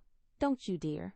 "Well, my love, I consider him a trump, in the fullest sense of that expressive word, but I do wish he was a little younger and a good deal richer." "Now, Laurie, don't be too fastidious and worldly-minded. If they love one another, it doesn't matter a particle how old they are, nor how poor. Women never should marry for money." Amy caught herself up short as the words escaped her, and looked at her husband, who replied with malicious gravity, "Certainly not, though you do hear charming girls say that they intend to do it sometimes. If my memory serves me, you once thought it your duty to make a rich match. That accounts, perhaps, for your marrying a good-for-nothing like me." "Oh, my dearest boy, don't say that. I forgot you were rich when I said yes. I'd have married you if you hadn't a penny, and I sometimes wish you were poor, that I might show how much I love you." And Amy, who was very dignified in public and very fond in private, gave convincing proofs of the truth of her words. "You don't really think I am such a mercenary creature as I tried to be once, do you? It would break my heart if you didn't believe that I'd gladly pull in the same boat with you, even if you had to get your living by rowing on the lake. Am I an idiot and a brute? How could I think so when you refused a richer man for me and won't let me give you half I want to now, when I have the right? Girls do it every day, poor things, and are taught to think it is their only salvation. But you had better lessons, and though I trembled for you at one time, I was not disappointed, for the daughter was true to the mother's teaching. I told Mama so yesterday, and she looked as glad and grateful as if I'd given her a check for $1 million to be spent in charity. You are not listening to my moral remarks, Mrs. Laurence." And Laurie paused, for Amy's eyes had an absent look, though fixed upon his face. "Yes, I am, and admiring the dimple in your chin at the same time. I don't wish to make you vain, but I must confess that I am prouder of my handsome husband than of all his money. Don't laugh, but your nose is such a comfort to me." And Amy softly caressed the well-cut feature with artistic satisfaction. Laurie had received many compliments in his life, but never one that suited him better, as he plainly showed, though he did laugh at his wife's peculiar taste, while she said slowly, "May I ask you a question, dear?" "Of course you may. Shall you care if Joe does marry Mr. Bear?" "Oh, that's the trouble, is it? I thought there was something in the dimple that didn't suit you." "Not being a dog in the manger, but the happiest fellow alive, I assure you I can dance at Joe's wedding with a heart as light as my heels." "Do you doubt it, my darling?" Amy looked up at him and was satisfied. Her last little jealous fear vanished forever, and she thanked him with a face full of love and confidence. "I wish we could do something for that capital old professor. Couldn't we invent a rich relation who shall obligingly die out there in Germany and leave him a tidy little fortune?" said Laurie, when they began to pace up and down the long drawing-room, arm in arm, as they were fond of doing, in memory of the chateau garden. "Joe would find us out and spoil it all. She is very proud of him, just as he is, and said yesterday that she thought poverty was a beautiful thing." "Bless her dear heart, she won't think so when she has a literary husband and a dozen little professors and professorins to support. We won't interfere now, but watch our chance and do them a good turn in spite of themselves. I owe Joe for a part of my education, and she believes in people's paying their honest debts, so I'll get round her in that way. How delightful it is to be able to help others, isn't it? That was always one of my dreams, to have the power of giving freely, and thanks to you, the dream has come true. Ah, we'll do quantities of good, won't we? There's one sort of poverty that I particularly like to help. Out-and-out beggars get taken care of, but poor gentlefolks fare badly because they won't ask, and people don't dare to offer charity. Yet there are 1,000 ways of helping them, if one only knows how to do it so delicately that it does not offend. I must say, I like to serve a decayed gentleman better than a blarneying beggar. I suppose it's wrong, but I do, though it is harder. Because it takes a gentleman to do it, added the other member of the Domestic Admiration Society. Thank you. I'm afraid I don't deserve that pretty compliment. But I was going to say that while I was dawdling about abroad, I saw a good many talented young fellows making all sorts of sacrifices and enduring real hardships that they might realize their dreams. Splendid fellows, some of them working like heroes, poor and friendless, but so full of courage, patience, and ambition that I was ashamed of myself, and longed to give them a right good lift. Those are people whom it's a satisfaction to help. For if they've got genius, it's an honor to be allowed to serve them, and not let it be lost or delayed for want of fuel to keep the pot boiling. If they haven't, it's a pleasure to comfort the poor souls and keep them from despair when they find it out. Yes, indeed, and there's another class who can't ask, and who suffer in silence. I know something of it, for I belonged to it before you made a princess of me, as the king does the beggar maid in the old story. Ambitious girls have a hard time, Laurie, and often have to see youth, health, and precious opportunities go by just for want of a little help at the right minute. People have been very kind to me, and whenever I see girls struggling along as we used to do, I want to put out my hand and help them as I was helped. And so you shall, like an angel as you are, cried Laurie, resolving, with a glow of philanthropic zeal, to found and endow an institution for the express benefit of young women with artistic tendencies. Rich people have no right to sit down and enjoy themselves or let their money accumulate for others to waste. It's not half so sensible to leave legacies when one dies as it is to use the money wisely while alive and enjoy making one's fellow creatures happy with it. We'll have a good time ourselves and add an extra relish to our own pleasure by giving other people a generous taste. Will you be a little Dorcas, going about emptying a big basket of comforts and filling it up with good deeds? With all my heart, if you will be a brave St. Martin stopping as you ride gallantly through the world to share your cloak with the beggar. It's a bargain, and we shall get the best of it. So the young pair shook hands upon it, and then paced happily on again, feeling that their pleasant home was more homelike, because they hoped to brighten other homes, believing that their own feet would walk more uprightly along the flowery path before them if they smoothed rough ways for other feet, and feeling that their hearts were more closely knit together by a love which could tenderly remember those less blessed than they. Chapter 45. I cannot feel that I have done my duty as humble historian of the March family without devoting at least one chapter to the two most precious and important members of it. Daisy and Demi had now arrived at years of discretion, for in this vast age babies of 3 or 4 assert their rights, and get them too, which is more than many of their elders do. If there ever were a pair of twins in danger of being utterly spoilt by adoration, it was these prattling Brooks. Of course they were the most remarkable children ever born, as will be shown when I mention that they walked at 8 months, talked fluently at 12 months, and at 2 years they took their places at table, and behaved with a propriety which charmed all beholders. At 3, Daisy demanded a needler, and actually made a bag with 4 stitches in it. She likewise set up housekeeping in the sideboard, and managed a microscopic cooking stove with a skill that brought tears of pride to Hannah's eyes, while Demi learned his letters with his grandfather, who invented a new mode of teaching the alphabet by forming the letters with his arms and legs, thus uniting gymnastics for head and heels. The boy early developed a mechanical genius, which delighted his father and distracted his mother, for he tried to imitate every machine he saw, and kept the nursery in a chaotic condition with his sew-machine, a mysterious structure of string, chairs, clothespins, and spools for wheels to go wound and wound. Also a basket hung over the back of a big chair, in which he vainly tried to hoist his too confiding sister, who, with feminine devotion, allowed her little head to be bumped till rescued, when the young inventor indignantly remarked, "Why, Marmar, that's my lily-waiter, and me's trying to pull her up." Though utterly unlike in character, the twins got on remarkably well together, and seldom quarreled more than thrice a day. Of course, Demi tyrannized over Daisy, and gallantly defended her from every other aggressor, while Daisy made a galley slave of herself, and adored her brother as the one perfect being in the world. A rosy, chubby, sunshiny little soul was Daisy, who found her way to everybody's heart, and nestled there. one of the captivating children who seemed made to be kissed and cuddled, adorned and adored like little goddesses, and produced for general approval on all festive occasions. Her small virtues were so sweet that she would have been quite angelic if a few small naughtinesses had not kept her delightfully human. It was all fair weather in her world, and every morning she scrambled up to the window in her little nightgown to look out and say, no matter whether it rained or shone, "Oh, pity day! Oh, pity day!" Everyone was a friend, and she offered kisses to a stranger so confidingly that the most inveterate bachelor relented, and baby lovers became faithful worshippers. "Me loves everybody," she once said, opening her arms, with her spoon in one hand and her mug in the other, as if eager to embrace and nourish the whole world.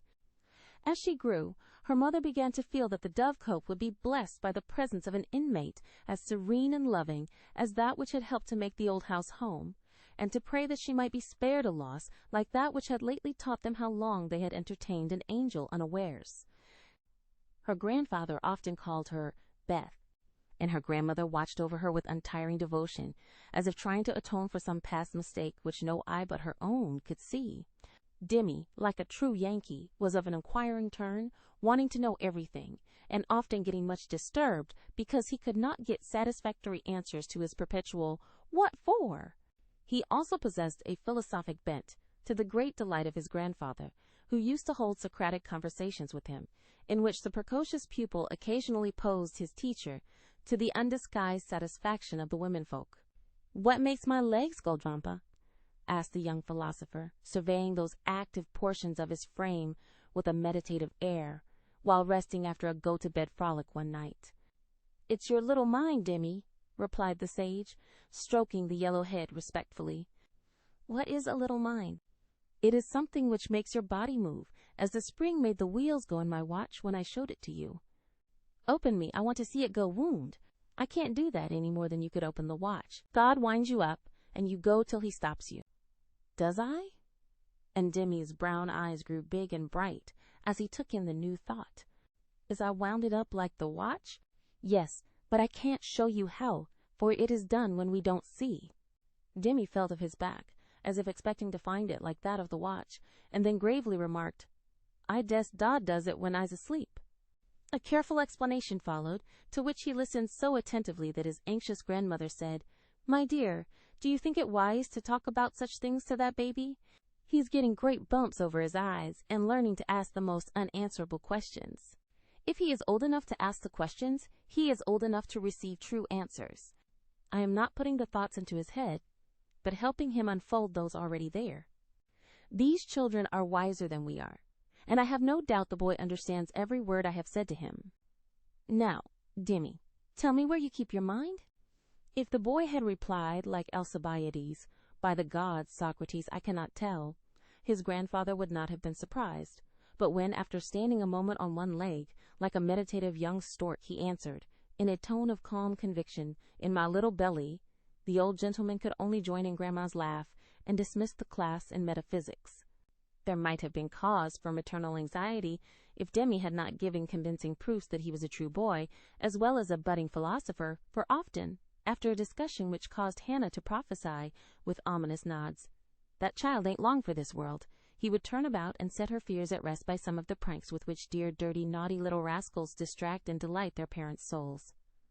Meg made many moral rules and tried to keep them, but what mother was ever proof against the winning wiles, the ingenious evasions, or the tranquil audacity of the miniature men and women who so early show themselves accomplished artful dodgers? "No more raisins, Demi. They'll make you sick," says Mama to the young person who offers his services in the kitchen with unfailing regularity on plum pudding day. "Me likes to be sick. I don't want to have you, so run away and help Daisy make patty cakes." He reluctantly departs, but his wrongs weigh upon his spirit, and by, when an opportunity comes to redress them, he outwits Mamma by a shrewd bargain. "Now you have been good children, and I'll play anything you like," says Meg as she leads her assistant cooks upstairs when the pudding is safely bouncing in the pot. "Truly, Marmar?" asks Demi, with a brilliant idea in his well-powdered head. "Yes, truly, anything you say," replies the short-sighted parent, preparing herself to sing "The Three Little Kittens" half a dozen times over, or to take her family to buy a penny bun, regardless of wind or limb. But Demi corners her by the cool reply, Then we'll go and eat up all the raisins." Aunt Dodo was chief playmate and confidant of both children, and the trio turned the little house topsy-turvy. Aunt Amy was as yet only a name to them. Aunt Beth soon faded into a pleasantly vague memory, but Aunt Dodo was a living reality, and they made the most of her, for which compliment she was deeply grateful. But when Mr. Bear came, Joan neglected her playfellows, and dismay and desolation fell upon their little souls. Daisy, who was fond of going about peddling kisses, lost her best customer and became bankrupt. Demi, with infantile penetration, soon discovered that Dodo liked to play with the bear man better than she did with him. But though hurt, he concealed his anguish, for he hadn't the heart to insult a rival who kept a mine of chocolate drops in his waistcoat pocket and a watch that could be taken out of its case and freely shaken by ardent admirers. Some persons might have considered these pleasing liberties as bribes, but Demi didn't see it in that light and continued to patronize the bear man with pensive affability, while Daisy bestowed her small affections upon him at the third call, and considered his shoulder her throne, his arm her refuge, his gifts treasures of surpassing worth. Gentlemen are sometimes seized with sudden fits of admiration for the young relatives of ladies whom they honor with their regard, but this counterfeit philoprogenitiveness sits uneasily upon them and does not deceive anybody a particle. Mr. Bear's devotion was sincere, however likewise effective, for honesty is the best policy in love as in law. He was one of the men who are at home with children, and looked particularly well when little faces made a pleasant contrast with his manly one. His business, whatever it was, detained him from day to day, but evening seldom failed to bring him out to sea. Well, he always asked for Mr. March, so I suppose he was the attraction. The excellent papa labored under the delusion that he was, and reveled in long discussions with the kindred spirit, till a chance remark of his more observing grandson suddenly enlightened him. Mr. Bear came in one evening to pause on the threshold of the study, astonished by the spectacle that met his eye. Prone upon the floor lay Mr. March, with his respectable legs in the air, and beside him, likewise prone, was Demi, trying to imitate the attitude with his own short, scarlet-stockinged legs, both grovellers so seriously absorbed that they were unconscious of spectators, till Mr. Bear laughed his sonorous laugh, and Joe cried out, with a scandalized face, "Father, father, here's the professor!" Down went the black legs, and up came the gray head, as the preceptor said, with undisturbed dignity, "Good evening, Mr. Bear. Excuse me for a moment. We are just finishing our lesson. Now, Demi, make the letter and tell its name." "I knows him!" And, after a few convulsive efforts, the red legs took the shape of a pair of compasses, and the intelligent pupil triumphantly shouted, "It's a wee! Drampa, it's a wee!" "He's a born weller," laughed Joe, as her parent gathered himself up, and her nephew tried to stand on his head, as the only mode of expressing his satisfaction that school was over. "What have you been at today, Bubchen?" asked Mr. Bear, picking up the gymnast. "Me went to see little Mary." "And what did you there?" "I kissed her," began Demi, with artless frankness. "Prut, thou beginnest early. What did the little Mary say to that?" asked Mr. Bear, continuing to confess the young sinner, who stood upon his knee, exploring the waistcoat pocket. "Oh, she liked it. And she kissed me, and I liked it." "Don't little boys like little girls?" added Demi, with his mouth full and an air of bland satisfaction. "You precocious chick! Who put that into your head?" said Joe, enjoying the innocent revelations as much as the professor. "'Tisn't in mine head, it's in mine mouth," answered literal Demi, putting out his tongue, with a chocolate drop on it, thinking she alluded to confectionery, not ideas. "Thou shouldst save some for the little friend, sweets to the sweet manling." And Mr. Bear offered Joe some, with a look that made her wonder if chocolate was not the nectar drunk by the gods. Demi also saw the smile, was impressed by it, and artlessly inquired, "Do great boys like great girls too, Fessor?" Like young Washington, Mr. Bear couldn't tell a lie, so he gave the somewhat vague reply that he believed they did sometimes, in a tone that made Mr. March put down his clothes-brush, glance at Joe's retiring face, and then sink into his chair, looking as if the precocious chick had put an idea into his head that was both sweet and sour. Why, Dodo, when she caught him in the china closet half an hour afterward, nearly squeezed the breath out of his little body with a tender embrace, instead of shaking him for being there, and why she followed up this novel performance by the unexpected gift of a big slice of bread and jelly, remained one of the problems over which Demi puzzled his small wits, and was forced to leave unsolved forever. Chapter 46. While Laurie and Amy were taking conjugal strolls over velvet carpets as they set their house in order and planned a blissful future, Mr. Bear and Joe were enjoying promenades of a different sort, along muddy roads and sodden fields. "I always do take a walk toward evening, and I don't know why I should give it up, just because I often happen to meet the professor on his way out," said Joe to herself, after 2 or 3 encounters, for though there were 2 paths to Meg's, whichever one she took she was sure to meet him, either going or returning. He was always walking rapidly, and never seemed to see her till quite close, when he would look as if his short-sighted eyes had failed to recognize the approaching lady till that moment. Then, if she was going to Meg's, he always had something for the babies. If her face was turned homeward, he had merely strolled down to see the river, and was just about returning, unless they were tired of his frequent calls. Under the circumstances, what could Joe do but greet him civilly and invite him in? If she was tired of his visits, she concealed her weariness with perfect skill, and took care that there should be coffee for supper. As Mr. Bear, doesn't like tea. By the 2nd week, everyone knew perfectly well what was going on, yet everyone tried to look as if they were stone blind to the changes in Joe's face. They never asked why she sang about her work, did up her hair 3 times a day, and got so blooming with her evening exercise, and no one seemed to have the slightest suspicion that Professor Bear, while talking philosophy with the father, was giving the daughter lessons in love. Joe couldn't even lose her heart in a decorous manner, but sternly tried to quench her feelings, and, failing to do so, led a somewhat agitated life.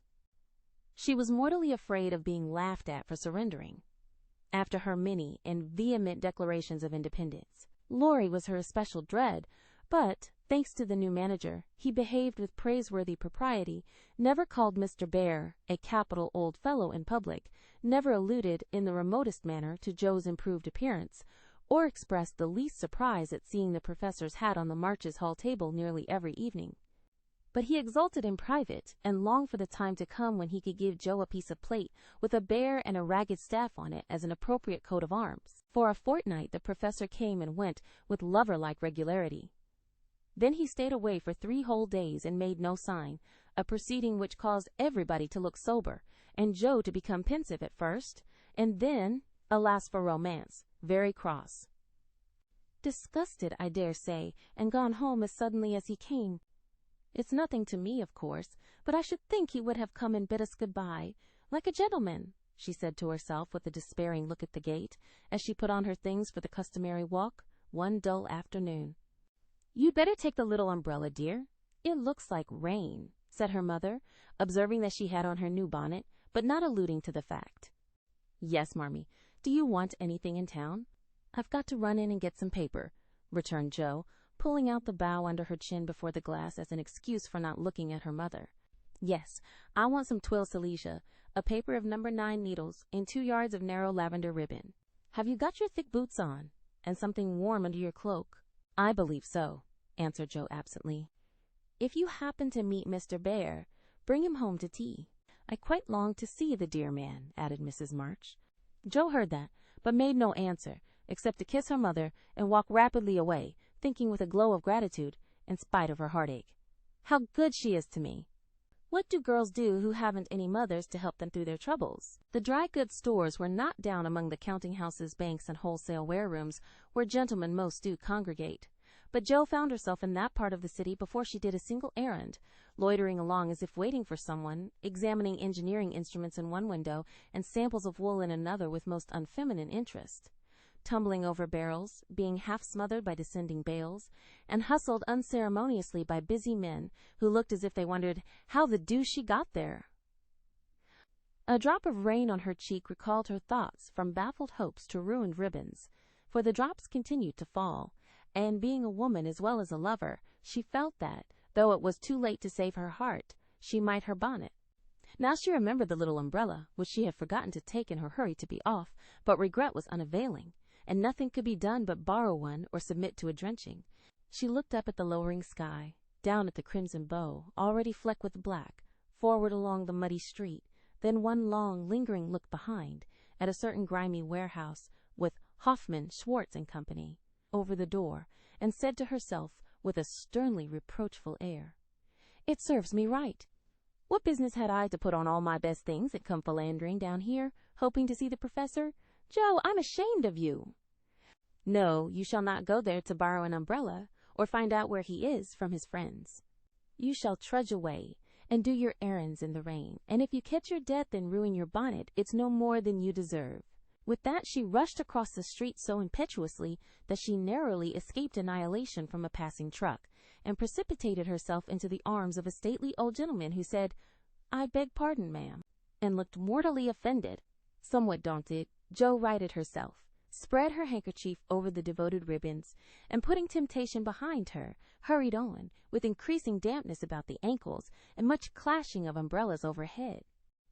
The fact that a somewhat dilapidated blue one remained stationary above the unprotected bonnet attracted her attention, and looking up, she saw Mr. Bear looking down.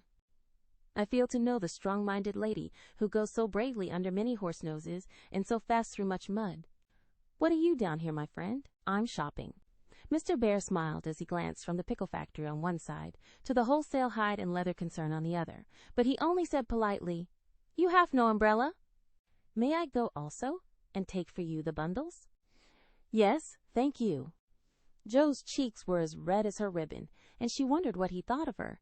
But she didn't care, for in a minute she found herself walking away arm in arm with her professor, feeling as if the sun had suddenly burst out with uncommon brilliancy, that the world was all right again, and that one thoroughly happy woman was paddling through the wet that day. "We thought you had gone," said Jo hastily, for she knew he was looking at her. Her bonnet wasn't big enough to hide her face, and she feared he might think the joy it betrayed unmaidenly. "Did you believe that I should go with no farewell to those who have been so heavenly kind to me?" he asked so reproachfully that she felt as if she had insulted him by the suggestion, and answered heartily, "No, I didn't. I knew you were busy about your own affairs, but we rather missed you, father and mother especially." "And you?" "I'm always glad to see you, sir." In her anxiety to keep her voice quite calm, Jo made it rather cool, and the frosty little monosyllable at the end seemed to chill the professor, for his smile vanished as he said gravely, "I thank you, and come one time more before I go." "You are going, then? I have no longer any business here. It is done." "Successfully, I hope," said Jo, for the bitterness of disappointment was in that short reply of his. "I ought to think so, for I have a way open to me by which I can make my bread and give my junglings much help." "Tell me, please. I like to know all about the boys," said Jo eagerly. "That is so kind, I gladly tell you.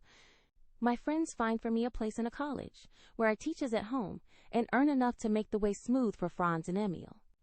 For this I should be grateful, should I not?" "Indeed you should. How splendid it will be to have you doing what you like, and be able to see you often, and the boys," cried Jo, clinging to the lads as an excuse for the satisfaction she could not help betraying. "Ah, but we shall not meet often, I fear. This place is at the west. So far away," and Jo left her skirts to their fate, as if it didn't matter now what became of her clothes or herself. Mr. Bear could read several languages, but he had not learned to read women yet. He flattered himself that he knew Jo pretty well, and was, therefore, much amazed by the contradictions of voice, face, and manner which she showed him in rapid succession that day, for she was in half a dozen different moods in the course of half an hour. When she met him, she looked surprised, though it was impossible to help suspecting that she had come for that express purpose. When he offered her his arm, she took it with a look that filled him with delight. But when he asked if she missed him, she gave such a chilly, formal reply that despair fell upon him. On learning his good fortune, she almost clapped her hands. Was the joy all for the boys? Then, on hearing his destination, she said, "So far away," in a tone of despair that lifted him on to a pinnacle of hope. But the next minute she tumbled him down again by observing, like one entirely absorbed in the matter, "Here's the place for my errands. Will you come in?" "It won't take long."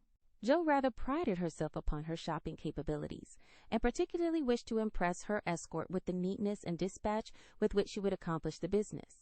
But, owing to the flutter she was in, everything went amiss. She upset the tray of needles, forgot the silesia was to be twilled till it was cut off, gave the wrong change, and covered herself with confusion by asking for lavender ribbon at the calico counter. Mr. Bear stood by, watching her blush and blunder, and, as he watched, His own bewilderment seemed to subside, for he was beginning to see that on some occasions women, like dreams, go by contraries. When they came out, he put the parcel under his arm with a more cheerful aspect, and splashed through the puddles as if he rather enjoyed it, on the whole. "Should we not do a little what you call shopping for the babies, and have a farewell feast tonight if I go for my last call at your so pleasant home?" he asked, stopping before a window full of fruit and flowers. "What will we buy?" said Joe, ignoring the latter part of his speech, and sniffing the mingled odors with an affectation of delight as they went in. "May they have oranges and figs?" asked Mr. Bear, with a paternal air. "They eat them when they can get them." "Do you care for nuts?" "Like a squirrel?" "Hamburg grapes?" "Yes, we shall surely drink to the fatherland in those." Joe frowned upon that piece of extravagance, and asked why he didn't buy a frail of dates, a cask of raisins, and a bag of almonds, and done with it. Whereat Mr. Bear confiscated her purse, produced his own, and finished the marketing by buying several pounds of grapes, a pot of rosy daisies, and a pretty jar of honey, to be regarded in the light of a demijohn. Then, distorting his pockets with the knobby bundles, and giving her the flowers to hold, he put up the old umbrella, and they traveled on again. "Miss Marsh, I have a great favor to ask of you," began the professor, after a moist promenade of half a block. "Yes, sir." And Joe's heart began to beat so hard she was afraid he would hear it. "I am bold to say it in spite of the rain, because so short a time remains to me." "Yes, sir." And Joe nearly crushed the small flower pot with the sudden squeeze she gave it. "I wish to get a little dress for my Tina, and I am too stupid to go alone. Will you kindly give me a word of taste and help?" "Yes, sir." And Joe felt as calm and cool all of a sudden as if she had stepped into a refrigerator. "Perhaps also a shawl for Tina's mother. She is so poor and sick, and the husband is such a care." Yes, a thick warm shawl would be a friendly thing to take the little mother. "I'll do it with pleasure, Mr. Bear." "I'm going very fast, and he's getting dearer every minute," added Joe to herself. Then, with a mental shake, she entered into the business with an energy which was pleasant to behold. Mr. Bear left it all to her, so she chose a pretty gown for Tina, and then ordered out the shawls. The clerk, being a married man, condescended to take an interest in the couple, who appeared to be shopping for their family. "Your lady may prefer this. It's a superior article, a most desirable color, quite chaste and genteel," he said, shaking out a comfortable gray shawl and throwing it over Joe's shoulders.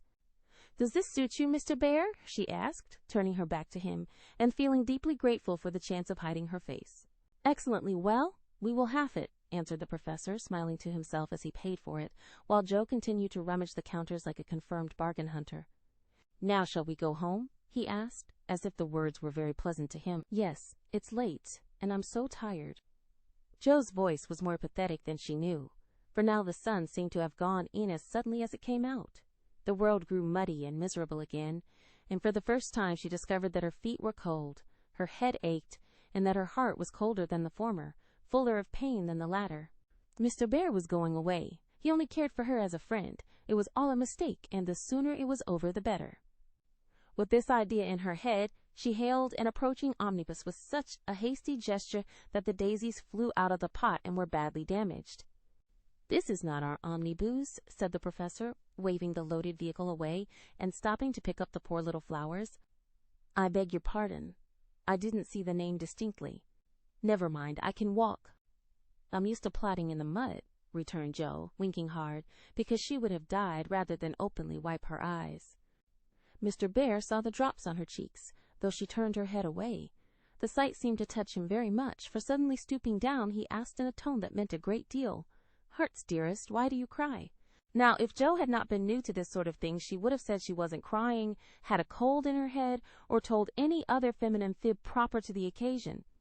Instead of which that undignified creature answered, with an irrepressible sob, "Because you are going away." "Ah, mein Gott, that is so good," cried Mr. Bear, managing to clasp his hands in spite of the umbrella and the bundles. "Joe, I have nothing but much love to give you. I came to see if you could care for it, and I waited to be sure that I was something more than a friend."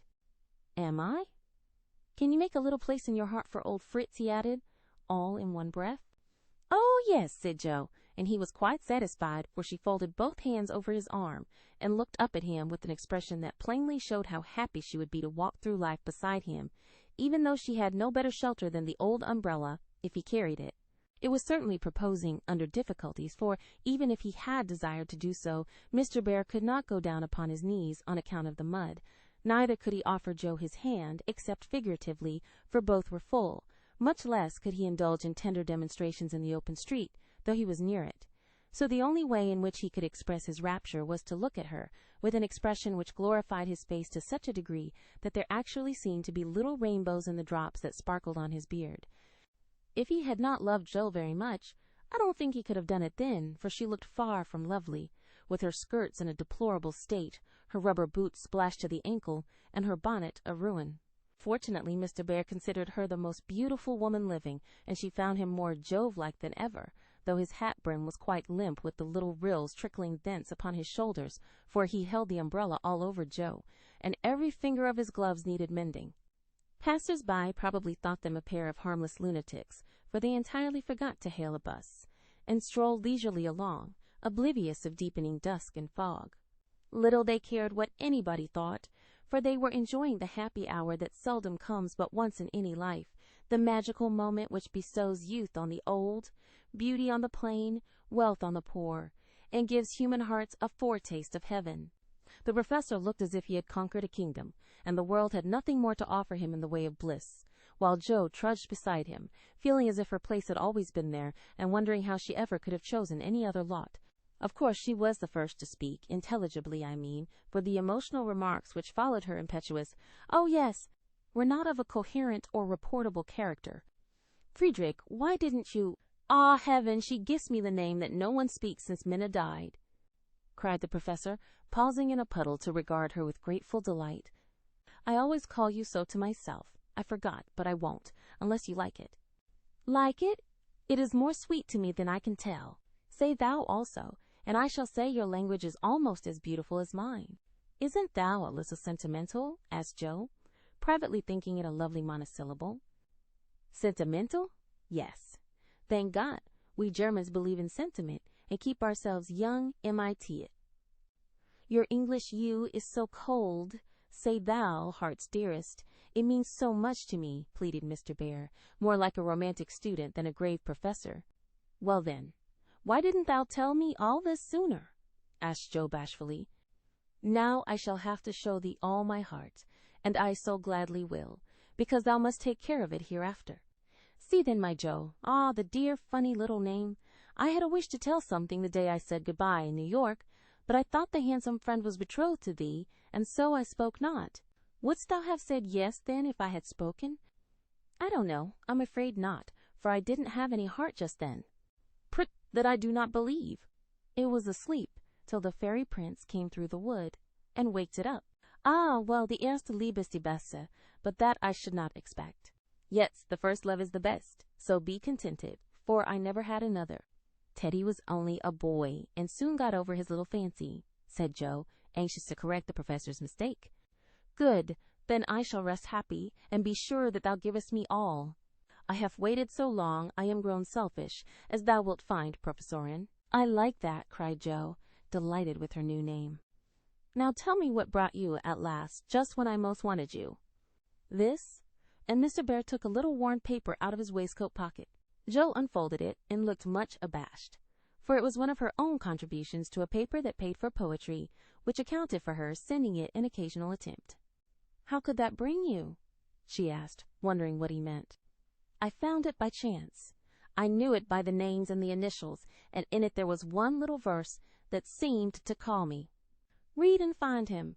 I will see that you go not in the wet." Joe obeyed and hastily skimmed through the lines which she had christened. "In the garret. 4 little chests all in a row, dim with dust and worn by time, all fashioned and filled long ago by children now in their prime. 4 little keys hung side by side, with faded ribbons, brave and gay, when fastened there with childish pride, long ago, on a rainy day.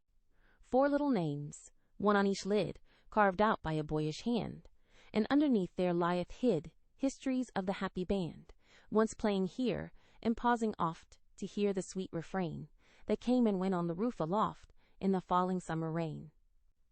Meg on the first lid, smooth and fair. I look in with loving eyes, For folded here, with well-known care, a goodly gathering lies, the record of a peaceful life, gifts to gentle child and girl, a bridal gown, lines to a wife, a tiny shoe, a baby curl. No toys in this first chest remain, for all are carried away in their old age to join again in another small Meg's play. Ah, happy mother, well I know you hear, like a sweet refrain, lullabies ever soft and low in the falling summer rain. Joe on the next lid scratched and worn, and within a motley store of headless dolls, of schoolbooks torn, birds and beasts that speak no more, spoils brought home from the fairy ground, only trod by youthful feet, dreams of a future never found, memories of a past still sweet, half-writ poems, stories wild, April letters, warm and cold, diaries of a wilful child, hints of a woman early old, a woman in a lonely home, hearing, like a sad refrain, be worthy love, and love will come in the falling summer rain. My Beth, the dust is always swept from the lid that bears your name, as if by loving eyes that wept, by careful hands that often came. Death canonized for us one saint, ever less human than divine, and still we lay, with tender plaint, relics in this household shrine. The silver bell, so seldom rung, the little cap which last she wore, the fair dead Catherine that hung, by angels born above her door, the songs she sang, without lament, in her prison house of pain, forever are they sweetly blent with the falling summer rain. Upon the last lid's polished field, legend, now both fair and true, a gallant knight bears on his shield Amy, in letters gold and blue. Within lie snoods that bound her hair, slippers that have danced their last, faded flowers laid by with care, fans whose airy toils are past, gay valentines, all ardent flames, trifles that have borne their part in girlish hopes and fears and shames, the record of a maiden heart now learning fairer, truer spells, hearing like a blithe refrain the silver sound of bridal bells in the falling summer rain. 4 little chests, all in a row, dim with dust and worn by time. 4 women, taught by weal and woe, to love and labor in their prime. 4 sisters, parted for an hour, none lost, one only gone before, made by love's immortal power, nearest and dearest, evermore. Oh, when these hidden stores of ours lie open to the Father's sight, may they be rich in golden hours, deeds that show fairer for the light, lives whose brave music long shall ring, like a spirit-stirring strain, souls that shall gladly soar and sing in the long sunshine after rain. J.M. It's very bad poetry, but I felt it when I wrote it, one day when I was very lonely and had a good cry on a rag bag. I never thought it would go where it could tell tales, said Joe, tearing up the verses the professor had treasured so long. Let it go, it has done its duty, and I will have a fresh one when I read all the brown book in which she keeps her little secrets, said Mr. Bear with a smile, as he watched the fragments fly away on the wind. Yes, he added earnestly, I read that, and I think to myself, she has a sorrow, she is lonely, she would find comfort in true love. I have a heart full for her. Shall I not go and say, if this is not too poor a thing to give for what I shall hope to receive, take it in God's name? And so you came to find that it was not too poor, but the one precious thing I needed, whispered Joe. I had no courage to think that at first, heavenly kind as was your welcome to me, but soon I began to hope, and then I said, I will have her if I die for it, and so I will, cried Mr. Bear with a defiant nod, as if the walls of mist closing round them were barriers which he was to surmount or valiantly knock down. Joe thought that was splendid, and resolved to be worthy of her knight, though he did not come prancing on a charger in gorgeous array. What made you stay away so long? She asked presently, finding it so pleasant to ask confidential questions and get delightful answers that she could not keep silent. It was not easy, but I could not find the heart to take you from that so happy home until I could have a prospect of one to give you, after much time perhaps and hard work. How could I ask you to give up so much for a poor old fellow who has no fortune but a little learning? I'm glad you are poor. I couldn't bear a rich husband, said Joe decidedly, adding in a softer tone, Don't fear poverty. I've known it long enough to lose my dread, and be happy working for those I love, and don't call yourself old. 40 is the prime of life. I couldn't help loving you if you were 70, The professor found that so touching that he would have been glad of his handkerchief if he could have got at it. As he couldn't, Jo wiped his eyes for him and said, laughing as she took away a bundle or two, I may be strong-minded, but no one can say I'm out of my sphere now, for a woman's special mission is supposed to be drying tears and bearing burdens. I'm to carry my share, Friedrich, and help to earn the home. Make up your mind to that, or I'll never go, she added resolutely, as he tried to reclaim his load. We shall see. Have you patience to wait a long time, Jo? I must go away and do my work alone. I must help my boys first, because, even for you, I may not break my word to Minna. Can you forgive that, and be happy while we hope and wait? Yes, I know I can, for we love one another, and that makes all the rest easy to bear. I have my duty also, and my work. I couldn't enjoy myself if I neglected them even for you, so there's no need of hurry or impatience. You can do your part out west, I can do mine here, and both be happy, hoping for the best, and leaving the future to be as God wills. Ah, thou givest me such hope and courage, and I have nothing to give back but a full heart in these empty hands, cried the professor, quite overcome. Jo never would learn to be proper, for when he said that as they stood upon the steps, she just put both hands into his, whispering tenderly, Not empty now, and stooping down, kissed her Friedrich under the umbrella. It was dreadful, but she would have done it if the flock of draggle-tailed sparrows on the hedge had been human beings, for she was very far gone indeed, and quite regardless of everything but her own happiness. Though it came in such a very simple guise, that was the crowning moment of both their lives, when, turning from the night and storm and loneliness to the household, light and warmth and peace waiting to receive them with a glad, welcome home, Jo led her lover in and shut the door. Chapter 47. For a year, Jo and her professor worked and waited, hoped and loved, met occasionally, and wrote such voluminous letters that the rise in the price of paper was accounted for, Laurie said. The second year began rather soberly, for their prospects did not brighten, and Aunt March died suddenly. But when their first sorrow was over, for they loved the old lady in spite of her sharp tongue, they found they had cause for rejoicing, for she had left Plumfield to Jo, which made all sorts of joyful things possible. It's a fine old place, and will bring a handsome sum, for of course you intend to sell it, said Laurie, as they were all talking the matter over some weeks later. No, I don't, was Jo's decided answer, as she petted the fat poodle, whom she had adopted, out of respect to his former mistress. You don't mean to live there? Yes, I do. But, my dear girl, it's an immense house, and will take a power of money to keep it in order. The garden and orchard alone need 2 or 3 men, and farming isn't in Bear's line, I take it. He'll try his hand at it there, if I propose it. And you expect to live on the produce of the place? Well, that sounds paradisiacal, but you'll find it desperate hard work. The crop we are going to raise is a profitable one. And Jo laughed. Of what is this fine crop to consist, ma'am? Boys. I want to open a school for little lads. A good, happy, homelike school, with me to take care of them, and Fritz to teach them. There's a truly joyous plan for you. Isn't that just like her? Cried Laurie, appealing to the family, who looked as much surprised as he. I like it, said Mrs. March decidedly. So do I, added her husband, who welcomed the thought of a chance for trying the Socratic method of education on modern youth. It will be an immense care for Jo, said Meg, stroking the head of her one all-absorbing son. Jo can do it and be happy in it. It's a splendid idea. Tell us all about it, cried Mr. Laurence, who had been longing to lend the lovers a hand, but knew that they would refuse his help. I knew you'd stand by me, sir. Amy does too. I see it in her eyes, though she prudently waits to turn it over in her mind before she speaks. Now, my dear people, continued Jo earnestly, just understand that this isn't a new idea of mine, but a long-cherished plan.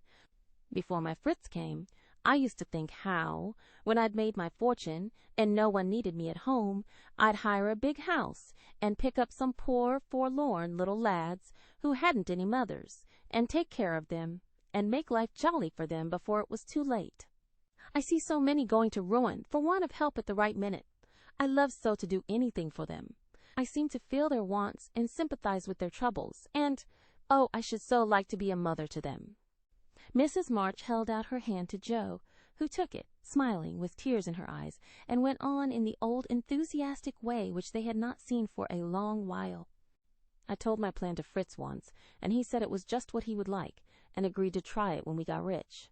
Bless his dear heart, he's been doing it all his life, helping poor boys, not getting rich. That he'll never be. Money doesn't stay in his pocket long enough to lay up any. But now, thanks to my good old aunt who loved me better than I ever deserved, I'm rich, at least I feel so, and we can live at Plumfield perfectly well if we have a flourishing school. It's just a place for boys, the house is big, and the furniture strong and plain. There's plenty of room for dozens inside, and splendid grounds outside. They could help in the garden and orchard. Such work is healthy, isn't it, sir? Then Fritz can train and teach in his own way, and father will help him. I can feed and nurse and pet and scold them, and mother will be my standby. I've always longed for lots of boys and never had enough. Now I can fill the house full and revel in the little dears to my heart's content. Think what luxury, Plumfield my own, and a wilderness of boys to enjoy it with me. As Jo waved her hands and gave a sigh of rapture, the family went off into a gale of merriment, and Mr. Laurence laughed so they thought he'd have an apoplectic fit. I don't see anything funny, she said gravely, when she could be heard. Nothing could be more natural or proper than for my professor to open a school, and for me to prefer to reside on my own estate. She is putting on airs already, said Laurie, who regarded the idea in the light of a capital joke. But may I inquire how you intend to support the establishment? If all the pupils are little ragamuffins, I'm afraid your crop won't be profitable in a worldly sense, Mrs. Bear. Now don't be a wet blanket, Teddy.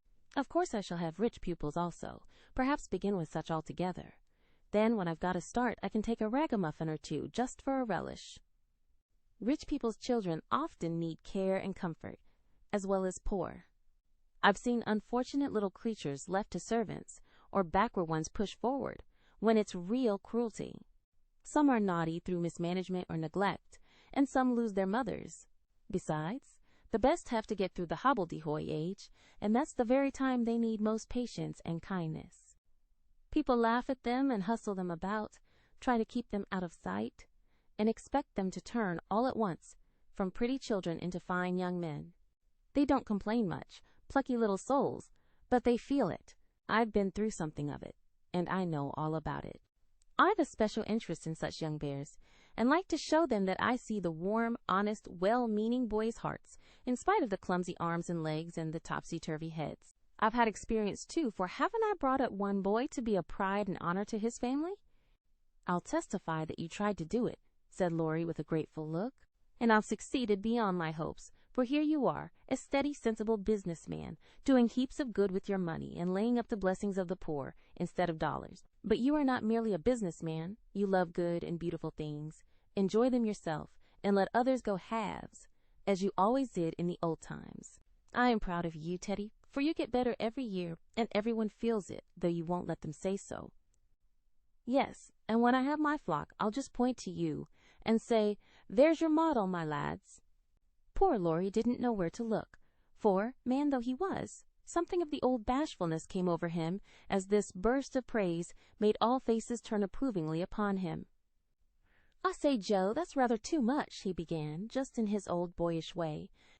You have all done more for me than I can ever thank you for, except by doing my best not to disappoint you. You have rather cast me off lately, Jo, but I've had the best of help nevertheless, so if I've got on at all, you may thank these two for it. And he laid one hand gently on his grandfather's white head, the other on Amy's golden one, for the three were never far apart. I do think that families are the most beautiful things in all the world, burst out Jo, who was in an unusually uplifted frame of mind just then. When I have one of my own, I hope it will be as happy as the three I know and love the best. If John and my Fritz were only here, it would be quite a little heaven on earth, she added more quietly. And that night, when she went to her room, after a blissful evening of family councils, hopes, and plans, her heart was so full of happiness that she could only calm it by kneeling beside the empty bed always near her own and thinking tender thoughts of Beth.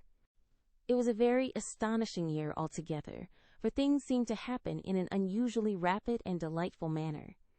Almost before she knew where she was, Jo found herself married and settled at Plumfield.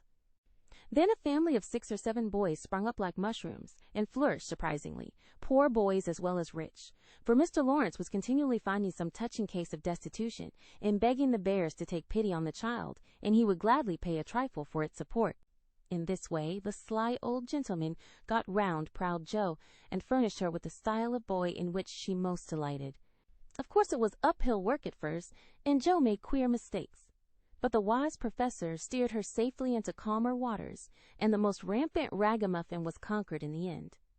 How Jo did enjoy her wilderness of boys, and how poor dear Aunt March would have lamented had she been there to see the sacred precincts of prim, well-ordered Plumfield overrun with Toms, Dicks, and Harrys. There was a sort of poetic justice about it, after all, for the old lady had been the terror of the boys for miles round, and now the exiles feasted freely on forbidden plums, kicked up the gravel with profane boots unreproved, and played cricket in the big field where the irritable cow with a crumpled horn used to invite rash youths to come and be tossed. It became a sort of boys' paradise, and Laurie suggested that it should be called the Bear Garden as a compliment to its master and appropriate to its inhabitants. It never was a fashionable school, and the professor did not lay up a fortune, but it was just what Jo intended it to be, a happy home-like place for boys who needed teaching, care, and kindness. Every room in the big house was soon full. Every little plot in the garden soon had its owner. A regular menagerie appeared in barn and shed, for pet animals were allowed. And 3 times a day Jo smiled at her Fritz from the head of a long table lined on either side with rows of happy young faces, which all turned to her with affectionate eyes, confiding words, and grateful hearts, full of love from Mother Bear. She had boys enough now, and did not tire of them, though they were not angels by any means, and some of them caused both Professor and Professorin much trouble and anxiety. But her faith in the good spot which exists in the heart of the naughtiest, sauciest, most tantalizing little ragamuffin gave her patience, skill, and in time success. For no mortal boy could hold out long, with Father Bear shining on him as benevolently as the sun, and Mother Bear forgiving him 70 times 7. Very precious to Jo was the friendship of the lads, their penitent sniffs and whispers after wrongdoing, their droll or touching little confidences, their pleasant enthusiasms, hopes, and plans, even their misfortunes, for they only endeared them to her all the more. There were slow boys and bashful boys, feeble boys and riotous boys, boys that lisped and boys that stuttered, 1 or 2 lame ones, and a merry little quadroon who could not be taken in elsewhere, but who was welcome to the Bear Garden, though some people predicted that his admission would ruin the school. Yes, Jo was a very happy woman there, in spite of hard work, much anxiety, and a perpetual racket.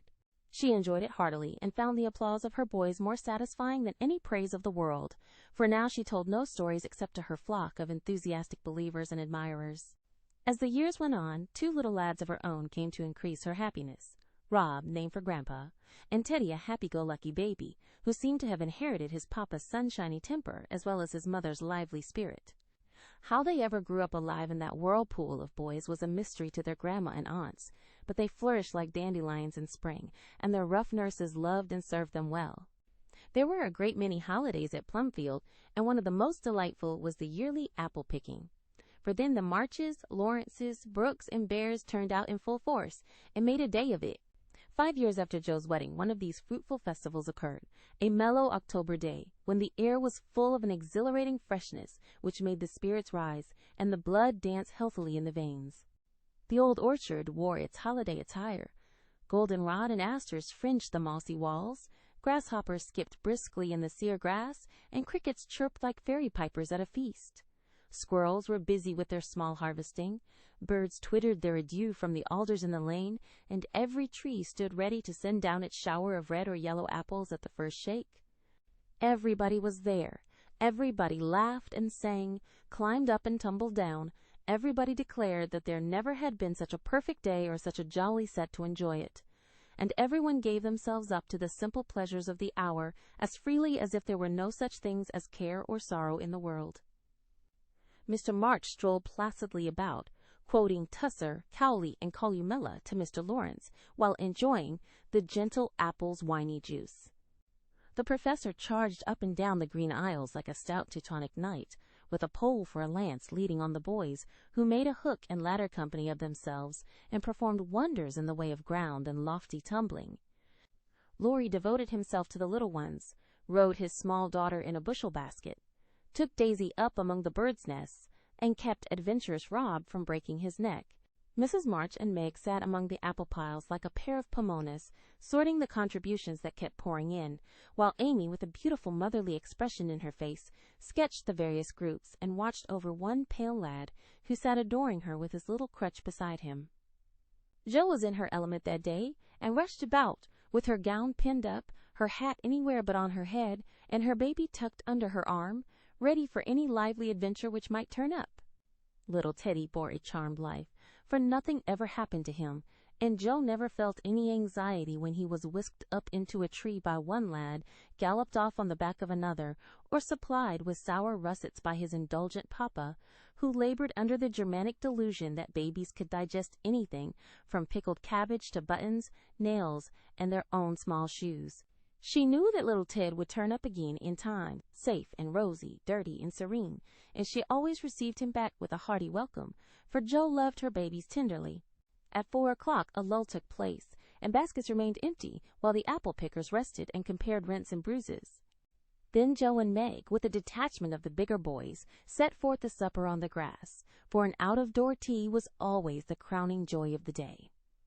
The land literally flowed with milk and honey on such occasions, for the lads were not required to sit at table, but allowed to partake of refreshment as they liked, freedom being the sauce best beloved by the boyish soul. They availed themselves of the rare privilege to the fullest extent, for some tried the pleasing experiment of drinking milk while standing on their heads. Others lent a charm to leapfrog by eating pie in the pauses of the game. Cookies were sown broadcast over the field, and apple turnovers roosted in the trees like a new style of bird. The little girls had a private tea party, and Ted roved among the edibles at his own sweet will. When no one could eat any more, the professor proposed the first regular toast, which was always drunk at such times. Aunt March, God bless her! A toast heartily given by the good man, who never forgot how much he owed her, and quietly drunk by the boys, who had been taught to keep her memory green. Now, Grandma's 60th birthday, long life to her, with 3 times 3. That was given with a will, as you may well believe, and the cheering once begun, it was hard to stop it. Everybody's health was proposed, from Mr. Laurence, who was considered their special patron, to the astonished guinea pig, who had strayed from its proper sphere in search of its young master. DEMI, as the oldest grandchild, then presented the queen of the day with various gifts, so numerous that they were transported to the festive scene in a wheelbarrow. Funny presents, some of them, but what would have been defects to other eyes were ornaments to grandmas, for the children's gifts were all their own. Every stitch Daisy's patient little fingers had put into the handkerchiefs she hemmed was better than embroidery to Mrs. March. Demi's shoebox was a miracle of mechanical skill, though the cover wouldn't shut. Rob's footstool had a wiggle in its uneven legs that she declared was very soothing, and no page of the costly book Amy's child gave her was so fair as that on which appeared in tipsy capitals the words, "To dear Grandma, from her little Beth." During this ceremony the boys had mysteriously disappeared, and when Mrs. March had tried to thank her children and broken down, while Teddy wiped her eyes on his pinafore, the professor suddenly began to sing. Then, from above him, voice after voice took up the words, and from tree to tree echoed the music of the unseen choir, as the boys sung, with all their hearts, the little song Jo had written. Laurie set to music, and the professor trained his lads to give with the best effect. This was something altogether new, and it proved a grand success, for Mrs. March couldn't get over her surprise, and insisted on shaking hands with every one of the featherless birds, from tall Franz and Emil to the little quadroon, who had the sweetest voice of all. After this the boys dispersed for a final lark, leaving Mrs. March and her daughters under the festival tree. Page 583. I don't think I ever ought to call myself Unlucky Joe again, when my greatest wish has been so beautifully gratified, said Mrs. Bear, taking Teddy's little fist out of the milk pitcher, in which he was rapturously churning. And yet your life is very different from the one you pictured so long ago. Do you remember our castles in the air? Asked Amy, smiling as she watched Laurie and John playing cricket with the boys. Dear fellows, it does my heart good to see them forget business and frolic for a day, answered Jo, who now spoke in a maternal way of all mankind. Yes, I remember. But the life I wanted then seems selfish, lonely, and cold to me now. I haven't given up the hope that I may write a good book yet, but I can wait, and I'm sure it will be all the better for such experiences and illustrations as these. And Jo pointed from the lively lads in the distance to her father, leaning on the professor's arm as they walked to and fro in the sunshine, deep in one of the conversations which both enjoyed so much, and then to her mother, sitting enthroned among her daughters, with their children in her lap and at her feet, as if all found help and happiness in the face which never could grow old to them. My castle was the most nearly realized of all. I asked for splendid things, to be sure, but in my heart I knew I should be satisfied if I had a little home, and John, and some dear children like these. I've got them all, thank God, and am the happiest woman in the world. And Meg laid her hand on her tall boy's head with a face full of tender and devout content. My castle is very different from what I planned, but I would not alter it, though, like Joe, I don't relinquish all my artistic hopes or confine myself to helping others fulfill their dreams of beauty. I've begun to model a figure of baby, and Laurie says it is the best thing I've ever done. I think so myself, and mean to do it in marble so that whatever happens, I may at least keep the image of my little angel. As Amy spoke, a great tear dropped on the golden hair of the sleeping child in her arms, for her one well-beloved daughter was a frail little creature, and the dread of losing her was the shadow over Amy's sunshine. This cross was doing much for both father and mother, for one love and sorrow bound them closely together. Amy's nature was growing sweeter, deeper, and more tender. Laurie was growing more serious, strong, and firm, and both were learning that beauty, youth, good fortune, even love itself cannot keep care and pain, loss and sorrow from the most blessed. For into each life some rain must fall, some days must be dark and sad and dreary. She is growing better, I am sure of it, my dear. Don't despond, but hope and keep happy, said Mrs. March, as tender-hearted Daisy stooped from her knee to lay her rosy cheek against her little cousin's pale one. I never ought to, while I have you to cheer me up, Marmee and Laurie, to take more than half of every burden, replied Amy warmly. He never lets me see his anxiety, but is so sweet and patient with me, so devoted to Beth, and such a stay and comfort to me always, that I can't love him enough. So in spite of my one cross, I can say with Meg, thank God I'm a happy woman. There's no need for me to say it, for everyone can see that I'm far happier than I deserve, added Jo, glancing from her good husband to her chubby children, tumbling on the grass beside her. Fritz is getting gray and stout. I'm growing as thin as a shadow, and am 30. We never shall be rich, and Plumfield may burn up any night, for that incorrigible Tommy Bangs will smoke sweet fern cigars under the bedclothes, though he set himself afire 3 times already. But in spite of these unromantic facts, I have nothing to complain of, and never was so jolly in my life. Excuse the remark, but living among boys, I can't help using their expressions now and then. Yes, Jo, I think your harvest will be a good one, began Mrs. March, frightening away a big black cricket that was staring Teddy out of countenance. Not half so good as yours, mother. Here it is, and we never can thank you enough for the patient sowing and reaping you have done, cried Jo, with a loving impetuosity which she never could outgrow. I hope there will be more wheat, and fewer tares every year, said Amy softly. A large sheaf, but I know there's room in your heart for it, Marmee dear, added Meg's tender voice. Touched to the heart, Mrs. March could only stretch out her arms, as if to gather children and grandchildren to herself, and say, with face and voice full of motherly love, gratitude, and humility, "Oh, my girls, however long you may live, I never can wish you a greater happiness than this."